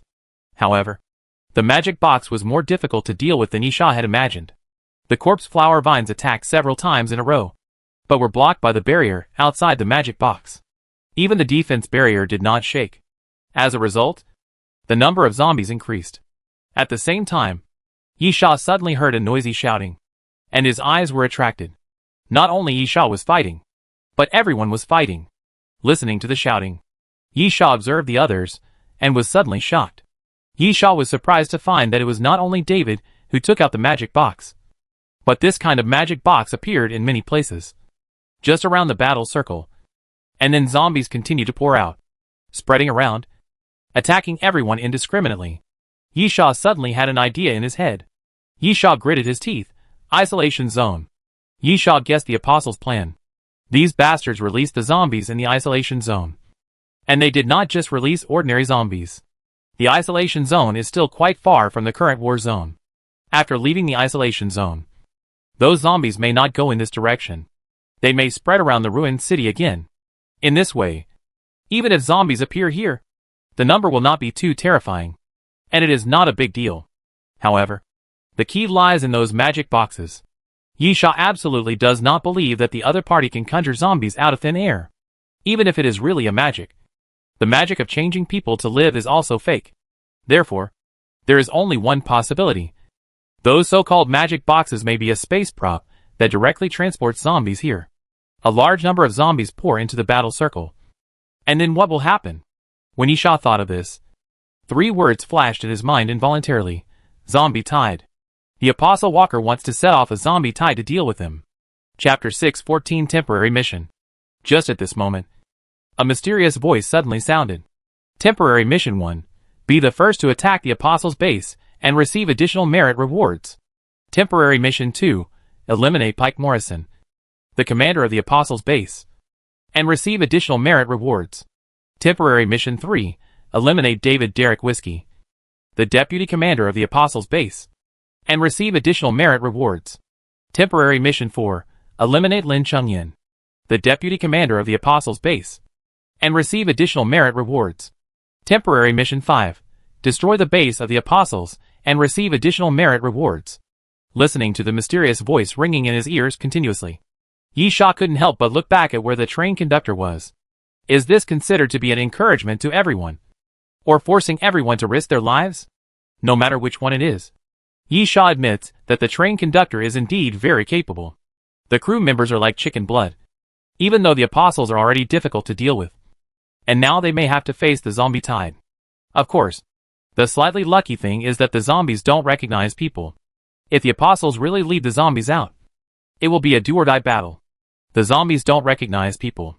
However, The train attendant is obviously more fierce than the apostles. Moreover, the train conductor and 2 deputy train conductors also bring great pressure to the other side. The apostles have no choice but to make such a choice. After all, after the battle, the apostles are at a disadvantage. Moreover, the train conductor has not made a move yet. At this time, the phone in Yisha's pocket rang. Yisha took it out and answered it. On the other end of the phone, Yiyu shouted excitedly, "Opportunity! Opportunity! Our opportunity has come!" Yisha was puzzled. "Huh?" Yiyu shouted, "Ammonium perchlorate. We have ammonium perchlorate." Yisha suddenly realized, "Base?" Yiyu, "Yes. Do it or not." Yisha, "I can't get away." Yiyu, "I will take care of your share and do the work. I will compensate you later." Yisha was straightforward and said, "Okay." Yisha knew that Yiyu was targeting the temporary mission. The 3 commanders of the Apostle Walk were too targeted. Moreover, it was a chaotic battle now. Even if he had the ability to kill them, it was still a question whether he could snatch them. Therefore, Yiyu set his sights on the 2 temporary missions of first attacking the base of the Apostle Walk and destroying the base of the Apostle Walk. In fact, the base of the Apostle Walk has not been exposed yet. But everyone thinks it is a matter of time. The Apostle Walk fought so hard, which means that the base must be behind. Furthermore, the train conductor appeared and took the lead in declaring war. And the target must be the base of the Apostles. However, Yisha didn't need to do this. He had already caught David, who was also the target of the temporary mission.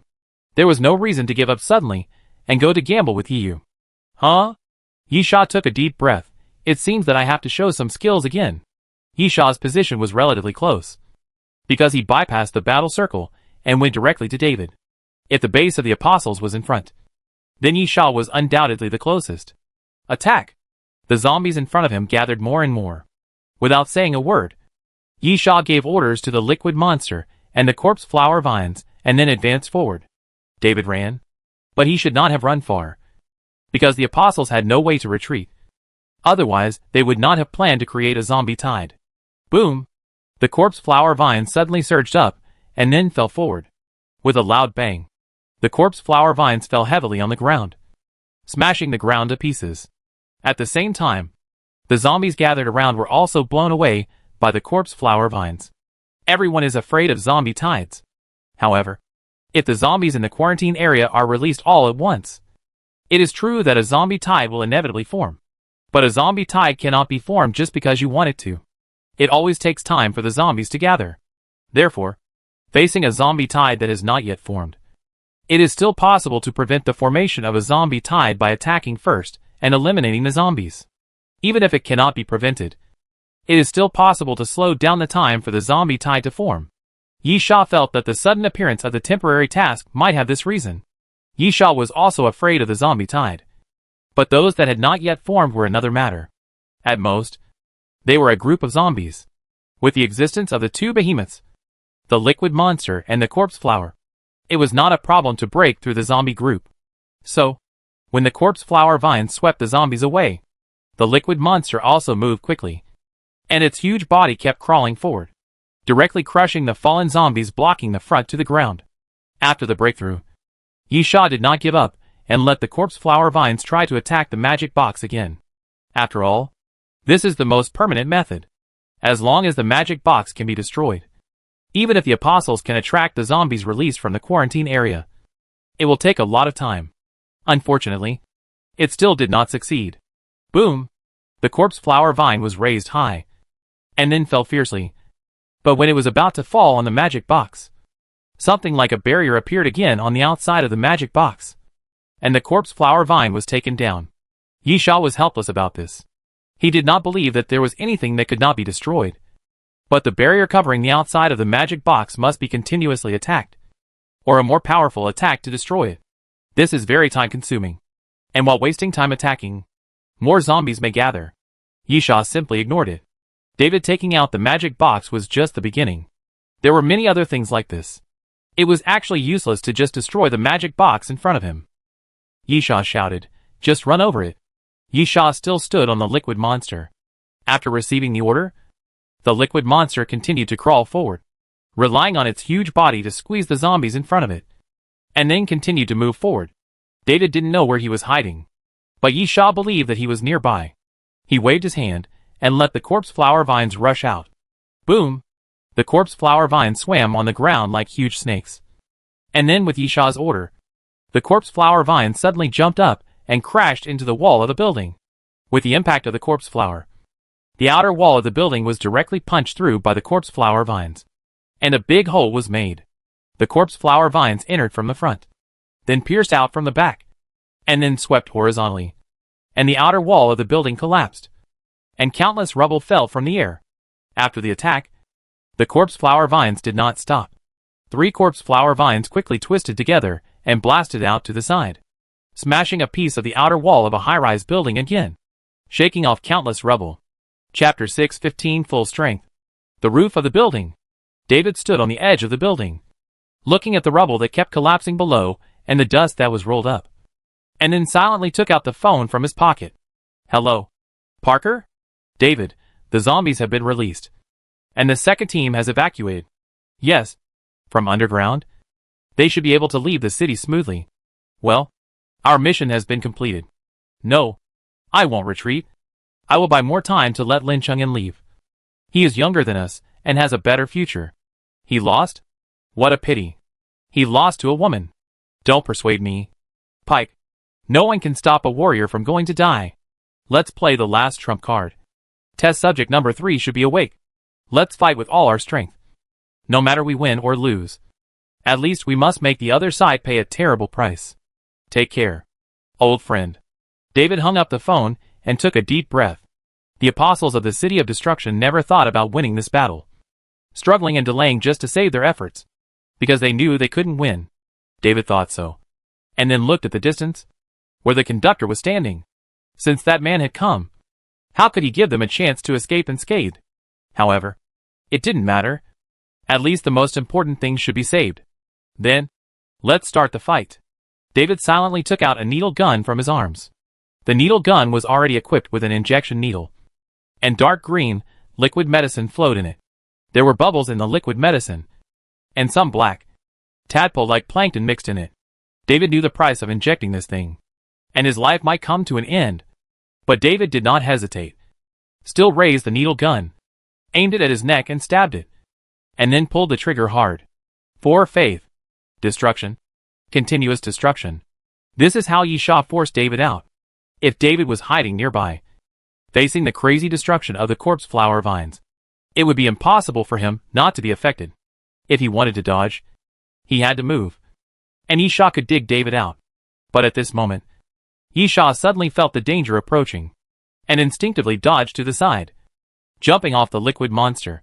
The next moment, a black beam of light streaked across the sky, directly piercing through the body of the liquid monster, and then fell to the ground, followed by a loud bang, and a big hole was punched through the ground. Yisha glanced at the side face, and it was another poker card. However, this poker card was obviously different from the previous one, with a completely different power, and it was not made of paper, but a hard plastic poker card, surrounded by a circle of black and purple smoke. Then, Yisha looked up and saw David standing on the top of the broken building. At the same time, David took a step forward, fell directly from the air, and then stepped on the liquid monster, using Yisha's liquid monster to slow down the impact, and then fell to the ground. Yisha frowned, and suddenly felt that David's momentum had changed. I am David Derek Whiskey, known as the Magic Killer, and the deputy commander here. David stepped forward and stretched out his left hand. A crow appeared in his palm. Then, with a bang, the crow exploded into black mist, and a black hat appeared in David's palm. David put on the hat. Come on. Now we can have a good fight. You don't think that I, a deputy commander, have only so little ability, do you? As David spoke, his skin gradually turned pale. Suddenly, a crack appeared on his face, and then a piece of flesh fell off as if it had rotted. Yisha couldn't help but raise his eyebrows. This guy turned into a corpse? Yisha's eyes swept across David's neck, where he saw the clearly visible injection needle hole. Is that so? Yisha murmured. Are you going to fight to the death? Yisha raised his head while speaking, and then dropped it with force. The corpse flower vines lingering beside Yisha suddenly rushed forward. Yisha shouted softly, Even if you fight to the death, you are still no match for me. Bang! The corpse flower vine hit David hard and pushed him out directly.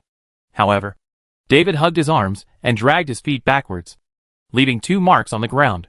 He was not injured. Sure enough, Yisha murmured, "Is it a corpse?"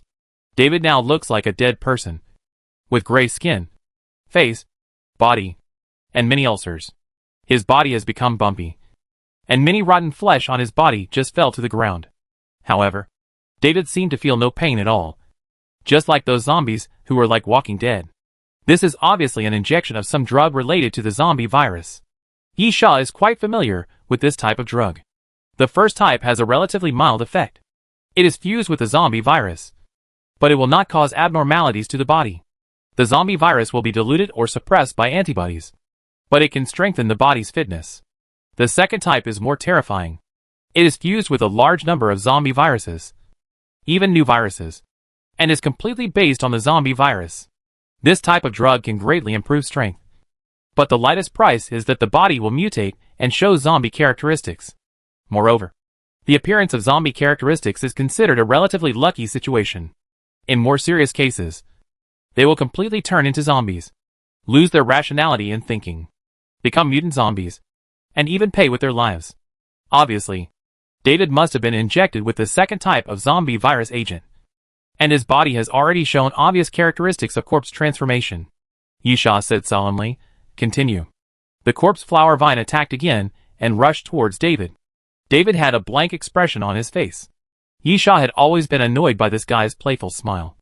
And now, I don't know if it was because of the corpse transformation, David had no expression at all, facing the corpse flower vines that were sweeping over. David once again took out the plastic playing card, with black smoke coming out of the edge. The next moment, the playing card flew out and turned into a black stream of light again. After hitting the corpse flower vines, it broke the corpse flower vines with just one hit. Roar! David opened his mouth and roared, making a sound that was not human, and the corners of his mouth were open, dripping with smelly liquid. Suddenly, the cane in David's hand suddenly cracked, and there was a sword hidden in the cane. A sword of unparalleled power. The sword was very plain, with a simple black wooden hilt and a thin blade. Nothing more. But it exuded an indescribable sense of oppression. So that's it. Yisha looked at the sword in David's hand. Not only has it turned into a corpse, but have you also taken out all the things that have been hidden in the bottom of the box? Chapter 6:16 Fierce Fight. 4. For faith. David had just turned into a corpse, but he still had a trace of rationality. He stared at Yisha, stammering and muttering, and then suddenly raised his hand, and a poker card flew towards Yisha again. This time, the liquid monster went up. Although the liquid monster had strong destructive power, it was not very powerful in attack. The so-called attack was not enough just to have destructive power. The liquid monster did not have factors such as attack frequency and movement speed. Simply put, except for destruction, the liquid monster's sad movement speed and attack speed usually could not hit people. Therefore, the strongest point of the liquid monster is still defense. The huge body twisted and directly covered Yisha. Bang! The next moment, the black light transformed from the poker card hit the liquid monster. After a muffled sound, a big hole was punched in the body of the liquid monster again. But after the poker card penetrated the body of the liquid monster, it also lost its power and fell to the ground. And what is such a big hole to the liquid monster? Nothing. Almost at a speed visible to the naked eye. The big hole was healing rapidly. This is the horror of the liquid monster.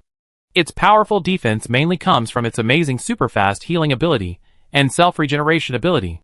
Then, the liquid monster's body squirmed, condensed into a giant palm, and slapped David down. After the corpse, David seemed to become as straightforward as a zombie. Facing the slow slap, he did not choose to dodge, but directly faced it. Sword light flashes. Compared to the playing cards, Yisha felt that the sword in David's hand was more terrifying. And it was indeed so. When David slashed the sword, a silver linear sword light went straight up from the bottom to the top, and surged to more than 10 meters. With a puff, the giant palm condensed by the liquid monster was cut in the moment it intersected with the sword light. After the attack, David's speed did not slow down, and he rushed straight towards the liquid monster. David then jumped up and came to the front of the liquid monster, raised the sword and slashed it again. And the terrifying sword light appeared again and fell forward. Puff! The dull sound, like a piece of rag being torn apart, appeared again, and then the body of the liquid monster twisted, slowly split into two, and fell to both sides. The liquid monster was actually cut in half by David's sword. This sword is good? Yishaw's pupils shrank. But he was not afraid at all, but excited. I want this sword. David ignored Yishaw, but raised his sword and continued to move towards Yishaw, slashing out the third sword light without hesitation. Yishaw took a deep breath, and his aura suddenly changed. Since the other party has played his trump card, and has also made sacrifices and paid a huge price for the battle, then, to show respect, I should also let you see something you have never seen. And then, Yishaw said with his eyes wide open, kill you. Yishaw's figure was slightly straight, but his body was stretching. And then the surface of Yishaw's skin began to crack, and blood slowly flowed out. But along with the blood, pieces of dragon scales grew out of Yishaw's body, and a dragon horn suddenly grew out of his forehead with a pop. Dragon transformation. Facing the sword and David's corpse transformation, Yishaw knew very well that if he didn't show some real skills, he would be cut in half, like a liquid monster in his normal state. The next moment, the terrifying sword light was about to fall on Yishaw's body. At this moment, Yishaw completed the dragon transformation and raised his hand fiercely. Halong Yinpa. Around Yishaw, countless dragon breath fires suddenly appeared, quickly gathered in front of Yishaw, and then surged forward, turning into a huge fire dragon, facing the sword light. Boom! A huge explosion sounded, and the sword light slashed the fire dragon, smashing it to pieces. But the sword light was also blown to pieces by the explosion of the fire dragon, turning into a pile of halos. Yishaw took a step forward, raised his head, and roared at David. Dragon roar. A dragon-like roar came from Yishaw's throat. Crack! Crack! The surrounding buildings kept shaking, and then the ground cracked, and dense cracks appeared on the buildings. David seemed to be in the center of a storm. Even with his abnormally strong physique after his corpse transformation, he was blown away by a blow and smashed directly into the wall of the building. With a loud bang, the wall shattered, and David's entire body was embedded in the wall. Yishaw stretched out his arms and held out his hands. Dragon Spear. This is the magical weapon that comes with the dragon transformation. It is the same concept as improving physical fitness. As Yishaw clenched his hands, a pair of dragon spears appeared in his palms. The next moment, Yishaw took a step forward. Bang! The ground in front of Yishaw was crushed, and then Yishaw made a throwing motion and threw the dragon spear in his hand out. David roared, stretched out his hand and swung it, directly knocking a dragon spear out. But, poof! The second dragon spear pierced David's chest directly, even to the position of his heart. But the effect of the corpse transformation was revealed at this time. This was a blow that was enough to send David to hell. But David didn't care even though his heart was pierced. He didn't die at all. Just like killing zombies. If you want to kill David now, you must blow his head off with a shot, or cut his neck and chop off his head. Poof! David screamed hysterically, grabbed the dragon spear, pulled it out of his body, and threw it back at Yishaw. His speed was faster than Yishaw's, and his power was greater than Yishaw's. Yishaw raised his eyebrows. His physical fitness after dragonization was not as good as David's physical fitness after corpseization? You know, David's physical fitness was much worse than Yishaw's. This guy. Yishaw licked his mouth. He wants to die. With this kind of physical enhancement, David's transformation into a zombie is obviously very deep. Of course, this means that the side effects are also greater. For David, the price he pays is not just the possibility of becoming a mutant zombie. The side effects may cost David his life. Since you are ready, Yishaw shouted, then die. Yishaw stretched out his hand, and the dragon spear was firmly grasped in his hand. Use my weapon against me? Yishaw sneered. Do you think it will work? Chapter 6:17 Past Fear. If it were an ordinary weapon, it would certainly be powerful if it was caught and thrown back.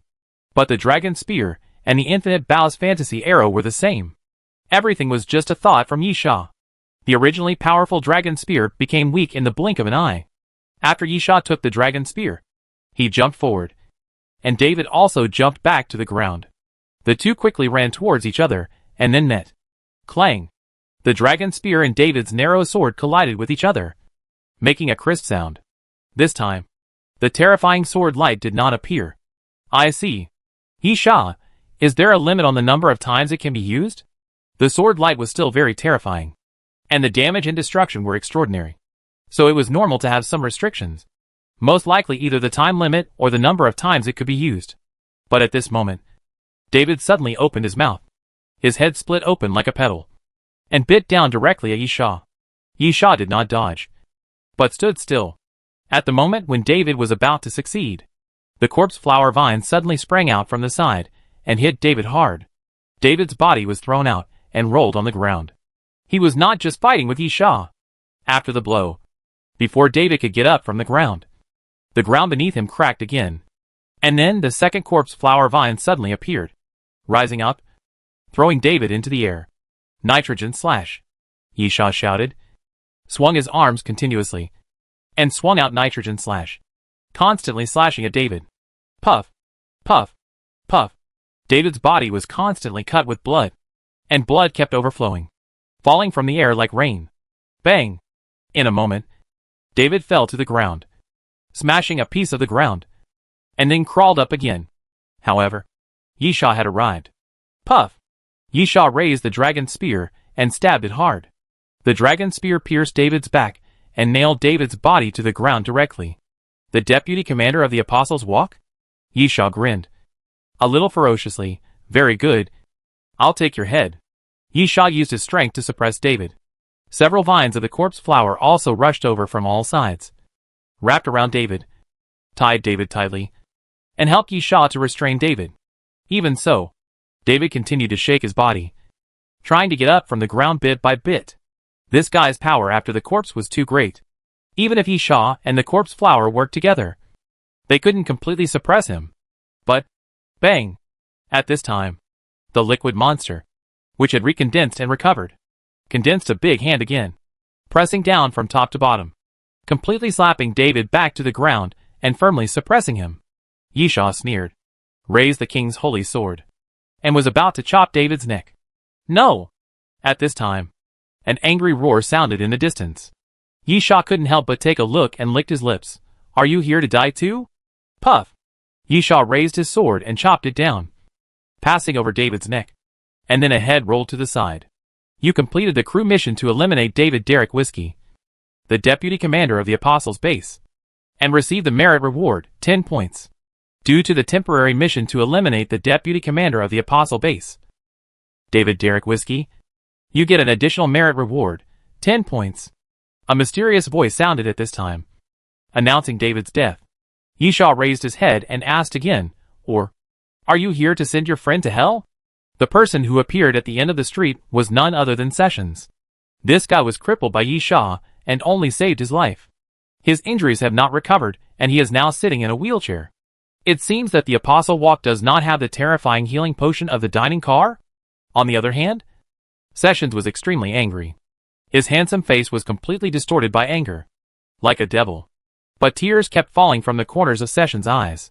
Even though he had tried his best to restrain himself, Sessions gritted his teeth, and even blood flowed from the corners of his mouth.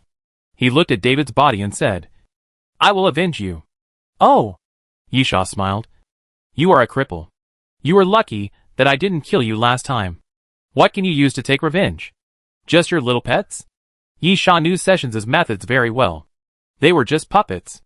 The corpse flower and the liquid monster were not weaker than them, even without considering counterattack. With the defense of the liquid monster, it was not a problem to hold back the earth dragon and the giant beast at the same time. Previously, Sessions barely had some fighting power, but now he had only one arm and one leg and relied entirely on an electric wheelchair to move. What fighting power did he have? As long as the corpse flower and the liquid monster could buy him 30 seconds, Yisha was confident that he could kill Sessions. You will pay for this. Sessions roared at Yisha, I will not only kill you, but I will kill all of you. Yisha laughed and stretched out his hand. Then please? Come! Kill me! Sessions clenched his fist. And then? Earthquake. The earthquake came without any signs. It was so sudden that the ground suddenly shook violently, and the surrounding buildings were shaking at a speed visible to the naked eye. The buildings that were already broken by the battle had long been overwhelmed and collapsed at this moment. Then, the Tower of Destruction collapsed. The landmark of the City of Destruction, the tallest building in the city, had collapsed halfway after being severely damaged by the train conductor and Isha. And now it had completely collapsed, tilted, and smashed completely to the ground. Then the ground below the Tower of Destruction cracked. And at this time, everyone discovered that the base where the apostles walked was actually under the Tower of Destruction. There was the Tower of Destruction, surrounded by a square and a commercial street. Apart from that, there were no large buildings. Before the end of the world, it should have existed as a tourist square. No matter how you look at it, it doesn't look like a stronghold. However, the base of the apostles is right below the Tower of Destruction. Ha ha ha. Sessions laughed wildly. Because of the earthquake, the wheelchair tilted and fell down. And Sessions also fell out, and was even crushed by some rubble, looking very embarrassed. But Sessions was laughing wildly with great joy. You ask me how to take revenge? You ask me how to kill you? Come, let me tell you. New and old hatreds made Sessions extremely crazy and hysterical. Pointing at Isha, I will let you experience the fear you once again. At the moment Sessions finished speaking, a huge ball of flesh slowly rose into the air from the large hole that had been cracked by the earthquake below the Tower of Destruction. Then, the flesh peeled off layer by layer from the ball of flesh, and slowly spread out to the surroundings. Then, it turned into a huge disc. Chapter 6:18 Confidence and Hope. Yisha did show a trace of fear at the moment, because Yisha had seen the disc-like monster above the Doomsday train, watching it destroy several carriages of the Doomsday train. Perhaps, the fear he once felt was not false. Ha ha ha ha. Sessions was still laughing wildly, and he felt extremely happy when he saw the shocked expression on Yisha's face. But he soon stopped laughing. Yisha suddenly walked to Sessions' side, and the king's holy sword fell and pierced into Sessions' back. Sessions coughed up blood from the corner of his mouth and stared at Yisha fiercely. It doesn't matter. Test subject number 3 has awakened. I have completed my mission. Even if you kill me, you can't stop it. I didn't intend to stop that thing. Yisha, it's just that you are too noisy. I want you to be quiet. Sessions said grimly, I will wait for you in hell. Yisha, then you may have to wait for a long time. Yisha drew out the king's holy sword fiercely, slashed across Sessions' neck, and cut off Sessions' head. You killed 42 apostles. 3 merit rewards. The world was finally quiet. After getting rid of Sessions, Yisha immediately left the alley and moved towards the battle circle. Sure enough, the appearance of the disc monster brought a big blow to the crew members, and many of them had panic on their faces. After all, the scene of this thing destroying the Doomsday train was still vivid in their minds. Although it was not conducive to fighting on the roof at that time, it could not deny the horror of the disc monster. At that time, facing the attacks of countless people, the monster stood still. There were also many crew members who participated in the battle, but they had no way to deal with it. The apostles were very excited. No, it should be said that they were absolutely excited. When the disc monster appeared, the apostles' momentum really increased. They launched a crazy counterattack against the flight attendants, and seemed to have the belief that they would die. They even ignored the gathered zombies. The disc monster slowly rotated in the air, and then floated forward little by little. As the disc monster continued to approach, the pressure on the flight attendants became even greater. In fact, many people began to collapse mentally, and fear gradually enveloped their hearts. But at this moment, boom, a black ball of light appeared again, quickly passing through the air, coming to the front of the disc monster, and fiercely blasting it, followed by a loud roar. The black ball of light exploded, and dense light and shadows spread across the sky. The surrounding air seemed to be torn apart and twisted. Chaotic black cracks appeared one after another, like a big mouth opening and closing. At the same time, as the black ball of light exploded, the body of the disc monster also trembled suddenly. And then a piece of meat on the edge was actually blown off by the black ball of light and fell directly from the air. Boom! The second loud roar occurred, and the huge piece of meat fell and landed on a 7 or 8-story office building. The office building let out a mournful cry and was crushed to pieces. Deputy train conductor Malfarian attacked again. This sudden attack even made everyone pause. Whether it was the apostles or the crew, they all paused for a moment. Then, The train conductor opened his eyes again. Attack. The train conductor's voice was not loud, but in a strange way. It was clearly transmitted to everyone's ears. This was like a shot of adrenaline, which boosted the spirits of all the crew members. The previous retreat and fear were obviously dispelled. Madness and ferocity reappeared on their faces, and they rushed towards the apostles. Indeed, the disc monster was very scary, because it had attacked the Doomsday train before, giving people a sense of invincibility. However, that time, the train conductor did not make a move. The deputy train conductor did not make a move. And even the chief train attendant did not make a move. And now, the train conductor is behind them. Yisha raised his eyebrows and smiled. I see. Yisha finally understood what the train conductor was doing. Ever since the Doomsday train was attacked, the atmosphere on the Doomsday train has not been very good. Most importantly, most people regard the Doomsday train as a hope for survival. Only on the Doomsday train is it absolutely safe. Even if they have to fight and complete tasks for this, they have no complaints, because fighting and tasks can help them become stronger and more likely to survive. Moreover, after the fight, the mission is over, and there is always time to breathe and a moment of peace. Water, food, not the dirty, polluted water that is likely to be infected with the zombie virus, nor the food that is past its production period or disgusting enough to be difficult to swallow. Even though the time is short, everyone can enjoy a short life in the dining car. Just like before the end of the world, if you can get a personal compartment, then you can live a more luxurious life. For this reason, it is not unacceptable to experience life and death. At least you can get what you pay for. Until the Doomsday train was attacked, the attack crushed the hopes and psychological defenses of many people. Even though the situation was stabilized later, Yisha knew that many people chose to leave the Doomsday train. Since the Doomsday train is not safe, why should we stay on the Doomsday train and be controlled by it? If you will die no matter what you choose, why not hold your fate in your own hands? Yisha actually thought so too. He had never thought of entrusting his fate to the Doomsday train. The difference was that Yisha knew clearly that he was not strong enough to abandon the Doomsday train. Looking at the black light in the sky, Yisha murmured, "At least it has to be this strong." Yisha suddenly laughed. He had completely guessed the intention of the train conductor. Revenge? Of course. Yisha did not deny this. But more importantly, it was a display of strength. How can we regain the confidence that has collapsed? It's very simple. Just show stronger strength. And use practical actions to tell everyone that the attack on the Doomsday train is nothing. And the disc monster is not invincible. More importantly, this display of strength can not only give everyone confidence, but also make people regain hope. What hope? Become stronger. Only by staying on the Doomsday train can you continue to become stronger and become as strong as the train conductor. This is not just a pie in the sky, but a reality. Yisha is not quite sure about the train conductor's thoughts, but he vaguely feels that the train conductor cannot represent the Doomsday train. If someone is stronger than the train conductor, then the train conductor is not irreplaceable. Of course, that is all in the future.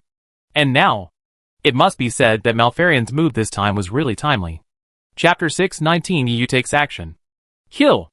I don't know who was the first to shout. And then the flight attendants became more excited. The apostles were still fighting to the death. There was no need for them to retreat. They had already used all means to fight against the zombies and the disc monsters. This meant that there was no way out for the apostles. And, at this moment, a violent roar shook everyone again. Looking up, the sky not far away turned into a dark mass, covered with thick black clouds. Under the black cloud, 3 huge tornadoes were spinning wildly. Around the tornadoes, there were lightning bolts as thick as buckets, constantly falling from the sky. This sudden abnormality attracted the attention of many people. Yisha quickly jumped onto the side wall. The wall was vulnerable in Yisha's hands. Yisha directly stabbed his fingers into the wall, and then continued to climb up, all the way to the top of the building. Yiyu? Yisha stood on the edge of the building, looking at the dark clouds, and was surprised to find that it was actually caused by Yiyu. Yiyu is currently in a very strange state. Her body completely ignores gravity and floats in the air. Her long black hair has turned gray. In addition to the flashes of 5-colored light in Yiyu's pupils, her pupils slowly differentiate into a pair of double pupils. What's more terrifying is that one pupil looks like lightning, and the other looks like a storm. Yiyu is fighting.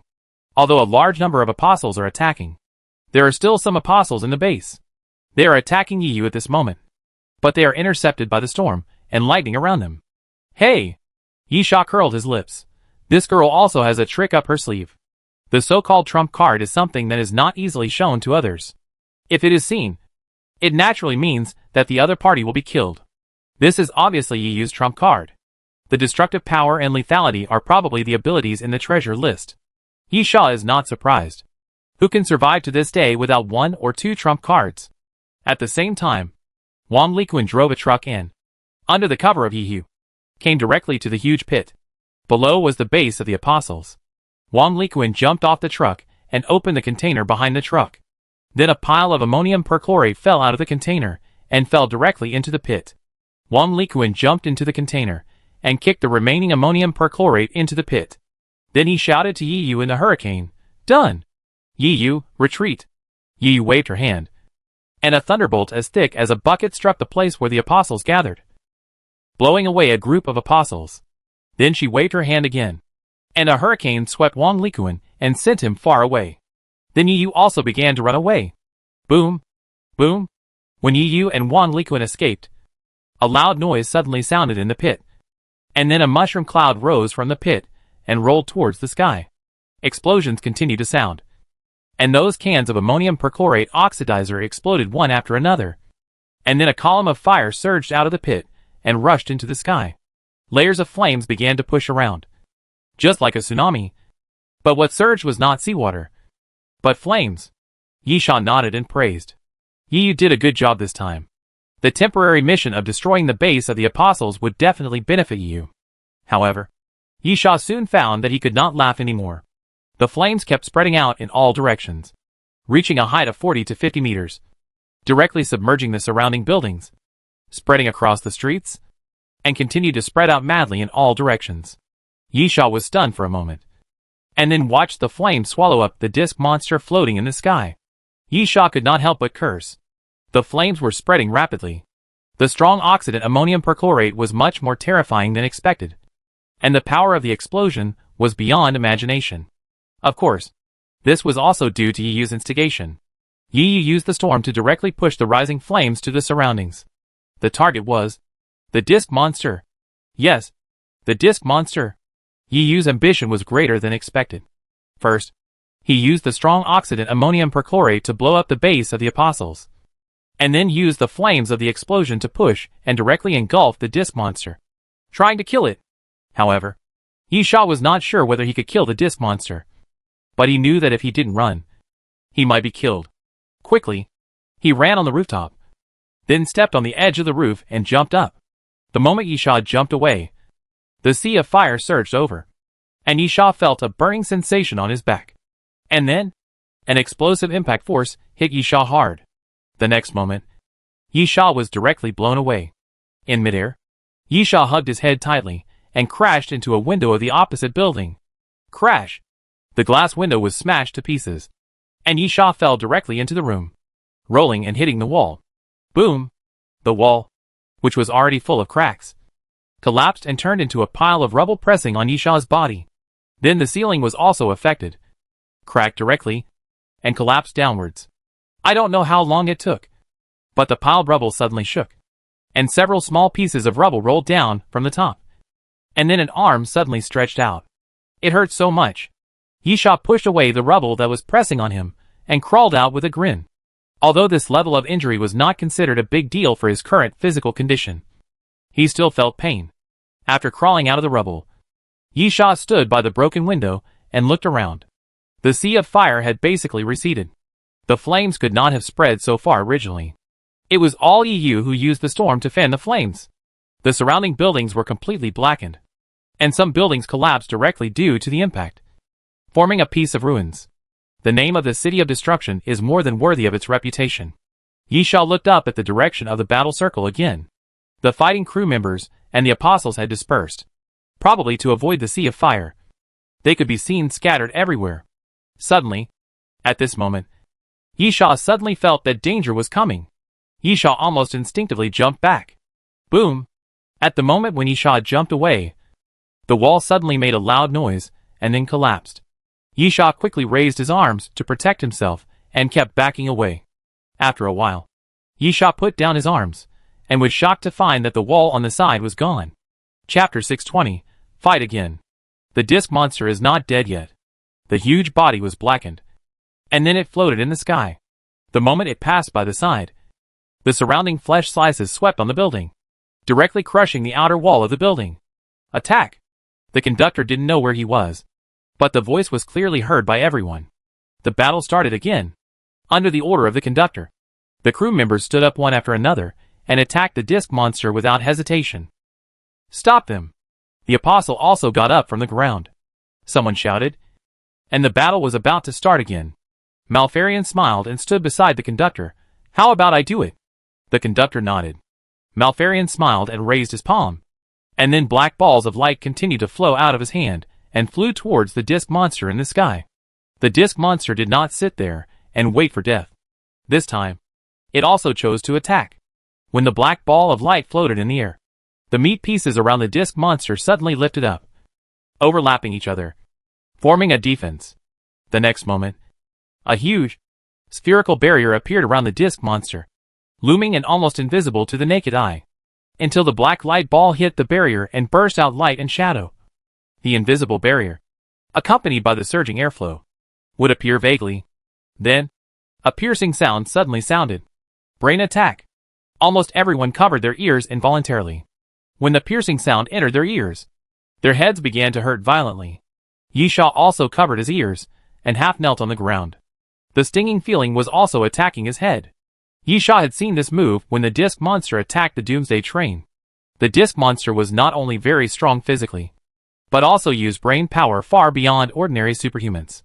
However, Yisha's face still showed a surprised expression. But he was not surprised that the disc monster could use brain power, but that the disc monster was actually attacking indiscriminately. Bang, bang, bang. The zombies wandering on the street suddenly had their heads exploded one after another, making a sound like a balloon being squeezed and burst. And then, they kept falling to the ground, with blood flowing all over the ground. The zombies that were enough to form a zombie tide were easily blown up by the disc monster. But that's not all. Yisha soon discovered that the apostles also knelt on the ground, and some of those with weaker willpower had already started to bang their heads on the ground in pain. The disc monster's brain power is actually effective against the apostles. This discovery surprised Yisha. Wasn't the disc monster created by the apostles? Why would it attack the apostles? Zombies? Yisha couldn't help but murmur, spitting out these two words. Only zombies have no thoughts, and attack all living organisms based on instinct. Killing and eating are the instincts of zombies. If the disc monster also has such characteristics, does that mean that this thing is actually a zombie with a strange appearance? However, the disc monster can use brain power. Can a mindless, unconscious zombie develop brain power? This is ridiculous. However, Yisha did not have time to think about this problem, because the severe pain in his head became more intense, and Yisha felt as if his head was about to be torn apart. At the same time, the battle was still breaking out below the disc monster, because the superhuman was not affected by the disc monster's brain power. Or in other words, the impact was very weak. These people were divided into two groups. The crew members naturally attacked the disc monster without hesitation. There were also superhumans in the apostle walk. Even though the disc monster attacked indiscriminately, these guys chose to protect the disc monster without hesitation.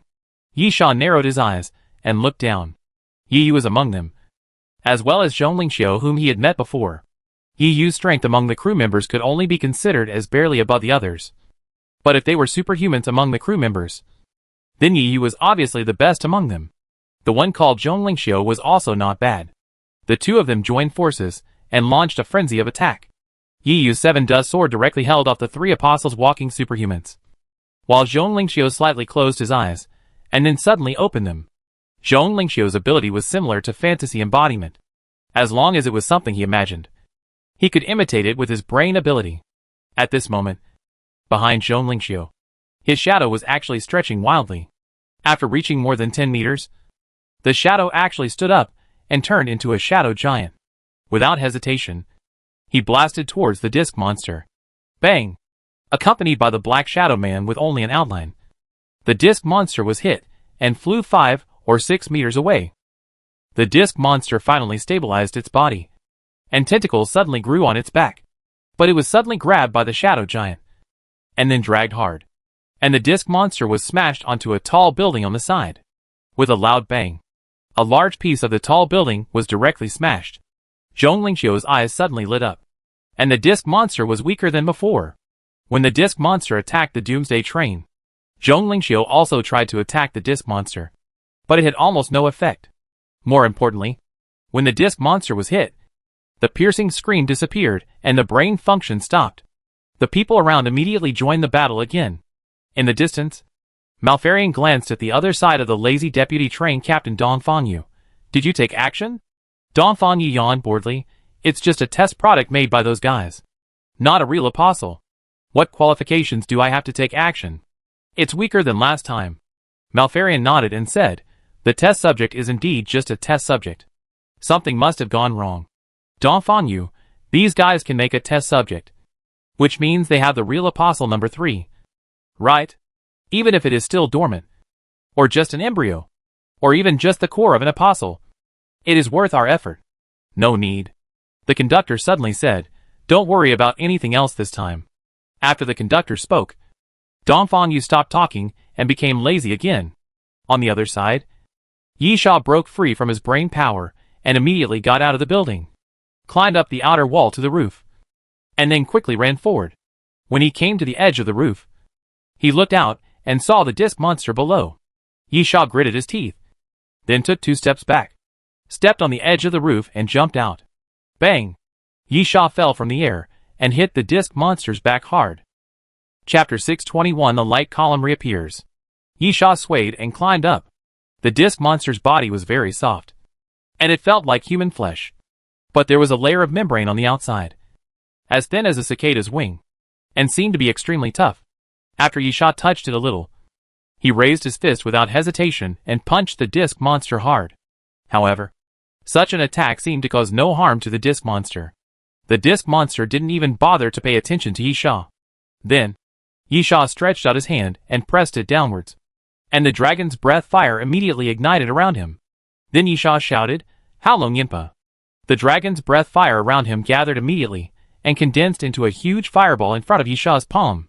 This time, the dragon's breath fire did not turn into a fire dragon, because when it broke out of his palm, it hit the disc monster. Boom! The fireball exploded, making a violent explosion.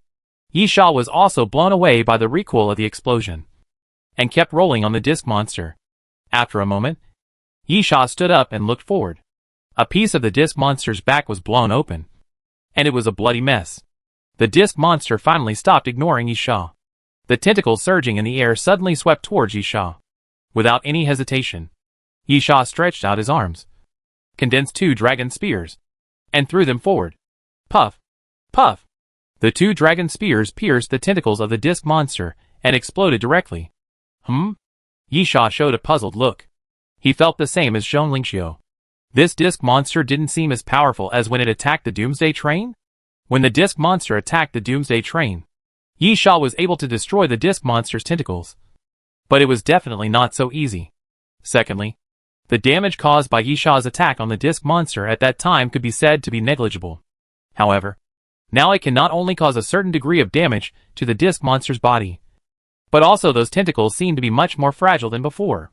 Is it because of Malfarion's attack that this thing has become weaker? Yi Sha couldn't help but mutter, with several question marks in his head. But Yi Sha didn't have time to think deeply, and a sudden strong wind blew behind him. It was the tentacles of the disc monster that suddenly attacked Yi Sha from behind. Yi Sha felt the strong wind and immediately jumped forward, supported himself with one hand, rolled to avoid the attack, then drew out the king's holy sword and slashed forward. Puff! Yi Sha chopped off a tentacle, and then Yi Sha quickly moved to the side and put the destroyer on his hand.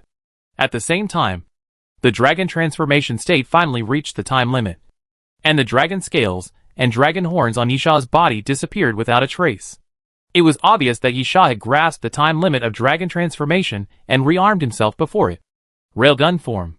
Yi Sha raised his hand, and the destroyer quickly changed its form, and then fired pulse bombs forward.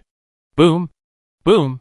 The 2 pulse bombs directly touched the tentacles, and then suddenly exploded, breaking the two tentacles. Then Yisha did not hesitate and continuously fired pulse bombs at the disc monster. Boom, boom, boom. The pulse bombs exploded continuously. Although there was no black smoke or flame, the blue shadows that appeared when the pulse bombs exploded soon blew holes on the back of the disc monster, and the flesh and blood were blurred. The continuous explosions completely angered the disc monster, and the tentacles rushing towards Yisha suddenly increased, reaching more than 10. Yisha quickly moved to the side, intending to dodge and kill those tentacles at the same time. But at this moment, a loud rumble sounded, and then the disc monster's body began to shake continuously, and the huge body even tilted directly over. Yisha slid to the side, sticking to the disc monster, and fell to the corner. He was about to fall from the air, but he quickly grabbed a tentacle and hung upside down in the air. Looking down, it was the flight attendant below who was attacking. After Zhonglingxiu's shadow giant swept away several apostles, he punched the disc monster hard. It's Yisha! Yi Yu also discovered where Yisha was at this time and shouted loudly, "Jump down! I'll catch you!" Yisha waved his hand towards Yi Yu, then continued to climb up by grabbing the tentacles. Although the disc monster felt much weaker than when it attacked the Doomsday train, it was still very powerful. The power of the destroyer's pulse bomb was not weak.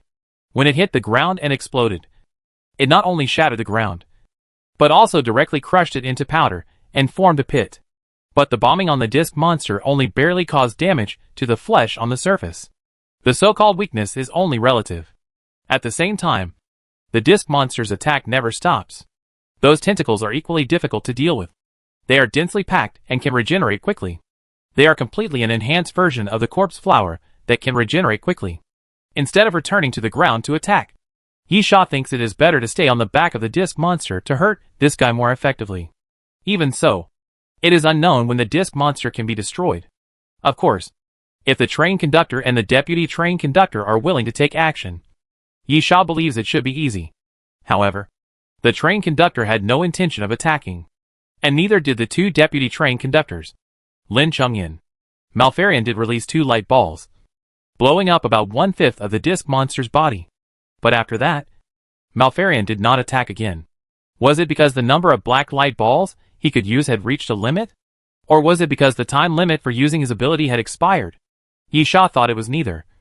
Or even if it was, Yisha did not believe that Malfarion, as a deputy train conductor, would only have one method of fighting.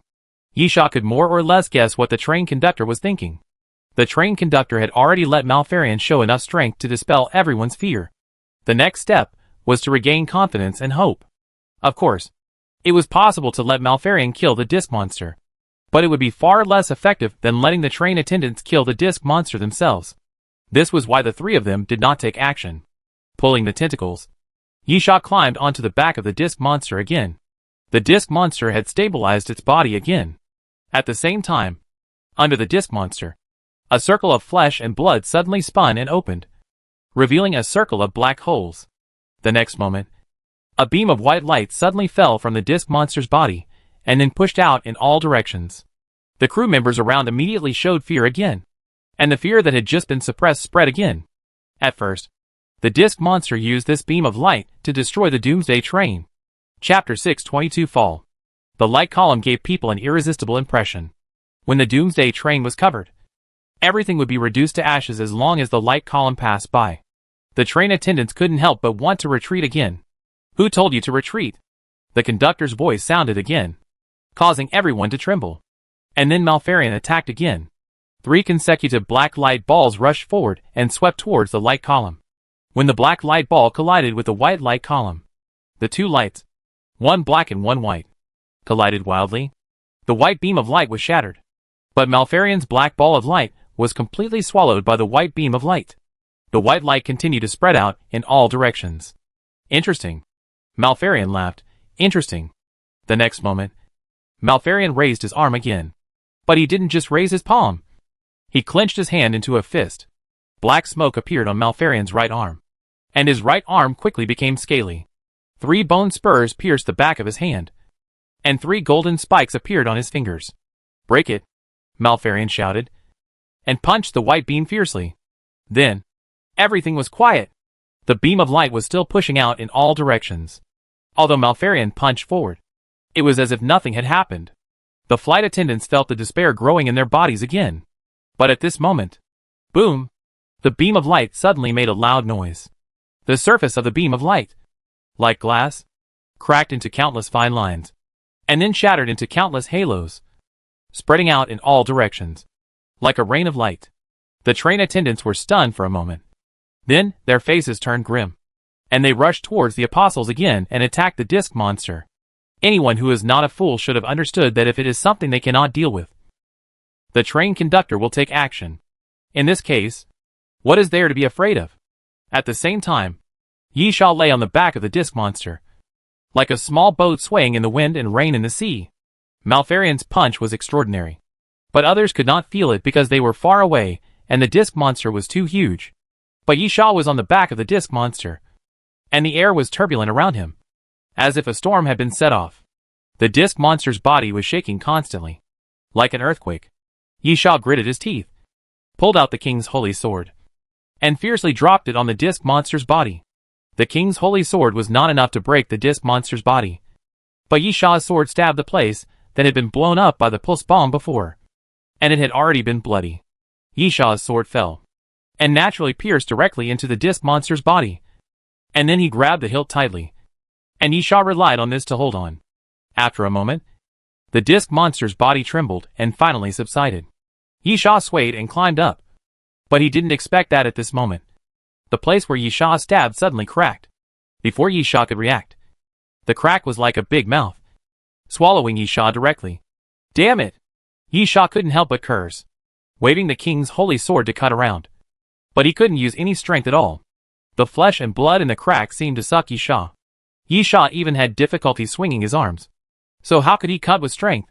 The crack was like a quagmire, sucking Yi Sha in little by little. It was pitch black all around, and Yi Sha's entire body had been swallowed into the disc monster's body. In an alternative way, not directly into its stomach. There was an indescribable stench and fishy smell all around, and the disc monster's body seemed to be made of pure flesh and blood, without bones, meridians, or organs. Yi Sha was directly sandwiched between the flesh and blood, smelling the strong smell of blood, and soon felt that he was almost out of breath. The feeling of suffocation was invading Yi Sha's body, because the flesh and blood of the disc monster was constantly squeezing Yi Sha's body, and the air inside the disc monster seemed to be very thin. Yi Sha gritted his teeth, grabbed the king's holy sword, and pressed down with his weight, trying to cut the flesh and blood, but soon found that it was useless. Even if the flesh and blood were cut, they could recover quickly. In fact, because the flesh and blood were constantly wriggling during the recovery process, Yi Sha was taken deeper by the wriggling of the flesh and blood, and kept entering the body of the disc monster. Damn it! Yi Sha uttered these two words with difficulty, his body sinking into darkness. If there was light, it would be found that Yi Sha's face was pale, because he couldn't breathe and was on the verge of death. His hands and feet kept struggling, and the desire to survive drove Yi Sha. But under the pressure of those flesh and blood, Yi Sha couldn't even move his body. How could he attack? How could he break free? Slowly, Yi Sha began to feel his consciousness gradually blurred.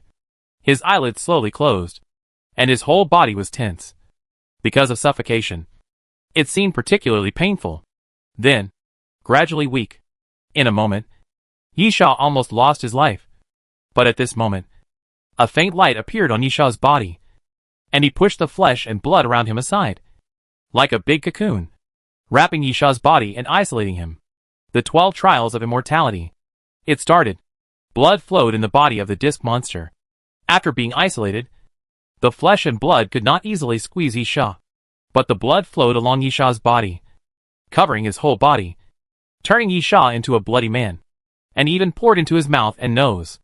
Ugh!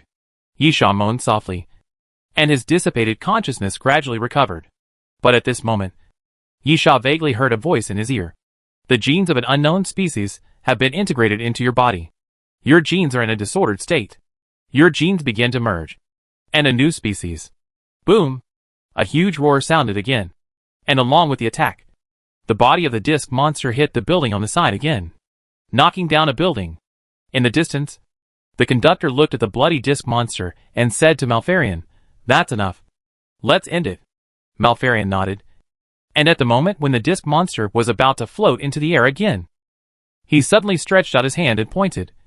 And a dark beam of light swept forward, hitting the disc monster, and then cut a hole in the disc monster's body like a sharp knife.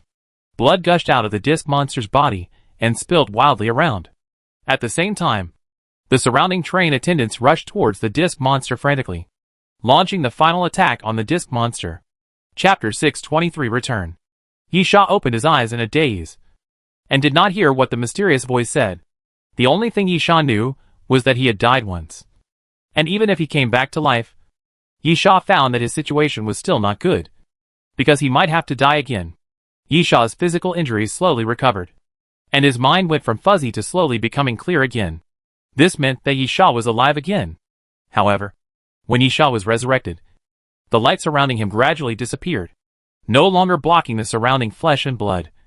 So Yisha's body was squeezed by the flesh and blood again, and he could not move at all. After a while, the damn suffocation came again. Yisha felt that he could not breathe again. He struggled hard, but it was like he was stuck in a quagmire, and he could not use any strength at all. Yisha felt that he was going to die again, and even the 12 trials that might not save him could not save him, because if he did not leave the body of the disc monster, he would be resurrected again and again, and the result would probably be death again and again. Yisha was unwilling, in pain, and angry, but there was nothing he could do. Yisha couldn't even open his mouth to roar. Even if he did, the flesh and blood would squeeze into his mouth, filling his stomach with a mouthful of smelly blood. But, at this moment, Yisha suddenly saw a light in front of his eyes. In the belly of the disc monster, everything was pitch black. But at this moment, Yisha saw a ray of light. And then Yisha suddenly felt his body loosen. The flesh and blood no longer squeezed him. And then he fell towards the light. From darkness to light.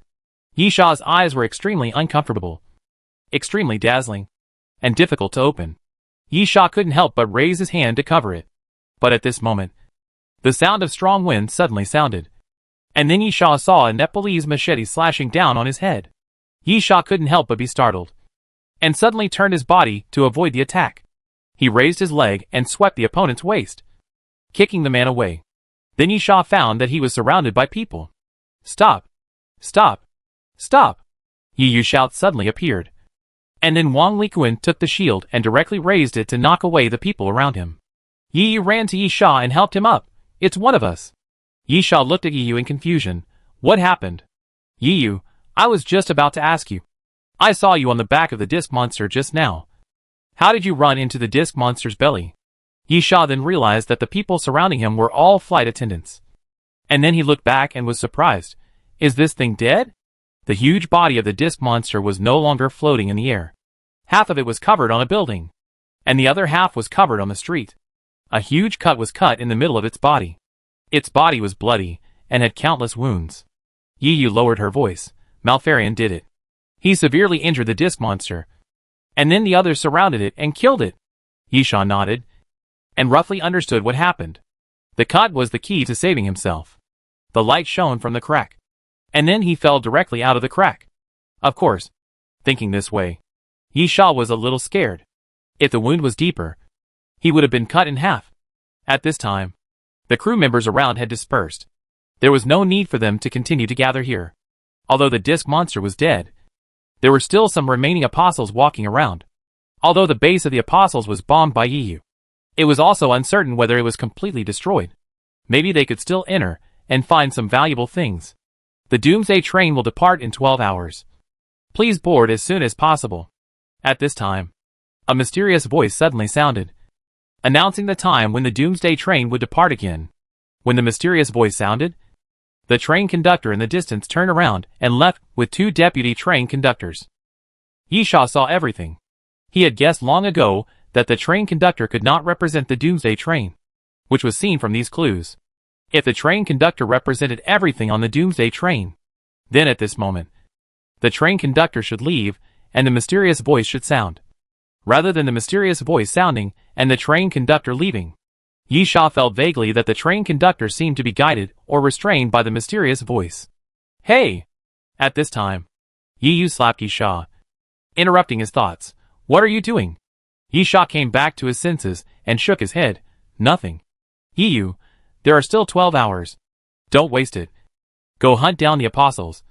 Or go to the base of the apostles. No need. Yi Sha shook his head. You go. I want to go back to the Doomsday train first. Yi Sha doesn't feel well now. He can't tell what's wrong. It's not the first time he died and was resurrected by the undead 12 trials. But he feels uncomfortable this time. Yu glanced at Yi Sha. A little confused. But didn't say much. Just, take care. Yi waved to Wang Likuan and immediately joined the ranks of chasing the apostles. Yi Sha sat on the body of the disc monster and looked at everything around him. The dilapidated and collapsed houses. The corpses all over the ground. The black smoke all around. The sky was gray, as if a heavy rain would fall at any time. And the smell of gunpowder and blood was everywhere. Yi Sha inexplicably felt an indescribable pain and anger. Why? Why did the world become like this? What did humans do wrong? Why do they have to struggle so hard? Huh? Yi Sha let out a long sigh. Then stood up and walked away. Back to the Doomsday train. The train was empty. After entering the dining car, there was no one in sight. The proprietress leaned against the bar, somewhat bored. After seeing Yi Sha, she raised her head with a smile. You're back so soon? There's still plenty of time before departure. Yi Sha, I'm tired. I want to rest in advance. The proprietress nodded. The reward for merit will be announced after the official departure. Of course. If you have anything extra to trade with me, you can take it out now. Yi Sha, let's go together later. The lady boss smiled again. No problem. Yi Sha nodded, then passed the dining car and returned to his personal compartment. Leaning on the sofa, Yi Sha raised his head and breathed a long sigh of relief. For Doomsday train, no matter you hate it, like it, or fear it, one thing is undeniable. Only when you return here, you will feel alive. Chapter 624 Red Lines. Yi Sha sat on the sofa for a while, then stood up and went to the bathroom. He took off his clothes and threw them aside. The water sprayed from the flower umbrella nozzle, soaking Yi Sha's body. The warm water flowed over his body, making him feel quite comfortable. Yi Sha closed his eyes and let the water wash his body. After a while, Yi Sha opened his eyes, and then his expression suddenly froze. First sluggish, and then slowly turned into horror. Damn it! Yi Sha whispered, what is this? Yi Sha rubbed his chest with his hands, looking at the mirror in a panic. Below his collarbone, several red lines appeared, extending all the way to the center of his chest, drawing strange lines. Yi Sha rubbed his hands, and the red lines were not painted, nor were they drawn, but were directly printed on the skin like a tattoo, and could not be rubbed off. At the same time, Yi Sha also smelled a very faint smell of blood, and the red lines were actually drawn with blood. Yi Sha's fingers could not help but stroke along the lines, and when he touched the chest, his face changed again. There were 6 red lines in total, which kept bending and forming a strange pattern, which had a sense of mystery. In the center of the chest, the 6 red lines converged at one point, and when Yi Sha touched this point, he suddenly found it hard. Yi Sha wiped his chest with water, and moved closer to the mirror. His eyes widened. In the center of the 6 red lines, there was actually a very small red gem, about the size of the nail of the little finger, in a hexagonal shape. Because it was similar in color to the red lines, it was not easy to see. But what horrified Yi Sha was that the tiny gem was embedded in his body, with only the surface exposed outside the skin. Yi Sha first tried to rub off the red lines, then gritted his teeth, picked up the Alaskan whale harpoon, cut the wound directly along the red lines, and then injected himself with cell repair fluid to heal. This kind of epidermal scratch is the mildest injury. Yi Sha has primary regeneration ability, and after injecting medicine, it will take about a few minutes to recover. But Yi Sha found it was completely useless. After the wound healed, there was no scar left, and the red lines were still there, not disappearing because of the wound, as if they were deeply embedded in his body. Yi Sha bit his lips in front of the mirror, and finally suddenly became ruthless and grabbed the ruby embedded in his body, trying to dig it out. Ah! The next moment, Yi Sha's face showed a ferocious look, and he couldn't help but scream. Yi Sha was a battle-hardened man, who had fought in countless battles, both large and small, and had suffered severe injuries. Logically, this level of pain was just like cutting off a piece of flesh from his chest with a knife. and it was only the size of a fingernail, far from causing Yisha pain. However, the pain that came at that moment made Yisha feel that he could not resist it at all. What was even more terrifying was that when Yisha tried to dig out the gem, Yisha suddenly felt as if his heart had stopped. Sweat beads appeared on Yisha's forehead, and a layer of fine cold sweat covered his back. At that moment, Yisha felt like he had walked through the gates of hell again. If he hadn't stopped in time, his heart might have really stopped beating. Damn it. Damn it. Damn it. Yisha cursed several times, then punched the mirror fiercely and smashed it to pieces. What the hell is this thing? Why is it on me? After venting, Yisha covered his head and leaned against the wall for a while. Gradually calmed down, put on his clothes, left the bathroom, and sat down on the sofa.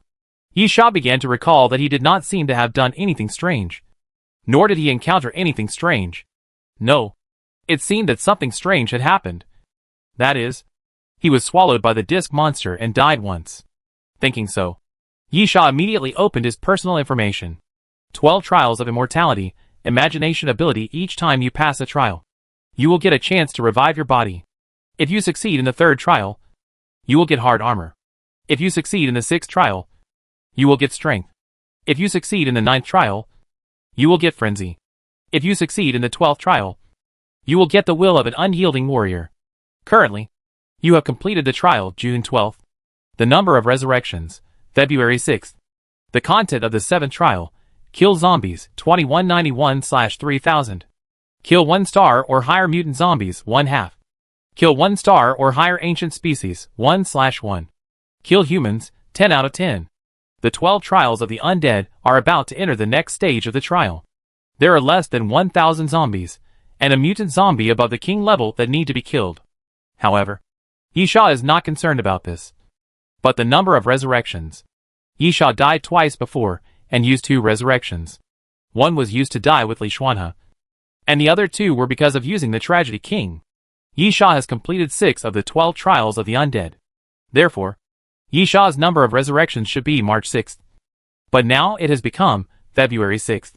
This means that Yisha's memory is correct.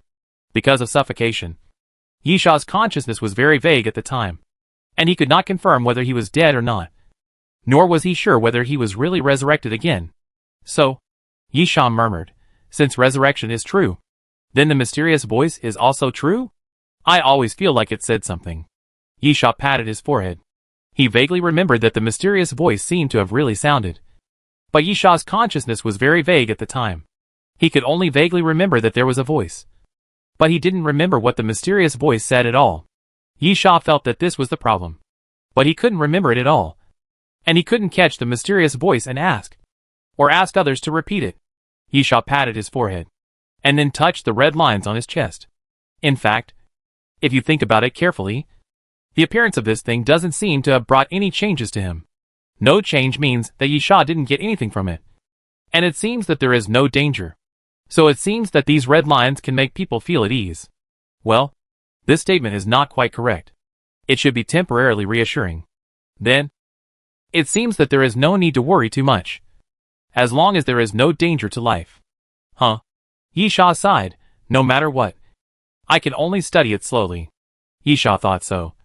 But he didn't notice that in the workshop behind him, through the window, he could faintly see that the Noah's steel and stone ball, which were still being tested, released a trace of red light, which was exactly the same color as the pattern on Yisha's chest.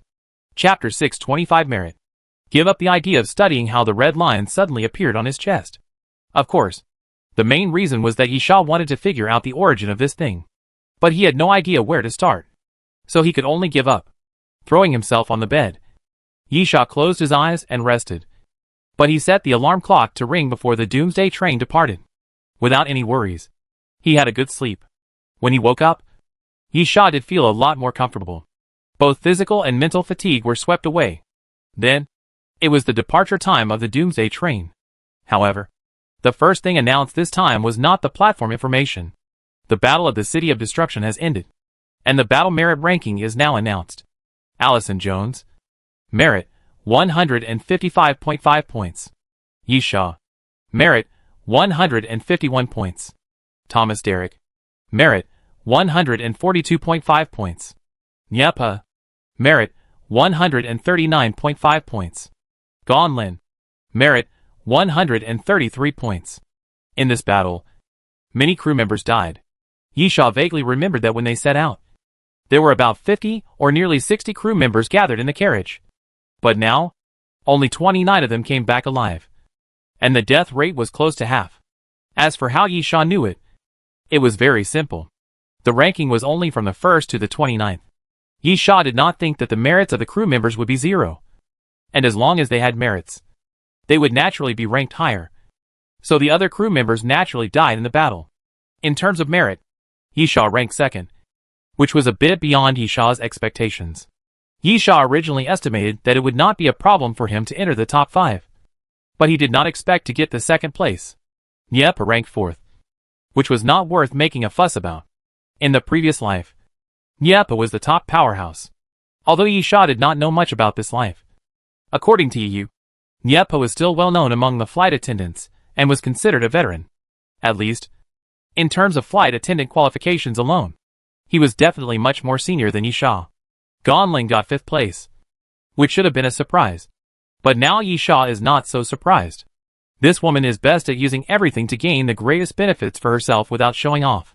How many of the dead flight attendants are related to Gonlin? Who knows? Yisha also paid attention to other acquaintances. Xia Yuren is 15th. Wang Likuan is almost at the bottom, at 27th place. Yi Yu should have been about the same as Xia Yuren. But because she blew up the base of the Apostle Walk, she made a lot of money and barely entered the top 10. Ranking 10th. The name before Yi Yu that made Yisha feel bad was Lin Xueme. The woman ranked 9th. For meritorious rewards, please go to the dining car for consultation. After the ranking was announced, the mysterious voice gave another reminder, but did not directly announce the reward. Next, it was the next destination, the Emerald City. However, this had nothing to do with Yisha, because, although the destination and mission were announced, there was no crew mission in the mission. So the next destination was for the members of the ordinary car and the death car. Yisha murmured, "Another holiday?" Yisha scratched his head, not surprised. After all, it was after a war, and it was understandable that Doomsday train planned to give everyone a holiday. While thinking, Yisha left his personal car and headed for the dining car. There were not many people in the dining car. Yisha only saw Xia Yuren and Gonlin, because there was more than one dining car. Others probably went to other dining cars to ask about merit. Gonlin smiled and gestured to Yisha, indicating that Yisha could go first. But when Yisha walked to the bar, the proprietress waved her hand. Wait a moment. Yisha didn't care about the order. Since the proprietress had spoken, she must have some intention. He didn't say much. He sat down at the round table beside him and snapped his fingers. 1 seafood risotto and 1 cold beer. Yisha never bought luxury food and drinks in the dining car. He preferred to use the skull coins to strengthen himself. But ordinary food was not expensive, so Yisha didn't mind satisfying his appetite, starting with those with less merit. Xia Yuren was the first to get some things from the proprietress, followed by Gonlin. But what was more surprising was that Gonlin only sold some things, but didn't take anything from the proprietress and left quickly. After dealing with the two, the proprietress walked over to Yisha and said, "Let's go. The conductor wants to see you." Yisha was stunned for a moment, then stood up silently, followed the proprietress out of the dining car, and entered a private compartment. After entering the door, Yisha was slightly stunned. The conductor the proprietress was talking about turned out to be the deputy conductor Malfarian. Not the conductor. Malfarian still looked like an old gentleman, wearing an exquisite and decent suit, with half-white hair meticulously combed. There was a steaming cup of black tea on the coffee table, and a cane next to it. Malfarian smiled. "Yisha? Please sit down." The lady boss sent Yisha to her personal carriage and left, and Yisha sat opposite Malfarian. "Malfarian, do you know why I'm looking for you?" "Yisha, I can guess a little bit." "Because of merit?" Malfarian nodded. "According to the merit reward rules, getting 150 points in this battle is the critical line for the crew chief. And the top 2 merit rankings have reached this standard. And you are one of them." Yisha nodded. "So, I can become the chief purser now?" Malfarian, "In theory. That's right. But in reality, the train conductor wants me to ask you if you want to become the chief purser." Because there are some small problems now. Yi Sha frowned. Can I know what the problem is first? Malfarion. Not enough people. Yi Sha showed a questioning expression, not understanding what not enough people meant. Malfarion smiled. According to the rules of the Doomsday train, there are a total of 12 chief pursers, 4 of which are fixed and have nothing to do with you, and the remaining 8 are selected from the crew. Yi Sha nodded. He had long guessed that the boss lady's position should be at least the chief steward, not the steward. Now it seems that the boss lady should be one of the 4 fixed ones? Malfarion continued. The chief steward has some powers. I won't talk about those that are irrelevant. Let's talk about the relevant ones first. A chief steward can lead 20 stewards, and the surviving humans in 8 to 12 carriages. Yi Sha, what does leadership mean? Malfarion laughed again. No. You shouldn't care about this now, but care about the number of people first. Chapter 626, Nameless. Yi Sha showed a look of realization, and then said, the surviving humans in the carriage should not be a problem. But as for the crew, there are not so many people for me to lead. Right? Malfarion nodded. It is not easy to become a purser. In fact, it can be said that this position needs to be fought for. Of course, the current situation is a bit special. Malfarion took a sip of the black tea and continued. The first 2 meritorious people are qualified to become purser, which means there are 40 crew members, and there are only 29 crew members on the entire Doomsday train. Yi Sha, that means, even if I become the chief steward, I am just an empty shell, and I have to wait for new stewards to appear. Malfarion, yes, but the situation is actually worse than you think, because some people choose to keep their merits. Yi Sha, I don't quite understand. Malfarion, that means, some people with merits close to 150 points choose to keep their merits, so that when they have enough merits, they can also apply to become the chief steward. Yi Sha suddenly realized that it was no wonder that Gon Lin did not exchange anything with the boss lady. It turned out that he did not use merit at all. Malfarion, of course, your advantage will not be eroded. The fewer vacancies, the more intense the competition. In the end, only one person may die to get the result. And you have already reached this standard. Yi Sha nodded. I want to know how the conductor plans to solve this matter. Malfarion, 2 choices. If you give up becoming a purser, every 1 merit point can be exchanged for 5 gold skull coins.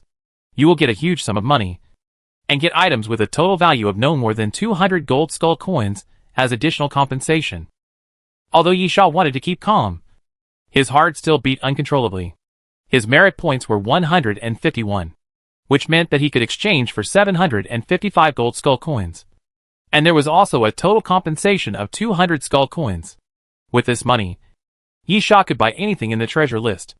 Even if Yi Sha wanted the black light ball ability that Malfarion had used, he might be able to afford it. This would be a qualitative leap for Yi Sha's strength, and it might raise his level from 1 star to 3 stars, or even close to 4 stars. This is definitely an extremely huge temptation. Yi Sha hesitated for a long time, and Malfarion seemed very patient, drinking black tea silently, waiting for Yi Sha's decision. After a long time, Yi Sha looked up. What if I still want to be a purser? Of course, that's no problem, Malfarion, but because of the current situation, although you can get the power of the purser, these powers are mostly useless because there is no one. Yi Sha frowned. What exactly are the powers of the purser? Malfarion, there are a lot of contents. I will pick out some of the more important ones. By the way, I heard that you had contact with Li Xuanhe before. Yi Sha was silent for a moment, then nodded. Malfarion, Li Xuanhe was the only chief train attendant selected from the train attendants. He had 20 train attendants under his direct command. He only needed to arrange the tasks of these train attendants. And, you know that he did something without telling the conductor, right? Yi Sha nodded. Malfarion, this is the convenience of his authority. The lives and deaths of the 20 train attendants under his command are in his hands. They dare not disobey him, so he can do some things without telling the train conductor. At the same time, the train conductor has certain rights to allocate materials. Yi Sha suddenly raised his eyebrows. Desert? Gauss gun? Malfarion smiled. Of course it is not allowed. The allocation allowed within the scope of authority is to temporarily rent some designated items. And there are quantity and usage restrictions. And it cannot be used by people who are not on the Doomsday train. Yi Sha nodded again.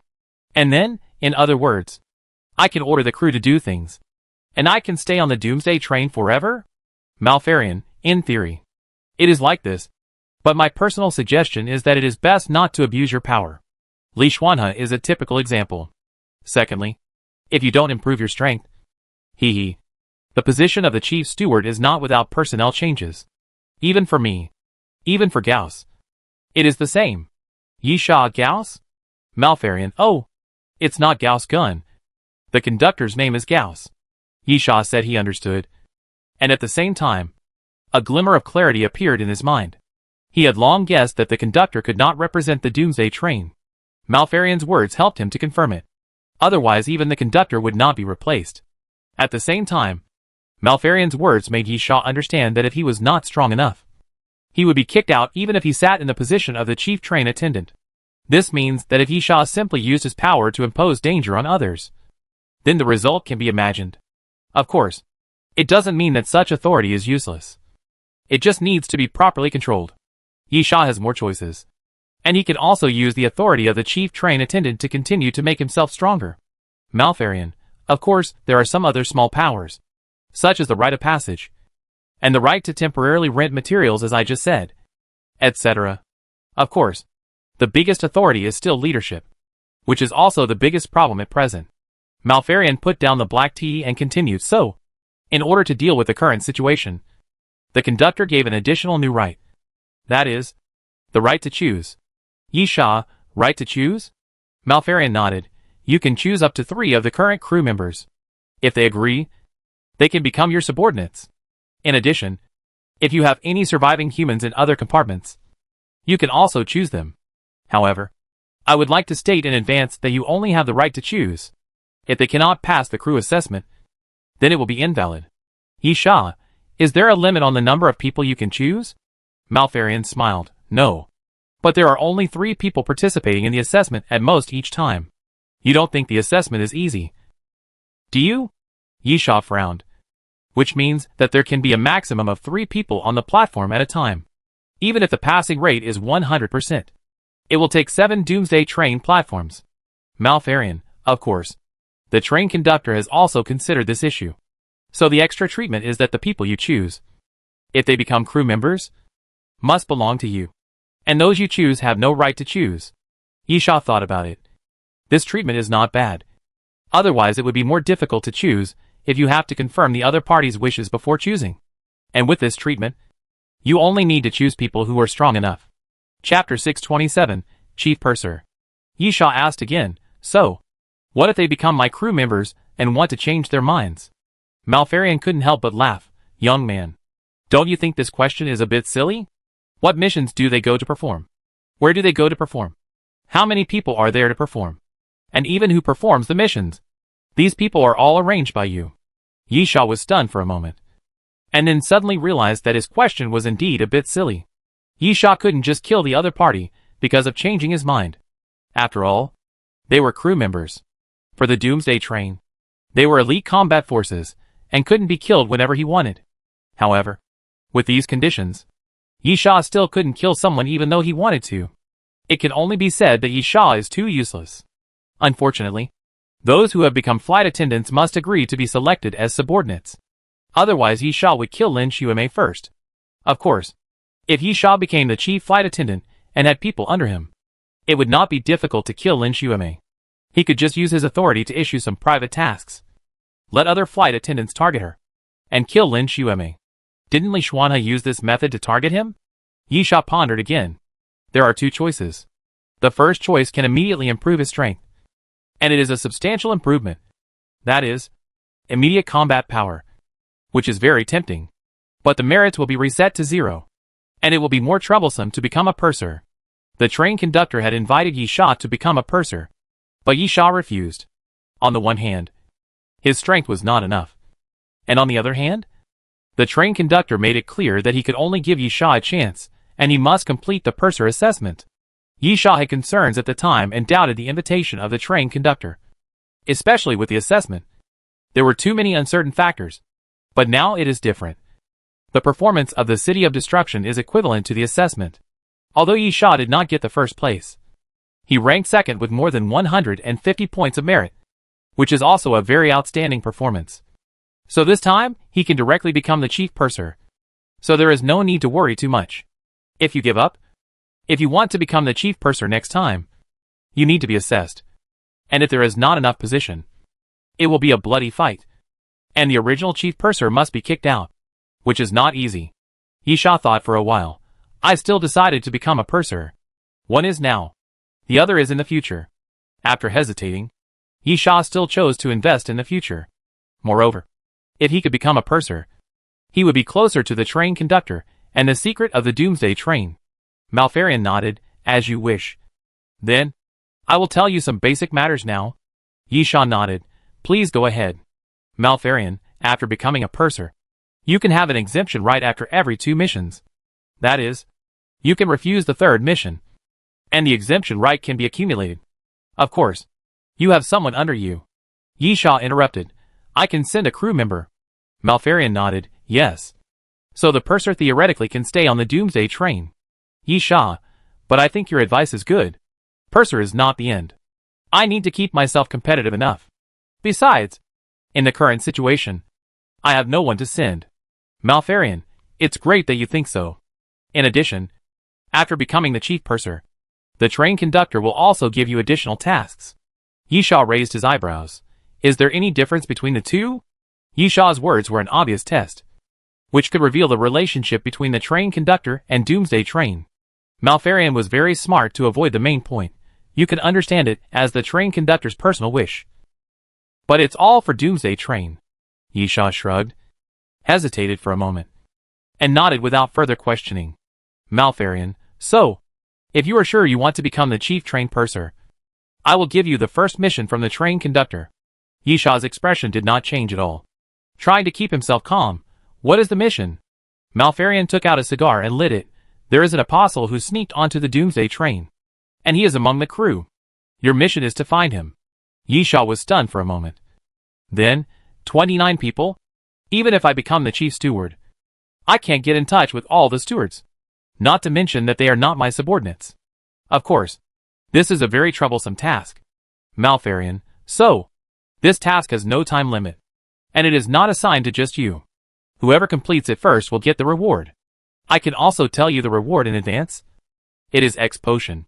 Yisha finally couldn't keep calm, and his body trembled slightly. What? Malfarian, do you know that thing? Yisha tried to calm himself down. I saw it by chance on the treasure list. Malfarian smiled. Since you know what it is, it's the best. X potion is also one of the high-end items on the treasure list, worth a full 500 gold skull coins. So work hard. Yisha bit his lower lip lightly. Of course, he knew the value of X potion. If it wasn't so valuable and could directly change and improve a person's strength, how could Yisha be betrayed in his previous life? In the previous life, a bottle of X potion could almost exchange for all of Yisha's belongings. Even in this life, it is at least equivalent to half of Yisha's wealth, or even more. However, Yisha thought this mission was not bad. Anyway, there was no time limit, so there was no need to pursue it too deliberately. Besides, this mission was indeed not easy. It was easy for the apostle to pretend to be a crew member. David had pretended to be one before. After taking off the costume, the means used by the apostle were similar to those of the surviving humans on the Doomsday train, and it was very difficult to find flaws. The only thing to be thankful for is that the target is the 29 crew members, most of whom sneaked into the City of Destruction. If it were all the surviving humans, this mission would be impossible to complete. At the same time, Yisha couldn't help but wonder.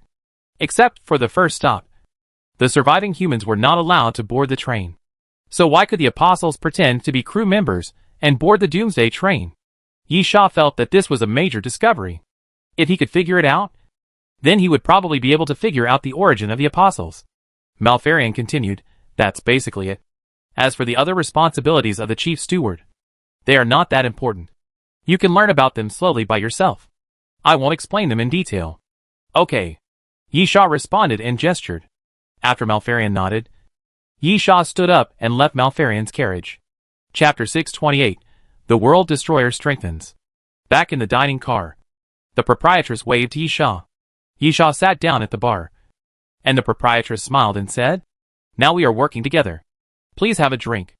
Yisha smiled and said, Thank you. Taking the wine glass from the proprietress, Yisha immediately took out some things and said, These are for sale.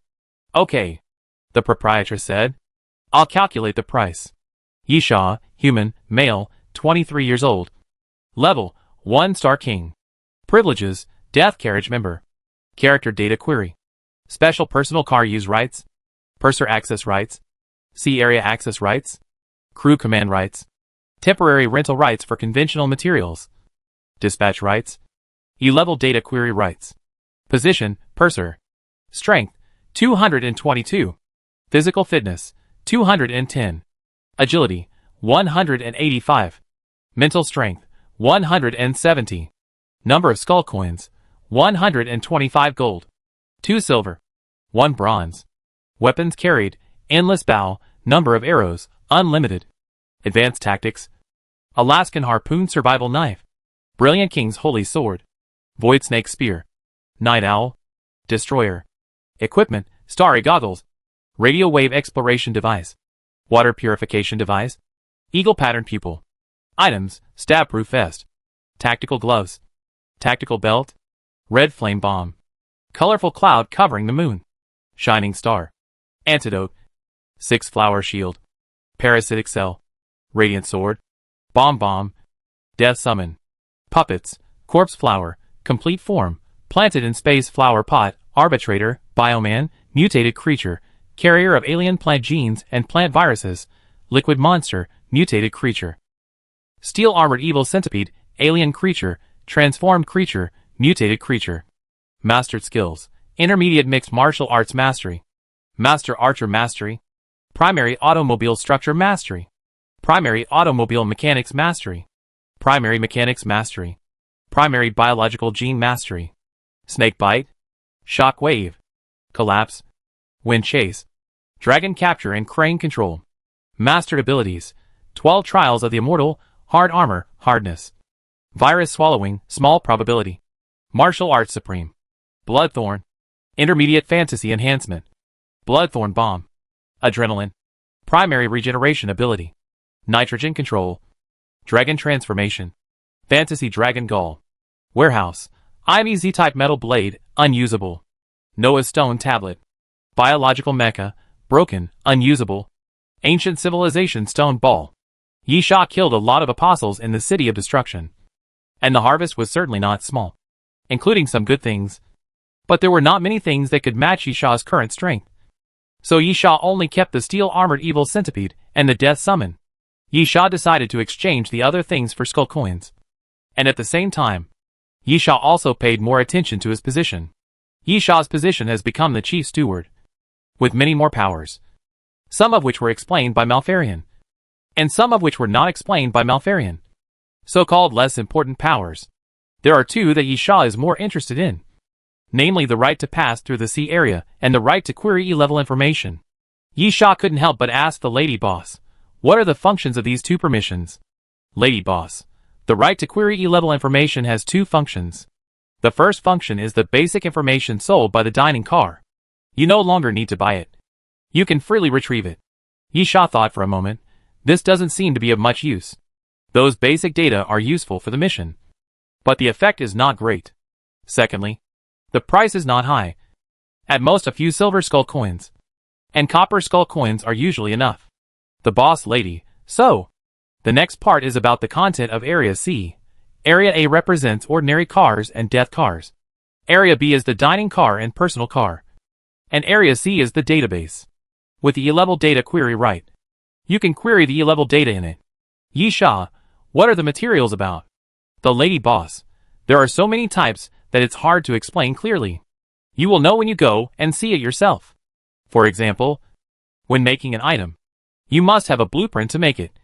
But what about the production process? What about some production materials? You can check them all. Yisha nodded. I see. The lady boss continued, in addition, the price of the item has been calculated. A total of 101 gold skull coins. Yisha thought about it. Including his own 125 gold skull coins. He had accumulated 226 coins.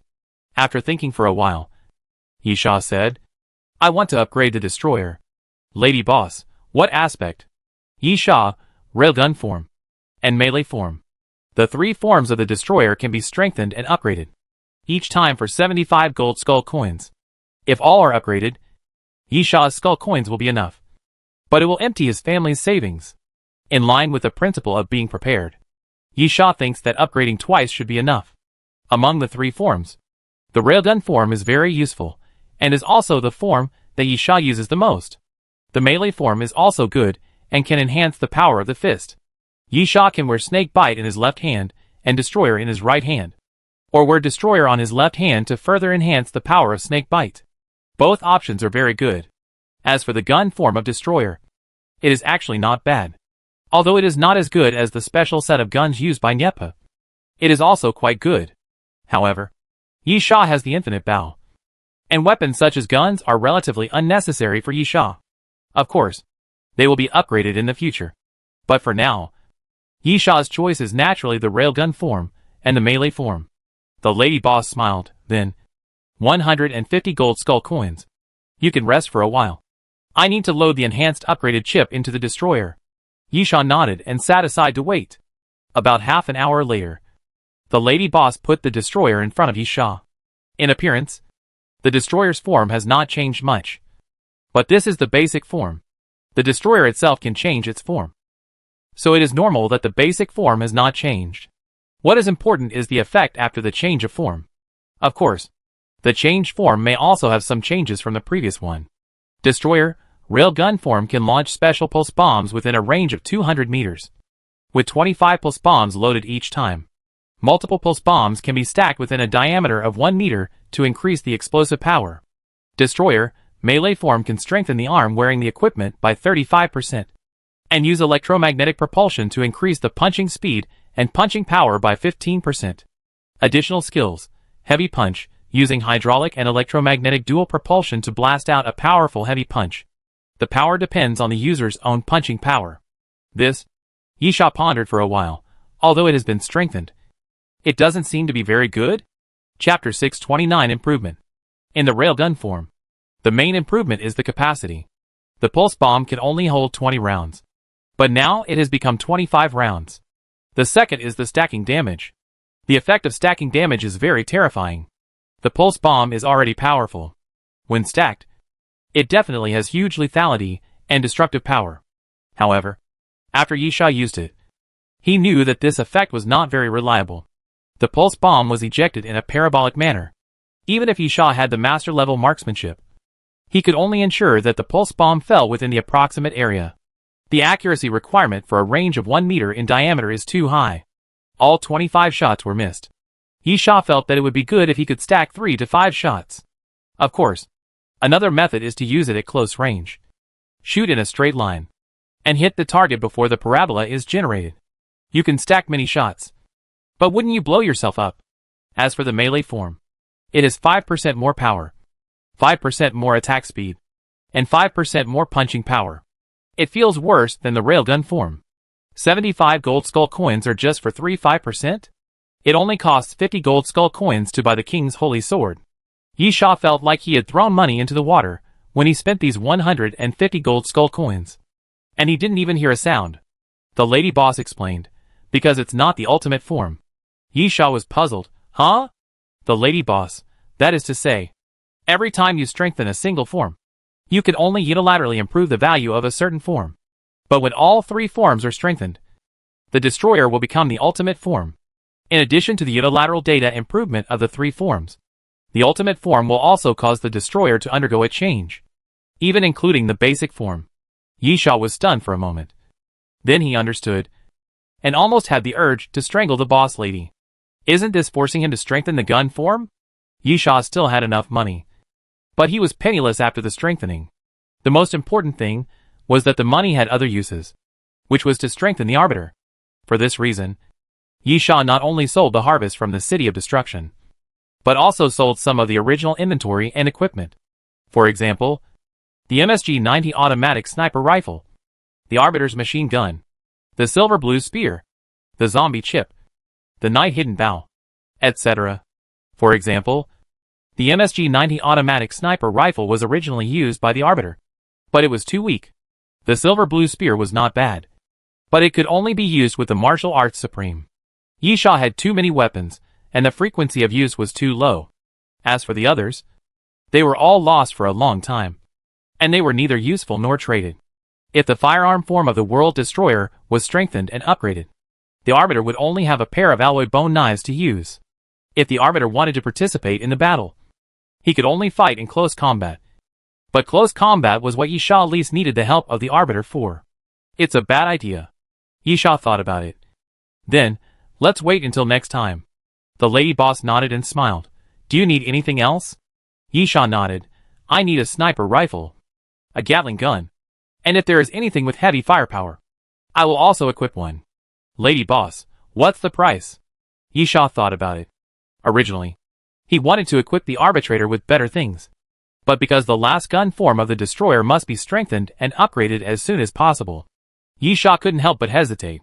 Yi Sha, the sniper rifle is better. About 20 gold skull coins. And the Gatling gun will be the ordinary one first. The boss lady nodded. The sniper rifle will be this one. TRG-42 sniper rifle, also known as the Star of Finland. And the heavy firepower thing. Are you interested in this? MGL 40mm grenade launcher. Yi Sha is very familiar with the Star of Finland. It appeared in the supply box during the Death Car battle. Of course, the Star of Finland released at that time was the ordinary version, and the boss lady naturally could not sell this kind of parallel imports. Star of Finland. 18 gold skull coins. With the additional effect of precision strike. Within a range of 800 meters, the bullet is not affected by wind direction, wind force, and air humidity. Don't underestimate this effect. Everyone can aim and pull the trigger. The difference between a qualified sniper and an excellent sniper lies in whether they can use these reasonably to make their shooting more accurate. Moreover, nature is the most unpredictable.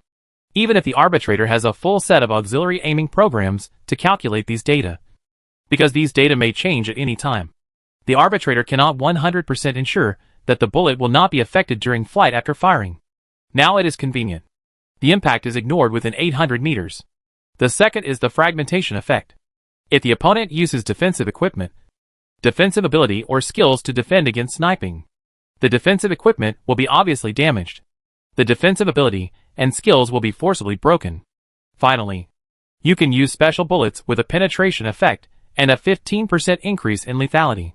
One box costs 1 gold skull coin, and there are 64 bullets in a box.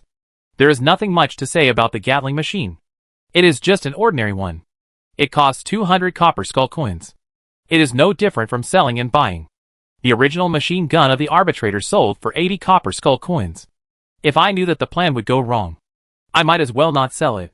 Finally, there is the MGL 40mm grenade launcher. This is a pretty scary thing. It looks like a sand-colored gun, but the underside of the gun is not equipped with a magazine, but an oversized revolver, which is not filled with bullets, but grenades.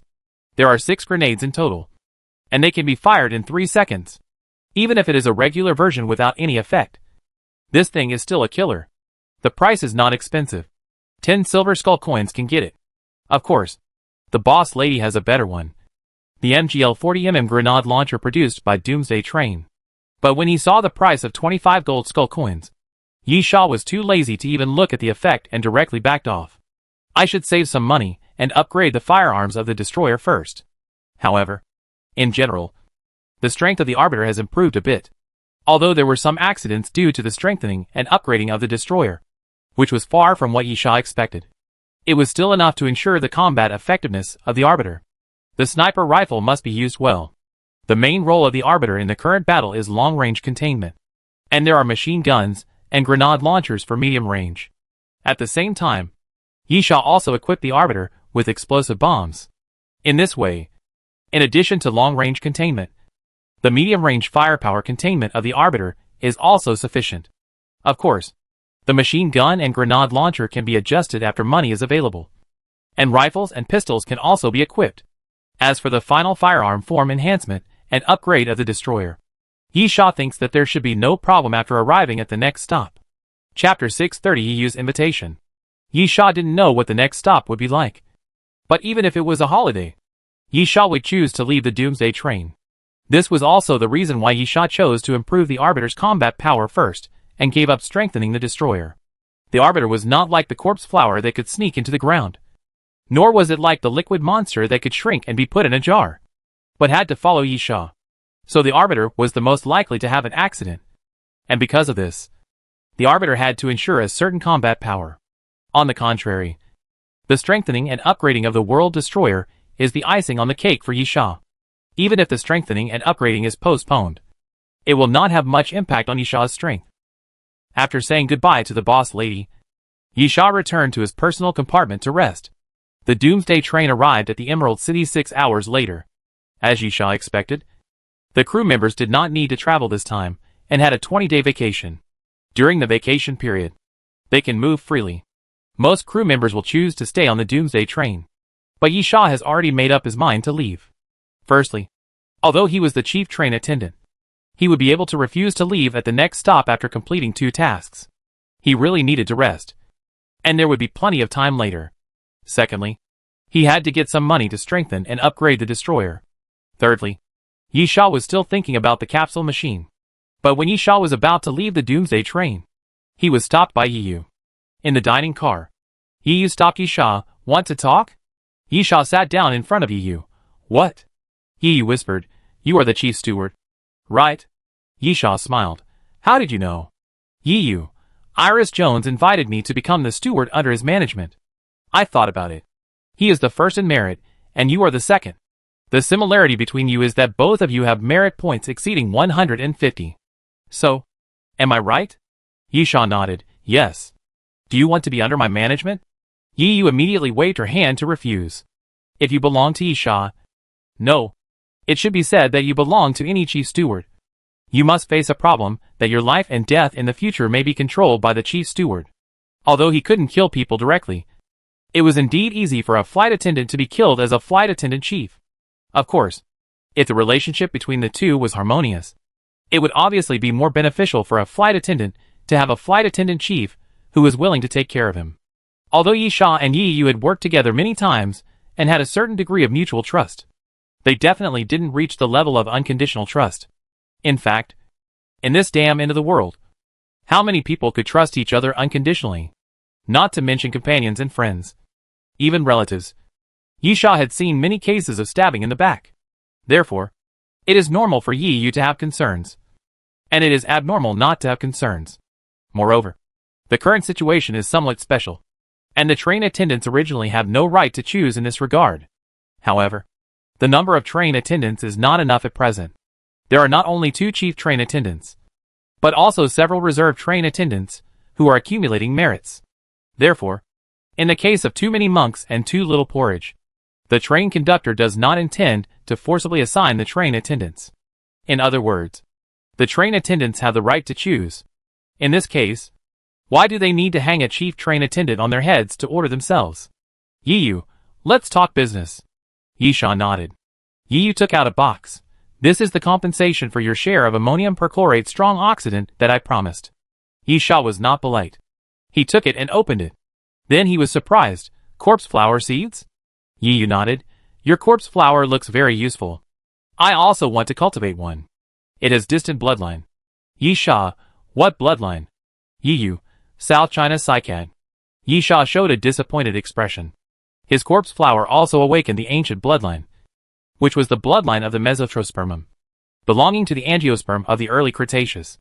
If this corpse flower seed is also the ancient bloodline of the Mesothelioma, at least a plant of the angiosperm phylum, then Yisha's corpse flower can be swallowed directly to become stronger. But the South China cycad belongs to the gymnosperm phylum, so whether it can be swallowed and integrated with each other depends on luck. Not bad. Yisha smiled. "I'll swallow it later and see." Yiyu nodded. Yisha, "Nothing else?" "Yes." Yiyu, "How are you going to arrange your 20-day vacation?" Yisha, "I will go out for a walk. And I need to get some skull coins." Yiyu, "I don't plan to stay this time either. How about cooperating again? I guarantee you will gain a lot." Yisha, "Where do you want to go?" Yiyu, "Mountain City." Yisha frowned. Doomsday train seems to have arrived at this station? Yisha had an impression of this station. Not because he had been there in his previous life, But because this station seemed to be the station he arrived at when he participated in the train attendant assessment. Originally, Yi Sha should have gone to Shancheng. But the crew assessment at that time required Yi Sha to participate in the Death Carriage Battle of Death Carriage number 3. So Yi Sha did not go to Shancheng, but went to Silent Island to participate in the crew assessment. Yi Yu continued, I did arrive at this station. And I went there at that time. And found a good place. But because I didn't have enough time at that time, I went back to the Doomsday train directly. How about it? Are you interested? Yi Sha, what good place? Yi Yu, have you heard of zombies? Yi Sha was puzzled. Yi Yu emphasized, I'm talking about zombies. Not zombies. Yi Sha, the kind that jumps? Yi Yu nodded. Have you heard of the legend of corpse driving? Yi Sha, can you finish your words at once? Yi Yu, Shancheng is the birthplace of corpse driving. There are many zombies there. Of course, they are different from the legendary zombies. They are specially made corpses that will not rot for thousands of years. But because of the zombie virus, these zombies come back to life. Yi Sha, it's just the Walking Dead. At most, it's just a mutant zombie. Yi Yu, the key is the legend of driving corpses. Maybe it's true. I found a corpse cave there. In addition to zombies, there are also many legendary corpse driving tools. And Yi Yu suddenly lowered her voice and leaned over to Yi Sha's ear. Yi Yu, I found something like an ancient civilization stone box there. Yi Sha's eyes lit up. And then, are you sure? Yi Yu, I'm not sure. I can only say it's similar. And even if it's not, there are many things there that look good. I can guarantee that it's definitely worth a visit. Yi Sha pondered for a moment. As long as it's related to the ancient civilization stone box and the Noah's steel, it's definitely worth a visit. After a moment, Yi Sha, how do you divide the things? Chapter 631 Mountain City. Yi Yu, one for each person. I promise. There are a lot of good things there, and everyone can share them. However, I want to rattle inside. That thing can resonate with the brain's ability. I decided to go again mainly for that thing. Yi Sha, who else? Yi Yu, Wang Likuan. If you go too, there will be 3 of us. Yi Sha smiled. Isn't Xia Yuan hanging out with you? Yi Yu spread her hands. She said she wanted to rest. But from the look of her face, she should have something she wanted to do. She didn't plan to tell me. But it doesn't matter. When there are common interests, it's enough to cooperate with each other. Yi Sha thought for a moment and then said, Then let's go to the mountain city. Yi Sha wanted to go to the Darim Desert to look for the Gashapon machine. But if there were things related to ancient civilization in the mountain city, that would be another matter. And they would also be of considerable value. Secondly, in addition to the Gashapon machine, there were not many other valuable things in the desert. Although there were a little more ancient species, they could not be everywhere. And zombies were not seen in the desert. It was not easy to earn the skull coins to strengthen and upgrade the destroyer. In this case, it is okay to go to the mountain city. There should be more gains. And it is possible to find things related to the ancient civilization. As for the Darim Desert, you can go there next time. After all, with the position of the chief steward, as long as you complete 2 tasks, you can refuse a task, enter a vacation period, and enter and exit some places freely, which is relatively easy. Yi Yu, I will notify Wang Likuan. See you later. Yi Sha nodded. And soon, Wang Likuan arrived. Yi Yu informed the proprietress, and the 3 of them left the Doomsday train and entered the Doomsday train platform. This is a very old train platform. It seems to have been used for dozens of years and has not been renovated. The walls are mottled and the horizontal seats are covered with rust. Walking out of the train platform, there are Chinese-style buildings everywhere. Some of them are old, and there are naturally high-rise buildings. But there are also many old tiled houses. However, some advertising signs and storefronts are all in Chinese fonts, which makes Yi Sha feel very familiar. This is the mountain city. The mountain city is not built on the mountain, but surrounded by mountains. When you leave the city, you can see the continuous mountains. In general, this is an old city that is slightly backward and dilapidated. It is okay inside the city, but when you go out of the city and go into the mountains, it can be regarded as poor mountains and bad waters. Yi Yu, we really have to go to a place with poor mountains and bad waters. Go out of the city from the west and enter the mountains. About a few kilometers away, there is a town called Behiga Town on the mountain. We have to enter the mountain from there. Wang Likuan scratched his head in a simple manner. Why is the town built on the mountain called Beihigu? Yi Yu rolled her eyes. How should I know? Besides, they can call it Hegu or Hegu if they want. What's it to you? Yi Sha, stop talking nonsense. You just need to know the place. Go find a car. Yi Yu nodded. Separately look for cars. There are many cars on the street, but not all of them can be driven. Most of them have been damaged by zombies, and many have even been directly overturned on the ground. Secondly, even if some cars look good, we still need to make sure they can start and have enough gasoline. After checking the surrounding vehicles one by one, Wang Likuan shouted after a while, come and see. How is this car? Yi Sha and Yi Yu walked over and saw Wang Likuan pointing at a black commercial vehicle. Yi Sha, have you tried it? Wang Likuan, I tried it. It can be driven. I don't think there is a big problem. But the fuel tank is not full. About half. Yi Yu, you can make do with it. Anyway, you can't drive it far. And you have to walk back. Yi Sha, let's go. Wang Likuan nodded and got into the driver's seat to drive. He has been following Yi Yu since he became a flight attendant. And he does all these odd jobs. After Yi Sha got in the car, he waited for Wang Likuan to start the car, then took out a document from his backpack and flipped through it. Yi Yu came over. What is this? Yi Sha, some information about corpse driving and zombies. Yi Yu, you bought this thing? Yi Sha, I didn't buy it. I just took it. Ah? Yi Yu was surprised. How do I get it? Yi Sha glanced at her. I am the chief steward. Yi Yu was stunned and rolled her eyes. The chief steward is amazing. Yi Sha, in terms of position, it is indeed more amazing than you. Yi Yu rolled her eyes. This statement was really irrefutable. Yi Sha no longer paid attention to Yi Yu, but continued to look for information. To be honest, Yi Sha found that some of the chief steward's powers were still very convenient, such as these materials. Usually after arriving at a station, even if you can buy information, it is only some basic information related to the task. Although the one in Yi Sha's hand is only E-level information, it is obviously much more detailed. And it is not directional. That is, it is not only related to the task. Corpse driving is a Miaogu technique, which is part of the Chu Wu culture. It is also said to be related to the Maoshan technique Chu Yu. It is also called moving souls. It has been passed down from ancient times to the present, and has a history of thousands of years. The earliest rumor is that the bodies of people who died in a foreign land are brought back to their hometowns to rest in peace.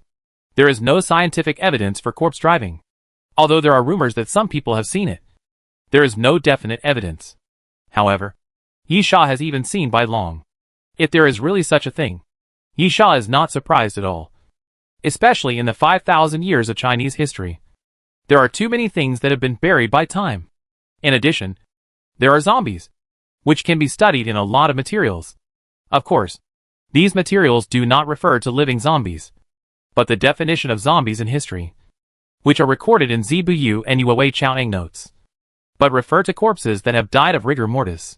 Simply put, zombies probably existed in ancient times, but they are between mummies and corpses, and generally refer to the kind of dried corpses that will not rot.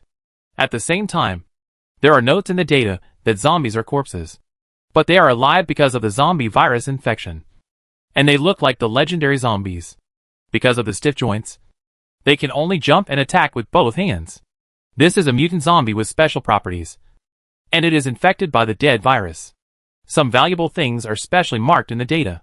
First of all, there are zombie viruses and ZY dead virus. Both of them are very rare viruses, and the price is not low. And zombies themselves are also very valuable. There is even a price tag on the Doomsday train. The price of a 100-year-old zombie is 500 silver skull coins, and the price of a 1,000-year-old zombie is higher, 30 gold skull coins, almost catching up with the King's Holy Sword.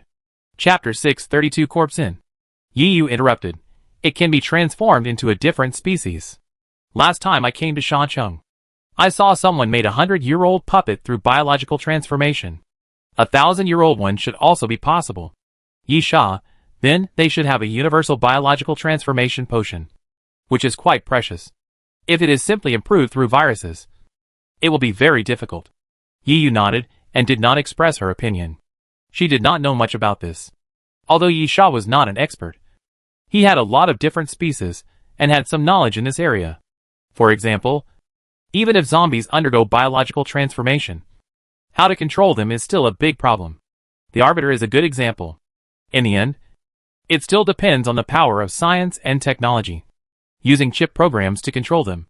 At present, the Arbiter has become a different species, mainly due to the injection of corpse flower genes and plant viruses.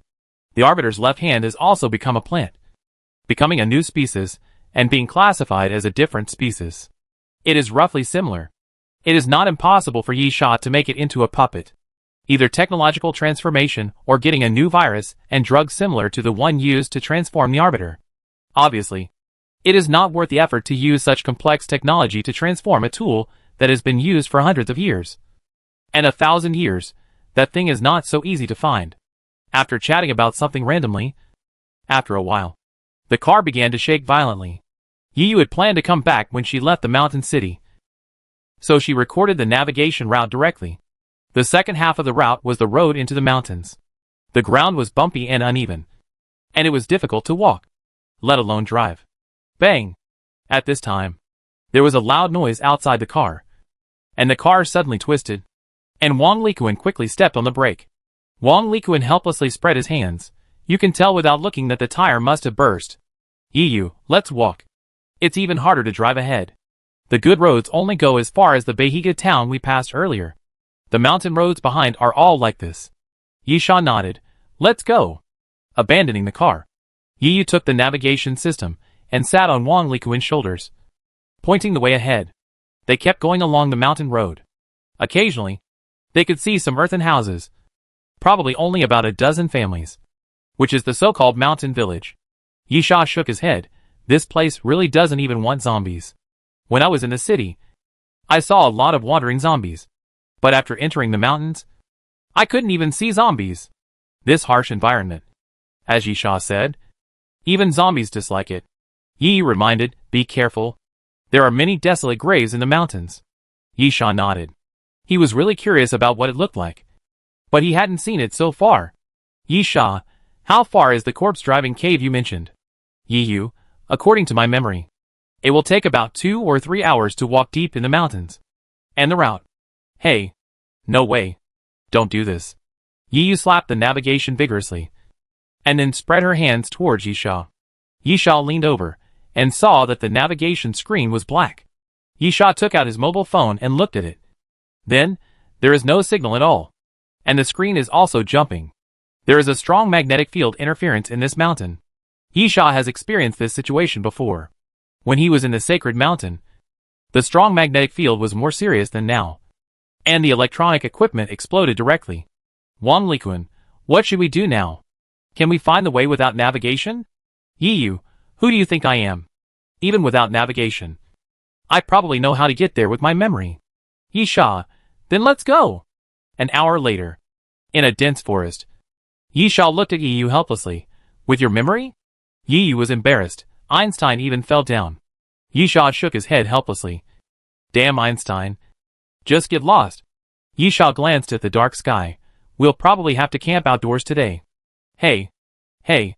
At this time, Wang Likuan's voice suddenly came from the front. Come and see. There's a house. Yi Sha and Yi looked at each other, and then immediately ran forward. After running about 300 or 400 meters, they saw Wang Likuan through the woods. There was really a house where he pointed. The house was really not small, with earthen walls and a wooden structure. It took up a large area. The door was open, and there was a red couplet on the door. The handwriting was blurred.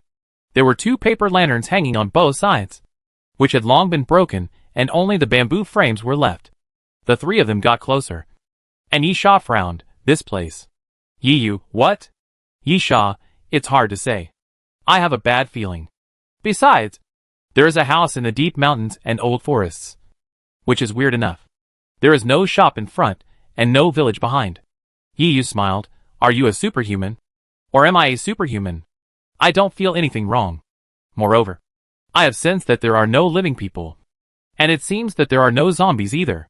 Yi Sha didn't say anything more, although he felt something was wrong. The sixth sense was something that could not be explained clearly. After entering the door, Yi casually pulled it, but suddenly felt a chill on the back of her hand. She looked down and saw a gray-white hand on the edge of the wooden door. She screamed and swung her hand. And at the same time, she opened the door. Half of the wooden door slammed shut. And then a figure fell out. Yisha reacted very quickly. Turned around and kicked the door, kicking the figure out and hitting the wall. Wang Likuan took out the shield directly. But Yisha stopped him. The figure was wearing a white linen shroud, with a bamboo hat on his head, and the white gauze hanging down covered his face. Yisha went forward and lifted the white gauze. And it was a corpse. Yisha walked to the other side of the door. And there was another corpse standing behind it. Yisha turned around. Don't be nervous. It's a corpse inn. Yi was puzzled. What is it? Yisha, corpse inns are often opened in the wilderness. Only corpses and corpse drivers live there. And ordinary people are not allowed to stay. The door is open all year round. Because behind the two large doors is where the corpses rest. If you don't believe me, check if the door of the guest room is open. Wang Likuan took a walk and was surprised. It's true. Yi, what the hell? Isn't corpse driving a legend? How can there be a corpse inn? Yicha, according to the information I got, the legend of corpse driving with talismans is a legend. But corpse drivers really exist. The so-called corpse driving is actually carrying corpses. Corpse drivers are an ancient profession that specializes in carrying the bodies of dead people from other places back. Yi, it's weird. Yicha laughed. Legends are like this. Very ordinary things are said to be magical. So they are called legends. This corpse inn is actually a place like a charity cemetery. Chapter 633 Zombies. Wang Likuan squatted beside the corpse. In fact, whether it is a funeral or not, whether there is a corpse driving, it doesn't matter to us. What we should care about is whether these zombies are infected with the virus, and whether they will come back to life. Right? While Wang Likuan was speaking, he poked the zombie behind the door with his hand. At this moment, the zombie's closed eyelids suddenly lifted up, stretched forward with both hands, and suddenly grabbed Wang Likuan's neck and threw him to the ground. Yisha and Yi were also startled and took a half step back. Then Yisha kicked the zombie on the head and kicked it away. Yisha grabbed Wang Likuan and smiled bitterly. You are a jinx. Yi shouted behind Yisha, hey, they are alive. All alive. Yisha looked back and saw zombies constantly popping out from behind the door panels of the guest rooms and gathering towards them. At the same time, the zombie that Yisha had kicked away before also bounced his legs.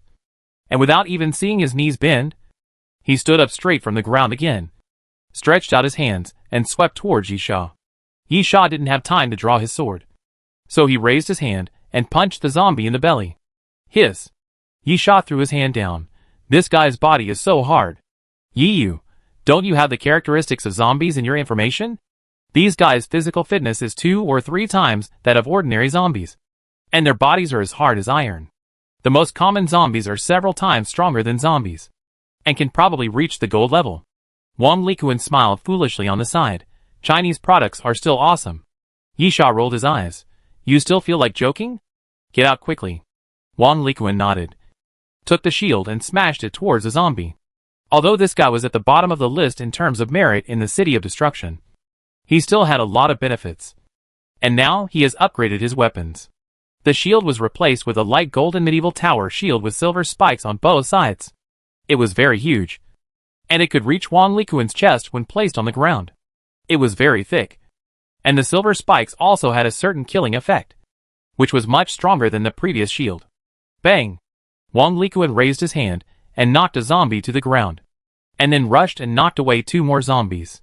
Yi tried to use mental control over there, and then shook her head. I can't control it.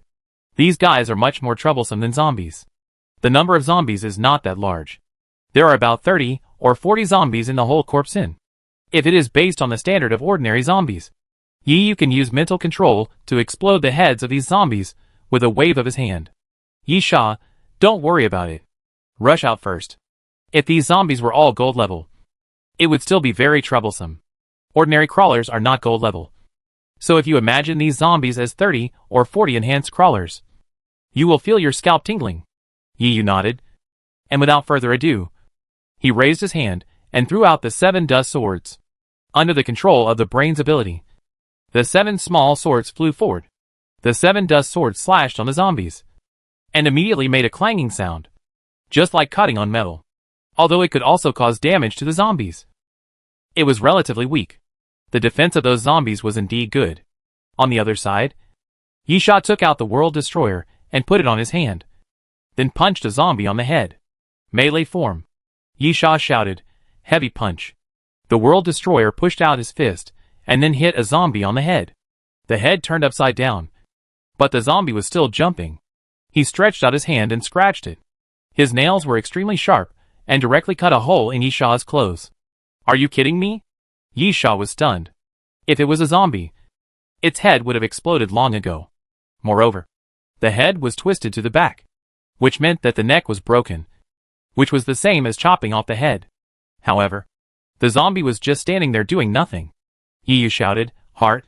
Zombies don't cut off the head. You have to stab the heart. The head will still move." Yiyu had been to the mountain city before, so she had some knowledge of zombies, and she shouted immediately. Yisha dodged the zombie's attack. "Heart? That means fists are useless, and you have to use weapons." Without saying anything, Yisha dodged the attack of two zombies again, drew out the king's holy sword and stabbed a zombie in the chest. With a puff, the king's holy sword pierced into the zombie's body, but only a small part of it could penetrate. The zombie's body was too hard, and such a small part was obviously not enough to pierce the heart. "Ah!" Yisha shouted, grabbed the hilt of the sword and pushed the zombie back, then raised his foot and kicked the hilt hard, and the king's holy sword finally penetrated the zombie's body completely. Plop! The zombie was penetrated and fell directly to the ground, motionless. "You killed one bronze zombie. Hey!" At this time, Wang Likuan shouted, "Let's go!" Yisha looked back and saw Wang Likuan holding a tower shield and holding 3 zombies, pushing them directly to the door. It must be said that in this situation, Wang Likuan's brute force is more useful. He doesn't need to kill the zombies, just use brute force to push them away. Yisha immediately called Yiyu, "Let's go!" Yisha and Yiyu quickly retreated to the door, and Wang Likuan immediately exerted force again, ramming his shoulder against the shield, and directly knocked the 3 zombies out. The next moment, the 3 of them jumped out of the corpse inn. After leaving the store, Yisha immediately shouted, "Blow up that damn place." The arbitrator immediately stood in front of the 3 people, then took out the grenade launcher and pulled the trigger hard. Bang, bang, bang. There was a dull sound from the grenade launcher, and 6 grenades were fired continuously by the arbitrator, hitting the door of the corpse inn, the already dilapidated earth wall, and the gate collapsed quickly, blocking the zombies. Yisha waved his hand, "Let's go." Yisha waved his hand and took the lead to quickly leave the corpse inn and escape into the forest. After about 15 minutes, Yisha looked behind him, but did not find any zombies chasing him, so he slowed down his pace. But at this moment, boom! A thunder suddenly sounded in the sky, and then a flash of lightning suddenly passed through the sky, and raindrops floated in the sky, and it became heavier and heavier. Yiyu stamped her feet. "Are you kidding me? Do I have to be so unlucky?" "Yisha, let's find a place to hide." "Yiyu, where can I hide in this damn place? How about going back to the corpse inn? It's not that I can't kill all the zombies. It's just too much trouble to kill them." Yisha looked at the trees around him and shook his head. "Let's build a place to shelter from the rain." Chapter 634. There is a grave in the mountains, but no corpse in it. Yisha whistled, then stamped the ground, and the vines of the corpse flower came out. About a dozen vines were wrapped around the surrounding trees, crisscrossing and stopping the rain like a roof. Some small vines even covered the ground like a pavilion. Yisha sat down. "Let's make do for one night."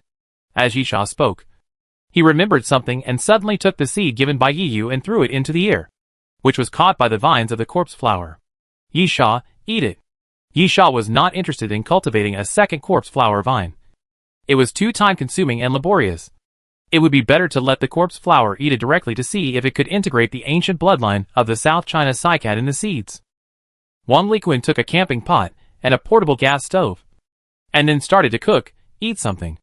As Wang Likuan spoke, he took out a few bags of instant noodles to signal. Yisha nodded. "Then, cook it. I'll go take a look around and set up some warning things." As Yisha spoke, he asked the arbitrator to go forward and set up the sniper rifle, then walked to a farther place and began to set up bloodthorn bombs. There are not many zombies in the deep mountains, but since there is a mountain village, there are probably still some. but they are old zombies infected with the virus. And the number is probably not too many. In addition, there are probably wild beasts in the mountains, and we need to pay attention to them. Bloodthorn bombs can effectively prevent these, and it is not easy to kill the opponent. But as long as the bloodthorn bomb is touched, Yisha will feel it.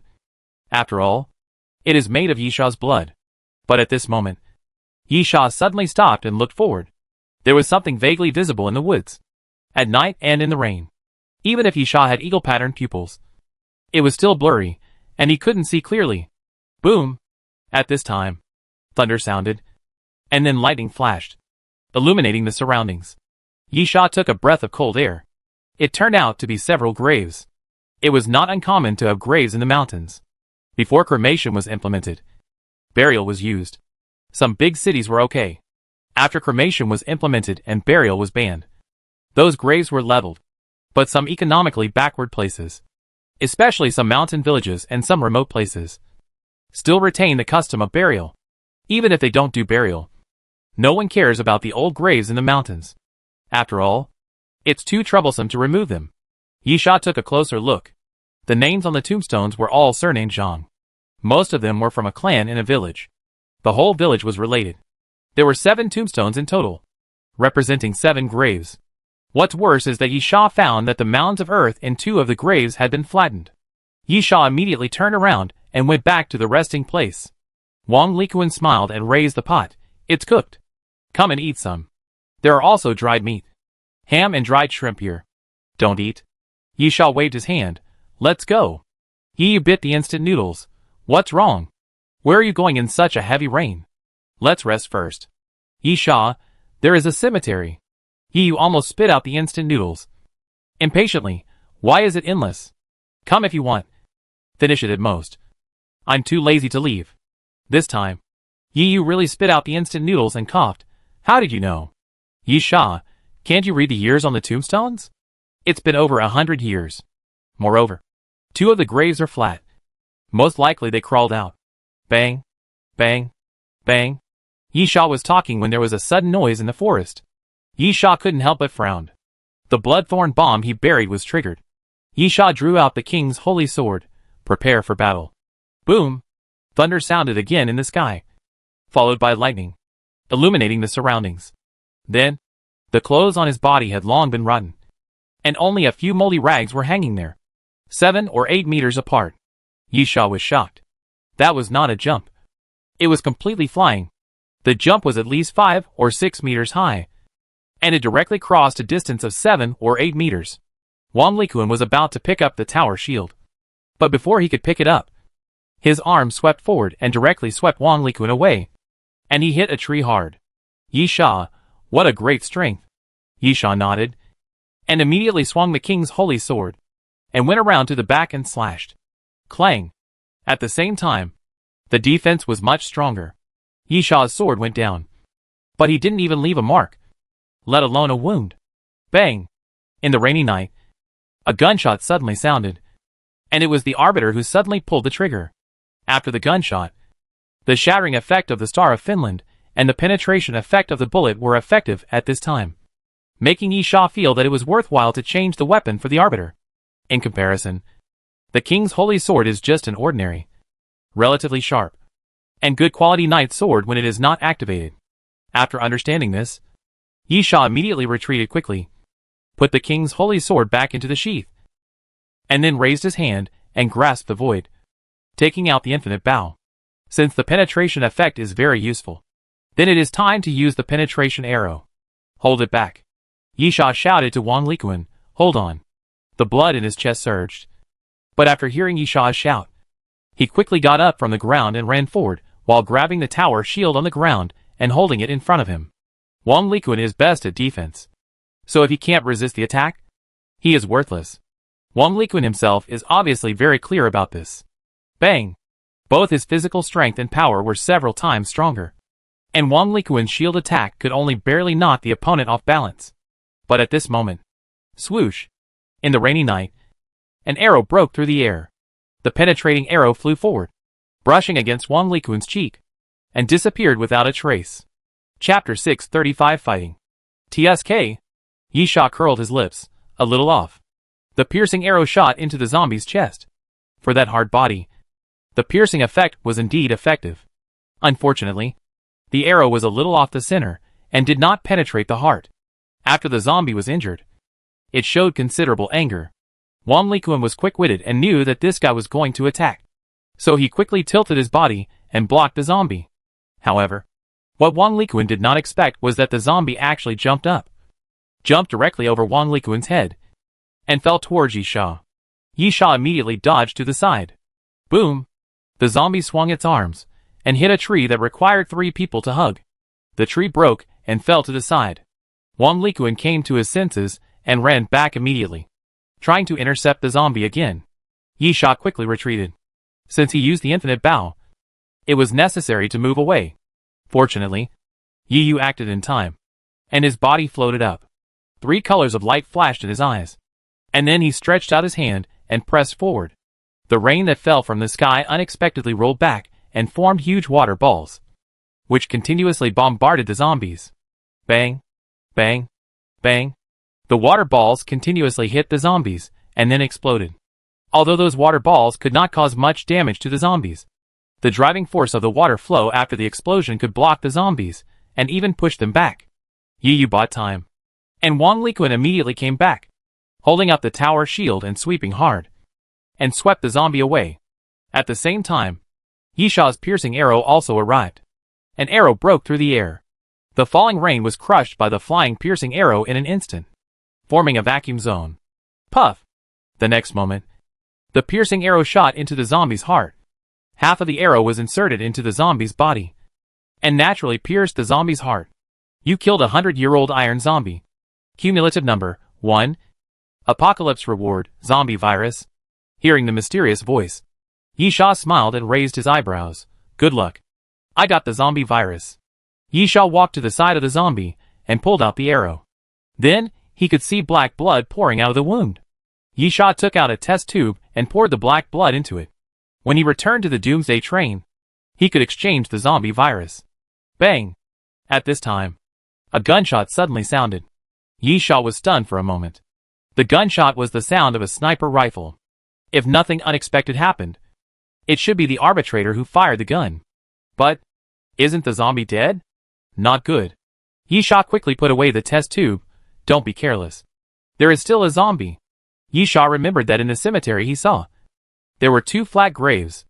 If you don't consider things like joint burial, there are at least 2 zombies. Bang! At this time, the gunshot rang again. But it was the arbitrator who fired again. After identifying the direction, Yisha immediately faced the side and waited. Soon, the second zombie appeared.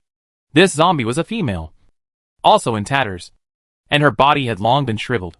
There were 2 blood holes on her shoulders and waist, most likely caused by the arbitrator. Old rules. Yisha, hold on. Hold it back. I'll shoot it. Okay? Wang Likuan nodded, and rushed forward with the tower shield. Bang! Raising the shield, Wang Likuan directly collided with the zombie. And as a result, Wang Likuan was knocked flying and fell to the ground. Be careful. Wang Likuan was stunned for a moment. This zombie is more powerful than the previous one. Even if they are all 100-year-old zombies, there are differences.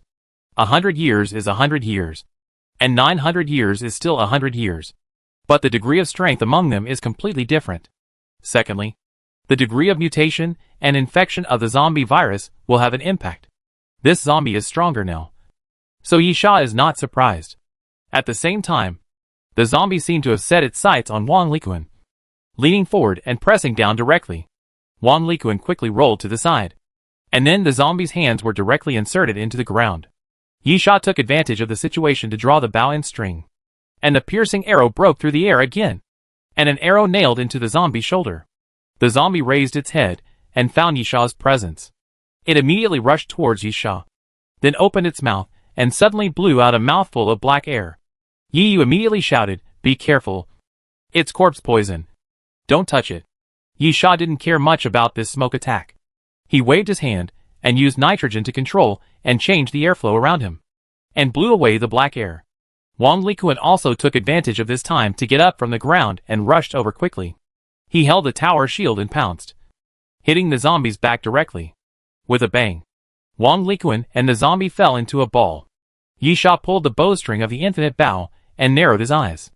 It was not easy to hit the tumbling zombie, especially with many trees around, forming an obstacle. The night was also an obstacle. The worst thing was that the raindrops falling from the sky were getting bigger and bigger. It was a violent rainstorm, making it difficult for people to even open their eyes. Puff! Yisha shot an arrow, then cursed, and the piercing arrow brushed past the zombie and flew into the ground. Wang Liquan was covered in mud and quickly got up from the ground. He rushed forward with his shield just as the zombie stood up. Shield strike. Wang Liquan swung his shield and hit the zombie hard, knocking its head off. The zombie fell straight to the side, hitting its head on the ground. And then, like a tumbler, it bounced up again, stabbing the shield with both hands. Bang, bang, bang. In the rainy night, the crisp knocking sound was particularly obvious. Yiyu floated and quickly came to the side. When she raised her hand, she used the rain falling from the air to condense a water ball and hit the zombie continuously. When the zombie attacked Wang Liquan, she knocked the zombie away. Yisha also drew the bow and string again on the other side, but suddenly saw something passing by in the dark. After a moment of surprise, he immediately shouted to Yiyu, "Be careful!" Yiyu was frightened by this reminder. The zombie was obviously 10 meters away from her. Even if the zombie had extraordinary jumping ability, it could not jump more than 10 meters away. Then, at this moment, Yisha suddenly released the bowstring, and the piercing arrow flew out. But it did not go to the zombie, but flew directly to Yiyu. Under Yiyu's surprised eyes, the piercing arrow brushed Yiyu's cheek and flew to the back. Chapter 636 Owl. Goo! Suddenly, a strange cry sounded, and then a black shadow suddenly jumped up from behind Yiyu and landed on the treetop. Yiyu shouted back, "What is that?" In the dark, rainy night, the vision was greatly obstructed. Yiyu looked back and could only barely see a dark shadow. Yisha had eagle-patterned pupils, which was much better. He said directly, "Ancient species, an owl." Owls originated in the Eocene, and fossils have been found in various places. It is considered to be one of the more diverse ancient species. The owl in front of him was brown all over, with glowing pupils and a terrifying body length of about 1.5 meters. It looked very fierce. Yiyu turned around and without saying anything, she fired several water bombs at the treetops. Boom, boom, boom. The water balls hit the branches continuously, breaking them. The owl spread its wings and flew away, and lightning happened to pass by, illuminating the surroundings, finally allowing Yiyu to see the owl clearly. The body did not look like an owl, but a huge falcon, especially strong and ferocious. The zombie had not been killed yet, and suddenly a fierce-looking ancient species appeared. It was obviously not a good sign, making things more troublesome. Yiyu decisively said, "You two deal with the zombies first. I'll deal with this thing. Come and help me after you're done." Yisha nodded and gestured to Wang Liquan, who immediately raised his shield and swung it at the zombie again. With a bang, Wang Liquan raised his shield and smashed it on the zombie, then suddenly straightened his waist and made a charging posture. Brutal collision. Wang Liquan suddenly ran forward, pushing the zombie forward, and then slammed the zombie into the tree. The tree snapped with a sound, and at that moment, Wang Liquan suddenly jumped to the side. Puff! Yisha pulled the bowstring, and the piercing arrow flew out, arcing in the air and piercing directly into the zombie's chest. As the piercing arrow shot in, black blood immediately gushed out of the zombie's chest, and the wind blew past, bringing an indescribable stench. However, the zombie was not dead yet. Yisha couldn't help but raise his eyebrows. The piercing arrow didn't pierce deep enough. The zombie came with wounds and anger, and suddenly jumped up and flew directly towards Yisha. Boom! Boom!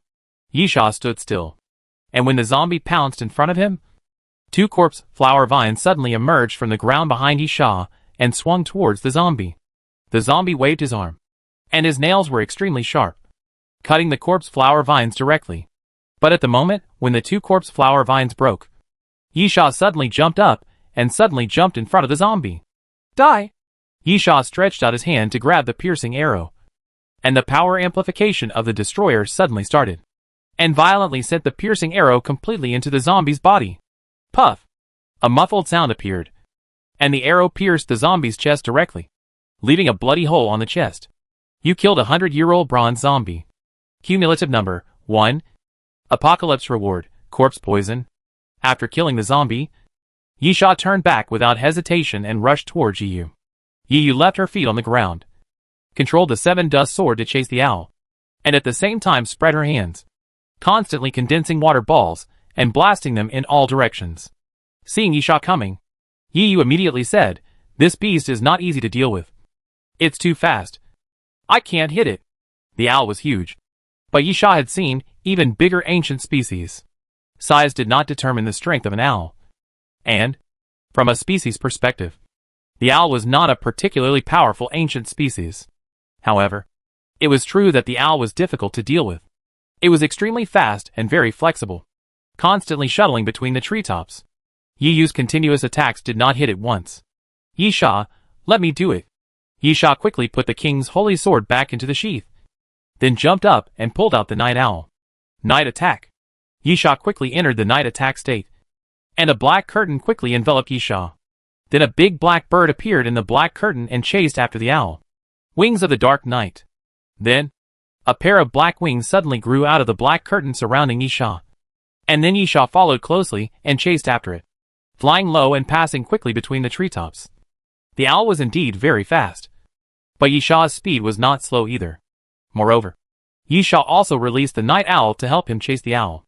"Little guy," Yisha sneered, "I've caught you." The steel-armored evil centipede emerged from Yisha's sleeves, and after straightening its body, it turned into a centipede sword.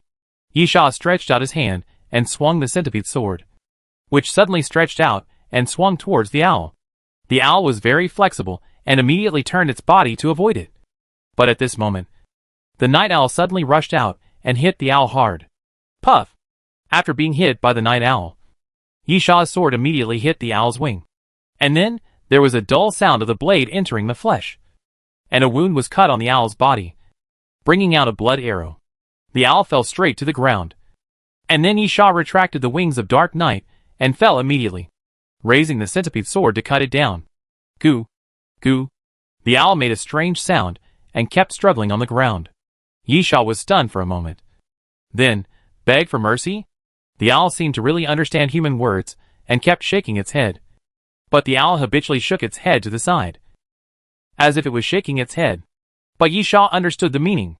Yisha hesitated for a moment, but did not immediately drop the centipede sword he had raised. Some of the ancient species can indeed be domesticated. Usually those that are weaker, less ferocious, and less aggressive, can be domesticated. Although owls are carnivores, they are not brutal, and can indeed be considered domesticated. At the same time, this owl is indeed a little weak, but it flies very fast, and is a nocturnal creature. It is excellent for night reconnaissance, and is worth domesticating. Yisha put down the centipede sword.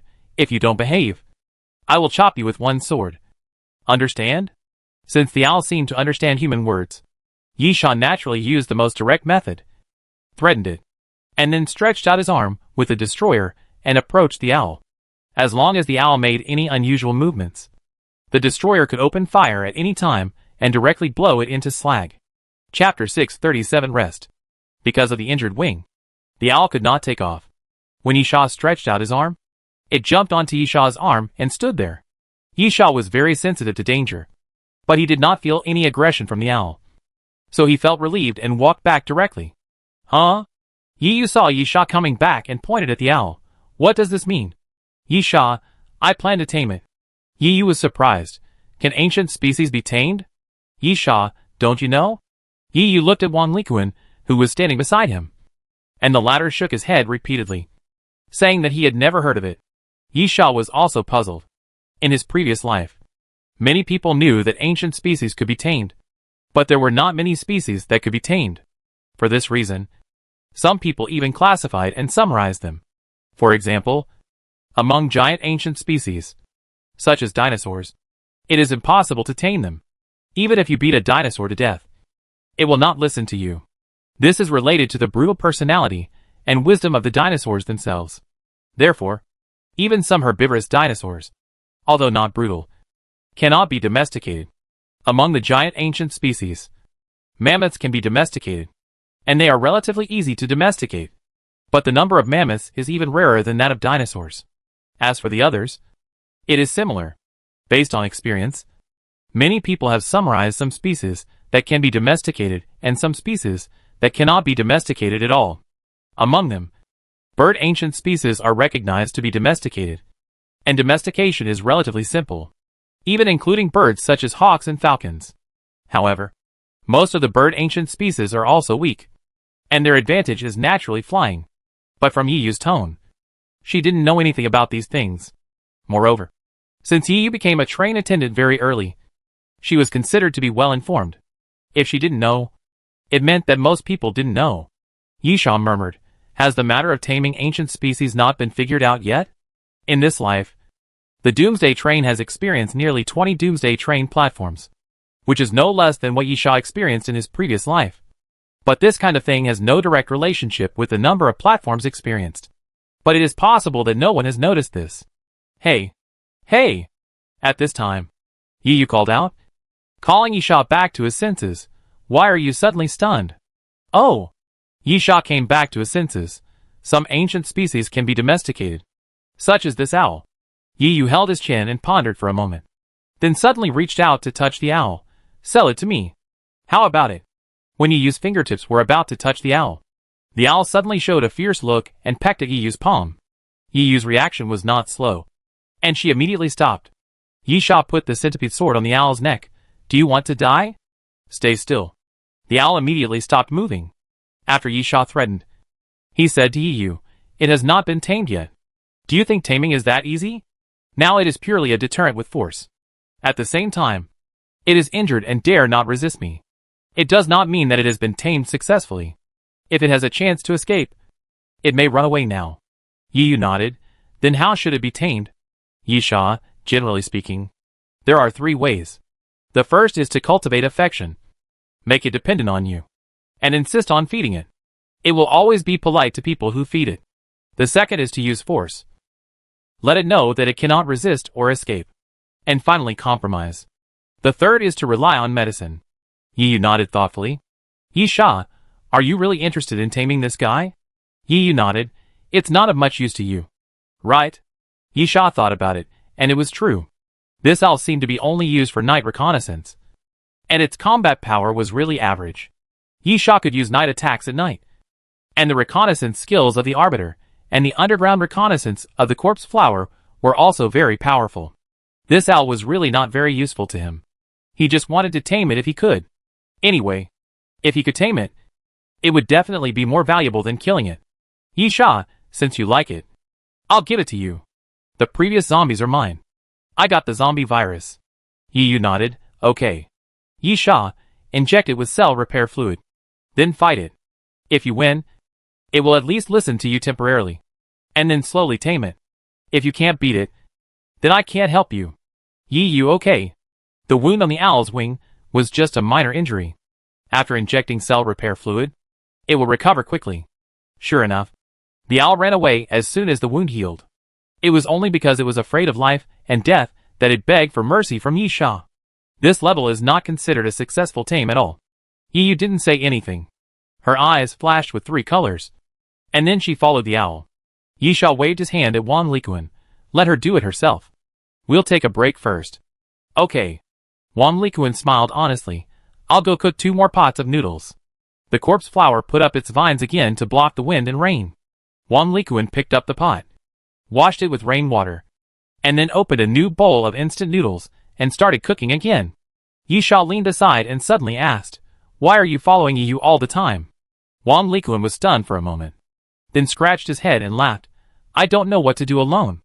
I think this is good." Yisha nodded. He was just curious and had no other intentions. After a while, 2 pots of instant noodles came out of the oven. Feeling the slight chill around, watching the heavy rain, and drinking the hot noodle soup, it was a different kind of taste. After filling his stomach, Yisha stretched and then rearranged some blood-thorn bombs. There were also arbitrators on guard. Yisha was relatively relieved and took a nap leaning against the corpse flower vines. Yiyu kept fighting until almost dawn, and then she brought the owl back.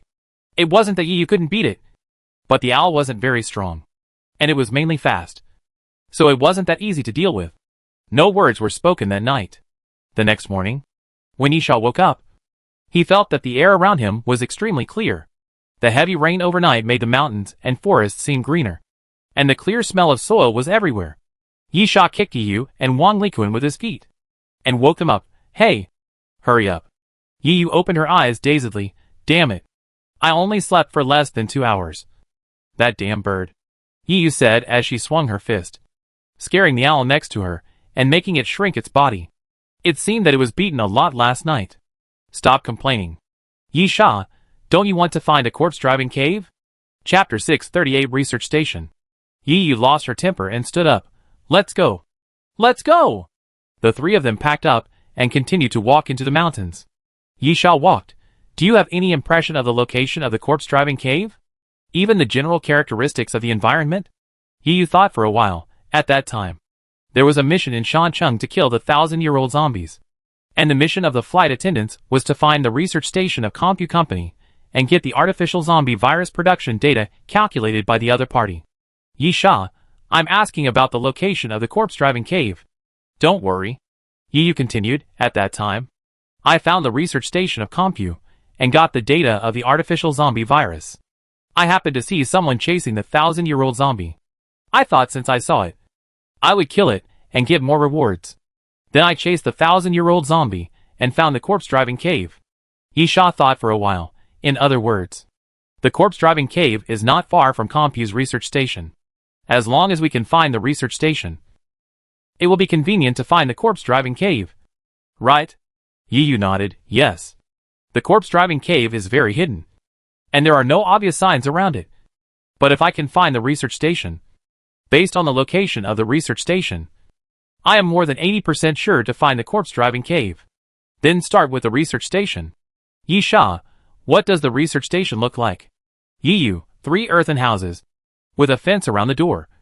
And the door is still broken. Yisha was really stunned. Are you sure? Yiyu, I was as surprised as you when I found that place. In Yisha's impression, Compu has always been a model of wealth and power. Even if the end of the world comes and banknotes become waste paper, Compu still has a lot of resources. So, Compu uses 3 shabby houses as a research station? Anyway, Yisha doesn't believe it. Yiyu spread her hands. Maybe it's a temporary research station? Wang Likuan suddenly squatted down and touched the soil. I think it's not that they don't want to build it, but that it can't be built in this place. Right? Yiyu, with resources and technology, what can't be built? Humans cannot defeat nature.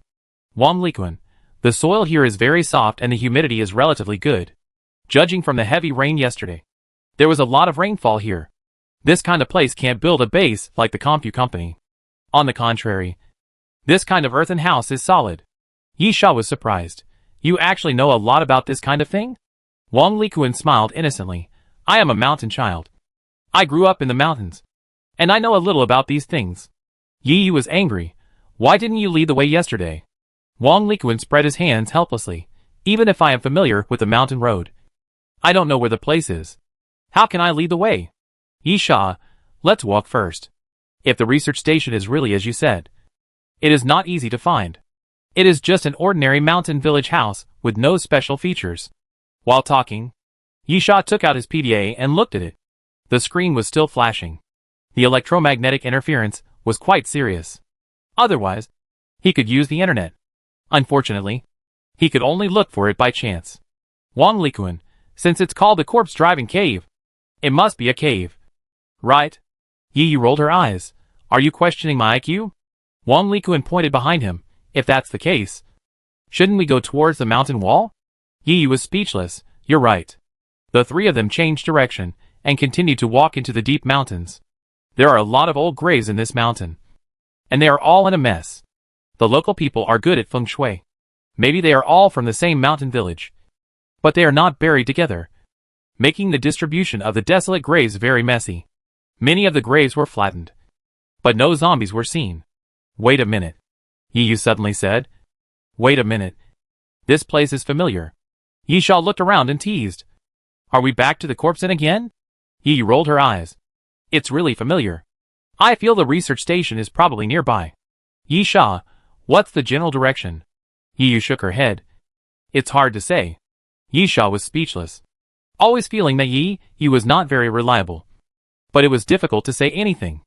After thinking about it, he stomped on the ground. And then the corpse flower vines emerged from the ground, directly holding Yisha and sending Yisha into the air. After reaching the top of the forest, Yisha's eyes lit up, and he immediately let the corpse flower vines fall down. Maybe we really found it. To the southwest, I saw the roof, with a target. The three of them immediately sped up. After a moment, Yi pointed to a circle of fences. This is it. Let me think about it. I chased him straight out at the beginning, running forward all the time. There was a slope, and then it turned near the top of the mountain. Yisha, no hurry. Since we are here, let's take a look at this research station as well. As Yisha spoke, he pushed open the door and entered. This earthen house is similar to an old house in a mountain village, but the interior is very nice, with a very modern layout, all kinds of electrical appliances, and a generator directly in the house. There are 3 earthen houses, 2 of which are bedrooms, and the largest one is the research station. Yisha looked through some scattered information on the ground. Compu built this research station not long ago. It was newly built after the end of the world, mainly to study the difference between zombies and zombies. At the same time, according to the characteristics of zombies, artificial zombie viruses have been developed. Of course, they are just prototypes, and the relevant data have long been sent back to the Doomsday train by Yi. Yi is a little impatient. There is nothing to see here. I visited last time. There was nothing except some data. Oh, by the way, there were 2 zombie specimens when I came last time, but they are gone now. Hey! At this time, Wang Likuan suddenly shouted, come and see. There is a cellar. Huh? Yi was surprised. I didn't find this when I came here last time. Don't worry. Yisha stepped forward and drew out the king's holy sword. I'll go down and take a look first. There was a ladder in the cellar. Yisha went down the ladder. It was very dark around. The golden light emitted by the king's holy sword could illuminate some places around. Yisha looked around and found no danger, then took out a flashlight. Yisha, come down. It doesn't look like there's anything. The flashlight shone forward, and Yisha saw rows of wine racks, on which were placed some strong liquors such as whiskey and brandy. In addition, there were some jars around. Yisha took a look and found that they were rotten vegetables. The temperature of the cellar was originally low, and it could be used to store vegetables and meat to ensure freshness. But if it was left for too long, it would still go bad. Chapter 639 Corpse Driving Cave. Wine. Yi entered the cellar. It's also good stuff. It's a pleasant surprise. I can make a small profit. Wine, cigars and other things are considered luxury goods, or for enjoyment. On the Doomsday train, the cheapest wine is a few copper skull coins, but some high-end wines can be sold for 20 or 30 silver skull coins. If this was the price when I first boarded the Doomsday train, it would be unimaginable. A bottle of wine could be worth a pretty good weapon. But as everyone's wealth grew, the trading of gold skull coins gradually became the mainstream, and things like alcohol became popular, and everyone was willing to spend some skull coins for enjoyment. There were about 60 or 70 bottles of alcohol in the cellar, all strong liquor, and they all looked very good. Yisha guessed that they were used to keep away the cold. For ordinary people, the night in the mountains was still very difficult to endure. Yisha estimated that if he brought back the Doomsday train, it should not be a problem to earn 10 to 15 gold skull coins. Of course, he still had to bring it back and have it appraised by the boss lady. After all, cheap alcohol was only worth a dozen copper skull coins. It's not a problem to carry it. Just let the corpse flower swallow it. Yisha looked around. It seems that there is nothing else of value. Wang Likuan suddenly said, that pile of straw seems to be wrong. Wang Likuan walked to the corner while speaking. Yisha was stunned and felt something was wrong. The cellar was covered with dry straw, and some branches were pressed on it to prevent moisture. But in the corner, there was obviously too much dry straw. A large bundle leaned against the wall, but it was not tied up. Wang Likuan stepped forward and spread the dry straw. It's a safe. Yisha stepped forward. Let me do it. Yisha raised the king's holy sword and slashed several times. After breaking the lock, he forcibly removed the safe door with brute force. You got Morrison's potion. There was nothing in the safe. Just a bottle of potion, which was carefully sealed and placed in a transparent plastic box. surrounded by fillers to protect the potion tube. Yisha muttered, Morrison Potion? What is this? The name is weird. Yiyu thought about it, and clapped her hands. Morrison is the director of the research station. Yisha, name it after yourself? A new potion? Generally, when a new potion is made, it is usually named with a new code, or named after its characteristics, or named after a person. Whoever researched it will use his name. Yisha looked at the box, and there was no description. He was helpless. This kind of potion named directly after a person is the most troublesome. I have no idea what it does. Yiyu, keep it. And when we get back to Doomsday Train, the boss lady will probably give us the answer, Yiyu said, laughing happily, like a groundhog. If the boss lady doesn't know what it's used for, Yiyu happily said, then we'll make a lot of money. Yisha nodded in agreement. If the boss lady didn't know the effect of the potion, it meant that it was a very rare potion, and the boss lady must have the intention to purchase it for research, so she could offer a high price. So, as the saying goes, rare things are not necessarily good, but rare things are definitely expensive. Because of the sudden discovery of the safe, Yisha became more cautious. He carefully walked around the cellar twice to make sure there were no other valuable things. Only then did he let the corpse flower come out from the ground and swallow the wine. Yisha, there is really nothing worth seeing. Let's go to the corpse cave. Yiyu was reliable for once. Relying on her memory, she continued to move forward. After about an hour, she found a mountain wall near the top of the mountain. It's here, Yiyu said excitedly. Look at those vines. I remember clearly that the entrance is behind the vines, and is covered by the vines, Yiyu said as she lifted the vines and searched for a while before pointing to the back of several vines. It was a bit far-fetched to call the place Yiyu pointed to a cave. In fact, it was a sunken crack on the mountain wall. It was not small. About 1.5 people wide and 3 meters long. When she looked inside, she saw that the bottom of the crack was pitch black and very deep. Yisha was a little puzzled. If the so-called corpse-driving cave is where the corpse-driving craftsman put the corpse, shouldn't he find this place? Although the crack is not small, it is not really big. It is no problem for one person to enter at a time. But it is very crowded for 2 people. If it is deliberately placed here, it is obviously not easy. Especially according to Yiyu. There are many in the corpse-driving cave. Yiyu, you ask me? Who should I ask? Anyway, there is one below. Go and see it. Yisha nodded. I'll go first. The crack was so wide that Wang Likuan couldn't hold up his shield to get in. In that case, he couldn't be counted on for defense. It would be better for Yisha to go first. Yiyu said solemnly. Be careful. Believe me, that place is really special.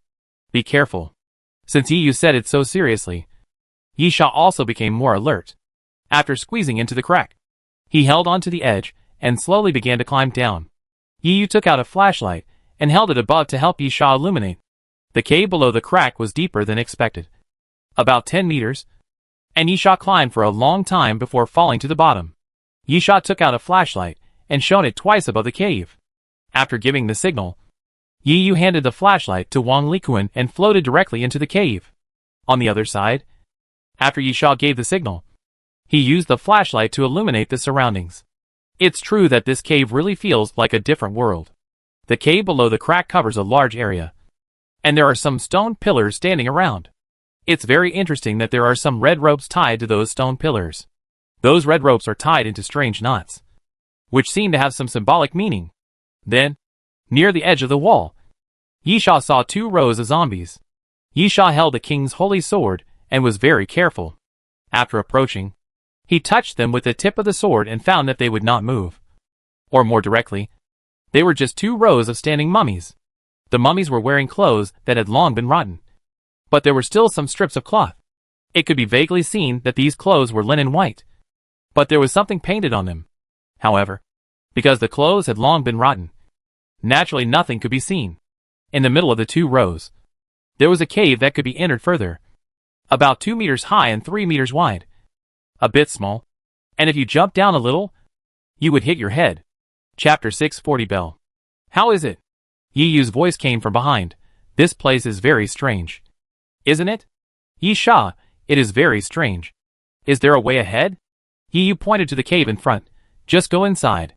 At this time, Wang Likuan and the arbitrator also landed below, took out the lighting tools, and illuminated the surroundings. Yi Yu walked to the front to lead the way, and said as she walked, "The bell I'm looking for is in front. But it's not the end. There is still a way ahead." At that time, because time was urgent and there were zombies making trouble, I retreated first. The cave is not big, nor deep. The end is about 7 or 8 meters away. Yi Yu suddenly stopped and stopped everyone. Yi Yu, after entering, there will be brain attacks. I think it is related to the rattle. So, you have to help me resist. I will deal with the brain attacks and get the rattle. Yi Sha nodded, okay. Yi Yu, in addition, it is best not to use the corpse flower. I don't know if this cave is solid. It will be bad if it collapses. Yi Sha nodded again, indicating that there was no problem. After Yi Yu finished giving instructions, the three continued to move forward. Standing at the exit, Yi Sha looked out. This was an irregular square stone hall, with obvious traces of human carving. In the center of the stone hall was a stone platform with an ancient bronze bell on it. In front of the stone platform, 3 coffins were placed horizontally. Yi Yu suddenly stretched out his hand and pointed in the direction of the top of the cave. Does that look like the text on the stone box of ancient civilization? Yi Sha looked up and first saw a rectangle drawn with cinnabar, with words similar to flame written in the middle. Yi Sha, that's the fire seal. Yi Yu was puzzled. Huh? Yi Sha pointed at the flame-shaped words. This is a talisman, called the fire seal. Zombies are afraid of flames and sticky rice. This flame is used to suppress them. I've read about it in the information. As for the ones on the edge, Yi Sha frowned. There was a circle of small words on the edge of the flame. It was not drawn with cinnabar, but carved. It was indeed similar to the words on the stone box of ancient civilization, but it was not certain. There are about 10 small characters in that circle, but in Yi Sha's impression, whether it is the ancient civilization stone box, Noah's stone tablet, or the characters on the surface of the stone ball, there is no duplication with this circle of small characters, so it is difficult to judge. Yi Yu, don't worry about it. Get it done. Get the rattle, and we will study it slowly. Moreover, I brought the tools for rubbing. At the very least, we can also rub those characters and study them slowly when we go back. Yi Sha nodded, okay. Yi Yu, then I'll go in? Wang Likuan took out the tower shield and took a defensive posture. Go ahead. I'll follow you right away. Yi Yu nodded and stepped into the stone hall first. Then Wang Likuan immediately followed with a shield raised, blocking Yi Sha. And then Yi Sha entered the stone hall last. Buzz! When the 3 of them stepped into the stone hall, a buzzing sound immediately sounded in their ears, which was extremely piercing, constantly drilling into the eardrum, and then stimulating the brain. Yi Sha and Wang Likuan instantly felt an extremely headache, as if their heads were about to be torn apart. Yi Yu naturally has a strong resistance to brain power. The arbitrator is not affected by brain power. He took the Gatling gun from his back, and was about to fire forward.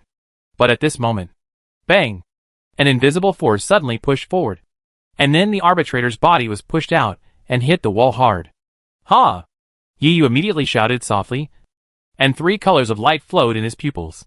Then his pupils slowly separated and became double pupils, and his body gradually left the ground. The next moment, Yi Sha felt the tearing sensation in his head weaken significantly, and soon returned to normal. Quick! I'll hold on. Yi Yu, those are about to appear. Boom!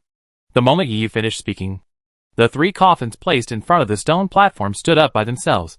And then, there was a loud bang, and 3 coffin boards flew forward directly. Bang! Wang Likuan raised his shield without saying a word, and hit it with a shield, knocking a coffin board away. On the other side, Yi Sha raised his foot and swept it horizontally, kicking a coffin board away, and suddenly reached out and grabbed the remaining coffin board. Inside the 3 coffins, there were 3 bodies, 2 men and 1 woman, wearing green long gowns, who suddenly jumped forward and rushed out. Solid defense. Iron wall body.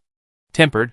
Wang Likuan took a step forward and blocked in front of Yi Sha, holding up his shield to meet the 3 people. Bang! Bang! Bang! The 3 bodies hit Wang Likuan's shield, and then made a dull sound. The tower shield in Wang Likuan's hand was really extraordinary. It seemed that he had made a lot of money in the City of Destruction, and spent a lot of money to get this shield. But the huge force from the shield made it difficult for Wang Likuan to resist. After gritting his teeth, Wang Likuan roared again, "Stand still like a mountain." A light brown light appeared on Wang Likuan's body, and then his feet seemed to be connected to the ground. No matter how the three bodies hit him, Wang Likuan remained motionless. At this time, Yisha also moved quickly, swam to the side, and then stretched out his hand to imagine the infinite bow. The king's holy sword was used to deal with the body, which was difficult to pierce. The same was true for the Alaskan harpoon and the night owl. The destroyer's fist could blow away, but could not pierce the body. Therefore, using the infinite bow and the piercing arrow together is the best weapon to deal with them. Puff! Yisha pulled the bowstring, and then the piercing arrow broke through the air and pierced the neck of one of them. The one who was hurt immediately turned around and came towards Yisha. Wang Likuan quickly raised his shield to stop the one, but was hit by the other two and staggered. "Let one come over." "Yisha, just stop the other two." Wang Likuan nodded, regardless of which one was about to pounce on Yisha, and turned to the other two. "Brutal charge," Wang Likuan roared, raised the tower shield and suddenly ran, pushing the two to the corner, and then pressed them tightly, not letting them move. Yisha drew his bow and shot an arrow, hitting the chest. Yisha's arrow was naturally very accurate, but the arrow pierced the chest and failed to penetrate the body, so naturally it did not hurt the other one. Yisha couldn't help but frown. This one seemed to be more powerful than the one he encountered in the forest before.